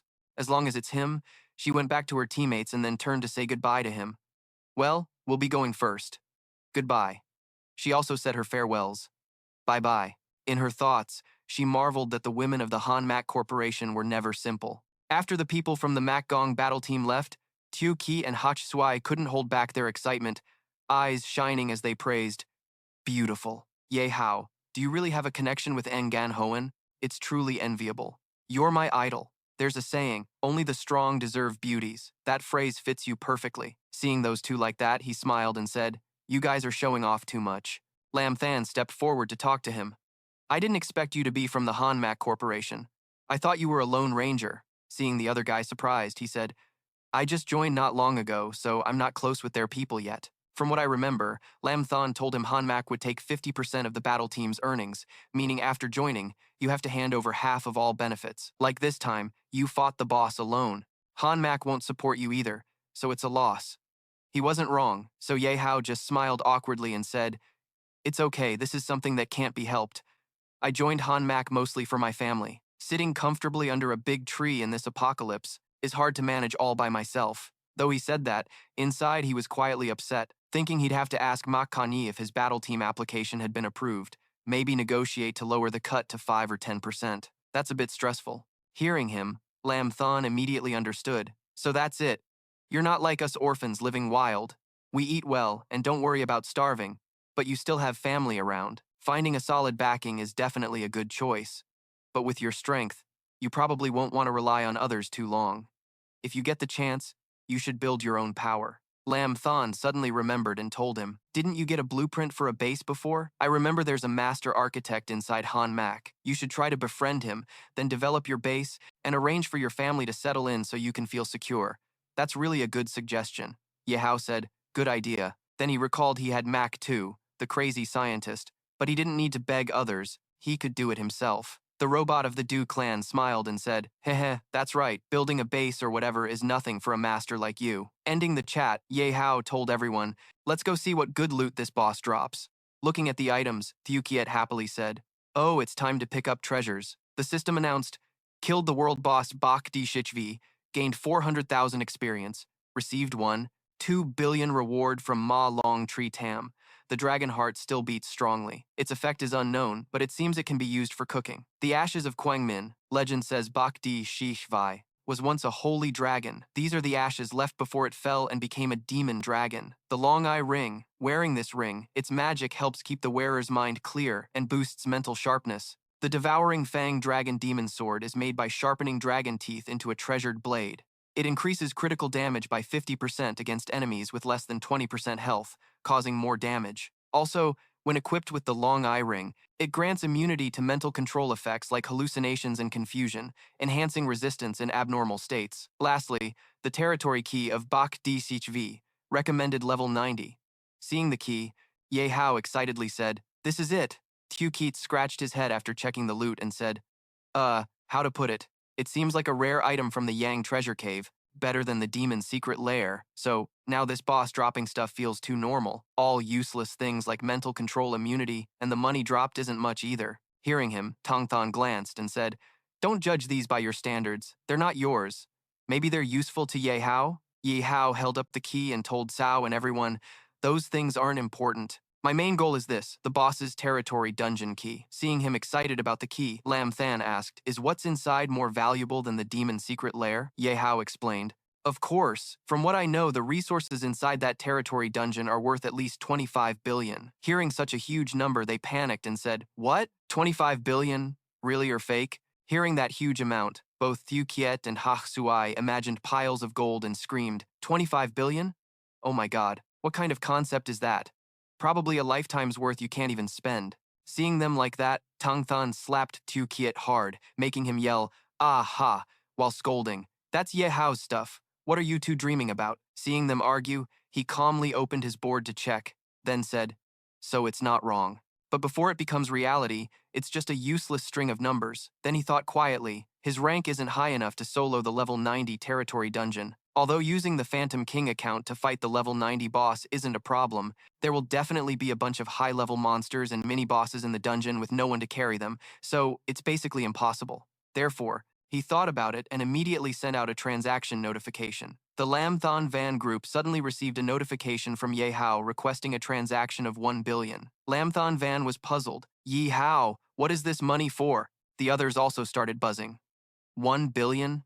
Ye Hao, what are you doing? No matter how much money you have, you can't just do this recklessly, right? Could it be that what you said earlier was the boss's repayment? Seeing everyone confused, he didn't hesitate to admit. That's right, I said before I'd give you all a repayment of 1 billion. Now it's time to fulfill that promise. Tang Thon awkwardly said, but we've already earned 7. It's already 0 million. How can you still accept money from me? Hearing you say that, Ye Hao said this matter is separate. The secret demon path and the demon lair were obtained by unexpected luck. As for this 1 billion, I promise to give it to you for defeating the boss, so just accept it without worry. While saying that, he raised one finger indicating the meaning of frugality and hack lord. Hearing this, they cried tears of joy like a river, both rushing toward him. Boss Diep really has a mighty and domineering aura, like a boss who hires a mercenary squad just to get gear. But in the end, it costs both money and manpower. The mercenary squad is actually Boss Diep himself. So before finishing, they sat down hugging his legs and continued, from today on, we will cling tightly to this big thigh and never let go. No one fights me for the other thigh, so I can level up and hit each of you with ROI. Could there be a future in this? I see you two as itching for a fight already. Lam Than, seeing them excited from being beaten, said, well done. Although Ye Hao is trustworthy, we can't rely on him for everything. Lam Thon also said, I won't be polite with you anymore, Ye Hao. I've accepted the money. Even though we start from benefits, we absolutely won't end because of benefits. If you need help in the future, just ask us, the Sky Road Squad. We'll give you our full support. Seeing that, Yihao replied, then I won't be polite either. Actually, I do have something I want to ask for your help with.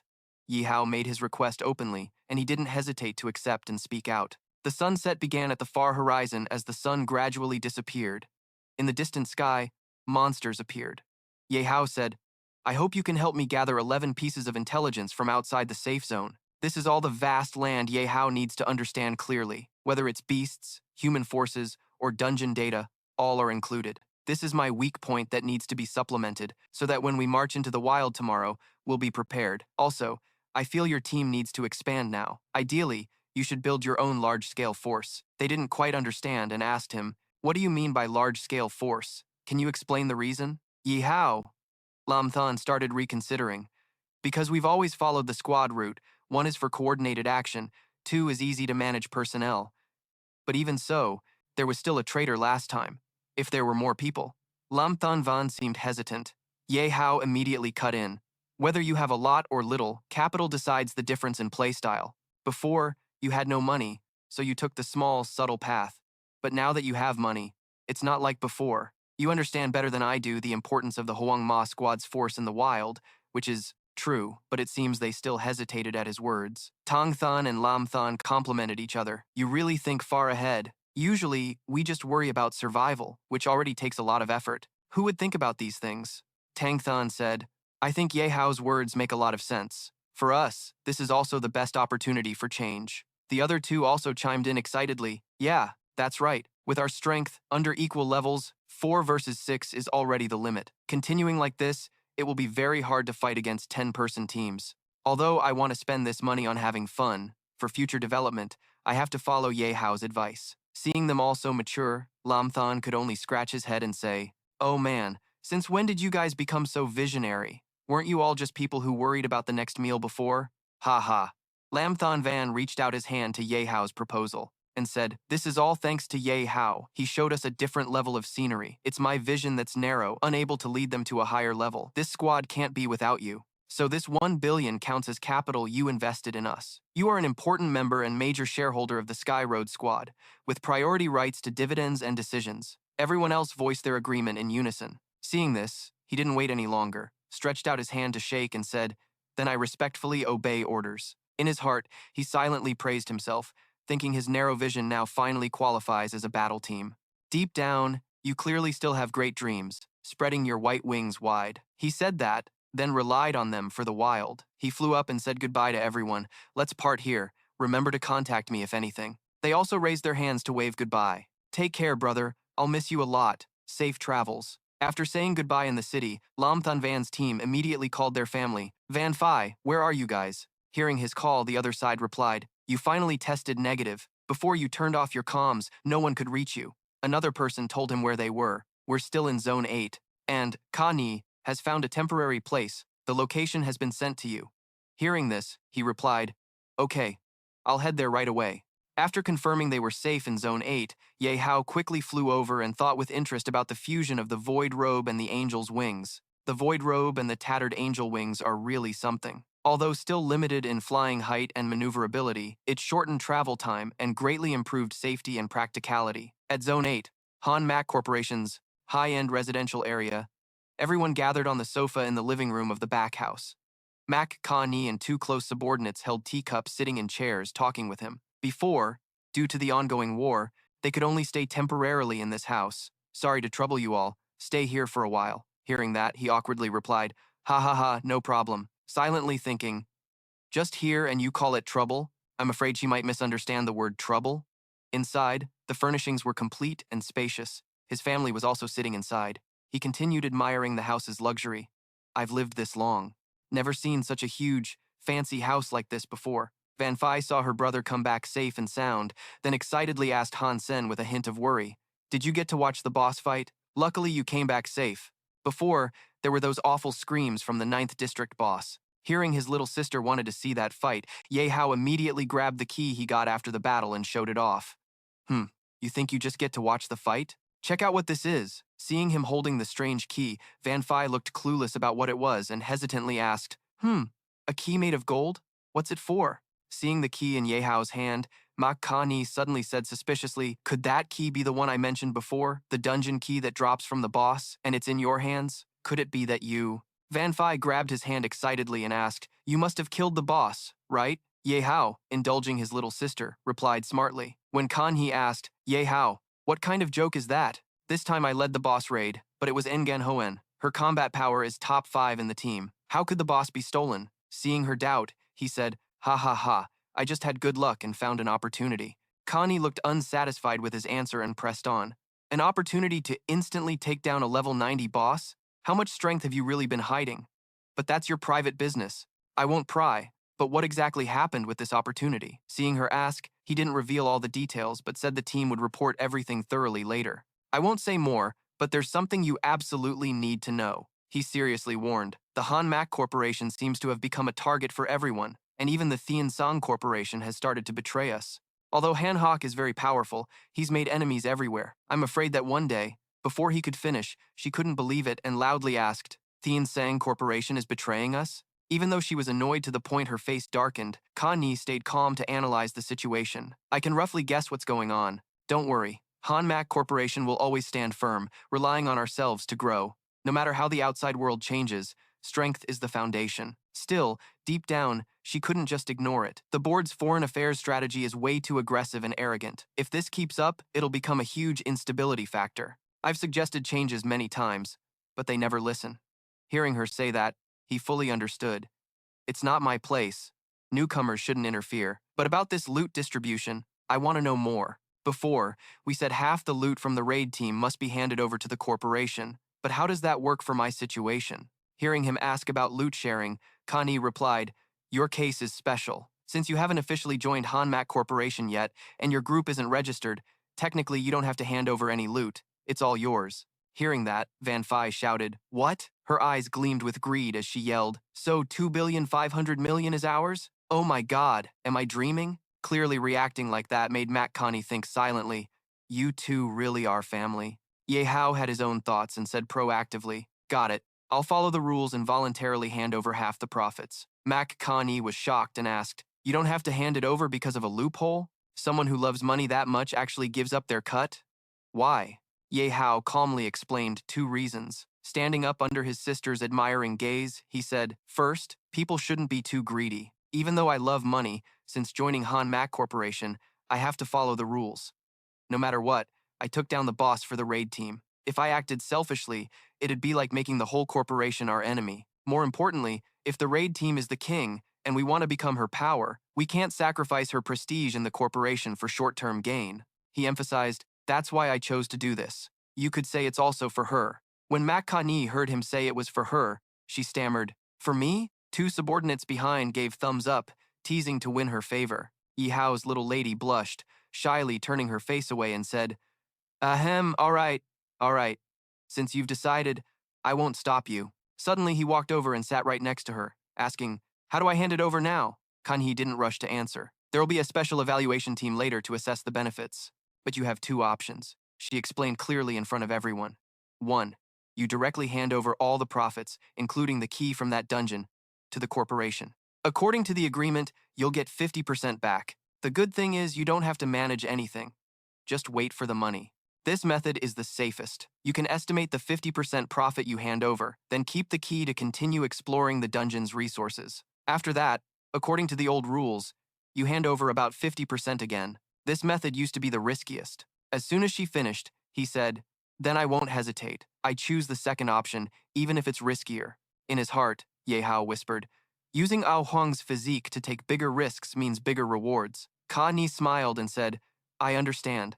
This choice fits your personality. Then she stood up and said, all right, I'll handle the handover. I'm leaving now. He just said, okay, I'm coming. She seemed to remember something and turned back, saying, right. According to the corporation's benefits, everyone can go to zones 3, 4, 5, or 6. Staying there is way safer than here. You guys want to go? When the battle situation hits alert status, I'll send someone to pick you up. Yihao politely declined, saying it wasn't necessary for now. Just went through a massive beast fight, so definitely no big moves coming. Besides, I've got friends in Zone 9, so I don't want to go too far. Zone 8 is fine too, we can talk about it after a while. Though what he said was just an excuse. Yihao figured out the real deal was not moving too close to the corporation's center. Being watched and controlled, losing freedom wouldn't be good. Two subordinates went ahead to escort Makani and opened the door for her. As she walked, she said, all right then, when you want to move, just give me a shout. Oh, and one more thing. She paused, turned back, tossed him a card, then continued. I'm giving you this card. It grants access from zones 1 through 9, so you can move freely and handle your daily stuff easily. He caught the card smoothly, looking sharp. Thanks, miss. You're really thoughtful. Holding the card, Ye Hao happily thought this was definitely a super useful item. Seeing her walk away a bit, he turned to Van Phi and whispered jokingly, Miss Mac, are you missing my bro or what? You can stay over 3 times, even crash a few nights if you want. Ha ha. Makani looked caught off guard and quickly denied. No thanks. After she left, Yihao's parents stepped closer to him. He said, Mom, Dad, sorry. Because of some personal reasons, I chose to stay in Zone 8 for now. I couldn't bring everyone somewhere safer. They didn't blame him and gently said, Little Hao, no matter what you decide, we'll support you unconditionally. His mom fully agreed. That's right. Then she turned to Nanakong Thay Doi and said, besides, the facilities here are great already. Your dad and I never thought we'd stay in such a high-end room in our lives. The only downside is the room's too big. Cleaning, it's a pain. Hearing that, Nanakong Thay Doi cheerfully whispered, ah, leave that to me. Then everyone happily stood close together. Van Phi gave a thumbs up and said, bro, no matter where we are, as long as the family's together, that's the best place. Nana, Kong Thay Doi, smiled sweetly with squinted eyes. You're absolutely right. But inside she secretly thought, ugh, this is so sickening. Can this scene end already? Seeing everyone so united, Diep agreed and thought this was the motivation to keep pushing forward. Tonight, the sky was full of stars, with a shining full moon. He thought, in the apocalypse, most people see family as a burden, so they choose to live alone. But I'm really lucky. Being born into a happy family, I have to protect this happiness. This is on me. So far, even temporarily staying at Hanmak Corporation isn't the final goal. I just have to wait until I build that solid defense base. That'll be the real home for our family. Ye Hao ordered AI Do 2 to bring out the base blueprint and start analyzing, to show us how big a price we gotta pay to reach our ideal future. AI Dewey 2 obediently replied, understood. The robot hesitated. Master, the analysis results are ready. But the situation isn't very optimistic. Ye Hao asked, what is it? Spill it. AI Dewey 2 answered, first, the map's construction points require at least a level 40 dungeon to start building. Ye Hao said, not too hard. We got a level 40 dungeon key from the Black Tiger mercenaries before. I was thinking when to unlock it. Now's the perfect time. But then AI Dewey 2 mentioned 5 billion. Ye Hao felt like he got struck by lightning. What? That much money? Is this some legendary scam? AI said, that's just the cash part. There are also tons of rare materials and props needed. Don't lose your enthusiasm, master. But Ye Hao was crushed. My enthusiasm's already halved.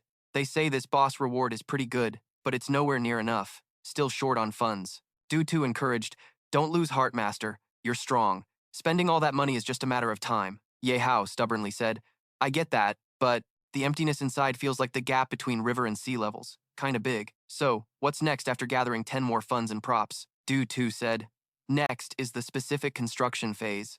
Master just needs to use the grandmaster worker skill to craft a large number of construction robots for building. This step is like breakfast for master, but the only hassle is you gotta be here the whole time. Otherwise, the construction robots won't work. Ye Hao complained. That's annoying. But can I give Nana, Kong Thay Doi, control rights over the robots so she can watch the construction for me? Robot Du said, good idea. She was created by you too. Basically your avatar. Controlling these construction robots shouldn't be a problem. Ye Hao said, let's go with that. The remaining issue is how to quickly raise this money. Building legendary level AI isn't easy. Before, I was thinking of boosting the vibration frequency to mess with the king a bit. Looks like we gotta take it slow. For now, hopefully no super powerful enemies show up. Gotta prioritize rank first. It all comes down to money. While talking, Ye Hao suddenly got splashed with water. Diep Phi called him, come play here. The pool's super fun. Next to her, Nana Kong Thay Doi took advantage of Phi's distraction to splash water. She said, gotcha. Phi, surprised, said, who did that? Nana Kong Thay Doi was sly, seeing them happy. Yihao thought, haven't seen Phi this relaxed in a while. All the effort's paying off, he told them. You guys play, I'm not joining. Before Ye Hao finished, another splash flew at him. Take this, water cheese 7. Bam. Nana, Kong Thay Doi laughed. Ha, master, you gotta learn to relax, right? Too much stress and you'll break. He thought to himself, yeah, I better chill. Taking advantage of your weakness, I have to seize the chance to drown you. Ye Hao, feeling the fighting spirit, huh?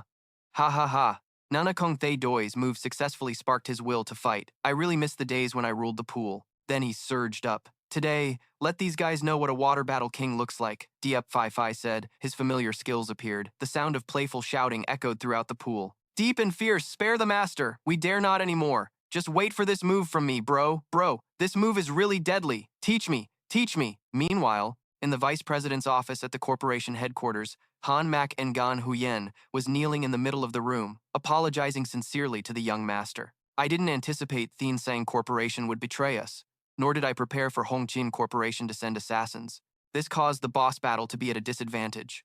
As team captain, I bear full responsibility. Please punish me, young master. The young master stood up, walked over, and said, consider it as if you understand on your own. But do you think this excuse can cover your failure? Ngan Huyen replied, young master. Mak Ki didn't let her finish, kicking her straight in the body, making her scream in pain. Ah, Mak Ki said at the same time.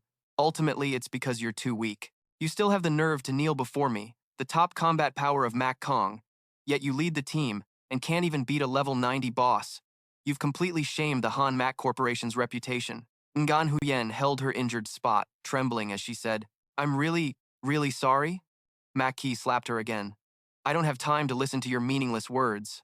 The slap made her scream in pain. Mak Ki stepped forward, grabbed her neck, and said close to her ear, I brought you from a poor neighborhood, spent a lot of money nurturing you, not for you to come back looking useless and block my way. Suddenly, Ji Vong Suyen's voice said from somewhere, that's enough already. How did Ki angrily respond to him? Just this much is unbearable, missing this cute team member? Ji Vong Shuyen replied, I just don't want you to waste time on boring stuff and forget the things you should be doing. Mak Ki heard that, shrugged off his hand and said, of course not.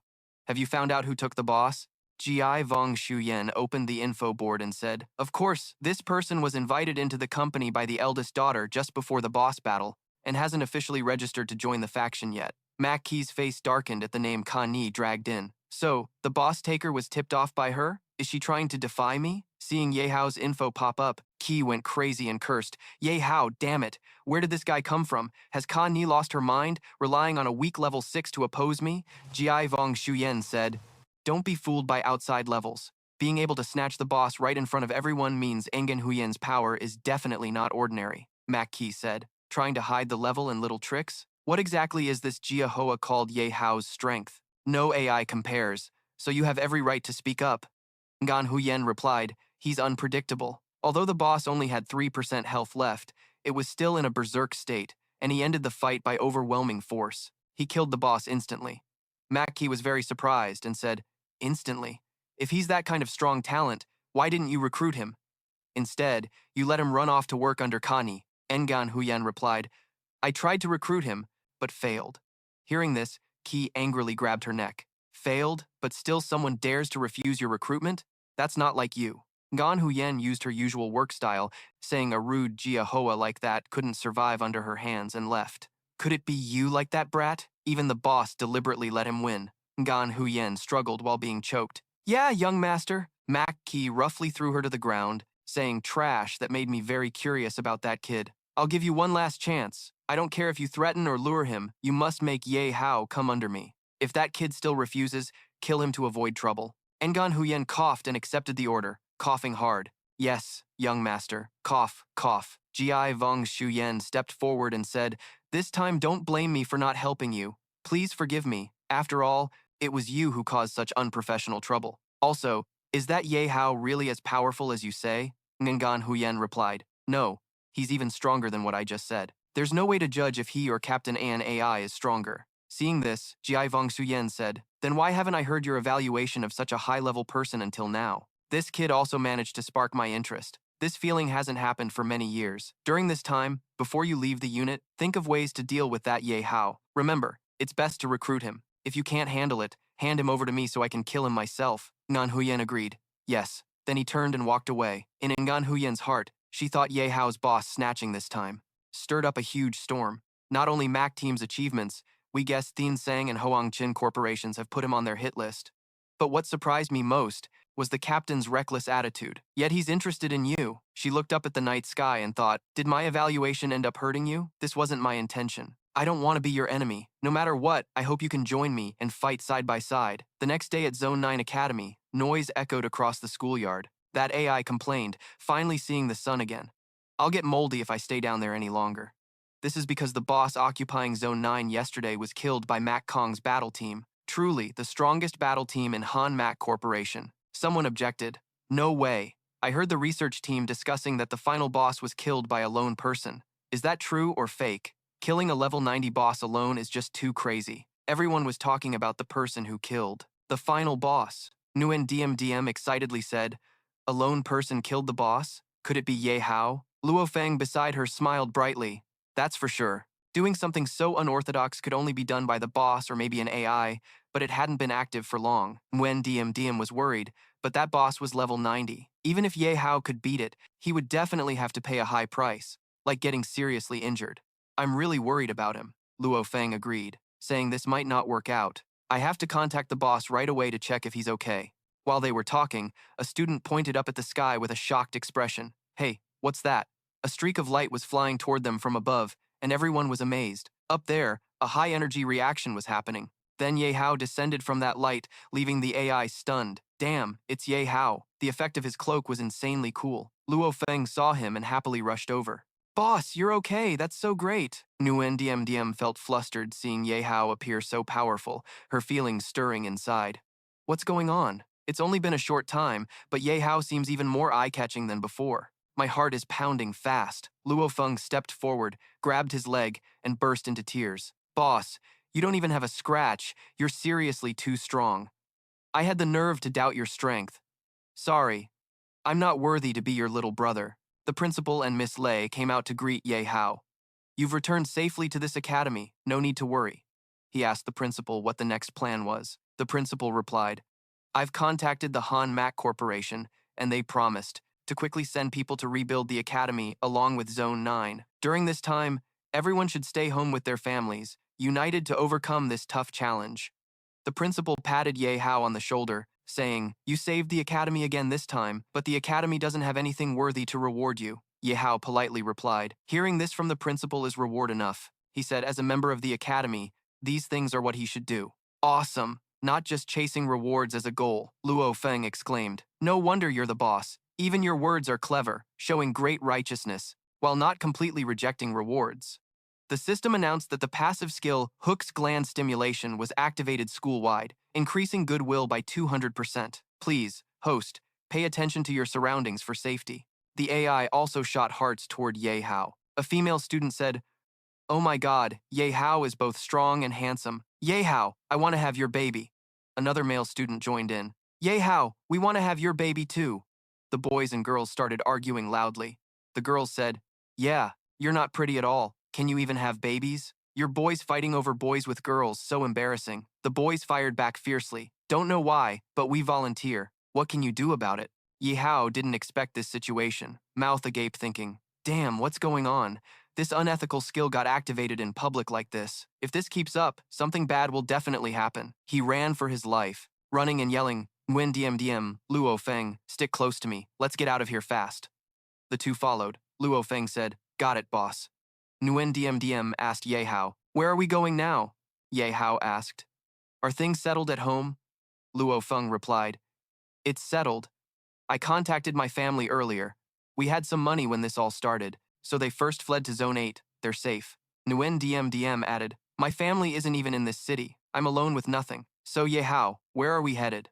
He smiled and said, "Out of the safe zone into the wild, especially to a level 40 dungeon I got earlier from the Black Tiger Legion." Ye Hao had now reached the city gate. This was the entrance and exit to Zone 9, currently under repair. Seeing Ye Hao's group, a soldier shouted, "Stop right there," then pointed his gun at them, loudly asking, "What are you doing? This isn't a place to stroll and chat." Faced with this soldier's aggression, Ye Hao told his guard, "We're all students. Want to go outside the city for some business. Please let us through." This soldier was a level 10 guard, stubborn and kept yelling, "Students going outside now? The emergency order hasn't been lifted. No one is allowed out. Go back to your school now or you'll get shot." Seeing this clueless and arrogant soldier, Luo Feng got furious and scolded him. "A level 10 soldier causing trouble here?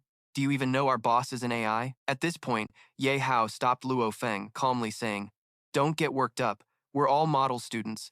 Don't want trouble." Ye Hao showed his pass to the soldier and said, "Guard, this is my pass. Please take a look." The guard took the pass, read it, and said, "Where was this pass issued? Never seen one like this before. Bullying me on my first day? God only knows if it's fake or not." Yihao realized this rookie didn't recognize the pass. At that moment, the rookie's captain arrived. He asked, annoyed, "What's going on with these people? You wasted half a day and still haven't kicked them out?" Hearing this, the rookie showed Yehao's pass to the captain. The captain turned pale seeing the pass, then scolded the guard. "This is the highest level pass from Hanmak Corporation, and you don't recognize the signature? Go train yourself again at the watchtower." The captain then turned to apologize to Yihao. "Honored guests really brighten up this small station. Where do you want to go outside the city? I can send a convoy to take you. It's dangerous out there anyway." Hearing this offer, Yihao declined, saying, "I've already made arrangements. Now all he has to do is open the city gate." At this point, the city gate began to open. This made Nguyen Diem very nervous, saying, "What now? So nervous. I'm this grown up and it's my first time going outside the city." Hearing this, Luo Feng told Diem to calm down a bit. "This time we're heading into the wild, and it's also a chance to train. I'm telling you, you have to cherish this opportunity." Watching Diep Feng's group slowly step out of the city, the team captain thought to himself, "Is that Ye Hao? He's the one the higher-ups named specifically. The person who needs special attention still hasn't shown anything special." After thinking it over, he reported this through the radio to someone. "The big boss kid named Ye Hao just left my place and exited the city. So what should we do next?" Hearing this news, the person on the other end felt this was a good thing. Is there really such a good thing? Meeting that guy means we're gonna strike it rich. The person on the other end was Mitoa, level 85. He's an elite mercenary of the Hoangchin Corporation. She told the captain to quietly follow Ye Hao's group, report the target's actions, and be careful not to get spotted. Hearing the name Ye Hao, Mitoa felt a bit intrigued, because just yesterday there was a bounty on him, and today he met her. This time, I'm definitely gonna get Ye Hao. Outside in the wild area near Zone 9, Ye Hao was talking with two people beside him. "So this is the world outside the safe zone?" Luo Feng answered, "This is all that's left of the old world, a desolate and decayed scene." Nguyen Diem said, "I've always seen images of the wild on the internet or in books. Seeing it with my own eyes today makes me feel the suffocating atmosphere of this last place even more." Handsome with a worried look, Diem made Luo Feng feel really excited. He replied, "Why overthink it? I feel like I gotta take advantage of breathing this fresh air." Luo Feng curiously asked Ye Hao, "How do we get to the dungeon here? If the boss just flies straight there alone, it's easy to bring him along. Aren't we just a burden?" Ye Hao cheerfully said, "No problem. I've arranged everything. Theoretically, the place closest to the wild is the safest. Anyway, running into monsters now is just bad luck. If we happen to meet some on the way, getting some experience isn't bad either. Everyone here is an important member of my royal battle squad, so no one gets left behind in level." What Ye Hao just said, DM and Luo Feng basically didn't understand. Everyone's eyes were wide with curiosity. What's this royal battle squad? Ye Hao said, "The rendezvous point is ahead. Let's talk as we go." Luo Feng knew the royal battle squad was founded by his boss, and it's also part of the Han Mak Corporation. Thinking about such a wealthy company made Luo Feng and DM both super happy. Didn't expect I could even join. Thinking back, DM asked curiously, "But can you really join the Mak Kong battle squad directly and reach the peak of life? Starting from zero like that, isn't it too disadvantageous?" Luo Feng agreed and said, "Yeah, your boss can solo a level 91 boss with godlike endurance, but we're just ants. That would just slow you down." And just as they thought, that's why today, Yihao took them to grind levels starting from a level 40 dungeon. He told them if there's a gap, they have to try hard to catch up. Don't get discouraged. Just hearing this, Luo Feng and DM were fired up, promising to definitely try not to let Ye Hao down. Right then, an off-road vehicle drove up and stopped right in front of them. The person inside quickly covered himself and introduced, "Of course, this is your buddy Nok Thu Lamfong. Your bro has arrived. Didn't expect we'd meet again so soon. Earlier, when you contacted me, it really shocked me. Hey, check this out." Thieu Kiet just noticed DM. He seemed really excited seeing her, and blamed Ye Hao for not telling him earlier that there's a beauty accompanying today. Otherwise, he would have dressed up nicely. A fan then turned to greet DM, introducing himself, "My name's Thieu Kiet, a relic hunter. This wild place is like my backyard, and I promise to protect DM well." Facing Thieu Kiet's enthusiasm, she could only force a smile and reply, "Thank you, I'm Nguyen DM. Hope you take good care of me." Observing Thieu Kiet, she thought this guy must be high level and is a friend of Ye Hao, just that his enthusiasm was a bit over the top. Meanwhile, Luo Feng was really excited about Thieu Kiet's shield and praised, "This big bro here looks like a real pro at first glance. Looking at that shield, you can tell he's decisive." Being praised like that, Thieu Kiet happily said, "No wonder you're the little brother of Diệp Hạo. If Luo Feng doesn't know something, just ask me directly." Ye Hao impatiently told everyone to get moving. He still had official business to attend to. The vehicle started rolling. As mentioned on the phone, Ye Hao told Thieu Kiet to head to Zone C-87. But there, Thieu Kiet saw they had already passed by, about half a day's travel ago. The vehicle arrived, but previously no entrance to the dungeon was found there. Hearing that, Ye Hao took out a key. He said that place needs this dungeon key to get in, but the key's durability was only 10% left. It had degraded a lot. Ye Hao felt lucky he could finally use it before it broke. Seeing Ye Hao holding a map, Thieu Kiet curiously asked his bro, "This map in your hand looks pretty detailed at first glance, but is it real? Because the map has coordinate info. For us relic hunters, that's like a priceless treasure." Ye Hao replied, "Of course it's real. Looks like that, but it was drawn by Mo Du himself." Hearing the name Mo Du made Thieu Kiet shocked, slamming the brakes hard and urgently asking Ye Hao, "The Mo Du you just mentioned, is that the legendary relic hunter?" Hearing the question, Ye Hao confirmed, "Yes, that's Mo Du. What's up?" Seeing his intense reaction made Ye Hao even more curious. He guessed Thieu Kiet knew something about him. About Mo Du, Thieu Kiet said, "That's a long story. Let's talk as we go." Thieu Kiet thought that maybe to most people, relic hunters like us are just money-hungry fools who don't care about their lives. Our targets aren't humans, but ruins. But that's just the surface. What we really seek is the truth of this world. That's why we have to explore every ruin, one by one. Hearing the truth of the world, Ye Hao asked curiously, "The truth of the world?" Hearing that, Thieu Kiet replied, "Has AI ever asked how and why the OL era Earth appeared? Never heard about this before." Nguyen DM only knows a little. She recalled and said it seemed like there were some conspiracy theories circulating in the past. Some people said this world is just a dream. Some others said this world is just a news projection by Cao Du. Some even exaggerated that we are actually all data in a data warehouse. Just a large-scale game of artificial intelligence AI. Everyone's fate and thoughts are preset by the program. Hearing this, Luo Feng said, "These are just ancient preachings from long ago. Nowadays, you hardly hear about them. There's no AI either." Discussing this, Ye Hao said after so many generations, maybe people have gotten used to this era or just want to live this short life. As for Thieu Kiet, he thought habits don't mean the truth. We always believe every phenomenon has a cause behind it.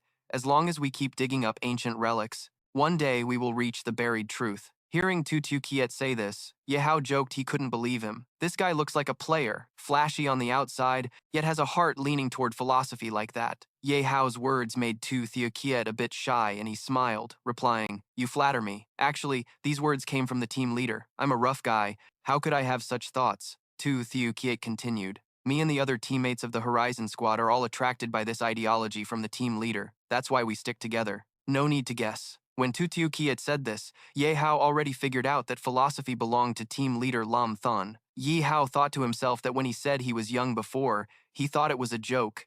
This kind of broad vision. And ideology isn't something ordinary people have. After the philosophy talk, Tutu Kiet mentioned a rumor that the Tomb Raider Dewey had almost fully uncovered the truth of the world, like he had disappeared for a long time. No one knew his whereabouts. If the map Ye Hao had was the real drawing of Dewey's tomb, then it must hide a secret. Maybe clues to unlock the truth of the world.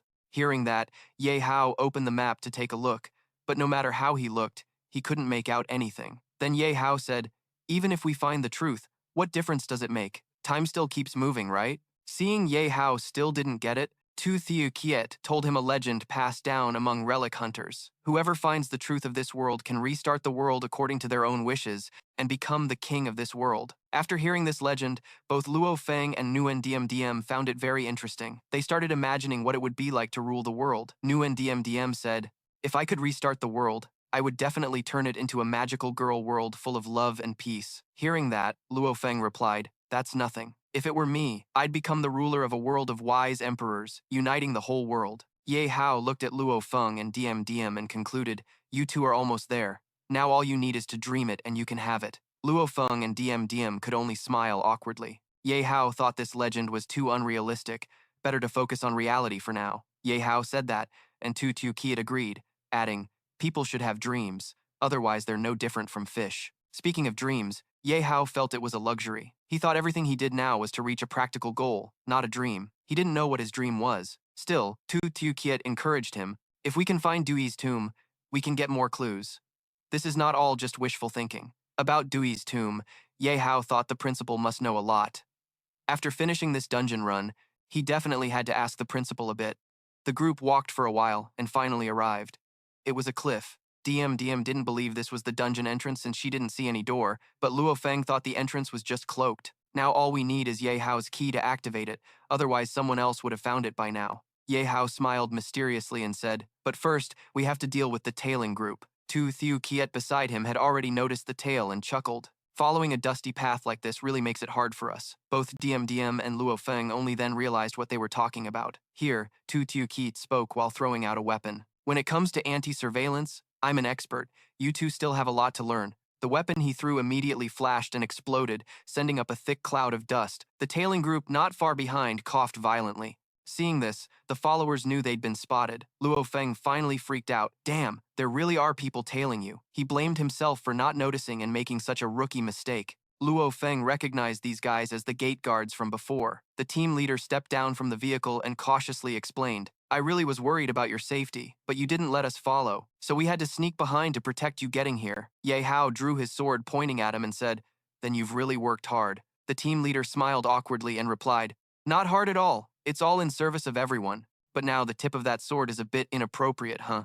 Hearing his reason, Ye Hao just laughed and said, "Even your excuse isn't convincing at all. This ugly old man from the alley, let's end this awkward talk here." Being called an ugly old alley man, the guard captain immediately introduced himself. "Sir, you're totally misunderstanding. I look scruffy with my beard, but I'm only 28, not some ugly old alley man with bad intentions." On the surface, he smiled like that, but in his heart he cursed Ye Hao. "Damn, how dare you point a sword at me, if not for the fact you have a level 55 inside you." The old man immediately made a move when spotted, cursing silently while signaling to his subordinates behind him. The guards immediately understood it was sign language for the deaf and mute. It meant a three-pronged attack formation. His point was that as soon as that brat makes a move, they would immediately counterattack and defend. These guys knew Ye Hao only had level 55. They figured the others weren't threatening enough. If a fight really broke out, it wouldn't even be worth watching. By now, Ye Hao had sheathed his sword. He cheerfully said that was fine, and he appreciated their kindness. Everyone here had found a way to survive when monsters stormed the city, so we should trust and support each other more, and doubt less, right? After seeing the other side's excitement, Ye Hao changed his focus. He said this just to use these people. He thought it was better to borrow them than to kill them for no gain. The big fish standing behind heard this, and the team captain nodded in agreement, saying, "Exactly. Exactly." Surviving that disaster was really lucky, not easy at all. Then he continued signaling his subordinates. He wondered silently, is it really that easy to fool them? With this IQ level, how could they win a company bounty? That kid must be some rich brat, the CA of some executive in the Han Corporation. That's why he only had level 6 but held the highest rank pass. Thinking this, he pretended not to know and scratched his head, asking if Ye Hao was known. "Young master, can you tell me? Everyone's teaming up to go into the wild mountains, ignoring the dangers. What's the purpose?" Since he asked, Ye Hao answered straightforwardly, "Young master, what else could it be? Running this far away.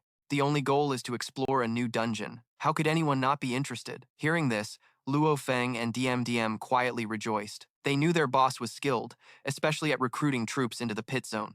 These guys thought they were smart, but they were actually being tricked into the pit. The team captain panicked after hearing this, saying, "Sir, you're not joking, right? Look at this dungeon key. It should be at least level 40.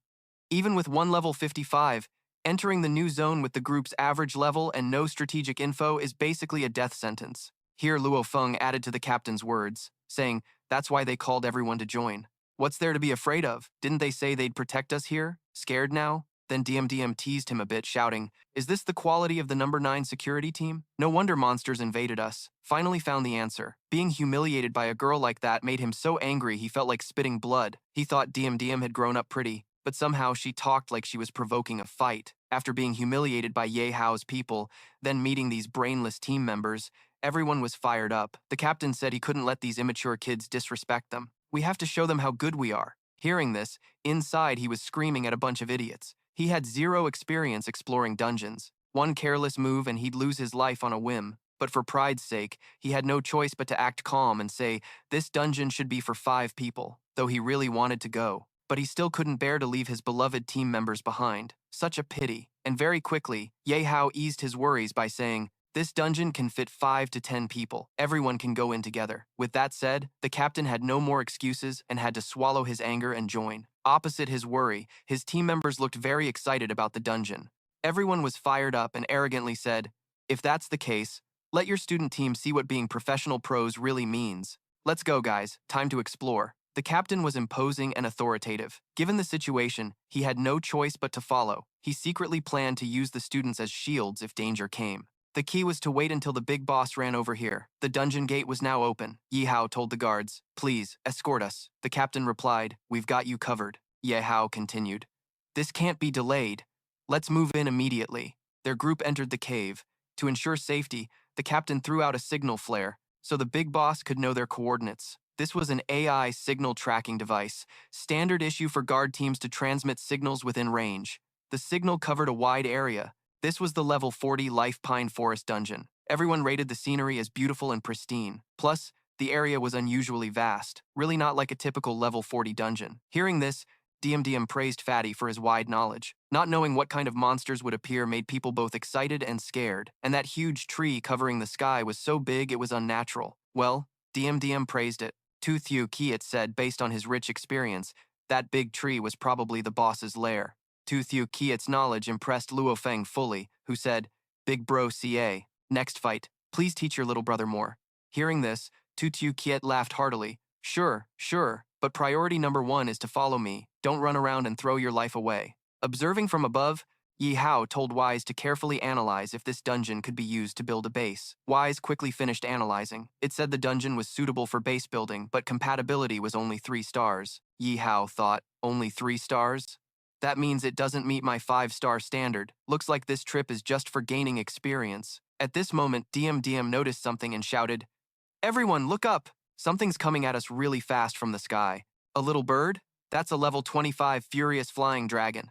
At the same time, that AI voice is cursing like crazy, calling it a little bird. The roar of the furious flying dragon echoes across the sky. It then charges straight at the captain. Luckily, he managed to raise his shield in time to block it.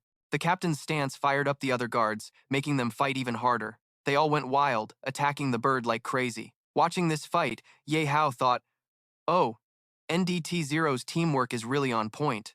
Normally, the training would be intense. After a fierce fight, The group of guards managed to take down the restless Phi Long. The captain proudly said, "It's just a level 20 Phi Long daring to fly recklessly over your grandpa's head. Don't you know that's a no-fly zone above him?" The guards kept praising him nonstop. "Captain, you're so handsome and badass. With you here, we can finally relax." While they were chatting, a sound suddenly made them all turn pale. It was the roar of a level 40 Kinza Long. Before they could even react, it swooped down and snatched a member of the Beast Guard team, swallowing him whole. The guard could only panic and scream for help. The Kinixalong flew up high and then threw him down, killing him instantly.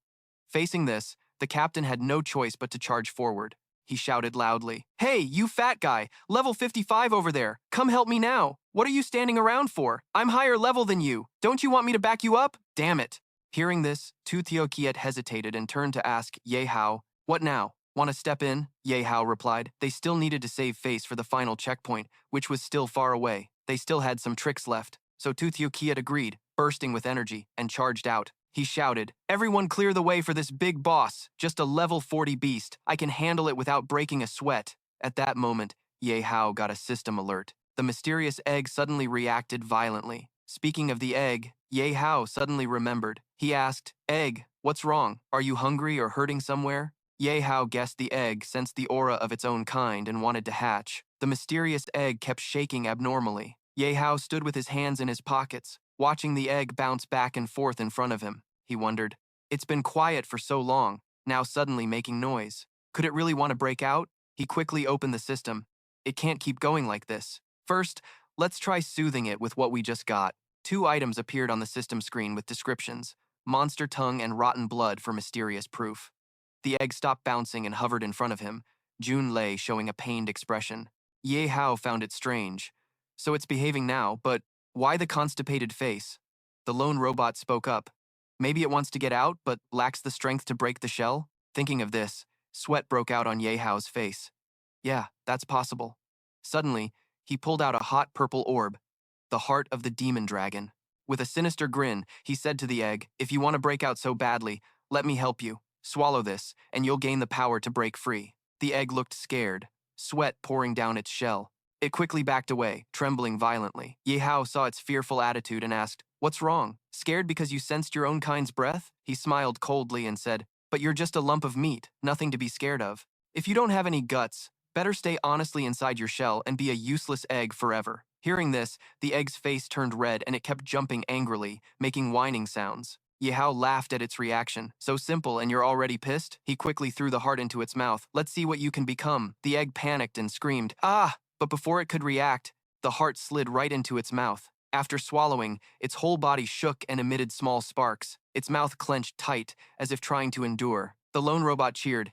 "It's happening. The shell's about to crack." A powerful light shot straight up into the sky. The robot gasped. "Whoa, that's some serious aura." Yihao shielded his eyes from the light, nodding in approval. "Not bad, not bad. That's the kind of aura it should have." Suddenly, the system popped up a message. "Congratulations, host. You have obtained a battle pet. Please name your pet." Ye Hao looked at the dragon-shaped beast slowly appearing and thought, "A name? For my battle pet, it has to sound fierce." He named it Red Crimson Star. A fully formed red dragon appeared. The system recorded its info. Red Crimson Star, level 6, race, demon dragon, owner, Ye Hao. Elsewhere, the captain of the guard team had just defeated the Qin Jialong beast. He swung his iron ball and commented, "Though it wasn't easy, overall it's done without danger." Feeling something off, he wondered, what's going on behind? Ye Hao stood beside the little red crimson star, smiling as it stretched and shot small sparks. The captain saw it and was shocked, shouting, "What's that? Why's there a monster behind us?" "But it's only level 6. You guys can take it down in a second." Someone quickly raised a gun and aimed at it, smirking. "Leave it to me. A low-level beast like this will die for sure, surrounded by so many of us. Though killing it won't give much experience." The red crimson star charged at him, roaring fiercely. It opened its mouth wide and bit through his gun. The man's eyes went wide in terror as he yelled, "Ah, that's my only gun." While attacking, it rushed toward Tu Thu Ki, but he blocked its mouth with a large shield. Watching it gnaw on his shield, he glared and said, "Hey, I didn't touch you. Why are you biting my shield?" The captain swung his mace and shouted, "You losers! Can't even beat a level 6 monster? Watch me!" Yihao raised his sword and stood in front to protect the beast, his eyes cold as he said to the captain, "All right, it's not just a beast. It's my newly born battle pet. I didn't expect this little guy to be so aggressive right out of the gate. Sorry, everyone. Meanwhile, the little red dragon clung tightly to Ye Hao's leg, trying hard to charm him. The unlucky one was still Tutu Kiet. Holding his shield full of bite marks from the little monster, he cried, "Boo-hoo! Even though we're friends, business is business. You gotta pay for my shield repairs, Ye Hao." Ye Hao quickly smiled and replied, "No, no problem." Nguyen Diem Diem saw the cute little dragon, her eyes full of affection. Looking at it, she quickly ran over, arms outstretched, wanting to hug it. Could this be the egg they found in the dark forest last time? It actually hatched? So adorable. Long Long, I missed you so much. Let me hug you. Shi Chong Tui Tin saw her running toward them, trembling with fear. Suddenly it fluffed up its fur, its fierce face staring at Nguyen Diem Diem, as if warning her that if she took one more step, it wouldn't hold back anymore. Nguyen Diem Diem stopped immediately, looking dejected. "Hey, why are you biting me?" Ye Hao bent down and patted its head, saying, "Everyone, stop teasing it. After all, it's still young. A little stubbornness is normal." He looked seriously at Sich Hong Tu Tin and warned her, "These are all our teammates. You have to remember that." It was petted by Ye Hao, squinting happily, wagging its tail non-stop, making soft sounds like it understood. A loud noise suddenly came from inside the forest. Ye Hao was startled and looked over. Luo Feng and Nguyen Diem Diem were also shocked by the sound. Ye Hao observed for a moment and said, "Looks like the owner of this forest doesn't welcome us here. Or maybe it sensed your presence already." Shich Hong Tue Tin, the red dragon, held his hand tightly, staring ahead. The captain of the guard team also heard the sound and calmly said, "Why bother? After the fight just now, although our numbers have decreased, I feel the monsters here aren't too dangerous." He put his hands on his hips and gave his opinion to Ye Hao. "So we'll still split into two groups to search. That's more efficient. Use that big tree as the final meeting point." "What do you think, young master?" Ye Hao nodded in agreement, praising, "Good plan. If anything happens, contact through the team channel." The guard captain quickly led his team away. "We'll go ahead then," he thought to himself. "That guy definitely has issues. Just now I used all my strength, but he easily dodged. Definitely not the power a level 6 should have, so splitting up first and following them later is the smartest move deeper into the forest." Nguyen Diem Diem excitedly looked around and said, "First time exploring a dungeon, both excited and nervous. Also, doesn't this dungeon remind everyone of a fairyland in the dark forest?" Someone agreed. "Now that you mention it, it does look a bit like that." Ye Hao also spoke up. "Ban Tuka, I have to say you're knowledgeable. Using your long-time hunter relic experience to judge," he looked at Tu Thiu Kiet and asked, "Do you guys have any opinions on the things appearing in this world, on different types of dungeons?" Tu Thiu Kiet scratched his head and replied, "You're asking my blind spot. Hunter relic work is about searching ancient relics, not dungeons, unless we have detailed dungeon guides. Otherwise, we usually don't enter dungeons. This one is brand new. Only battle teams from big corporations can enter." After a pause, Tu Thiu Kiet continued analyzing, "But the worlds inside dungeons are divided into many themes and types, like something else. Entering maps and infiltrating unknown dungeon areas like forests full of traps and dangerous plants, called the exploration system, is about risk and survival. The survival system, another type, is like entering dark caves filled with traps and poisonous mushrooms, plus large-scale close combat. The beast hunting system is fighting huge, fierce monsters, or solving maze puzzles, testing intelligence. The puzzle-solving dungeon is like entering dark chambers to solve riddles and ancient books. But no matter the type, until now no AI can explain the reason, how dungeons appear and how they work. If we can figure it out, we can adapt and use it to become stronger." Yihao showed excitement about these dungeons. "So that's how it is." Nguyen Diem Diem smiled with squinted eyes and said excitedly, "Didn't expect so many dungeon types. Dangerous, but really interesting. If there was a magical girl-themed dungeon, that'd be awesome." Suddenly, a terrifying roar sounded behind her. Nguyen Diem Diem stood frozen, trembling. The roar was from a level 40 Tichkat Jiak Long. Shish Hung Tuetin wasn't scared and quickly charged to ram its mouth, making it groan in pain and roar, its health dropping to 50%. Nguyen Diem Diem saw it had saved her once and said gratefully, "Sorry, little Long Long, I was careless. Thank you for saving me." Ye Hao praised, "It did great. Shish Hong Tue Tin, this kid's yours." The little dragon stared at the beast in front of it and nodded, making a roar sound to show it understood the order. The Tichkat Jiak Long became more aggressive. "My tongue, you bastard. I'm going to eat you alive." Ye Hao looked at it in shock. A dinosaur speaking human language? Tu Thiu Kiet also broke out in sweat. Surprised. "What? Wasn't it just making weird noises?" Suddenly, the lone robot appeared and spoke. Master, because you and Ekshi Hong Tuetin share a soul link with basic attributes and abilities, you can understand the Dragon Clan's language. Ye Hao looked at it. So, that's it. Wait, shared basic attributes? The robot cheerfully said, Hehe, looks like Master figured it out. It and Master are linked by a rank system, meaning whatever level you are, it's the same. At the same time, depending on which account you switch to, its attributes and appearance will change. Ye Hao smiled happily hearing that. That's cool. I'm using the account Crimson Flame Emperor now, so its attribute is fire, right? Shi Chong Tuetina stared at the Tichkat Jiak Long, growling cautiously. The Tichkat Jiak Long angrily lunged forward, claws raised, cursing, D, you bastards. The red dragon skillfully dodged the claws. The sharp claws of the Tichkat Jiak Long then quickly jumped up and rammed the horned dragon's mouth again, dropping the Tichkat Jiak Long's health to 40%. It gritted its teeth in anger, scolding those brat kids. Their attack methods are really boring. Tricks like that don't work anymore because the red dragon suddenly stopped talking and looked at me with a bad feeling. A curse surrounded the Scarlet Wisdom Star.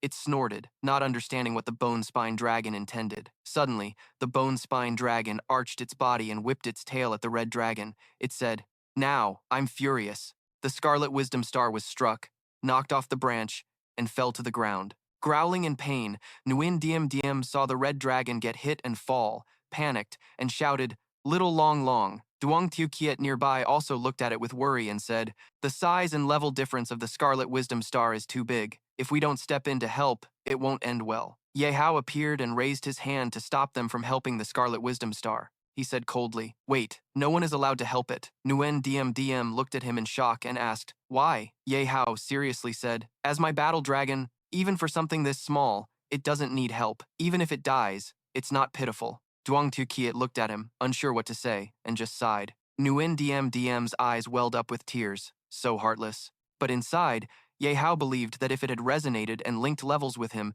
it absolutely couldn't lose to a monster of this level. This fake innocent act is really my style. The big tree shook violently. A loud crack sounded. Looking down, it turned out the Scarlet Wisdom Star was biting hard on the tree root, trying to uproot the tree. The Bone Spine Dragon smiled contemptuously at the red dragon and said, Brat kids are just brat kids, losing and only knowing how to get mad at a log. Ha ha ha. Unexpectedly, after lifting the big tree, the Scarlet Wisdom Star quickly launched up and used the big tree to stomp on the Bone Spine Dragon's head. It was shocked. Just one move dropped its health down to only 35%. It angrily shouted, Damn it! You dare ambush me again? I'll chew you to bone dust. It had just finished speaking, when suddenly, a force from above slammed into its head, knocking it to the ground. Its health dropped to 30%. Then, big trees were thrown continuously at the Bone Spine Dragon, hitting it relentlessly. It couldn't dodge and just took the hits, groaning, Damn, damn, damn. After a fierce beating, the Bone Spine Dragon's head was swollen with several lumps. Enduring the pain, it stood up from the pile of trees and angrily said, Useless. These attacks don't hurt or bother me. When I break free, that will be your death. But its health was down to only 10%. At that moment, the Scarlet Wisdom Star was flying in the air, opening its mouth to breathe a huge flame down. It was the Scarlet Blaze Fire Dragon. The Bone Spine Dragon struggled in the big flames, screaming, Hot, hot, hot. What do you want to do? The red dragon already had a knife and fork ready, licking its lips. It saw the Bone Spine Dragon as its meal and happily shouted, Barbecue! The Bone Spine Dragon was burned black by the flames. It angrily shouted, You beast! Ah! Its health dropped to 0. The Scarlet Wisdom Star saw it was defeated and happily hummed. Suddenly, everyone here leveled up by 1 rank. Luo Feng looked at his hands in surprise. We leveled up. The system displayed Luo Feng's rank as 16. Nguyen Diem Diem was just as excited. The system showed her rank as 13. She happily said, Awesome! We have to thank Little Long Long. Duong Tio Kiet was shocked and pointed at the red dragon, asking, Did I hear wrong? Didn't that kid just say barbecue? Ye Hao crossed his arms and proudly said, No, you heard right. That's exactly what happened.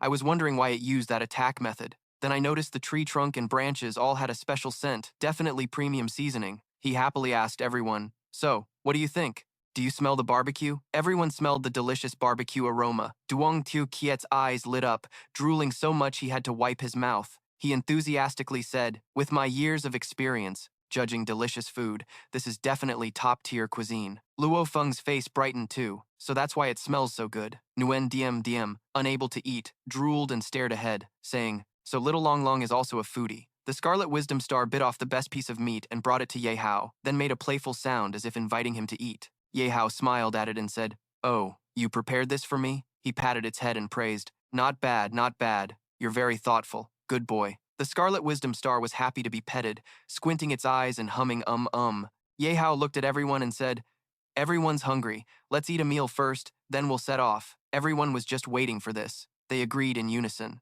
The system announced, "Congratulations. Host unlocked the gourmet map. Roasted bone dragon, grilled bone dragon with crispy outside and tender inside, releasing a rich aroma. Don't just eat the rib meat, that's the essence. After eating, endurance increases by 40%. Achievement unlocked. Not to lie, the barbecue and wine pairing master. Over there, the security team leader and his members were hiding in the bushes far away. They also smelled the delicious barbecue aroma. Everyone glanced at each other and muttered, "This barbecue smell is way too tempting." Suddenly, the grilled bread in my hand doesn't smell good anymore. This is the devil's temptation. Don't look, don't smell. Damn, it really smells good. The security team leader sat in front, chewing bread silently. After hearing their nagging for a while, he got angry and told them to shut up. "Wait until I finish the mission and get the money. Then we'll eat whatever we want." Seeing the leader so angry, sweat poured down their faces. They hurriedly replied, "Yes, yes, yes." Inside, he was furious, silently cursing, "How can this mountain region work? It's been so long. Why hasn't the boss arrived yet?" His face showed a fierce expression, grinding his teeth in anger. This kid looked more and more extraordinary. I'm definitely no match for him. Whether we get the kid's reward money depends on her. Then the boss looked at the black hole in front of him, angrily stomped on the communication device, breaking it. So we ended up in the middle of nowhere, huh? The deputy boss of the Mei Toa dungeon stood with his hands empty, saying with interest that matched my own thoughts, "Perfect. Like fish in a barrel, we can catch them all in one net." Then let's start the hunt. Let the Scarlet Red Wisdom lead the way with a proud look on its face. Faced with Tutiokiit's glowing praise, I didn't expect this stretch to go by so smoothly. I didn't even get a chance to strike. Every monster we met was already killed by Scarlet Red Wisdom. Damn impressive. Lin Mengmeng and Luo Feng took turns complimenting it too. Following Tio Long Long means not only having meat to eat but also leveling up easily by 10 levels. Long live Tio Long Long. The boss's battle dragon is seriously amazing. I want one too. Hearing Luo Feng say that, Tu Theo Kiet bluntly warned, "I advise you to drop that idea. Battle dragons themselves are extremely rare. Plus, they need to be raised to high levels. It's not something you can handle. Battle dragons, like Scarlet Red Wisdom, can level up right after birth. Only this kid Diệp Hạo can raise them by fighting monsters." Luo Feng agreed. Yeah. The boss's battle dragon is truly chosen by the heavens. At this level, Diệp Hạo noticed everyone was hyping him up and thought to himself, Hey, you guys are overdoing it. Looks like I'm about to cheat." Everyone's already used to it. While Tutiokiet was silent, suddenly a bright idea popped into his head. I just thought of a way to make money. Hearing money, Diệp Hão's eyes sparkled. "Where can we make money?" "Spill it!" But Tutiokiet said, "Out in the wasteland, there's a relic called the Beast Arena. Every so often, they hold a competition for the strongest battle pets to fight for supremacy. Just like the name says, it's for battle pets to test their strength, then decide who's the strongest. The champion's reward is huge. Not just money, but also rare, strange props, and even legendary equipment. So this place attracts all kinds of people from all directions. It's a super popular event." Diệp Hão was curious to know more. "There's an event like that? This world is really huge and rich, way beyond what I thought." "Yeah," Tu Theo Kiet patted his brother's shoulder and continued. "I feel with Scarlet Red Wisdom's power, we can definitely earn a big pile of cash. What do you think, brothers? Next time, we'll save up the prize money and go harvest a bunch." Diệp Hão nodded in agreement. "I'm down, no doubt," thinking to himself, maybe this chance will get me some rare props I need to build the base. The most important thing is I have to expand. My knowledge about this world is limited. In the safe zone, news isn't very sharp. Luo Feng and Lin Mengmeng were excited too. "Let us come along, I want to go. Boss has to take us." "I want to go too." Diệp Hão suddenly spotted two especially rare elites, unknown names and levels, watching the whole team from afar. "Oh, they're following us. The final stretch is showing itself. Hung." Scarlet Red Wisdom quickly breathed fire at the two, making Lin Mengmeng panic.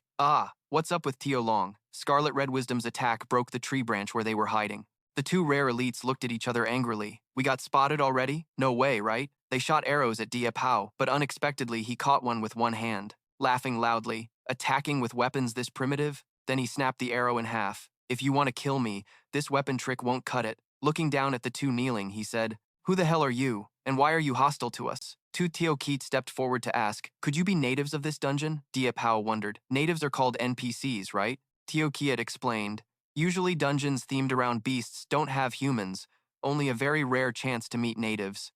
Looks like this time they showed up. The bloodline of the European emperor is yours, brother. Diệp Hạo crossed his arms, looking at the two rare elites. So you say natives are different from others?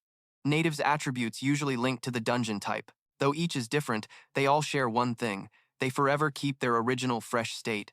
Simply put, they're immortal. Everyone was surprised by Theo Kiet's info. Immortality is the real deal here. Lin Mengmeng was very interested. Awesome, staying forever young is every girl's dream. Theo Kiet laughed and corrected. It's totally the opposite. This isn't a good thing. The extremely rare natives of the dungeon can't leave it by themselves, but when they meet someone with dungeon power, it usually ends badly. They get kicked out of the dungeon or sold at high prices to human traffickers or sold to research agencies as test subjects. As for the two natives in front of us, though we can't see their faces, their build and quality already deserve the 4 words, top-tier beast. They'll definitely be fought over. The two rare natives looked worried about their fate. Diệp Hạo sighed in frustration. Damn. Humans will do anything for profit, crossing all limits. Consider yourselves lucky. Though I like money, I have limits. I'd never do something beyond the line like human trafficking. You better go. If you want to live, find a good hiding spot. It's not just us here. The two natives still tried to argue. Why should we listen to a human from another world like you? The ones who should leave are you outsiders. Like you guys. This clean, secure forest absolutely won't allow you to mess it up. The divine beast beside them agreed. No doubt about it. Diệp Hạo looked straight at the two still arrogant natives. Seriously, humans from another world are outsiders to you, but I'm the one who opened this dungeon. Strictly speaking, everything here belongs to me. And you belong to me too. So I think how I say goes. You're not the bosses here yet. Diệp Hạo drew his sword, stepping closer to the two natives, who backed away fearfully. I don't care if you're native NPCs, or maybe the holy maiden Tung Lam who's blocking me only has one fate, death. Seeing Diệp Hạo so serious, like he wasn't joking, his face fierce like a grim reaper, throwing out relentless strikes. They got scared and immediately ran off, meowing as they fled fast. Diệp Hạo chuckled at their scared looks, so easily spooked and running away already. Though their ranks are questionable, their mindset is still immature and cowardly. Could it be because they've never interacted with humans before? That makes sense. So don't blame me for being harsh. Just consider it your first lesson in life. After all, some people are just downright ruthless. The two natives ran a good distance, knowing they were safe, then slowed down to analyze. That guy just now was clearly level 6. How could he be that strong? We still shouldn't provoke him. The brat also said he's deadly serious and really powerful. If we slow down even a bit, we're all dead. Meow. Dead as cats. Panting and resting, the two natives suddenly heard voices and looked up. In front of them were 3 guys with fierce faces. Ha ha, no wasted trip coming here, huh? Let me meet such a valuable prize. We're gonna get rich, brothers. Let's go. The two natives panicked. They felt really frustrated that their home was no longer safe. What's going on with this world all of a sudden? Stay strong. One more time. Why hasn't there been peace for 1,000 years, and now so many outsiders are invading? Stop overthinking, Kiki. First, we gotta risk our lives against them. Meow meow. The 3 strangers looked Kiki up and down, throwing taunts. This girl's got an amazing figure. Don't know what's under that mask. What if she's ugly? Another guy spoke up. Ugly or pretty, who cares? Wearing a hood covers it all, right? The supreme natives are still pure in this world, but they're rare. Kiki angrily charged forward to fight. You're all shameless scum, die. Seeing this, they got even more interested. Oh, still so hot-headed. Come here, let your big brother show you how brutal this world is. Another guy interrupted. Ha, don't hit too hard. She's important cargo. Playing dirty won't be worth it. Fighting each other, the 3 were all members of the guard team, with levels 22, 5, 2, and 8, respectively. They weren't a match for the 2 natives and were quickly defeated. So fast. Way too fast. Plus, the first strike was just because they noticed she was a woman and forgot this was a level 40 dungeon. This newbie's level is still too low. Kiki was a bit disappointed because the opponents were too weak. What's wrong with you guys? Such high levels, but still not as good as that level 6 human. Level 6 humans aren't good, lucky for the guard member who dodged just in time, when Kiki was about to land a killing blow. Another figure came to the rescue just in time. A beautiful girl holding a rifle shot at Kiki's attack to save the guy.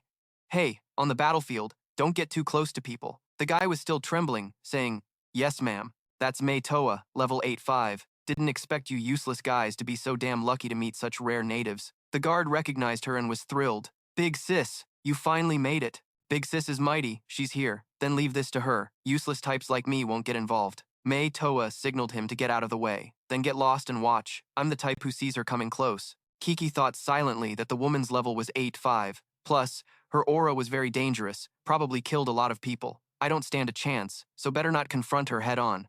Wait for the right moment and run. Male was about to hear the two natives planning to flee. Mei Toa laughed and shouted loudly, "Wanna run?" Then she fired bullets around Kiki, creating a cage trapping the two of them. No one can just disappear before my eyes. Unless they're dead, stand still and behave, or you die, but it won't be worth it. Suddenly, a reptile appeared behind Kiki. She screamed as soon as she saw it. What the? Mayo told her to get out of the way fast. Kiki hurriedly pushed Mayo away, hoping it could escape safely. She herself was trapped in a cage. That was Lao Lung Kum Chu, level 60, lasting for 60 seconds. Mio saw her teammate captured and angrily said, "Damn it. Kiki, I'm coming to save you." Seeing Mayo wanting to rush in, Kiki said, "Don't come here." Mayo said, "No need to worry. I'll run away fast." "She's too strong. We can't win. Run fast." Mio cried out of worry for her master and hurried to find help. Kiki said, "Wait for me. I'll find someone to help. I'll find that nameless of you, that jerk. I'll find that level 6 human." Meanwhile, the guard hiding behind Mei Toa took advantage of the beast's distraction. "Stop right there." Mei Toa looked at the dumb henchman with disdain, not bothering to chase. "Its master is already in our hands. It'll come back sooner or later. I have other plans for you. Later, give her some sedatives and take her to a secret hideout. Remember, I want her intact, no scratches." The henchman scratched his head apologetically, saying, Yes, I won't make such a low-level mistake again. Big sis, rest assured." Metoa recalled Mio's words about Diệp Hạo and got a bit interested. Who exactly is this Diệp Hạo guy? How strong is he to open this dungeon? The guard began explaining. At first, they thought he was just a rich second generation, but after coming here, they realized his strength was unfathomable. Though he didn't fight directly, his dragon-type battle pet could fight a level 50 warrior and hold its own.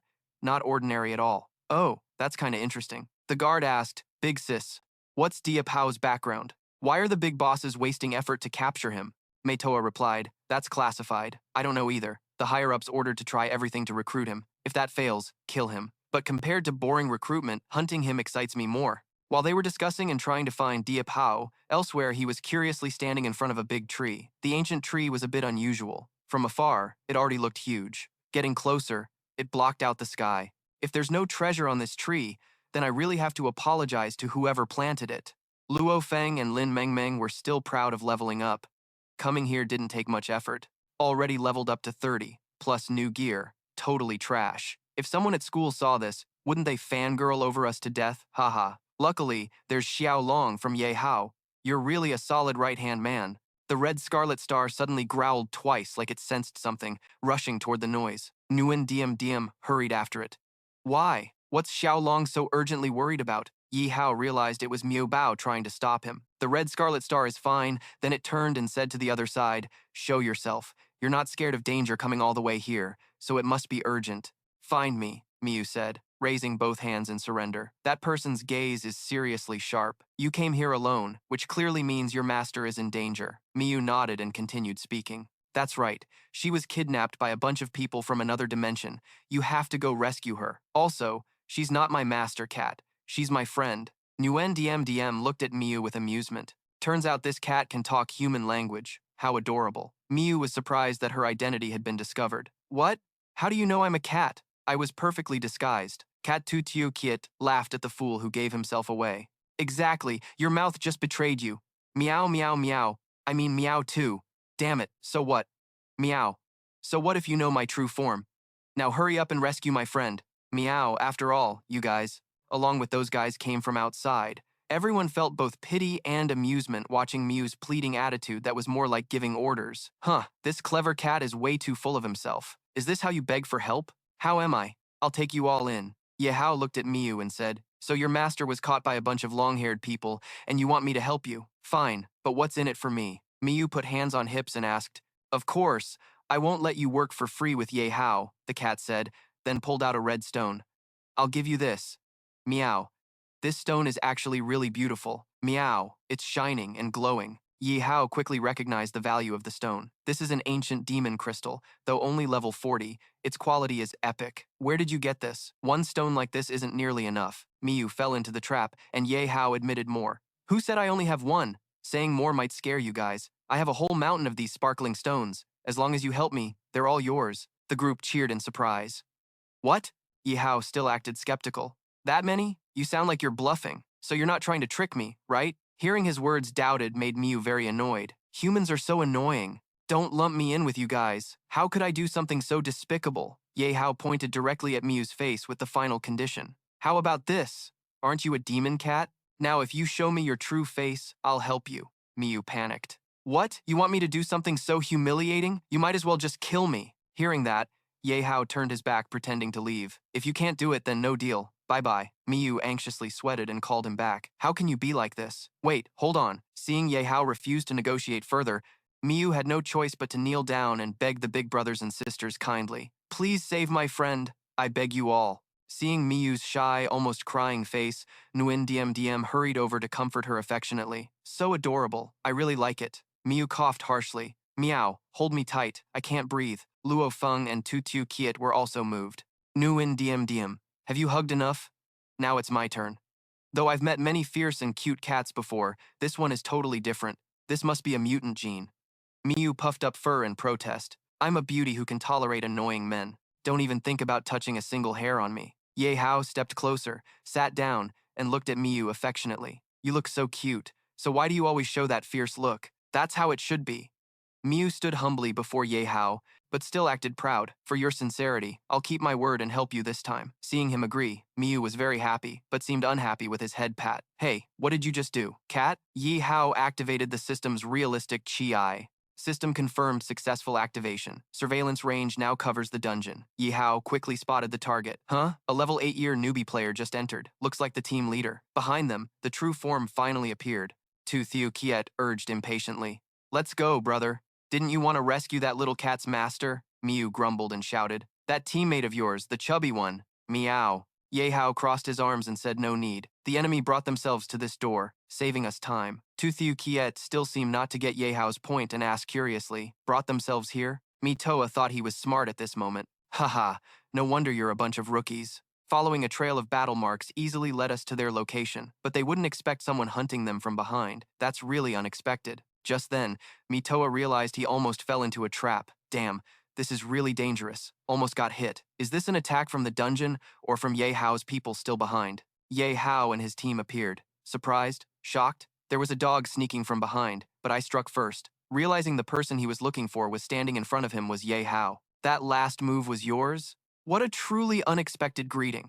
Really surprising. Amazed by Ye Hao's recognition skills, Mitoa thought this kid was totally accurate and weird. I clearly used stealth skills. How did he detect me? Yihao cheerfully replied. Thanks for the compliment. I just didn't expect to use it because the team leader came fishing. And he really caught a big fish. Moreover, a mermaid's head. This kid isn't just good at guessing, but also has a sweet mouth, making Mitoa very interested. Approaching to tease the mermaid. Little bro, is your sweet talk just buttering me up? But the mermaid in your mouth, if not satisfied, might eat you alive. Yihao didn't hesitate to respond. How do you want to be satisfied? My lake probably can't satisfy a big fish like you. So where exactly are you a fish from? The Royal Celestial Realm or somewhere else? Mitoa was quite surprised. Oh, didn't expect you to be so sharp, guessing this far. Since you're smart, I'll be straightforward. I'm Mitoa, from the Eastern Army under the Royal Celestial Corporation. The reason I came here was to recruit you to join the Huang Qin Corporation. What do you think about that? Yihao looked surprised. Running all this way just to recruit me.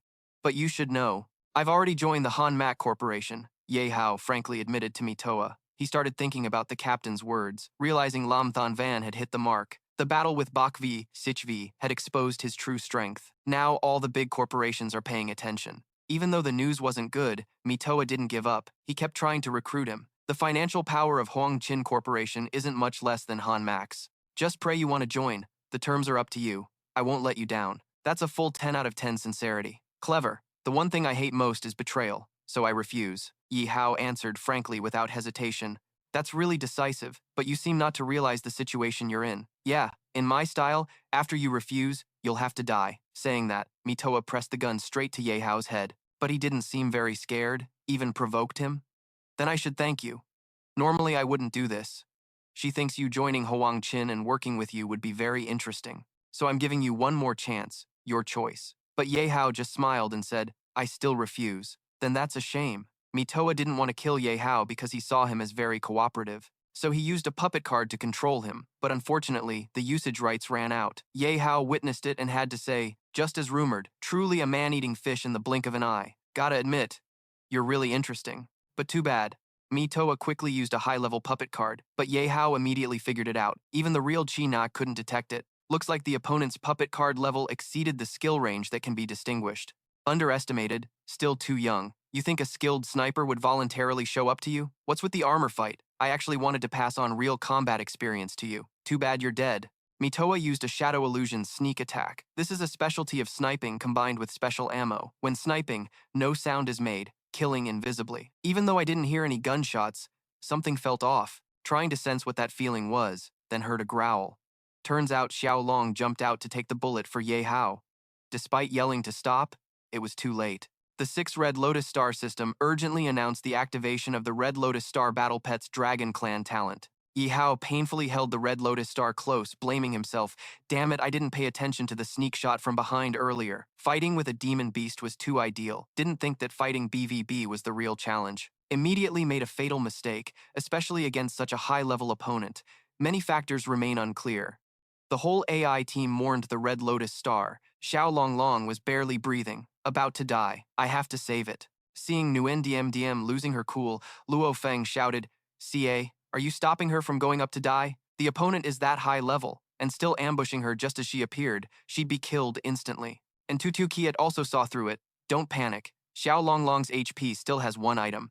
Ye Hao can definitely save it, trust me. Ye Hao was opening support. He quickly gave the Red Lotus Star a super recovery potion, gently comforting. Drink this, you'll recover in a flash. Xiao Longlong suddenly showed improvement. Gradually waking up, seeing you full of energy again, I'm relieved. No wonder you're my battle pet. Even though you almost died, you didn't back down. Mitoa was being blocked, unable to attack, trying to use firepower to suppress the whole area around me, preventing me from attacking. Too naive. This kind of random attack didn't make me lose a drop of blood. Seeing Ye Hao calm inside the support shield made Mitoa keep thinking. Earlier you luckily avoided a fatal blow. Now you dare to stay still. Are you confident or just looking for death? Even with the shield, how long can you hold out? I still overestimate you. I thought you were so formidable, but in the end, you're just a kid. I'll break your shield. I was busy talking to Xiao Longlong and didn't notice the shield. Only 20% left. Sorry, Red Lotus Star. I was too careless and made you suffer. Earlier, relying on the obsession with the king, I killed a rare level 90 elite boss. Made me think by habit, causing wrong calculations in the current strategic core. Using the Crimson Flame Emperor to connect levels, we're only at level 55. Facing an opponent level 85 clearly has no effect. But earlier fights relied on some accumulated points, now useless. How many host points does our system have now? Currently, 130 points. 1,300,000 is still a lot, but the opponent is just a sniper, probably, without any good equipment. Burning points to become the king's obsession has too low a return rate. The key point is, there's no way to increase attribute points for the Red Lotus Star. So, for now, increasing the link level is better. At this time, the support shield is down to 8%. How much experience is needed to upgrade my level to 10? The shield is dropping to 5%. The system announces the current link level between the host and the Flame Emperor is 55. Need to increase by 45 levels to meet the requirement. The experience value needed to level up is 1 million. Do you want to use 1 million? The further back you go, the more experience points are consumed. But no problem, sooner or later it has to be used. Might as well use the chance now, while there's enough experience points to upgrade stronger. This way, with basic attributes at level 100 and the ability to skip 20 levels, I won't be afraid when facing level 120 opponents. System confirms usage. The system quickly confirms and immediately starts converting experience. Please wait a moment. Just then the shield dropped to 0%. Mitoa outside happily started planning. The shield is gone, still playing the innocent face trick. It's just fire flames. Let me use this water attribute copper candy. You guys will die in the blink of an eye. Die. Your head will get me the reward. Ye Hao quickly leveled up to level 10. I've met many kinds of women, but the one who really made me murderous is still the first. Mitoa was extremely surprised by Ye Hao's leveling ability. He actually jumped straight from level 6 to level 10. How the hell did he even manage that? Plus, even from hundreds of meters away, I could still feel the heat of the fire flame. Could this be the overwhelming power of a freak? He even has the pressure aura of a level 100 strongman. What the hell is going on? I gotta retreat, or I won't make it out alive. Yihao is giving Red Crimson Star the chance to get revenge on Mitoa. Although Tao really wants to kill her himself, she almost took your life earlier. So this chance for revenge is yours. Go get her back tenfold. Red Crimson Star quickly rushed in for revenge. Fire flame spat out a pressure beam, forming a radiant light dome. Plus, the speed and coverage area expanded massively. At SAO, even an animal's head can get this strong. Damn it, Ye Hao, do you really want to wipe them out? You're seriously picking a fight with the Hoang Chin Corporation, an enemy you definitely can't beat. Mitoa accepted defeat and ignored her. What's the point of talking now? Whether you beg or curse, rest assured, I'll take responsibility for the consequences. No, Hoang Chin won't let you off. After that, Mitoa was completely wiped out, granting Red Crimson Star 50,000 experience points. 100,000 coins. For the first time, Little Long Long unlocked the achievement, Kill a Hated Guy in One Sip. Obtained items include a golden Australian Thunderstorm pistol. This is a rare version with ultimate power. Remember to protect your arm when using it. Passive skill increases damage by 100%. The second item is a rifle designed after the model of the 98K rifle, equipped with an automatic scope, silencer, and burst fire. Passive skill. After hitting the first target, the bullet continues flying to deal true damage to targets behind, piercing armor by 100%.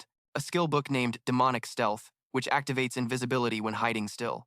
Ghost bullets with wind, fire, earth, and thunder elements, 100 rounds total. Smoke bombs, 10 stun bombs, 9 optical stealth spider robots for hunting, all unmanned. Battle data was automatically recorded. Leaving the dungeon, besides the rewards, companions like Nguyen Diem Diem, Luo Feng, and Tu Tu Kiet all leveled up massively. I also directly leveled up 2 levels. The battle situation instantly flipped into an undefeated streak, getting used to it after watching for a while. All I can say is the boss is too damn strong, crushing all 3 of us. They joked and laughed, probably too familiar with this. With Ye Hao's achievements, only Miu Bao was wide-eyed in shock. What the hell did I just see? Am I dreaming? Meow meow, this guy is way too strong. Nguyen Diem Diem ran over and hugged Red Crimson Star. Congrats on the win, you're really strong. Little Long Long, you're such a good kid, you scared me to death. Ye Hao also stepped forward and bowed, apologizing to everyone. I underestimated the enemy before. Letting Little Long get into danger made everyone worry, but this kind of situation won't happen again, I promise. Cutting off Ye Hao's words, Miu Bao looked at him with pity. May I ask if you're still missing a pet? Meow, I want to nominate myself. Though I'm not as fierce as that dinosaur, don't you want a pet like me? The whole group burst out laughing. Ye Hao happily replied, your flip-flopping speed is making me dizzy. Isn't now the time to rescue your master? Little Long Long, standing beside Ye Hao, was also angry that someone else wanted his spot. Cough, cough, meow, meow, she's just a friend. I only have one master. Everyone laughed again. What a cat that knows how to suck up. Suddenly, the earth seemed to shake. One of them shouted, what's that? An earthquake? Tu Tu Kiet's title. Everyone looked in the direction of their pointing hand. Damn, look up at that tree. That's Najia, level 50. Everyone kept wondering. Of course, it's the dungeon boss. Could the recent fight have disturbed it? I know this one. But why does it have 3 heads with 3 different colors? Ye Hao crossed his arms, looking up at the final boss of the dungeon. Could it also be the guardian of this giant tree? Miu Bao clung tightly to his leg. Looking at the trembling big pet, she said, it's not some guardian, meow. A long time ago, this forest was peaceful, until this monster suddenly appeared. It not only occupied the giant tree as its lair, but also polluted the natural energy of the whole forest. Miu Bao recalled the image of the 3-headed dragon standing on the big tree, roaring, then continued telling, most creatures affected became extremely violent. That's why they look like they do now. Also, according to my partner, after a long time, this monster has formed some kind of bond with the giant tree, but I forgot exactly what kind of bond. Meow. Ye Hao put his hands in his pockets, calmly walking forward. First, no need to care about what kind of bond it is. Wait until I kill this boss, then we'll see. Listen to your partner slowly explain. Then Miu Bao looked at him in amazement. No wonder you're the master. You say things I wouldn't dare say in my whole life. Meow. Luo Feng quickly ran ahead, anxiously saying, boss, please wait a moment. I have something too. Before he finished, Ye Hao glanced back and asked, what is it?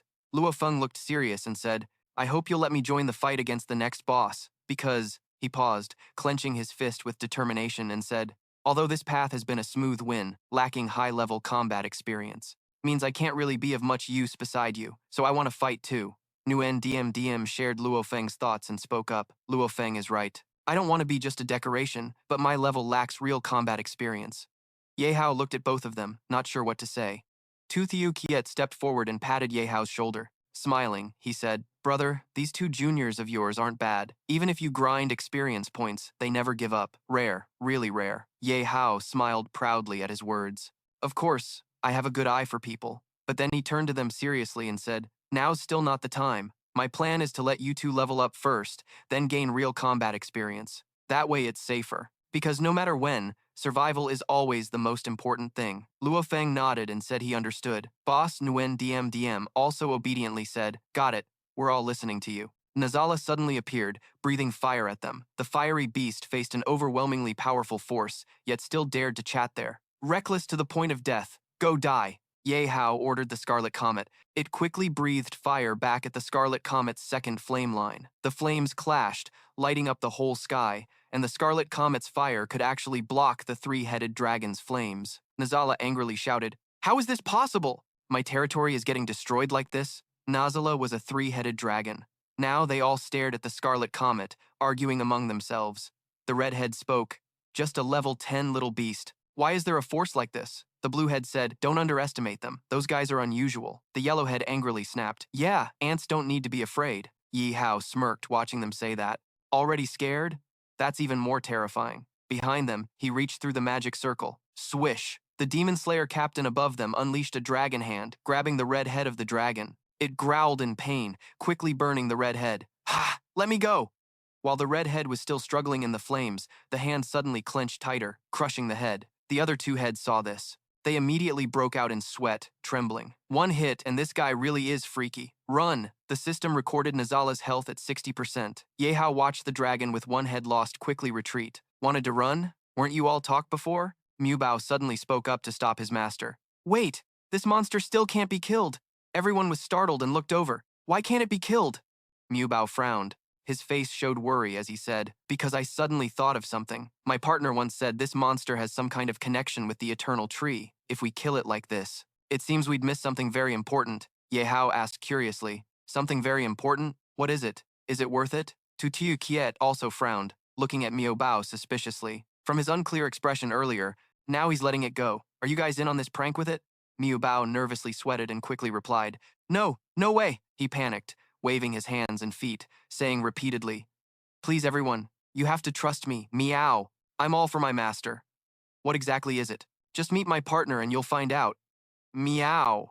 Ye Hao crossed his arms and smiled. Hearing you say that actually makes it interesting. Thought this was just a boring level 40 dungeon. Turns out there are twists. Let's go. Everyone followed Ye Hao to find Miao Bao's teammate. He looked ahead and said, now we're going to rescue that girl and see what this very important thing really is. The Scarlet Comet nodded at his words. All right. Ye Hao said to Miao Bao, if that thing really is valuable, I'll make you my pet. Miao Bao happily asked, really? Awesome. The cat captain of the guard squad angrily smacked the cat every time it messed up. Half angry, half annoyed, he said. Is the eldest sister really that slow? Still not done? Waiting in this dump is so boring I want to die. So many mosquitoes too. He looked at the girl with the seductive figure. She was tied up right in front of him, making him even angrier as he cursed. What the hell? A rare treasure right here and I can't touch it. Damn, this is torture. But the eldest sister didn't allow him to touch her. So I'll just check out her face. That should be okay, right? Thinking that, he eagerly moved closer to try to remove her beast skull. He, go ahead. Suddenly, a thudding sound echoed. He quickly turned to look. Someone, a demon beast, appeared. A level 20 fierce mind dragon. It stuck out its tongue at him, shaking its head and making a woo sound. He angrily drew his weapon and attacked. Damn, you scared me. Get lost. The slow-witted one even came to join the fun. The demon beast quickly ran away. Woo. The guard squad captain turned back to the girl and continued his work. Damn, what a buzzkill. Why can't I get it off? It's stuck so tight I don't dare use too much force. If I ruin her looks, I won't be able to sell her. That'd be a disaster. He fiddled but still couldn't remove the skull. Then he heard the thudding sound again. Thud, thud, thud, thud. He thought the little demon beast had come back. Angry, he grabbed his weapon, ready to fight it. Damn, you itchy bastard, want a beating? This time, I'm gonna skin you alive. Before he finished cursing, he saw thousands of red eyes flickering inside the evil cave. He was shocked, looking at the countless demon beasts guarding the place. The guard squad captain, staring at the dinosaurs in front of him, shouted in shock. Damn, how are there so many beasts? This number is insane. He raised two different weapons in both hands. Left hand held a gun, right hand a club. He fought off the demon beast while yelling, "Get out now! Don't come looking for death! Stay away from here!" The beasts hit by him immediately got angry and bit his calves. He yelled loudly, "Aha, my calves!" Seeing the beasts surrounding him with fiery eyes, he panicked and screamed for help. "Ah, big sis, save me, I don't want to die." Then, the demon beasts quickly lunged at him, biting and tearing. The whole cave echoed with their cries. Chit, chit, chit, chit. After killing the captain, they turned toward the girl lying on the ground. Chit, chit, chit. The demon beasts surrounded her. Chit, chit, chit. Then all at once, they lifted her off the ground with their heads and carried her away. Chit, chit, chit. Quickly leaving the cave. Chit, chit, chit. Chit, chit, chit. At this moment, the system announced, "Notice, the true eye has been updated. Please check, host." Everyone saw on the screen the beast skull image moving farther away, leaving the cave location. Then another skull appeared inside the cave. The group asked, "The captain's dead? What happened? Was he killed by the demon beasts? And more?" That girl was clearly in a coma, but was moving at high speed. Ye Hao and the others quickly ran toward the cave. Luo Feng hurriedly asked, "She's unconscious but still moving? What kind of high-tech stuff is this?" Tu Kiet, running behind him, replied, "What do you think? Don't get it? This kind of situation clearly means that Beauty was kidnapped by a demon beast." Ye Hao asked Miu Bao, "What do you think?" Miu Bao, leading the way, hesitated and said, "No, it's not a demon beast," it continued seriously, "but it's an existence compared to demon beasts, even more evil than the boss Nagaro." Hearing that, Ye Hao thought to himself that it was even more dangerous than the boss in the SAO dungeon. Could this be the secret path of this dungeon? Like Thieu Nu asked, "What level is it?" Unexpectedly, a level 40 dungeon so ordinary still had such rich content, kind of interesting. Meanwhile, Kiki slowly opened her eyes, looking at the strange scenery around her. She still didn't know where she was, so she loudly questioned, "It seems like a pack of dinosaurs brought me to a place for a ritual, and I'm the sacrifice they chose." She immediately sat up, cautiously looking around. She shouted, "Damn it! Why am I here?" Then she stared at the forest in front of the sacrificial altar and wondered, wasn't I put into a coma by that person? Why was I brought to such a dangerous place? Then she suspected, thinking, it's definitely some devil's trick by that guy. After thinking, she turned and ran away from the dangerous place, encouraging herself, "Stay calm, I have to get out fast. I absolutely can't get caught by him again." Suddenly, a demon beast jumped out in front of her, blocking her path. Kiki was shaken inside, stopped quietly, worried, then cautiously looked around and looked up to see a man standing above. The big demon beast crossed its arms and looked at her, then said, "This is the 10th time, Kiki. Every time I save you and bring you back, you don't say a word and quietly slip away. It really breaks my heart. But I already told you before. I gave you 10 chances to escape." He paused, stared at her, then smirked. "Your chances are all used up. You should obediently stay with me. You're not allowed to go anywhere anymore." His info showed on the system as A Dui Ni, level temporarily unavailable. Kiki looked at him, then quickly turned and ran in another direction. While running, she said, "Who the hell would listen to an idiot like you?" Seeing Kiki run, he didn't rush to chase, but snapped his fingers and loudly said, "I'm not letting you go. I don't think you can easily escape." Like before? The pack of dinosaurs heard his snap and quickly surrounded her in layers to block her. Chirp, chirp, chirp. A Dui stepped forward, smiling at her. "Kiki, accept your mission." The dinosaurs parted to let him through. As he walked, he said, "Why, in SAO, in this world full of demon beasts, are there only 2 humans like us? You still don't understand the truth inside SAO." Seeing him approach, she stepped back, raised her hands in a defensive stance, and shouted, "I hate you. You have a smell that makes people sick. I don't want to have kids with you." Aduini didn't get angry. He closed his eyes, frowned, and patiently said, "It's been over 1,000 years, yet your thinking is still so outdated. I have no interest in having kids. The only reason I want to combine with you is, 1. His face turned fierce, his eyes wide with excitement as he said, "That is to gain power, plus 3,000 years on that fake tree. I can break through this world's limits." Then he looked up at the sky and shouted, "Ah, this damn world makes me feel bored, small, cramped. I even feel like I can't breathe. Clearly, there's a bigger, wider, more colorful world outside, but I'm stuck in this forest. A place less than 100 miles, living 1,000 years in darkness." He tensed with rage. "I hate it. I really hate it." Then suddenly he stepped forward, pinned Kiki down, and continued, "But now the chance has come." Suddenly thrown to the ground, she panicked and screamed. "Ah!" He looked at her excitedly and said, "Those otherworldly humans who broke in before fully proved my 1,000-year-old theory. I also tried to go through their space gate, but he recalled the round barrier that blocked him from entering the other world. He laughed fiercely and said, 'There seems to be some invisible rule limiting me, so I can't break through.'" He went crazy, looked at Kiki and laughed. "So I need your power to kill those otherworldly humans. Maybe I can break the limit and reach the outside world." Ha ha ha. Aduini tightened his grip on Kiki, making her unable to move, and she could only say, "Ugh, let me go." Watching everything, Ye Hao stood nearby, smiling and said, "That's quite an explanation. It gave me something to gain. The game character in the dungeon awakened my consciousness and wants to break the limit to the outside world beyond SAO. Interesting. If you were a good guy, I might even lead you outside to see the outside world's scenery." But now Aduini was startled when Ye Hao's group arrived, seeing Mia Bao clenching his teeth at him. He immediately stood up, frowned at Ye Hao, and said, "Now, ha ha, what can you do to me?" Ye Hao looked at him and said, "Do I even need to say?" Ye Hao drew his sword, eyes cold, smiling at Aduini. The fate of a villain character is always the same.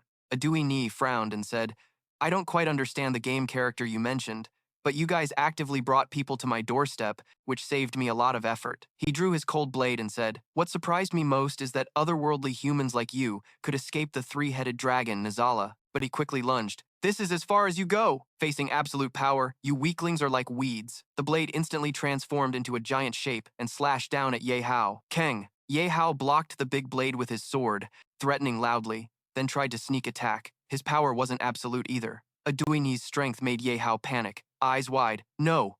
This force." He was knocked back several meters, the ground beneath him marked deeply by Ye Hao's forceful foot to steady his stance. Stronger than expected, Ye Hao's health dropped to 80%. Ye Hao was shocked. "Just one hit took away 20% of my health.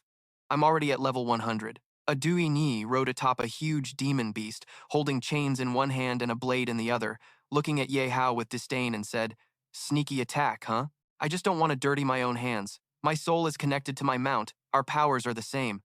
Aduini introduced his demon beast to Ye Hao's group, the bandit Jade Dream Demon mount. Level unknown.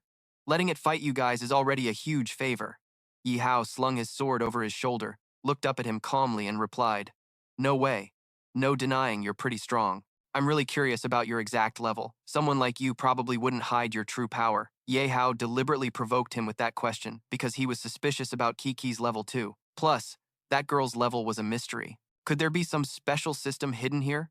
Adu said without a hint of emotion. "Stupid. After thousands of trials, my strength can't be measured by some numbers anymore." With that, he charged forward, riding his demon beast. "Yeah," Aduini said. "Behave, die for me." Suddenly, the Crimson Chain Star appeared, ramming into the head of the bandit Jade Dream Demon, refusing to be outmatched. The demon mount's health dropped to 80%. It screamed in pain.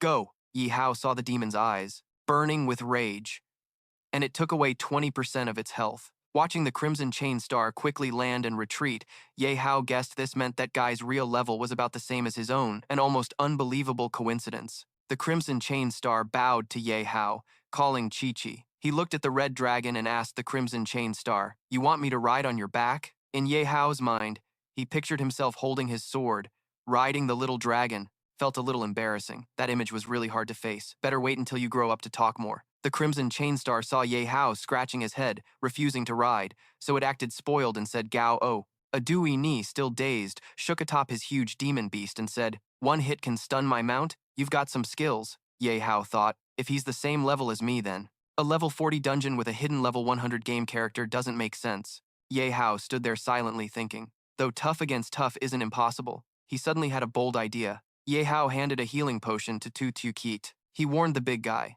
"You go up, provoke and pull hate onto yourself, but don't activate your life-protecting skill. If you can't hold on, drink the potion immediately." Tu Tu Kit anxiously asked, "Don't activate the skill? One hit from him already took 20% of your health. Won't I get one shot killed?" Yihao quickly said, "Trust my judgment." Tu Tu Kit grabbed the potion fast. "Got it. Though this is basically a death sentence, I trust you completely." After stashing the potion, Tu Tu Kit ran toward Aduini, teasing hard. "Hey, you crazy pervert, you're trying so hard to get my attention. I'm here to satisfy you today." Aduini got pissed. Riding his demon beast, he turned to attack. Tu Tu Kit spoke rudely. "You're asking for death." Seeing the bandit Jade Dream Demon charging at him, he quickly raised his shield to block, wondering to himself, "Can I really block this hit? If your guess is wrong, I swear I won't spare you even as a ghost." With a loud boom, Tu Tu Kit was thrown backward, his health dropping to 80%. Holding his shield to block, he was surprised. What's going on? This move was easier to block than I imagined. Without activating the life-protecting skill, I only lost 20% health. Let's see how this guy's level compares to mine. Ye Hao stood aside with everyone else watching the situation. He guessed right. This guy definitely has a special leveling system, probably locking hate onto enemies of the same level. Otherwise, that last move, though unclear if it was a kill, would have left the big guy with less than 3% health. Ye Hao saw the bandit Jade Dream Demon punching the shield without hurting Tu Kit and thought quietly, also, this guy seems unaware of my abilities. Otherwise, he'd lock hate onto me and then one-shot kill me. Luo Feng asked loudly, Boss, can I go help? I don't want to just stand here watching. Ye Hao handed him his sword and said, Of course you have to help. The system notification popped up. By the Chit Tan Lai O Dragon Sword, a single-handed sword with special attack and defense effects against Long Tribe demon beasts. Killing Long Tribe demon beasts has a high chance of dropping rare items. Luo Feng was startled seeing the sword, excitedly asked, Damn, is this legendary level weapon really suitable for me? Yihao looked at him and said, You go fight the next big guy you pulled hate on. Aren't you supposed to gain real combat experience? This is a perfect chance. Luo Feng happily replied, Got it. After waiting so long, I finally get to go all out. Tu Kiet over there was blocking and healing himself at the same time, shouting, Ye Hao, are you kidding? This guy's level probably matches mine, though I can fight him evenly. Luo Feng is only level 36. Aren't you just throwing him into the fire? Luo Feng, wearing armor and holding the sword, charged from behind to replace Tu Kiet, confidently said, Don't worry about me, big guy. He definitely won't hurt me. I just have to follow his orders. Adui Ni's eyes went wild. Ha ha ha, so you sent some low-level trash to die and I knocked him out already? He quickly attacked Luo Feng. I'll make it easy for you. Kang! Luo Feng's health dropped to 70%. Luo Feng excitedly said, Only lost 30%? You're not that tough. He swung his sword and chopped off the tail of the bandit Jade Dream Demon. Ha ha ha, no wonder it's a good weapon. Not just sharp, but has special effects against the Long Tribe.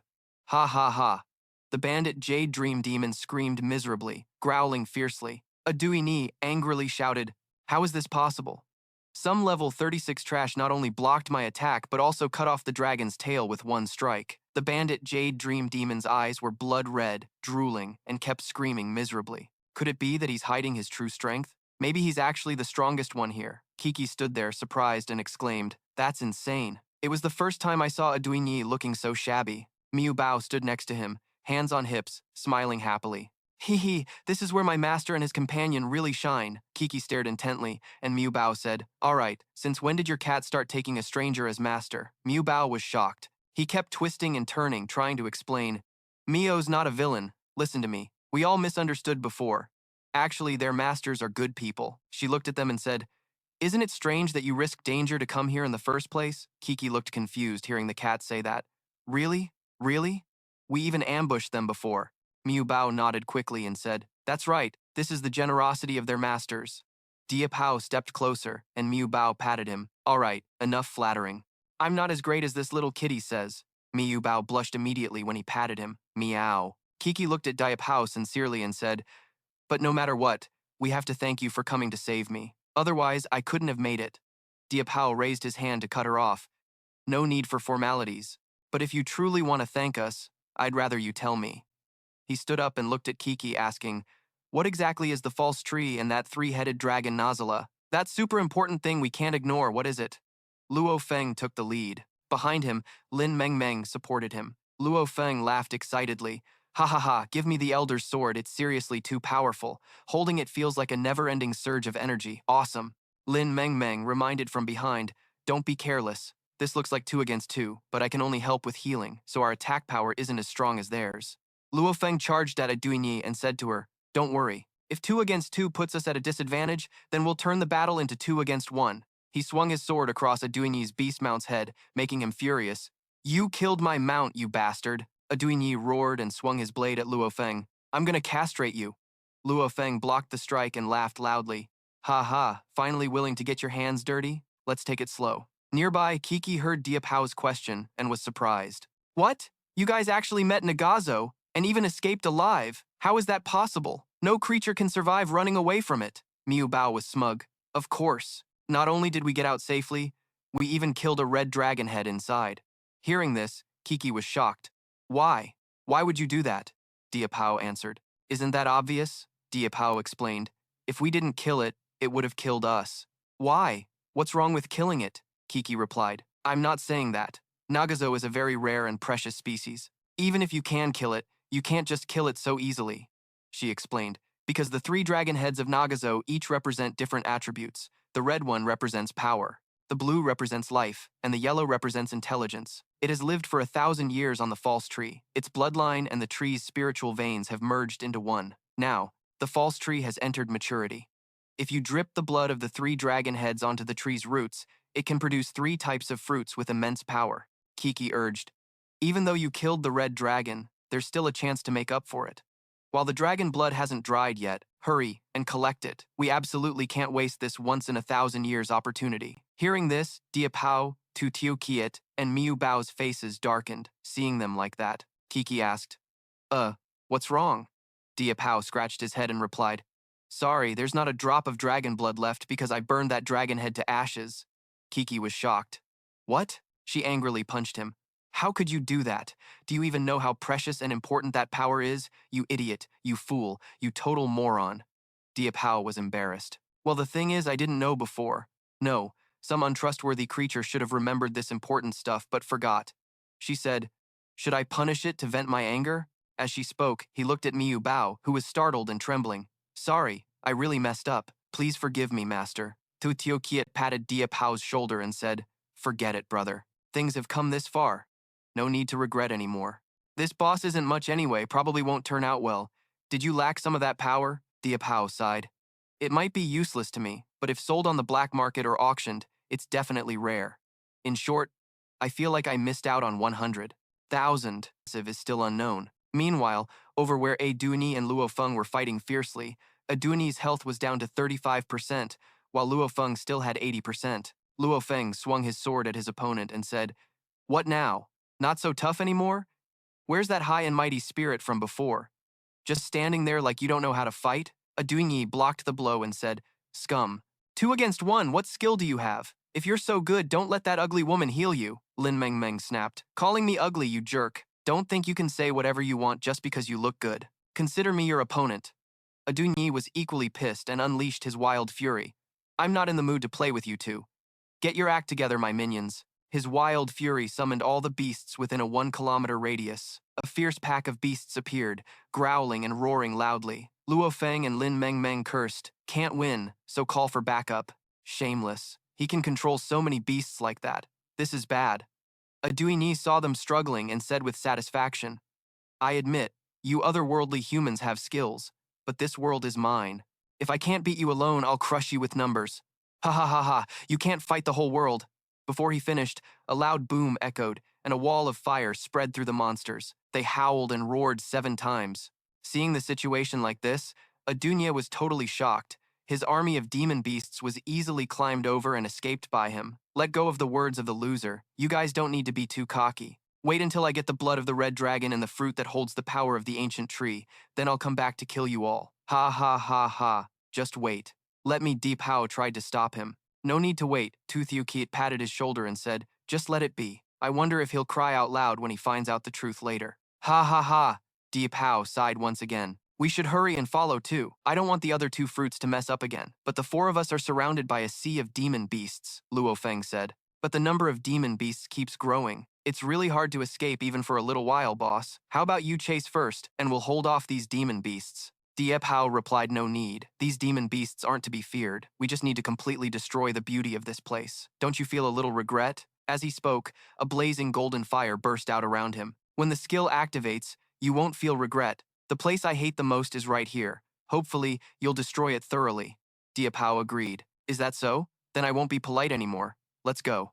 Red Flame Inferno changed. Red Flame Inferno changed is a new skill unlocked after the Crimson Flame Emperor account reaches level 10. It can switch the mode of Red Flame Inferno, controlling the firewall upgraded into a wide area attack. The demon beasts burned in the sea of fire, screamed in agony, growling fiercely. The system announced gaining 200,000 experience points and 500,000 cash. Demon Spirit level 40 times 150 stones. Leveled up. Luo Feng's rank increased by 5. Lin Meng Meng's rank increased by 5. Tu Tiu Kiet's rank increased by 2. Received the skill book Master Dragon Tamer.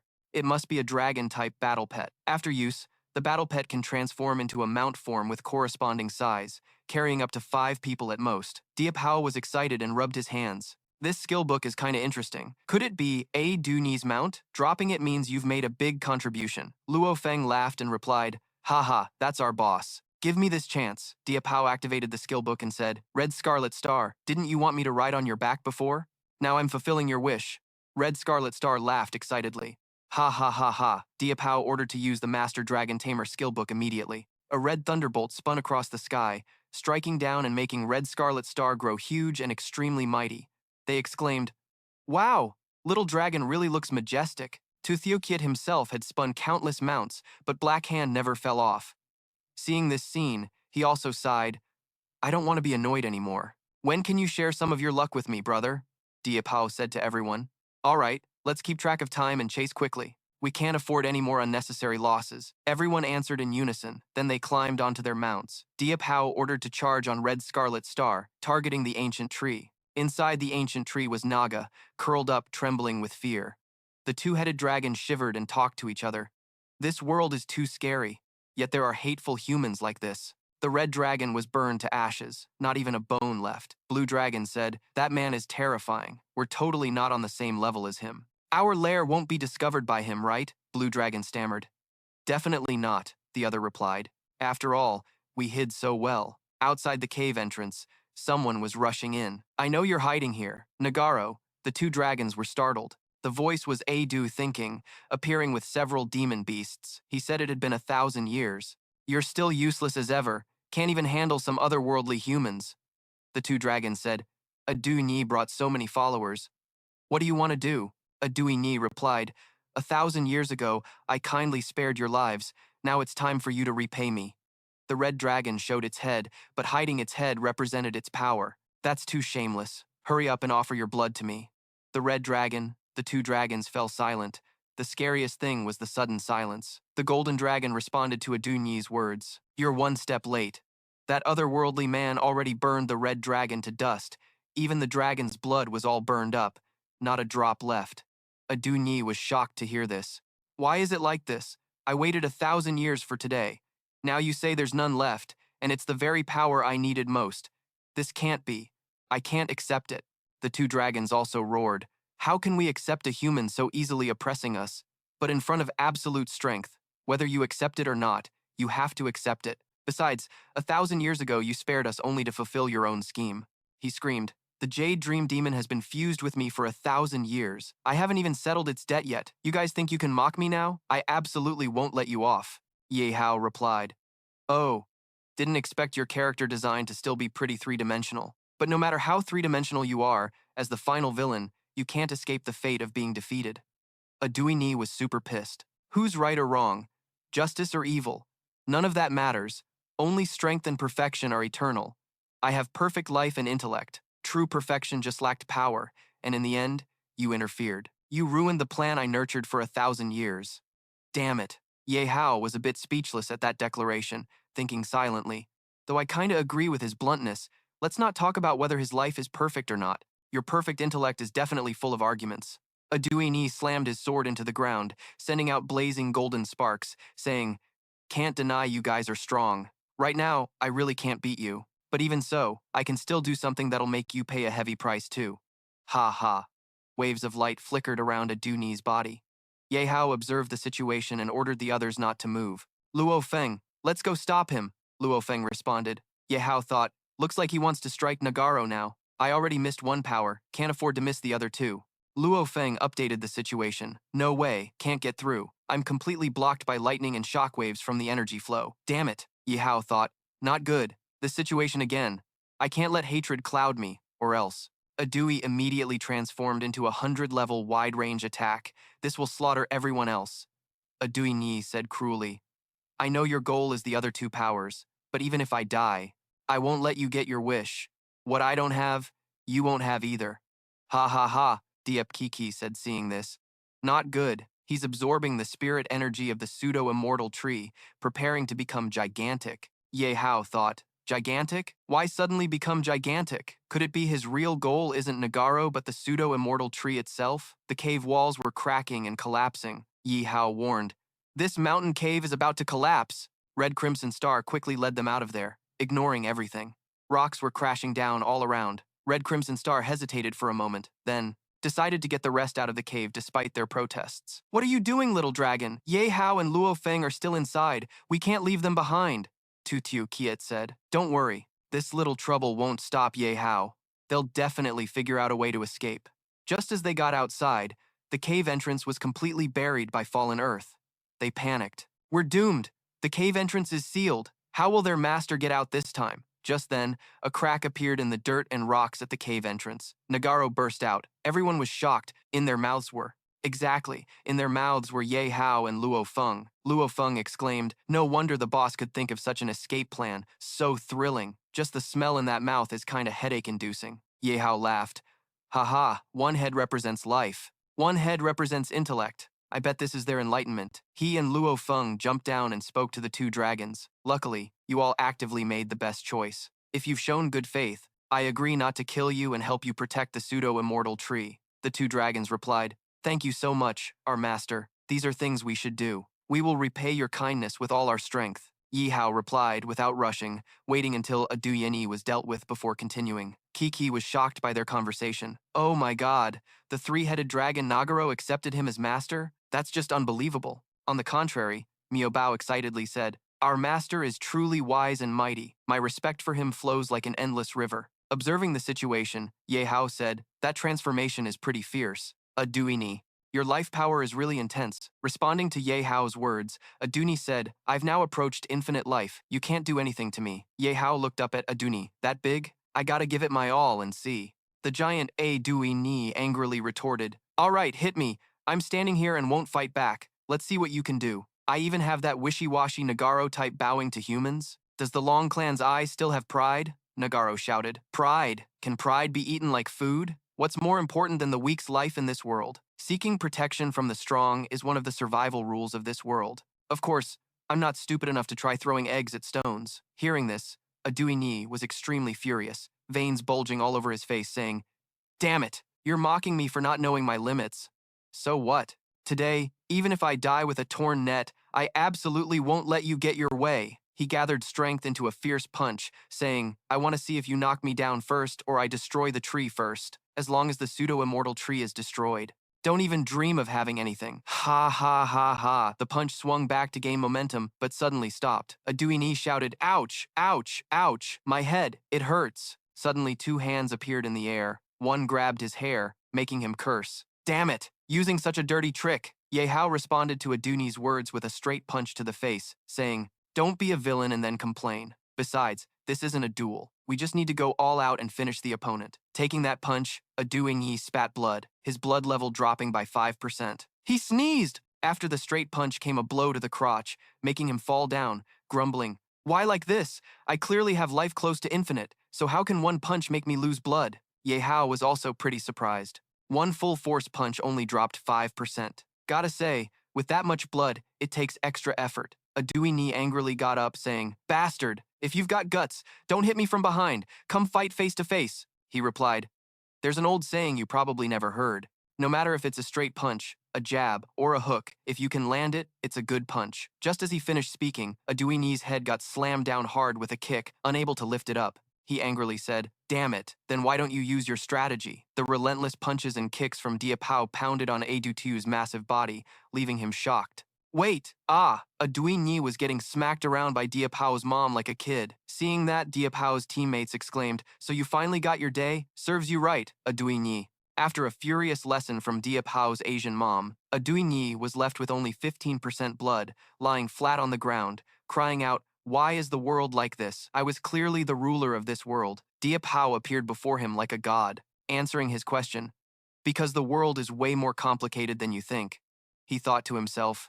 Earlier, he had dumped all his talent points from leveling up into attack power. That was right. His attack power skyrocketed.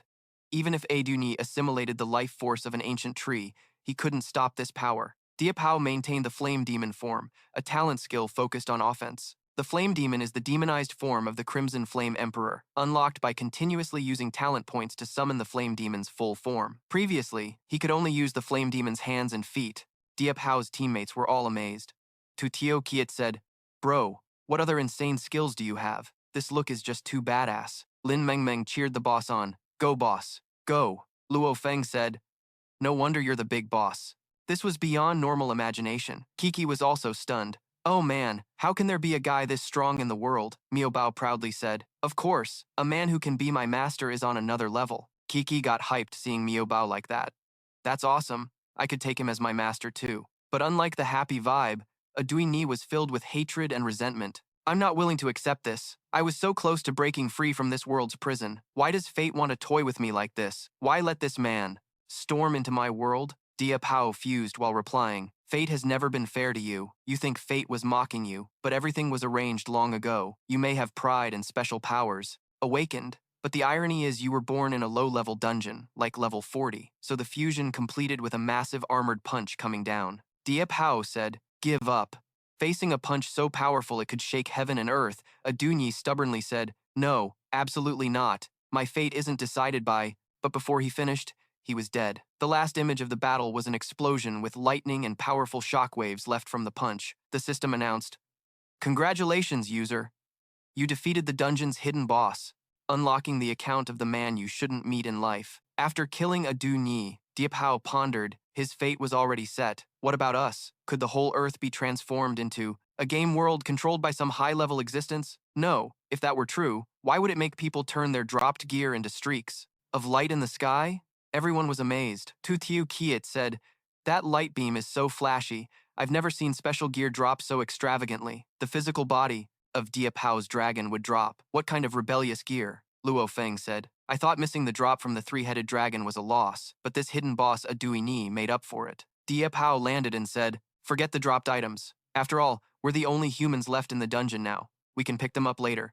Right now, the most important thing is to get those 2 fruits. Avoid a long night full of nightmares. Then he turned to ask Nagaro, you guys know what to do, right? The 2 dragon heads answered in unison. Yes, yes. The golden dragon said, please follow me, master and everyone. Nagaro led them to the life altar, saying, this is the place.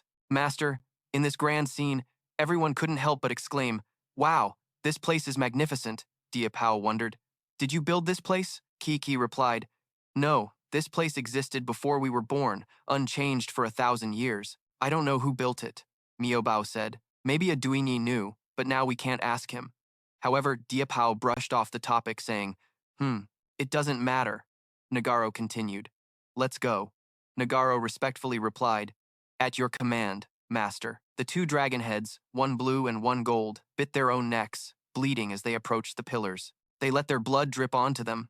Watching this, Tu Theo Kiet said, is it really that simple? I thought it would be complicated. Nagaro replied, yeah, it really is. If it weren't for the master, no creature could hurt us. Our blood is the master's strength, making everything look simple. The drops of blood fell to the ground, causing branches to sprout quickly, wrapping around the altar pillars. Finally, on the branches appeared 2 dazzling fruits. Everyone was captivated. Look, it really worked. Look, this grade is definitely legendary. Diệp Hao's eyes shone with a brilliant golden light, thinking, hey, not bad, worth it. Even I can feel the extraordinary quality of these 2 fruits. The only question now is, what exactly can these 2 fruits do? How much can they sell for? Diệp Hạo teased Kiki. As he reached out to pick a sparkling fruit, he said, let me see what kind of magic you've got. Diệp Hạo reached out to pick a fruit, but it wouldn't come off the stem. What the hell? I'm using all my strength and still can't pick it. Diệp Hạo wiped his sweat. This is weird. Could the fruit's rank be higher than mine? You shouldn't, Luo Feng. You hold the sword, or let me try using this legendary weapon. Diệp Hạo patted Luo Feng's shoulder to stop him, telling him not to act rashly. If even I can't pick it, that clearly means there's a special mechanism inside. Diệp Kiki approached from behind the 2 of them. Originally, these 3 fruits were meant for me and Aduini. Only we can pick them. Outsiders, no matter how many stone pillars they destroy, can't take them down. Moreover, if the stone pillar breaks, the fruit will completely disappear. Hearing this, Diệp Hạo called Bizon. So that's how it is, Kiki said. Then please help me pick it. Although I don't know your appearance, but we can consider ourselves pretty close already. You won't refuse this, right? Kiki asked shyly. Well, if I help you pick it, can you fulfill one request for me? The male lead asked. What request? Kiki stammered. You have to promise me first, then I'll tell you. Diệp Hạo thought to himself. With her pure and simple personality, she probably won't ask for anything unreasonable. Thinking that, the male lead replied, as long as it's something I can do, I'll agree to it. Kiki lowered her head, turning toward the ancient tree. It's already decided for a lifetime. You can't fool me. The male lead winked. Don't worry, I don't make promises lightly. But once I promise, I'll definitely keep it. No backing out. Kiki flew up in a dazzling golden aura toward the ancient tree. Everyone was amazed. Indeed, only people here can activate it. Diệp Hạo watched Kiki's silhouette and said to Miao Bao, "It's not that simple. I can feel her residual energy. It's not just activating those plants. Even inside my body, unknown active energy is surging out." Miao Bao laughed with eyes squeezed shut. That's obvious. Kiki is also an ancient life form living for 10,000 years. She and Adu Ni are alike, each with their own unique traits. Diệp Hạo supported his chin, pondering. Unique traits? Probably even she doesn't fully understand them. Judging from the current situation, the preliminary guess is that the energy is increasing, but definitely not just increasing like that. We have to ask her carefully. The ancient tree surrounded them. Within Kiki's radiant aura, there was a change. The roots and trunk blossomed. Is she about to continue some ritual? Is this finally her wanting to take off her mask? Yet for a moment, no words could describe this wonderful feeling. Looking at her perfect face, it seemed wrapped in warm energy. Kiki removed her skull mask, her brown hair flowing in the wind. Her already beautiful face became even more captivating. Surrounded by her energy aura, everyone involuntarily exclaimed, "So beautiful, like a blooming flower. I'm a girl, and I'm almost enchanted by her. Most importantly, just one look and you fall in love." The male lead crossed his arms, thinking, although it's really beautiful, it's not that exaggerated. Could this also be the influence of that growth energy, directly affecting our minds? Her beautiful finger drew a line across her palm. Kiki pricked her finger, and the blooming flower immediately spread a blood-red color from the two flowers. It spread to every petal, a golden pattern radiating outward with Kiki at the center. The tree withered and died. Kiki descended from midair, smiling as she hugged it. There's really no need to worry. This is just the final step to complete the ritual. Because the ancient tree can only bear fruit once in a lifetime, the new stone pillar won't break quickly. Collect them. Diệp Hạo, the male lead, spoke. Thank you. The system announced congratulations to the user. You have obtained the legendary intelligence fruit and legendary life fruit. The legendary life fruit is a miraculous herb. The miraculous fruit can extend lifespan, as legend says, and it's also a medicinal herb. It's indispensable for making divine-level resurrection medicine. Divine resurrection medicine can bring the dead back to life without any side effects. The legendary intelligence miraculous herb, people always hope to get hit by it. It's an essential herb for making the divine-level, all-encompassing medicine. After using the divine, all-encompassing medicine, IQ is forever above others, gaining the skill of the all-encompassing equation of victory already completed. For you, this world no longer holds any secrets. The male lead called Dewey 2 out to think, damn, is there really such a badass medicine in the world? Compared to these two medicines, the Rage Spirit medicine from the auction was nothing. Dewey 2, hurry and appraise these two medicines. Can Mach 2's power make them? Dewey 2 was clearly excited. It had been a long time since he got to show off. Finally, it's time for me to demonstrate my divine power. Of course, the medicine can be made, but two conditions must be met first. First, the Alchemist Master account must be unlocked. With that, no medicine can't be made. Second, you must have the instruction manuals for both medicines and the necessary herbs, Diệp Hạo thought. So, the Alchemist Master includes medicine making, and even divine-level medicine can be brewed. That's seriously badass. As for the manuals, take them slowly. No rush. But thinking back, the potential of this Mach 2 account is really huge. Its utility is enormous. I need to unlock this account quickly. Kiki tugged the male lead's sleeve. I've fulfilled your request. Now it's your turn to fulfill mine, Diệp Hạo said. What's your wish? Tell me. If I've agreed, I won't go back on my word. Kiki blushed. Then I'll say it. I want. Kiki grabbed Diệp Hạo hand. I'm not joking. I'm serious. You're so strong and kind. Our child will definitely be stronger and kinder. Diệp Hạo awkwardly tried to find an excuse. No. First, let's not talk about reasons. It's not even believable. Just considering age, we're not compatible. You're over. 1,000 years old. I'm only 18. Still a kid myself. This gap is really... Kiki's eyes welled up with tears. I'm not listening to those excuses. Could it be that everything you said before was just to fool me? Should I trust you like that? Diệp Hạo panicked and gasped. I'm not. Kiki sat down in the corner, sobbing. Wah, liar, boo-hoo-hoo. Diệp Hạo broke out in a sweat. Don't cry. The crew was hyped up over their buddy's pain. The main guy here is what you'd call a total player curse. Bro, hang in there. Breaking a girl's heart means you gotta take responsibility. Big shot. The boss didn't need to say a word. The harem just grew by one. Ye Hao rubbed his head, staring at these guys. Yeah. The main dude put his hand on Kai Kai's shoulder, giving her a serious talk. Kai Kai, listen up. Even though having kids is a primal urge for humans, you can't just mess around with it. You gotta love for real, Kai Kai asked. What even is love? The main guy said, that's kinda abstract. A straight guy like me can't really explain it well, but I can take you out of here. Wait until you see the real, colorful world, understand what love really means, then you can come back and tell me you want to be with me. After hearing that, Kai Kai felt like she'd been sweet-talked, happily hugging the main guy tight. All right then, but before that I want to go. You're not tagging along? The main guy's face darkened. Fine, no problem. Just don't keep bringing up the baby thing. Yihao helped Kai Kai up. Time's up. We should wrap up this dungeon run. Finally, let's check out what cool stuff a Duini dropped. The whole crew was inside a cave full of red crystals. The sky showed a glowing 5-petal flower pattern sparkling bright. Everyone was stunned. The closer they got, the more over the top it felt. I've never seen drops with effects this flashy. Adui wondered, what level is this? Tutu Kiet smirked. Lucky I prepared ahead. Someone once got blinded by the light from a dropped item because they stood too close. So, sunglasses are a must outside. The main guy was sweating, his brain still full of random trivia. What's so weird about that? The item info narrated.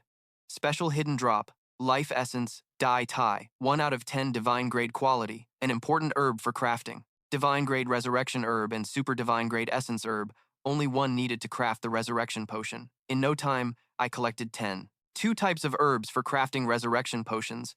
Gotta get the recipe too. Plus, what the hell is this super divine grade symbiotic herb? Just hearing that sounds insanely cool. Tu Tiu Kiet.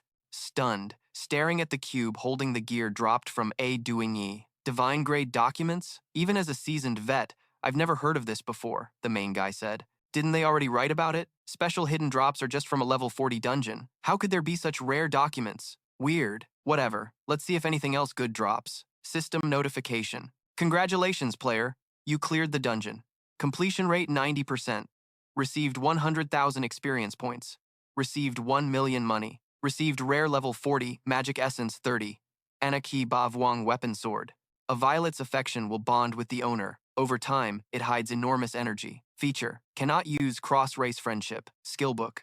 After use, gain passive dragon language skill, can hear dragon clan voices. Also, dragon clan favorability increases to friendly. Personal dungeon key, unlimited uses, can open dungeon doors and enter anytime. Should not use during combat. Everyone saw their level up notifications. Nguyen DM reached level 39. Luo Feng hit level 40. Oh man, so hyped, leveled up again. Gained over 20 levels just this run. Feels awesome. But the best part was the fight with a Duini earlier. Wait, no, that's not right. Luo Feng said boss. If a Duini is a special hidden character, he should be super strong, right? How could I possibly fight him evenly? That's nonsense. Ye Hao explained it's because this character's trait is to assimilate the hatred level of whoever he's facing, meaning when he fights you, he matches your level. Someone like you. Tutu Kiet got it, so that's why his health when fighting me and fighting you was about the same. You can analyze this stuff so fast. NB+, Ye Hao shared his thoughts. A Dui Ni is a mutant, not to mention the dropped weapon can't be used, but this skill book, if you kill him, will increase favorability with the Dragon Clan.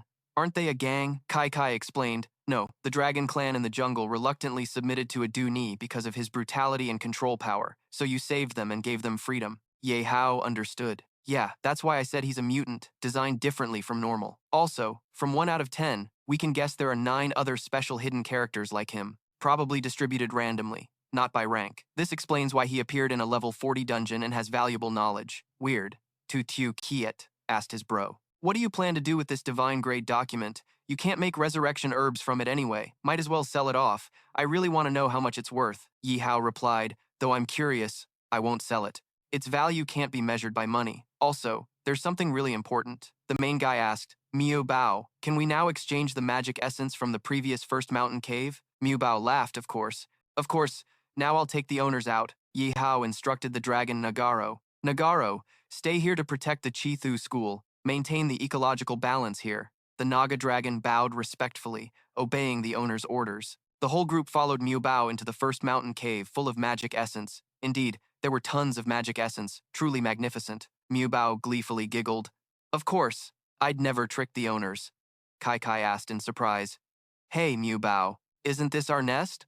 What are we doing here? The crew was super excited. This is an experience zone, and all this stuff is ours. We're rich, bros. So much magic essence, probably worth hundreds of millions. Miu Bao explained the cave goes straight deep underground. Along the way, there are many of these stones. Apparently, you guys call these stones ancient magic essence, but actually, they're crystallized remains of ancient demon beasts. Maybe this is where the ancient beast herd rests, which is why so many crystals formed here. 100 years ago, Kiki and I stumbled upon this place and felt the energy they emitted, so we settled here. The male lead held a magic crystal, excited. That means this is a magic crystal ore mine. Although there are only level 40 ancient magic crystals, the quantity is huge. Whether for leveling up or selling for cash, it works. So this is what they call a house with ore? The group's eyes lit up with thoughts of money. What are we waiting for? Let's start digging. With so many magic crystals, who knows how long we'll have to dig, but even if it kills me, I'm in. Ha ha ha. The male lead voiced his opinion. Wait a sec. Digging by ourselves is inefficient. I've arranged something better. Now that I have this key, I can summon a bunch of mining robots to handle it. We just sit here and wait for the haul. I'll keep 50%. Ban Tu, representing the frontline team, takes 30%. Luo Feng and Lin Meng Meng each get 10%. Any objections? Everyone eagerly agreed. Boss Diệp Hạo is generous and decisive. We're already satisfied with our shares. Thanks, Big Boss Diệp Hạo, for assigning the task to Miao Bao. Miao Bao, I need you to stay in the dungeon. Miao Bao wondered. Meow. Why? Meow. I want to see the outside world too. Meow. Diệp Hạo sat down to explain. First, I need someone to scout and check the distribution of other types of magic crystals here. I believe under the influence of clan leader Chi Thu, other places might have magic crystals too. Second, this is punishment for what happened earlier. You forgot important intelligence and cost me a crystal. Miao Bao looked downcast. Meow. The boss is right. It's all my fault. The male lead patted Miao Bao's head. But I'm fair with rewards and punishments. After you finish this important task, I'll grant you one wish as a reward. Hearing about a reward, Miao Bao perked up and cheered. Really? Boss, you can trust me. I won't lose a single magic crystal. But I have a small request, not exactly a wish. That little Kiki is careless and useless. Very innocent. Please take good care of her. Miao Bao and Kiki hugged goodbye. Kiki told Miao Bao, while I'm not with you, you must obey the boss. Also, don't pick up random stuff on the ground and eat it. Miao Bao replied, Okay. You also finished the boss's mission quickly. The male lead said, Don't worry, I'll take good care of her. Besides, we're not really saying goodbye. The male lead asked AI Dewey too. Wish, now that we've cleared the dungeon, check if the compatibility of the construction base has changed. AI Do 2 replied, Reporting boss, current compatibility is 3.5 stars, up half a star from before. The male lead thought, Still not enough. I have to find a perfect 5-star dungeon. Standing at the teleport gate, everyone sighed.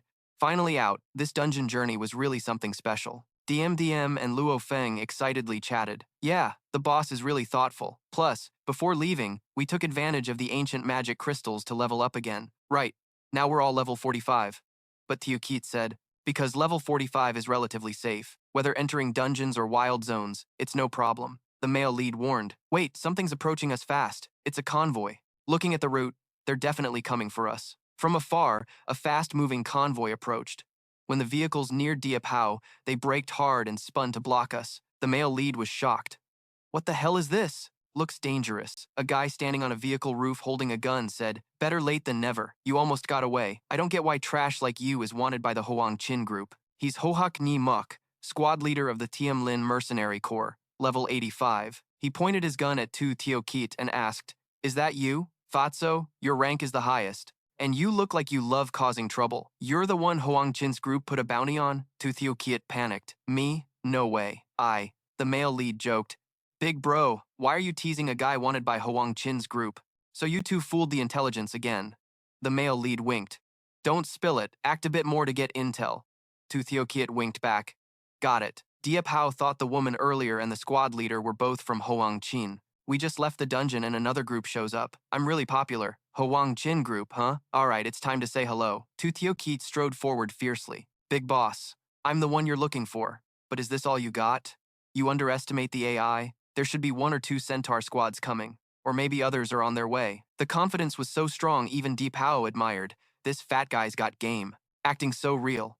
Seeing this, Hoak Nimok frowned and said, Fatso, you're not only cocky but pretty smart. No wonder Hoang Chin openly offered a high bounty. You guessed right. There are a few level 5 squads coming, but our Thiam Lin mercenary corps is lucky today. You mutts are so close to us. Don't worry, before they arrive, I'll take care of you all. I won't let the reward slip away. Hee hee, that smile is way too petty. This big boss, one subordinate ran up, pointing at Kiki and Co-DM, speaking crudely, "Boss, those two girls are prime goods. Killing them would be a waste. Better keep them for the brothers to have some fun." This guy really knows how to talk, looking like he's begging for a beating. Even Hoak Nimok was speechless and shouted, "Damn it, are you teaching me how to do my job? I'm not blind, don't need your reminders. If anyone's gonna have fun, it's me first, then the rest." Kick that subordinate. Truly, with a boss like this, there's no saving the crew.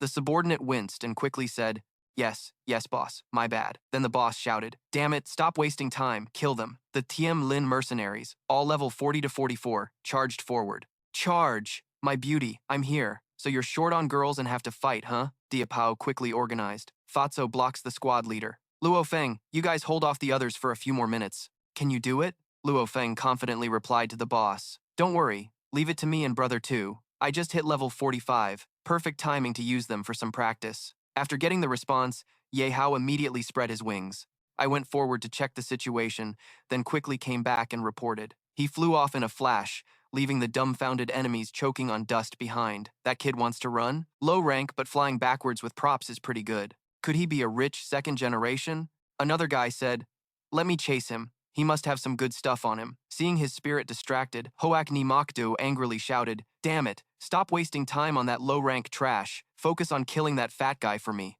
We have to take advantage of the others not arriving yet to deal with him." The soldiers regained their spirit. "Yes, boss." On this side, the people from Tiu Kiet were ready too. "All right, let's go and open your eyes. How about my fat guy? 4 versus 10. At this moment, the main character Ye Hao had successfully left. He thought, Huang Qin's bounty on me must have just been announced recently. Otherwise, this Misa guy wouldn't have started by recruiting. He suddenly saw a convoy in the distance. Not bad. Reinforcements really came, and they're this close? Sure enough, it was worth checking out. Looking at this formation, could it be because I killed Misa that the bounty was raised? But Huang Qin is definitely showing off too much. Didn't I just kill one of his beautiful mercenaries? That girl's situation doesn't match what I did in Huang Qin's dungeon. How would he know? He wondered. It must be because of some move I made. A loophole in the dungeon. Forget it. Now's not the time to think about that. Even if I'm equivalent to level 100, with 5 of us against dozens, it's still tough. I have to figure out a way to end this fight quickly. Back on the battlefield, Ye Hao's 4 brothers, Hoak, Nimok, Do, was almost going crazy, cursing, "Damn it, I'm clearly over 20 levels higher than you, yet I still can't kill you, you bastard." Knowing a bit of foreign language, the conversation sounded fancy like Korean. At the same time, the clashing of weapons rang out, along with Tutu Kiet's proud laugh. "Ha ha, this is my fat guy's strength, tough skin and thick meat. Not dying that easily." With a grunt, Ye Hao landed, casually knocked away a soldier, and asked his teammates, "How's it going? Still holding on?" Nguyen DMDM grabbed his hand and replied excitedly, "Can't hold on. Don't know why, but I feel my mana is stronger than before, even facing more enemies. No fear at all." Ye Hao silently evaluated. With such overwhelming numbers, they still managed to keep their health. Just as I predicted, a checkpoint was on Kai Kai's body. She also has a special ability similar to a Dewey Knee. This ability is some kind of special boost, but whether it's active or passive is still unknown. Suddenly, a screech of brakes and a voice shouted, "Yo, you run pretty fast, Hoak Eni Mok Do." Yet they arrived earlier than us. Today's my lucky day. The dog thieves are just nearby, huh? Hoak Ni Mok Do. Turns out the arrival was not Tru Tien, the leader of the Rattlesnake mercenary squad over there. Peace talks broke out. The mercenary leader shouted loudly, also sighing, "Damn, this ain't fun at all." A bunch of trash gathered, the air full of stench. I wondered, maybe the smell's coming from your mouth? Noticing the situation, Tu Tiu Kiet reminded the 2 groups of soldiers. This mercenary squad is a notorious thorn in the wild, cruel-hearted too. No alliance this time either. I bet more than half will fight. Before that, Ye Hao pondered, rank isn't low. The premonition came true, to retreat the whole body, only that can be used. How's it different from the calm on the main character's side? Over there, the 3 mercenary groups were chaotic like a market. Hoak and Nimok Do almost screamed. "Damn it, stop meddling, get lost all of you. That guy's mine," Net Tru Tien calmly said. "You want to fight for scraps? That won't work, old Hoak. We bosses came from afar. Can't just run a free trip. Unless you want to break the rules." Peace Talks on the side gently said, "Breaking rules means punishment. I advise you to back off. No matter how big your belly is, you won't withstand my wrath." Hearing that, Hoak ni Mokdo lost it, pointed at Tu Tio Keet, standing there, furious. Who knew this fat guy was so hard to beat? Otherwise it'd be over already. What about you guys? Not True Tien laughed loudly. Ha ha ha ha. You're still as dumb as before, old Hoak. Hoak Ni was so embarrassed he got angry, shouted, "What the hell? What are you laughing at?" Not True Tien quickly explained. You didn't even know the bounty target but charged in. Ha ha ha, throw away that Z signal receiver of yours fast. Our people want to find Ye Hao, but that fat guy Tu Thiu Kiet is a relic hunter. I even talked to their squad before. Tu Thiu Kiet happily added, "This time, my big shot name should be unforgettable for you, right?" Haha, Hoakini was confused. That fat guy isn't who we're looking for. So frustrating. You even took the initiative to waste my time. Then turning to Ye Hao, "Ye Hao, you named Ye Hao. Come out here. I'm gonna tear you to pieces." The main character wasn't in a hurry either. Come on, he shouted loudly. "What's the point? I'm Ye Hao, but before you tear me to pieces, I have a question. How much bounty did Hoang Chin Corp put on me? And yet you managed to lure even strong mercenary squads like you to surround me." Not True Tien laughed and replied, "Kid, you're pretty brave. Dying but still caring about this. I'm kind enough to tell you, the number is 50. 0, 0, 0, 0. Honestly, I was shocked. A kid like you is worth that much." Yihao showed dissatisfaction. "Ah, only 50,000. 0, 0, 0? I thought at least hundreds of millions. Looks like Hoang Chin Corp still underestimates me." He sounded disappointed, shaking his head. Hoak Ni Mokdu was annoyed. A level 10 brat dares to act tough with me. About to die. You know that? Wait. Hoak Ni, Mokdo, and Not True Tien made a suggestion. Anyway, they can't run. Before killing them, let's negotiate the bounty split. I only want 4 shares. The rest you guys can have 3 each. How do both sides split an extra girl? Just a fair penalty, that's all. Hoak Ni Mokdo agreed too. At this point, I accept it, but I want the red-haired girl. The male lead cutting in a bit. Before you guys negotiate how to split my money, I want to boldly ask about your homes. Because you're all well-known mercenaries, and it's not easy for you to gather together. I'm not trying to steal a fan. Seriously, that's too ridiculous. Yet True Tien sneered. This joke is just too funny. You all heard that, right? He even wants to rob us. I'm afraid I almost laughed till I cried. Jia Hawafat and Hoak Ni Mokdo didn't care about their image, laughing out loud. I, on the other hand, want to know how you plan to rob us. Using this? Diệp Hạo said confidently as equipment named Summoning Demon Star appeared in his hand. The new god's summoning notification popped up immediately. Summoning Demon Star used. New god summoning activated. Members on our side, please move quickly to avoid excessive casualties. Suddenly, strong winds blew across the sky, and thunder began to roar. More and more leaders started to panic. What's going on? Why did the sky suddenly change? Amid the thunder and storm, tentacles emerged from cracks in the sky. Hurry, look! Something's crawling out of the crack in the sky. A monster with countless eyes and tentacles appeared clearly. It opened a huge mouth filled with hundreds of sharp teeth, seeming ready to tear apart all the mercenaries. At any moment, the crowd began to panic. What kind of monster is this? Everyone was stunned. Is that an ancient god? Is it really an ancient god? Everyone knelt down one after another, and the 3 leaders felt itchy all over. Hoak Ni Mokdo showed extreme reverence. God, to see your true form, I would die without regret. Niu True Tien shouted loudly. Please lead us to your sacred divine realm. Jia Hoa Fat kept repeating heaven, heaven, heaven. The 3 seemed bewitched by the newly appeared monster, their eyes all dazed. Tu Theo Kiet also realized and said to his brother, I've seen summoning Demon Star before, but what you summoned is a bit dark magic. Their spirits have all been affected. Diệp Hạo was a bit surprised, not sure. It's my first time using it too. I have to praise the male lead for being brave or just reckless, more reckless than smart. Diệp Hạo looked at the spirit grass, thinking this is definitely an ancient god, but feeling it up close, even a summoner like himself lost points. Santui was just an illusion. At that moment, Kiki suddenly rushed over and grabbed Diệp Hão's arm, pretending to be a scary little white rabbit. Her owner hugging him made Ko DM so annoyed she turned red, while male lead Diệp Hão was also embarrassed, quickly saying, It's okay with me here. But she's not a pet cat. No need to call me owner.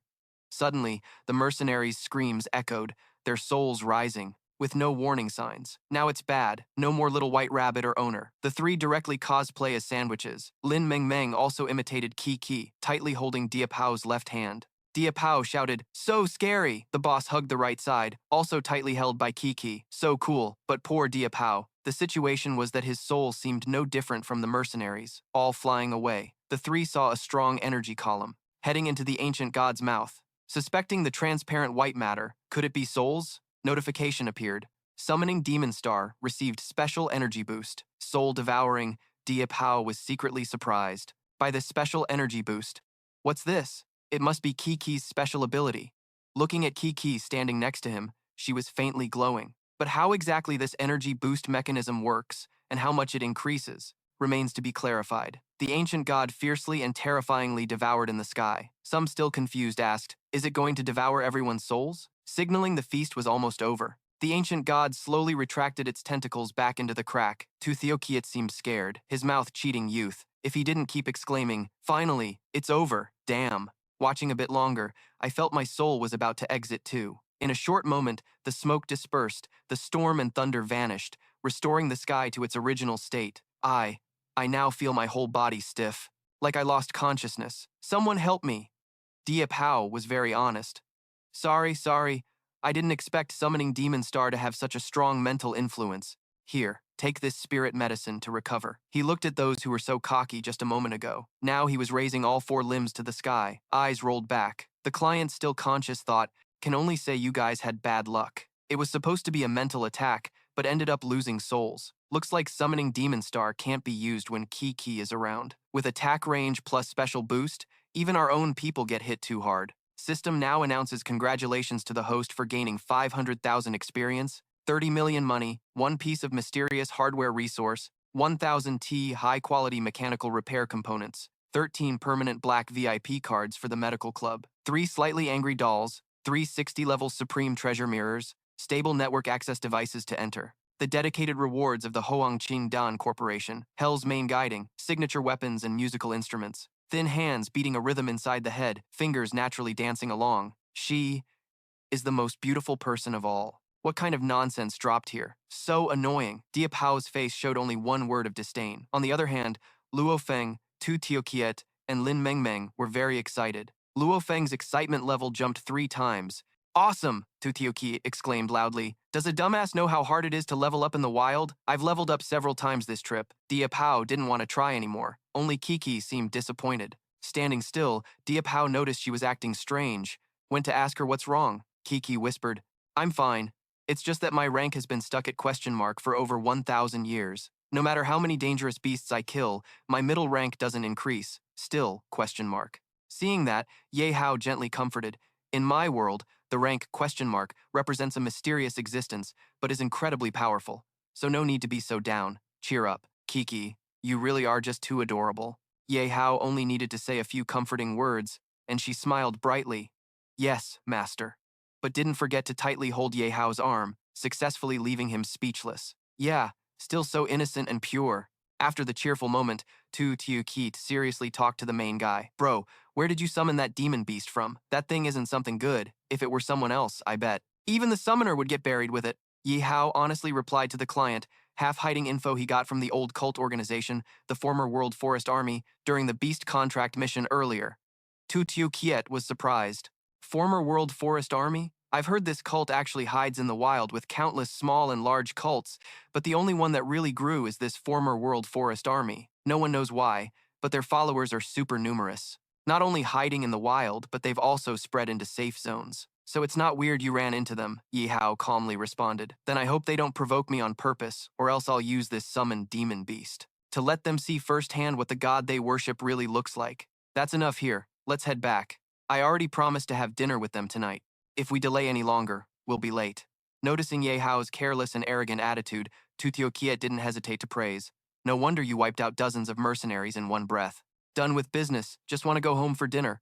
That attitude is hardcore, Ye Hao replied. I've never been a kind guy, no soft heart, especially not for those who try to mess with me.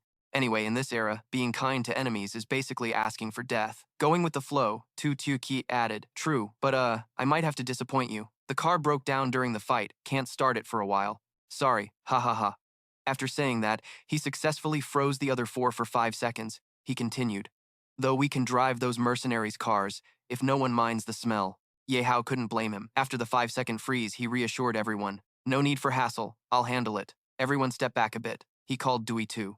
Dui 2, get started. Dui 2 immediately said, Got it. Leave this easy job to me, Master's top engineering assistant. Then Du Tu began a series of masterful engineering fusion and creation moves. Tu Thiu Kiet shouted in panic. What's going on? My car and others too, bro. What are you planning to do? Du Tu confidently said. Relax, I'll surprise you. A burst of intense light flashed, then quickly faded, revealing an epic machine. Everyone was amazed. Damn, this beastly machine perfectly blends power and beauty. Is this the surprise for me? Tu Thiu Kiet asked. Du Tu replied, exactly. So, you like it? Next up is the presentation of Dewey 2's project called Scrap Crusher. Scrap Crusher is a heavy off-road vehicle with a wild look, equipped with heavy firepower and a super engine. It carries up to 15 people, fully equipped inside, controlled by mating batteries. Unable to contain himself, Tu Thiu Kiet rushed to shower the machine with kisses. Love it, love it. This is also for the Horizon Squad. 15 seats should be enough for now. He got excited. Everyone get in, buckle up, close the doors tight.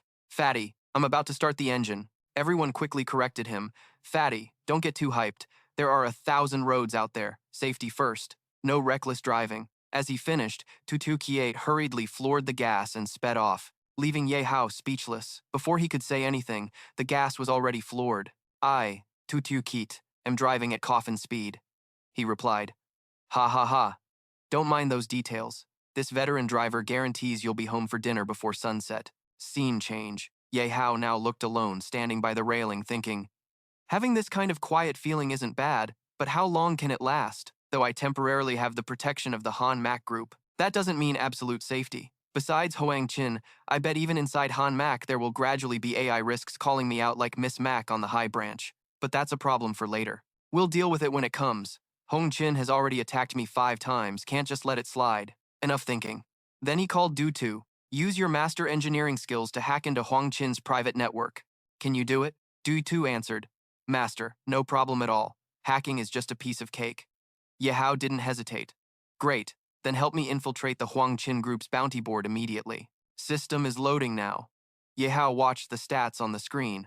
I'm someone insignificant, like a grain of sand, repeatedly falling into passive situations. This time, it's my turn to take the initiative. I also want to see what the Hoang Chin group's bounty board really looks like. System interference signal sent a notification. Mercenary Hoak Ni Mokdo identity confirmed. Connecting now. Wait a sec. What? Ye Hao was overwhelmed by static noise and a bunch of spatial code. Is this Hoak Ni Mokdo's access device secondhand or couldn't afford the latest model? No wonder he mistook me. It's rare to see clearly in this chaotic space. Saying that, he snapped his fingers, activating the system's special spatial repair skill from Master Engineering. Space returned to normal. Ye Hao said, looks way more comfortable like this. The system announced, Mercenary Hoak Ni Mokdu. Welcome to the Hoang Chin Group's central online hub. 4 doors appeared, labeled Mercenary, Manager, VIP Squad Member. Ye Hao wondered, 4 doors correspond to different access levels? The device I'm using now is Hoak Ni Mokdo's access device, so I can probably only enter the mercenary room. Saying that, he stepped up to the gate, which slowly opened. Announcement. Mercenary Hoak Ni Mokdo, level 85. Intermediate usage rights, dangerous credit level, high danger. Please quickly lower the dangerous credit level to avoid having your rights locked. Instead of worrying, he remained completely calm, the high danger signal flashing. This actually fits that guy perfectly. The noisy chatter and scene are set in a bar with a big announcement screen. Diệp Hạo spoke up.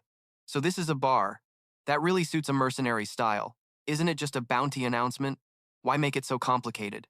Du Tu replied to his master. According to my scan results, the Hoang Chin Corporation probably created this independent, secret space with such high clearance to ensure the safety of their internal data.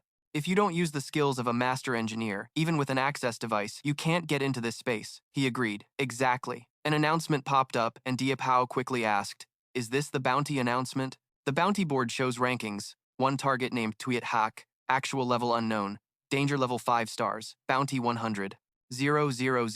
Diệp Hạo, 2nd place, actual level unknown, danger level 4 stars, bounty 50. 000, he said proudly. Not bad, ranked 2nd on the bounty board, they really value me. Wait, Tuyet Hak ranked 1st is that classmate I met before at the Academy's Treasure Vault 7. She also has a grudge against Hoang Chin, and her bounty is up to 100. 000. The previous fight didn't reveal anything special. Could she be hiding her true power? The AI Du Tu seriously analyzed. Yeah, very likely. According to the law of conservation of energy, if a hacker like you appears, there's bound to be a chance another hacker shows up. He quickly replied, that explanation makes sense. Then he recalled the meeting with her. She left a very cryptic message. If fate allows, we'll meet again. Diệp Hạo pondered her words. She definitely meant something. Classmate Tuit Hak seems to have no fewer secrets than I do. Suddenly, a voice rang out. Nice job, Hohak ni Mokdo, daring to mess with me. He startled and turned around. Yeah, the person approaching was Mac Lisa, level 93. As she walked, she grumbled. We set the time and place for the deal, but you disappeared on me, making me wait all afternoon. And now you still have the nerve to show up here? If we met in the wild, I'd skin you alive. Suddenly realizing something was off. Hohak ni Mokdo. Right, the device I'm using is his access device. Outsiders probably see his avatar. Diệp Hạo chuckled dryly. Deal? What deal? I've been too busy these past 2 days, I don't really remember. This made her angry and irritable. What? What the hell? You actually forgot? You dumbass. Last weekend you asked me to find a bunch of concoction ingredients. I was busy half the day, barely managed to get them all. And now you tell me you forgot? Haha, you want me to smash your dog brain before you remember? He quickly answered. Wait, I just remembered. I'm not doing anything big or anything. The price right now is for your concoction ingredients. I'm taking them all this time. Happy now? Afraid of getting caught? He deliberately mimicked Hoak ni Mokdo's tone, and Mac Lisa didn't suspect a thing, just wondered, is this the real one or a fake? Unexpectedly, he's having a good day, but the concoction ingredients she has are top-notch. Are you sure you have enough money? She asked. He replied, no problem. Why would I bring you here otherwise? Boosting my strength quickly is just a matter of time. This is the deposit. Receiving the account notification, her eyes lit up. This is 1 million. People around whispered, 1 million SAO? Lisa, don't joke. Hoak ni Mokdo could throw out 1,000. 000 with his head. Ha ha ha ha. This guy owes his underlings half a year's salary and still has 1,000. 000 left. She lowered her voice and coughed. All right then, you're so generous. I won't ask much. Whenever you're ready, find me for the deal. Diệp Hạo replied. The location is set. She tossed him a piece of paper and instructed. I changed the place. The address is on the card. Welcome anytime. Then she gradually disappeared. He didn't forget to say goodbye. No problem. Goodbye. The card showed the address of the C-30 gathering zone in the SAO wildlands.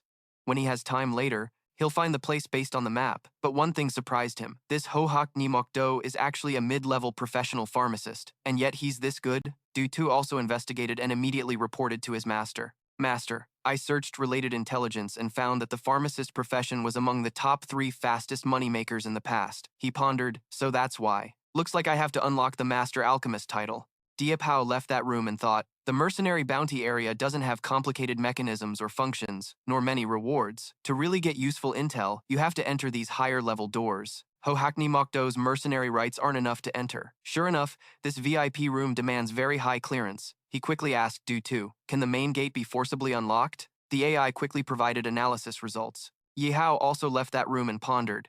The bounty board for mercenaries doesn't have a complicated system or function, nor does it offer much loot. To really get useful intel, you still have to get through the doors of these higher ranks. The authority of the mercenary Hoak ni Mokdo isn't enough to block entry. Sure enough, this VIP room really demands a high level. He quickly asked Du, can the main door be forcibly unlocked? The AI promptly provided an analysis result. Because having a flashy Dragon Clan war beast inside the city is too eye-catching, I can only stash you away in the system space. Then the system immediately unlocked the title of Master Alchemist for Mac 2, showing pure excitement. Cough, cough. Finally got the second title, so hyped. The system announced the final confirmation that unlocking the title would cost 300,000 experience points. Are you sure you want to unlock it? I confirm, because my money-making enterprise has even more experience points to spend. Definitely unlocking. Mac 2 activated it. You have unlocked the Master Pharmacologist title. The ability of this title is... Du quickly cut in to explain. Let me explain clearly to the owner, because creative fusion is the core ability of Mac 2's account. So now the owner can not only use formulas to make medicine, but can even use medicinal herbs freely without any formulas to fuse and create completely new, one-of-a-kind medicines in the world. Of course, this behavior is both crazy and dangerous. In the end, it could be a divine medicine or a world-ending poison. The outcome is just a thin line. He was amazed. No wonder Mac 2 is an inventor, can make anything, truly worthy of the word crazy. But at this stage, we still honestly Follow the formulas. I don't want to become a doomed poison master. While walking, he thought, the next main task is to make money. Tomorrow, I'll find Tu Vu to take me around the black market in the 8th district, handle the medicine issue, then stop in front of the rooms of 3 young ladies who were sleeping soundly. He said reassuringly, sleeping so deeply. Sweet dreams. The next morning in the bustling street, watching the crowd pass by, Ye Hao reflected on past events, everyone recovering to normal life, faster than expected. After all, so many years have become a kind of experience. The meeting spot with Miss Tu Vu is right here. Waiting for her to arrive, then we'll head to the black market together. An advertisement caught his attention. According to the news released by the Angel Chi Realm government, in 2 days, superstar Miss Tu Yet Lei is coming to the city for a performance. She will use her heavenly gift of voice and elegant dance to comfort the hearts wounded by war chaos. Please look forward to it. Ye Hao was startled. Tu Yet Le? Could this be the famous singer Ji's younger sister? Ji, Tu Yet Lei is such a famous star, yet she's performing in a safe zone? Ye Hao looked up at the sky, pondering. He remembered that Van Phi really liked her. Ye Hao recalled his little sister, who not only plastered posters of this girl in her room, but also liked to sing and dance on the bed, though always off beat. A voice came from afar. What's up? Got enchanted by the goddess idol Potter? It was Tu Vu, surprised. That our Ye Hao also chased idols. Ye Hao explained, it's my sister who likes her, so I got some info passed on. Let's go, Tu Vu. Sorry to bother you today. Ye Hao and Tu Vu chatted as they walked. Tu Vu said, what are you saying? The Angel Chi realm is only famous in entertainment and sports circles. They make a fortune off stars. But sending the rising star Tu Yet Lei to perform charity to raise relief funds is really unusual. Wonder what's behind it. Ye Hao replied, there's a saying that the things that don't need money are the most precious. Ordinary people can't see through the business tricks of big corporations, so no need to worry or manage them. Tu Vu agreed. Exactly. As they walked, they saw a door. Ye Hao said, didn't expect the entrance to the 8th district night market to be a cafe. But why don't we enter through the main door? Tu Vu answered. Isn't it because someone gifted us with the world boss robbery, which is no longer a secret? To avoid unnecessary trouble, we just go through the back door to the room Han Mac rented. Talking while walking, they arrived at a narrow corridor. Ye Hao said, ha ha, thanks Miss Tu Vu, you really arranged everything perfectly. Tu Vu replied, to get the boss that Nan Huyen fought hard for, you really make me see you differently every day. Tu Vu hugged Ye Hao. You're so awesome, does that mean you won't need your big sister anymore? Ye Hao looked shy at Tu Vu's whining. About that. Ye Hao decisively answered with a steel straight guy tone. Of course not, we have a deep bond. Tu Vu felt somewhat reassured. You really are. But I'm relieved. Let's get inside. They stood in a magnificent grand hall. Ye Hao said, no wonder this is the highest class safe zone. Even the night market is way more luxurious. Tu Vu said, this is nothing. Do you know what the night market in the 1st district is like? Tu Vu explained further. It's the most luxurious 7-star hotel in the central area. Even I have to register in advance to get in. Ye Hao was stunned. 7-star hotel, the life of the aristocratic elite, ordinary people really can't imagine. Ye Hao thought, I wonder if the card Mac Ka-ni gave me has enough access. Once I make some profit from trading, I'll definitely bring everyone in the family to experience luxury. Hotel staff stood on both sides of the door, warmly welcoming Tu Vu and Ye Hao. Miss Tu Vu, Mr. Ye Hao, the room you rented is ready. Please come in. They both entered the rented room. It really was a fancy 7-star hotel. Tu Vu sat on the sofa.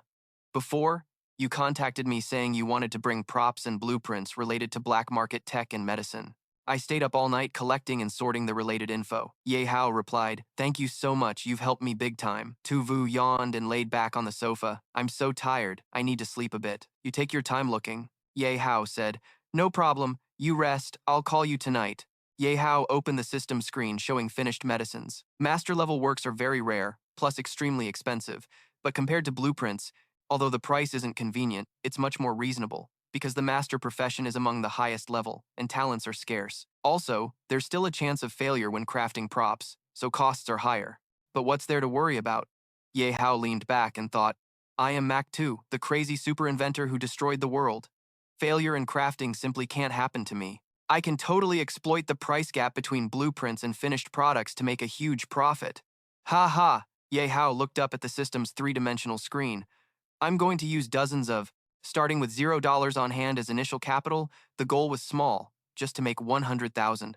Just $0. The system notified that the blueprint purchase was successful and the raw materials purchase was successful. Ye Hao sat pondering, focusing intently on the system panel. Finished medicine had huge demand, and the raw material path was richer. Let's attack the medicine side first. The system immediately announced, medicine, crafting successful. After 4 hours of deep sleep, Tuvu finally woke up on her own. Didn't expect to sleep that long. Ye Hao, how's your situation? Ye Hao quickly reported good news. Also not bad at all. Made over 2 billion already. Tuvu was surprised. Fully awake now? Tuvu immediately looked at the system screen. Don't tell me you're joking. Only a few hours passed and you made a profit of over 2 billion from trading. Transaction number 9, 500, 2, 7, all belong to you.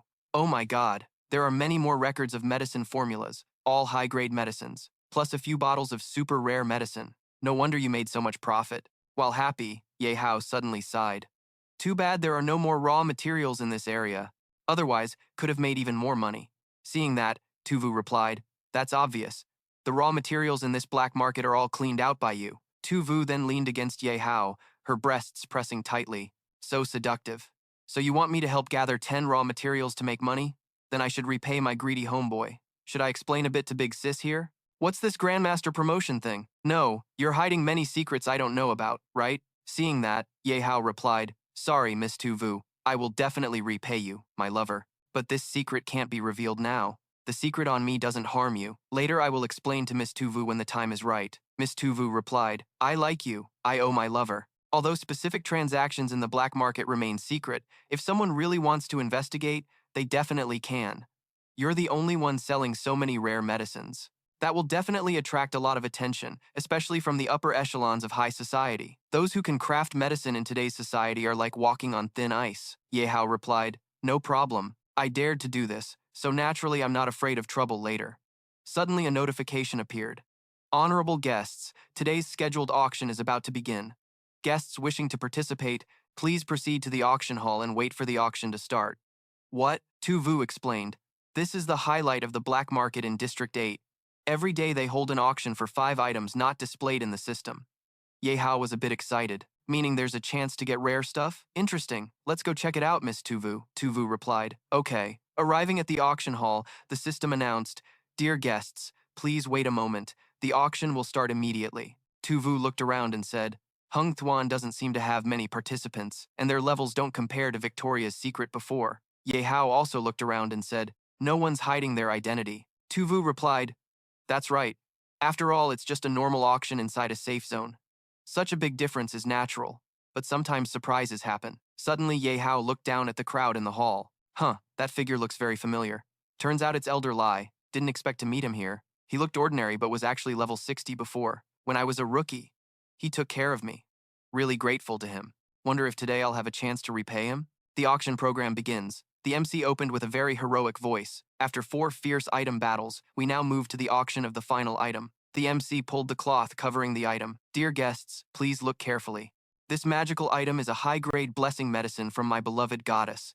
She said it can restore male strength. That's our mission. The MC explained more about this magical medicine. Details won't be repeated. It's as powerful as dead wood seeing spring arrive. Most men know. Buy one, get one free, buy finished medicine, and get a high-grade formula blueprint. Starting price is 1 million. Every man needs it. Elder Lai immediately bid 1 million. $0. Suddenly other young men started chatting. Elder Lai wants to get it but can't? How old is he still wanting to bloom like an old tree? Don't talk big like that. Elder Lai is a high-grade medicine crafter.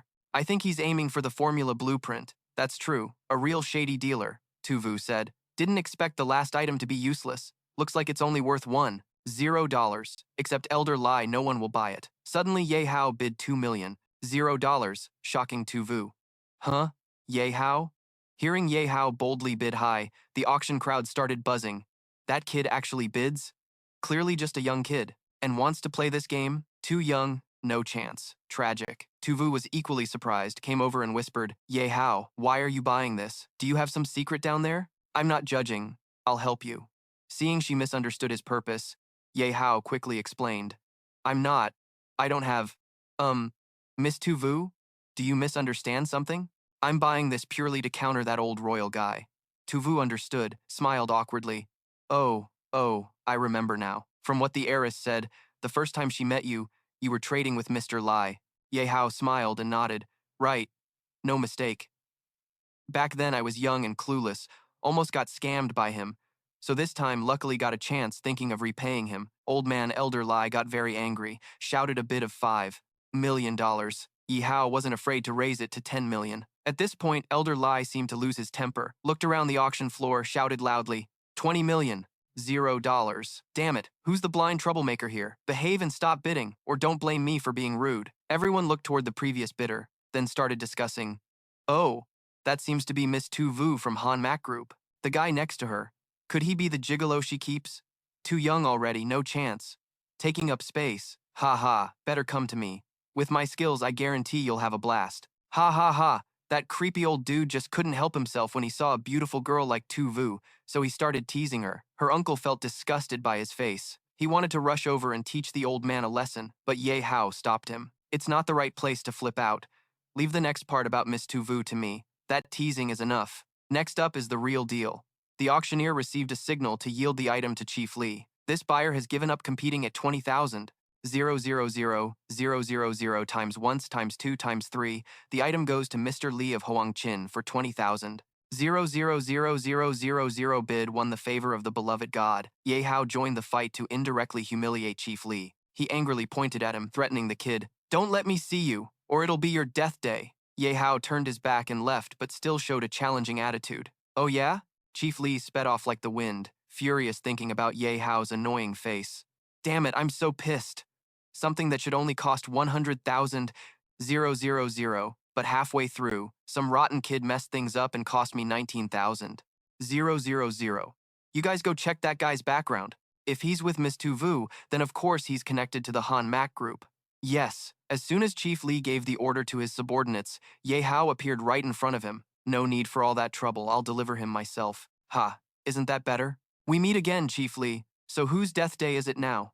He squinted, staring at Ye Hao for a long moment, finally recognizing him.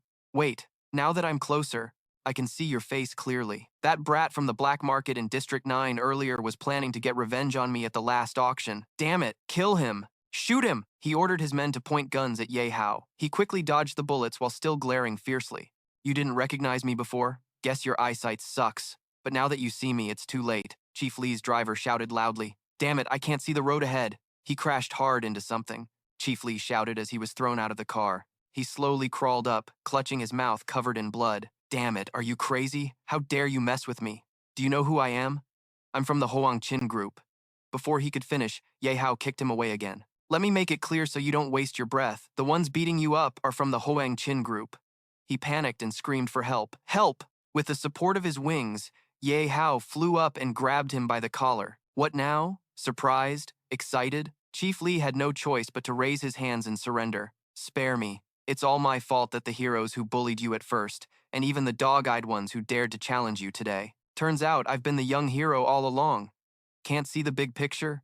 Please forgive this old skeleton. Oh my god. Chief Li was overjoyed to catch a break. He knelt at Ye Hao's feet. All right.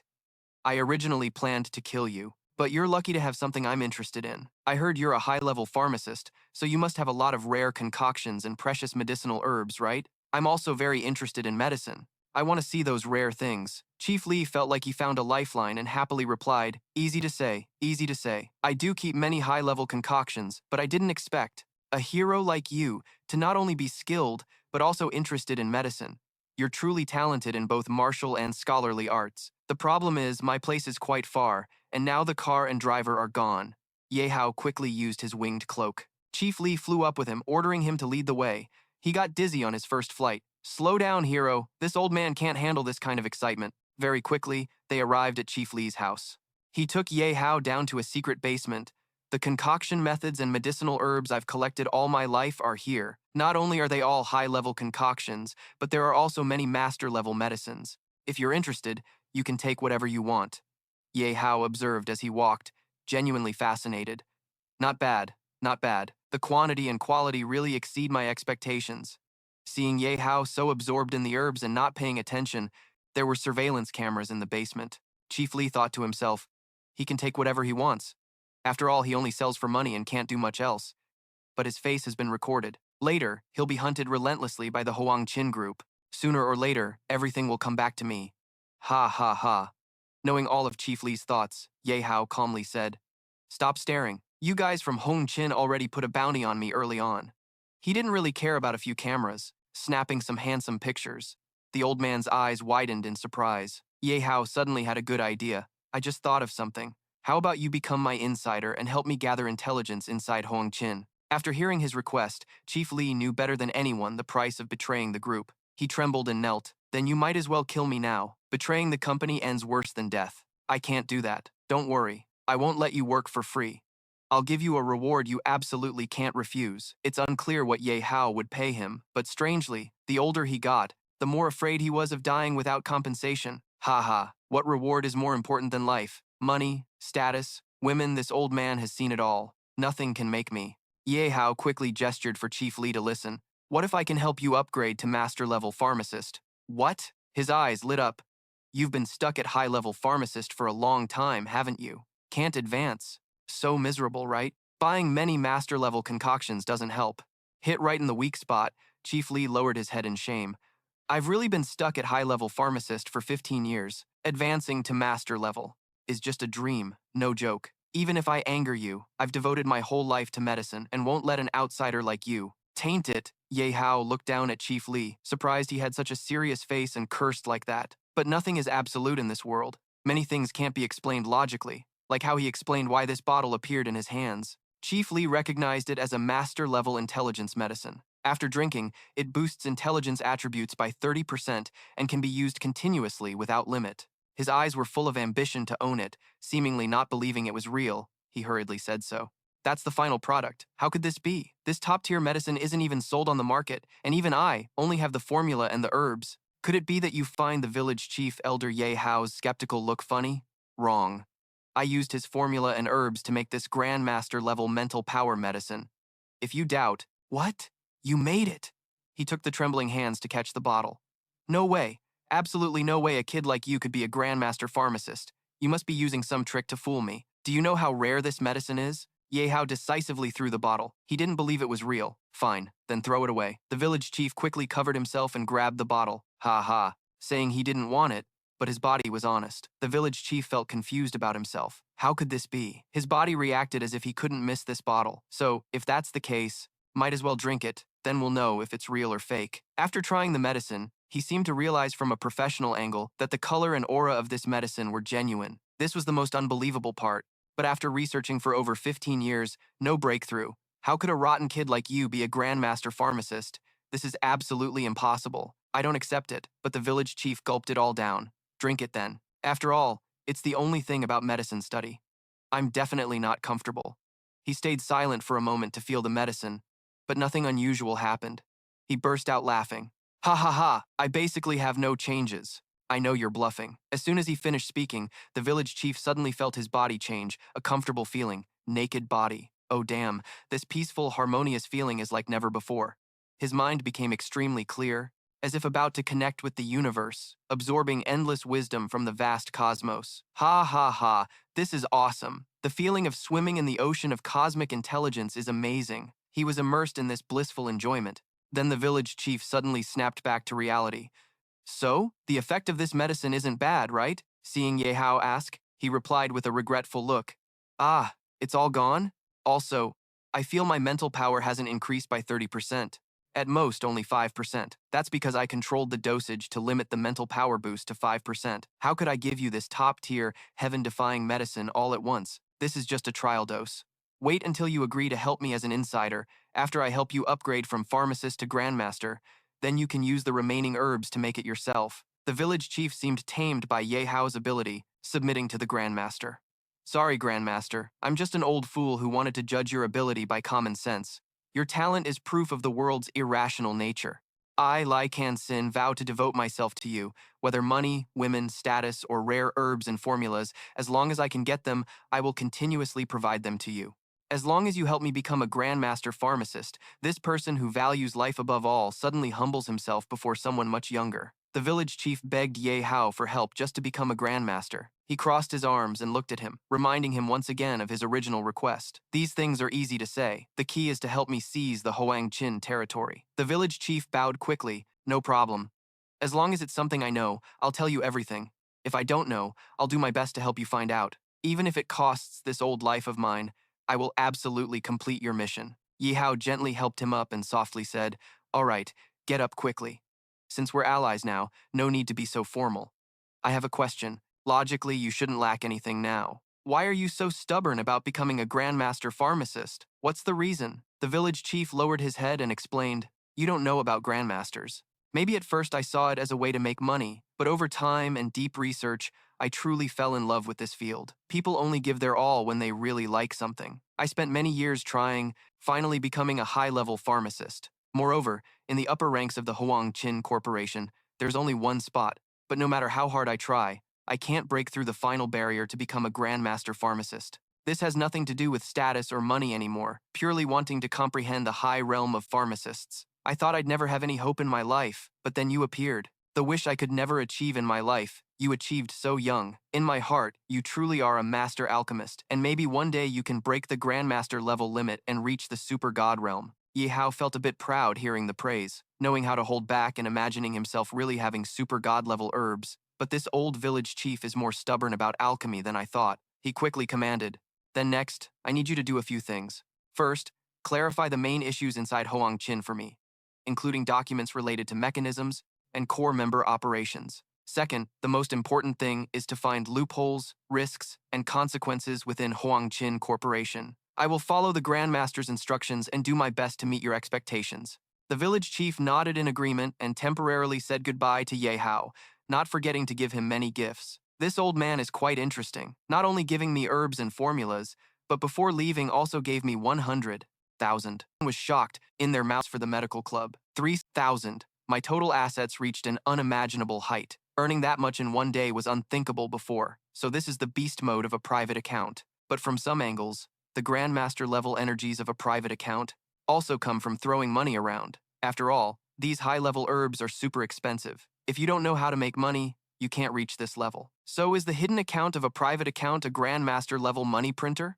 Hearing Lam Thunvan say the Paper Goods Corporation has a master level engineer. Tomorrow maybe I should find Mac Connie to help get some hands-on experience. Lying back with his head on the pillow, Ye Hao felt a bit tired, letting out a long yawn. Made too many potions today, feeling kinda sleepy. I'll just sleep first. Just as he was drifting off, something strange appeared right in front of Ye Hao, making him very confused. Where is this place? Didn't I just fall asleep?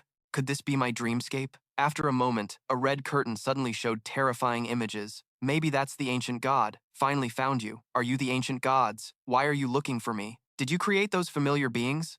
The ancient god shouted loudly. That's right. We've been searching for you for a long time. Didn't expect you to come back and actively summon us. Though we don't know the reason, how could we miss this heaven-sent opportunity?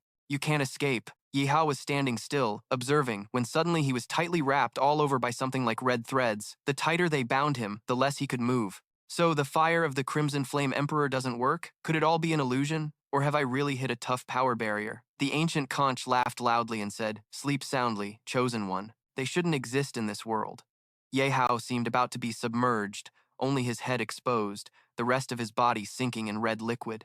Sorry, too many people want Yihao's life. Even ancient gods have to wait in line. After saying that, Ye Hao laughed loudly, slowly breaking free from the ancient gods, making them furious.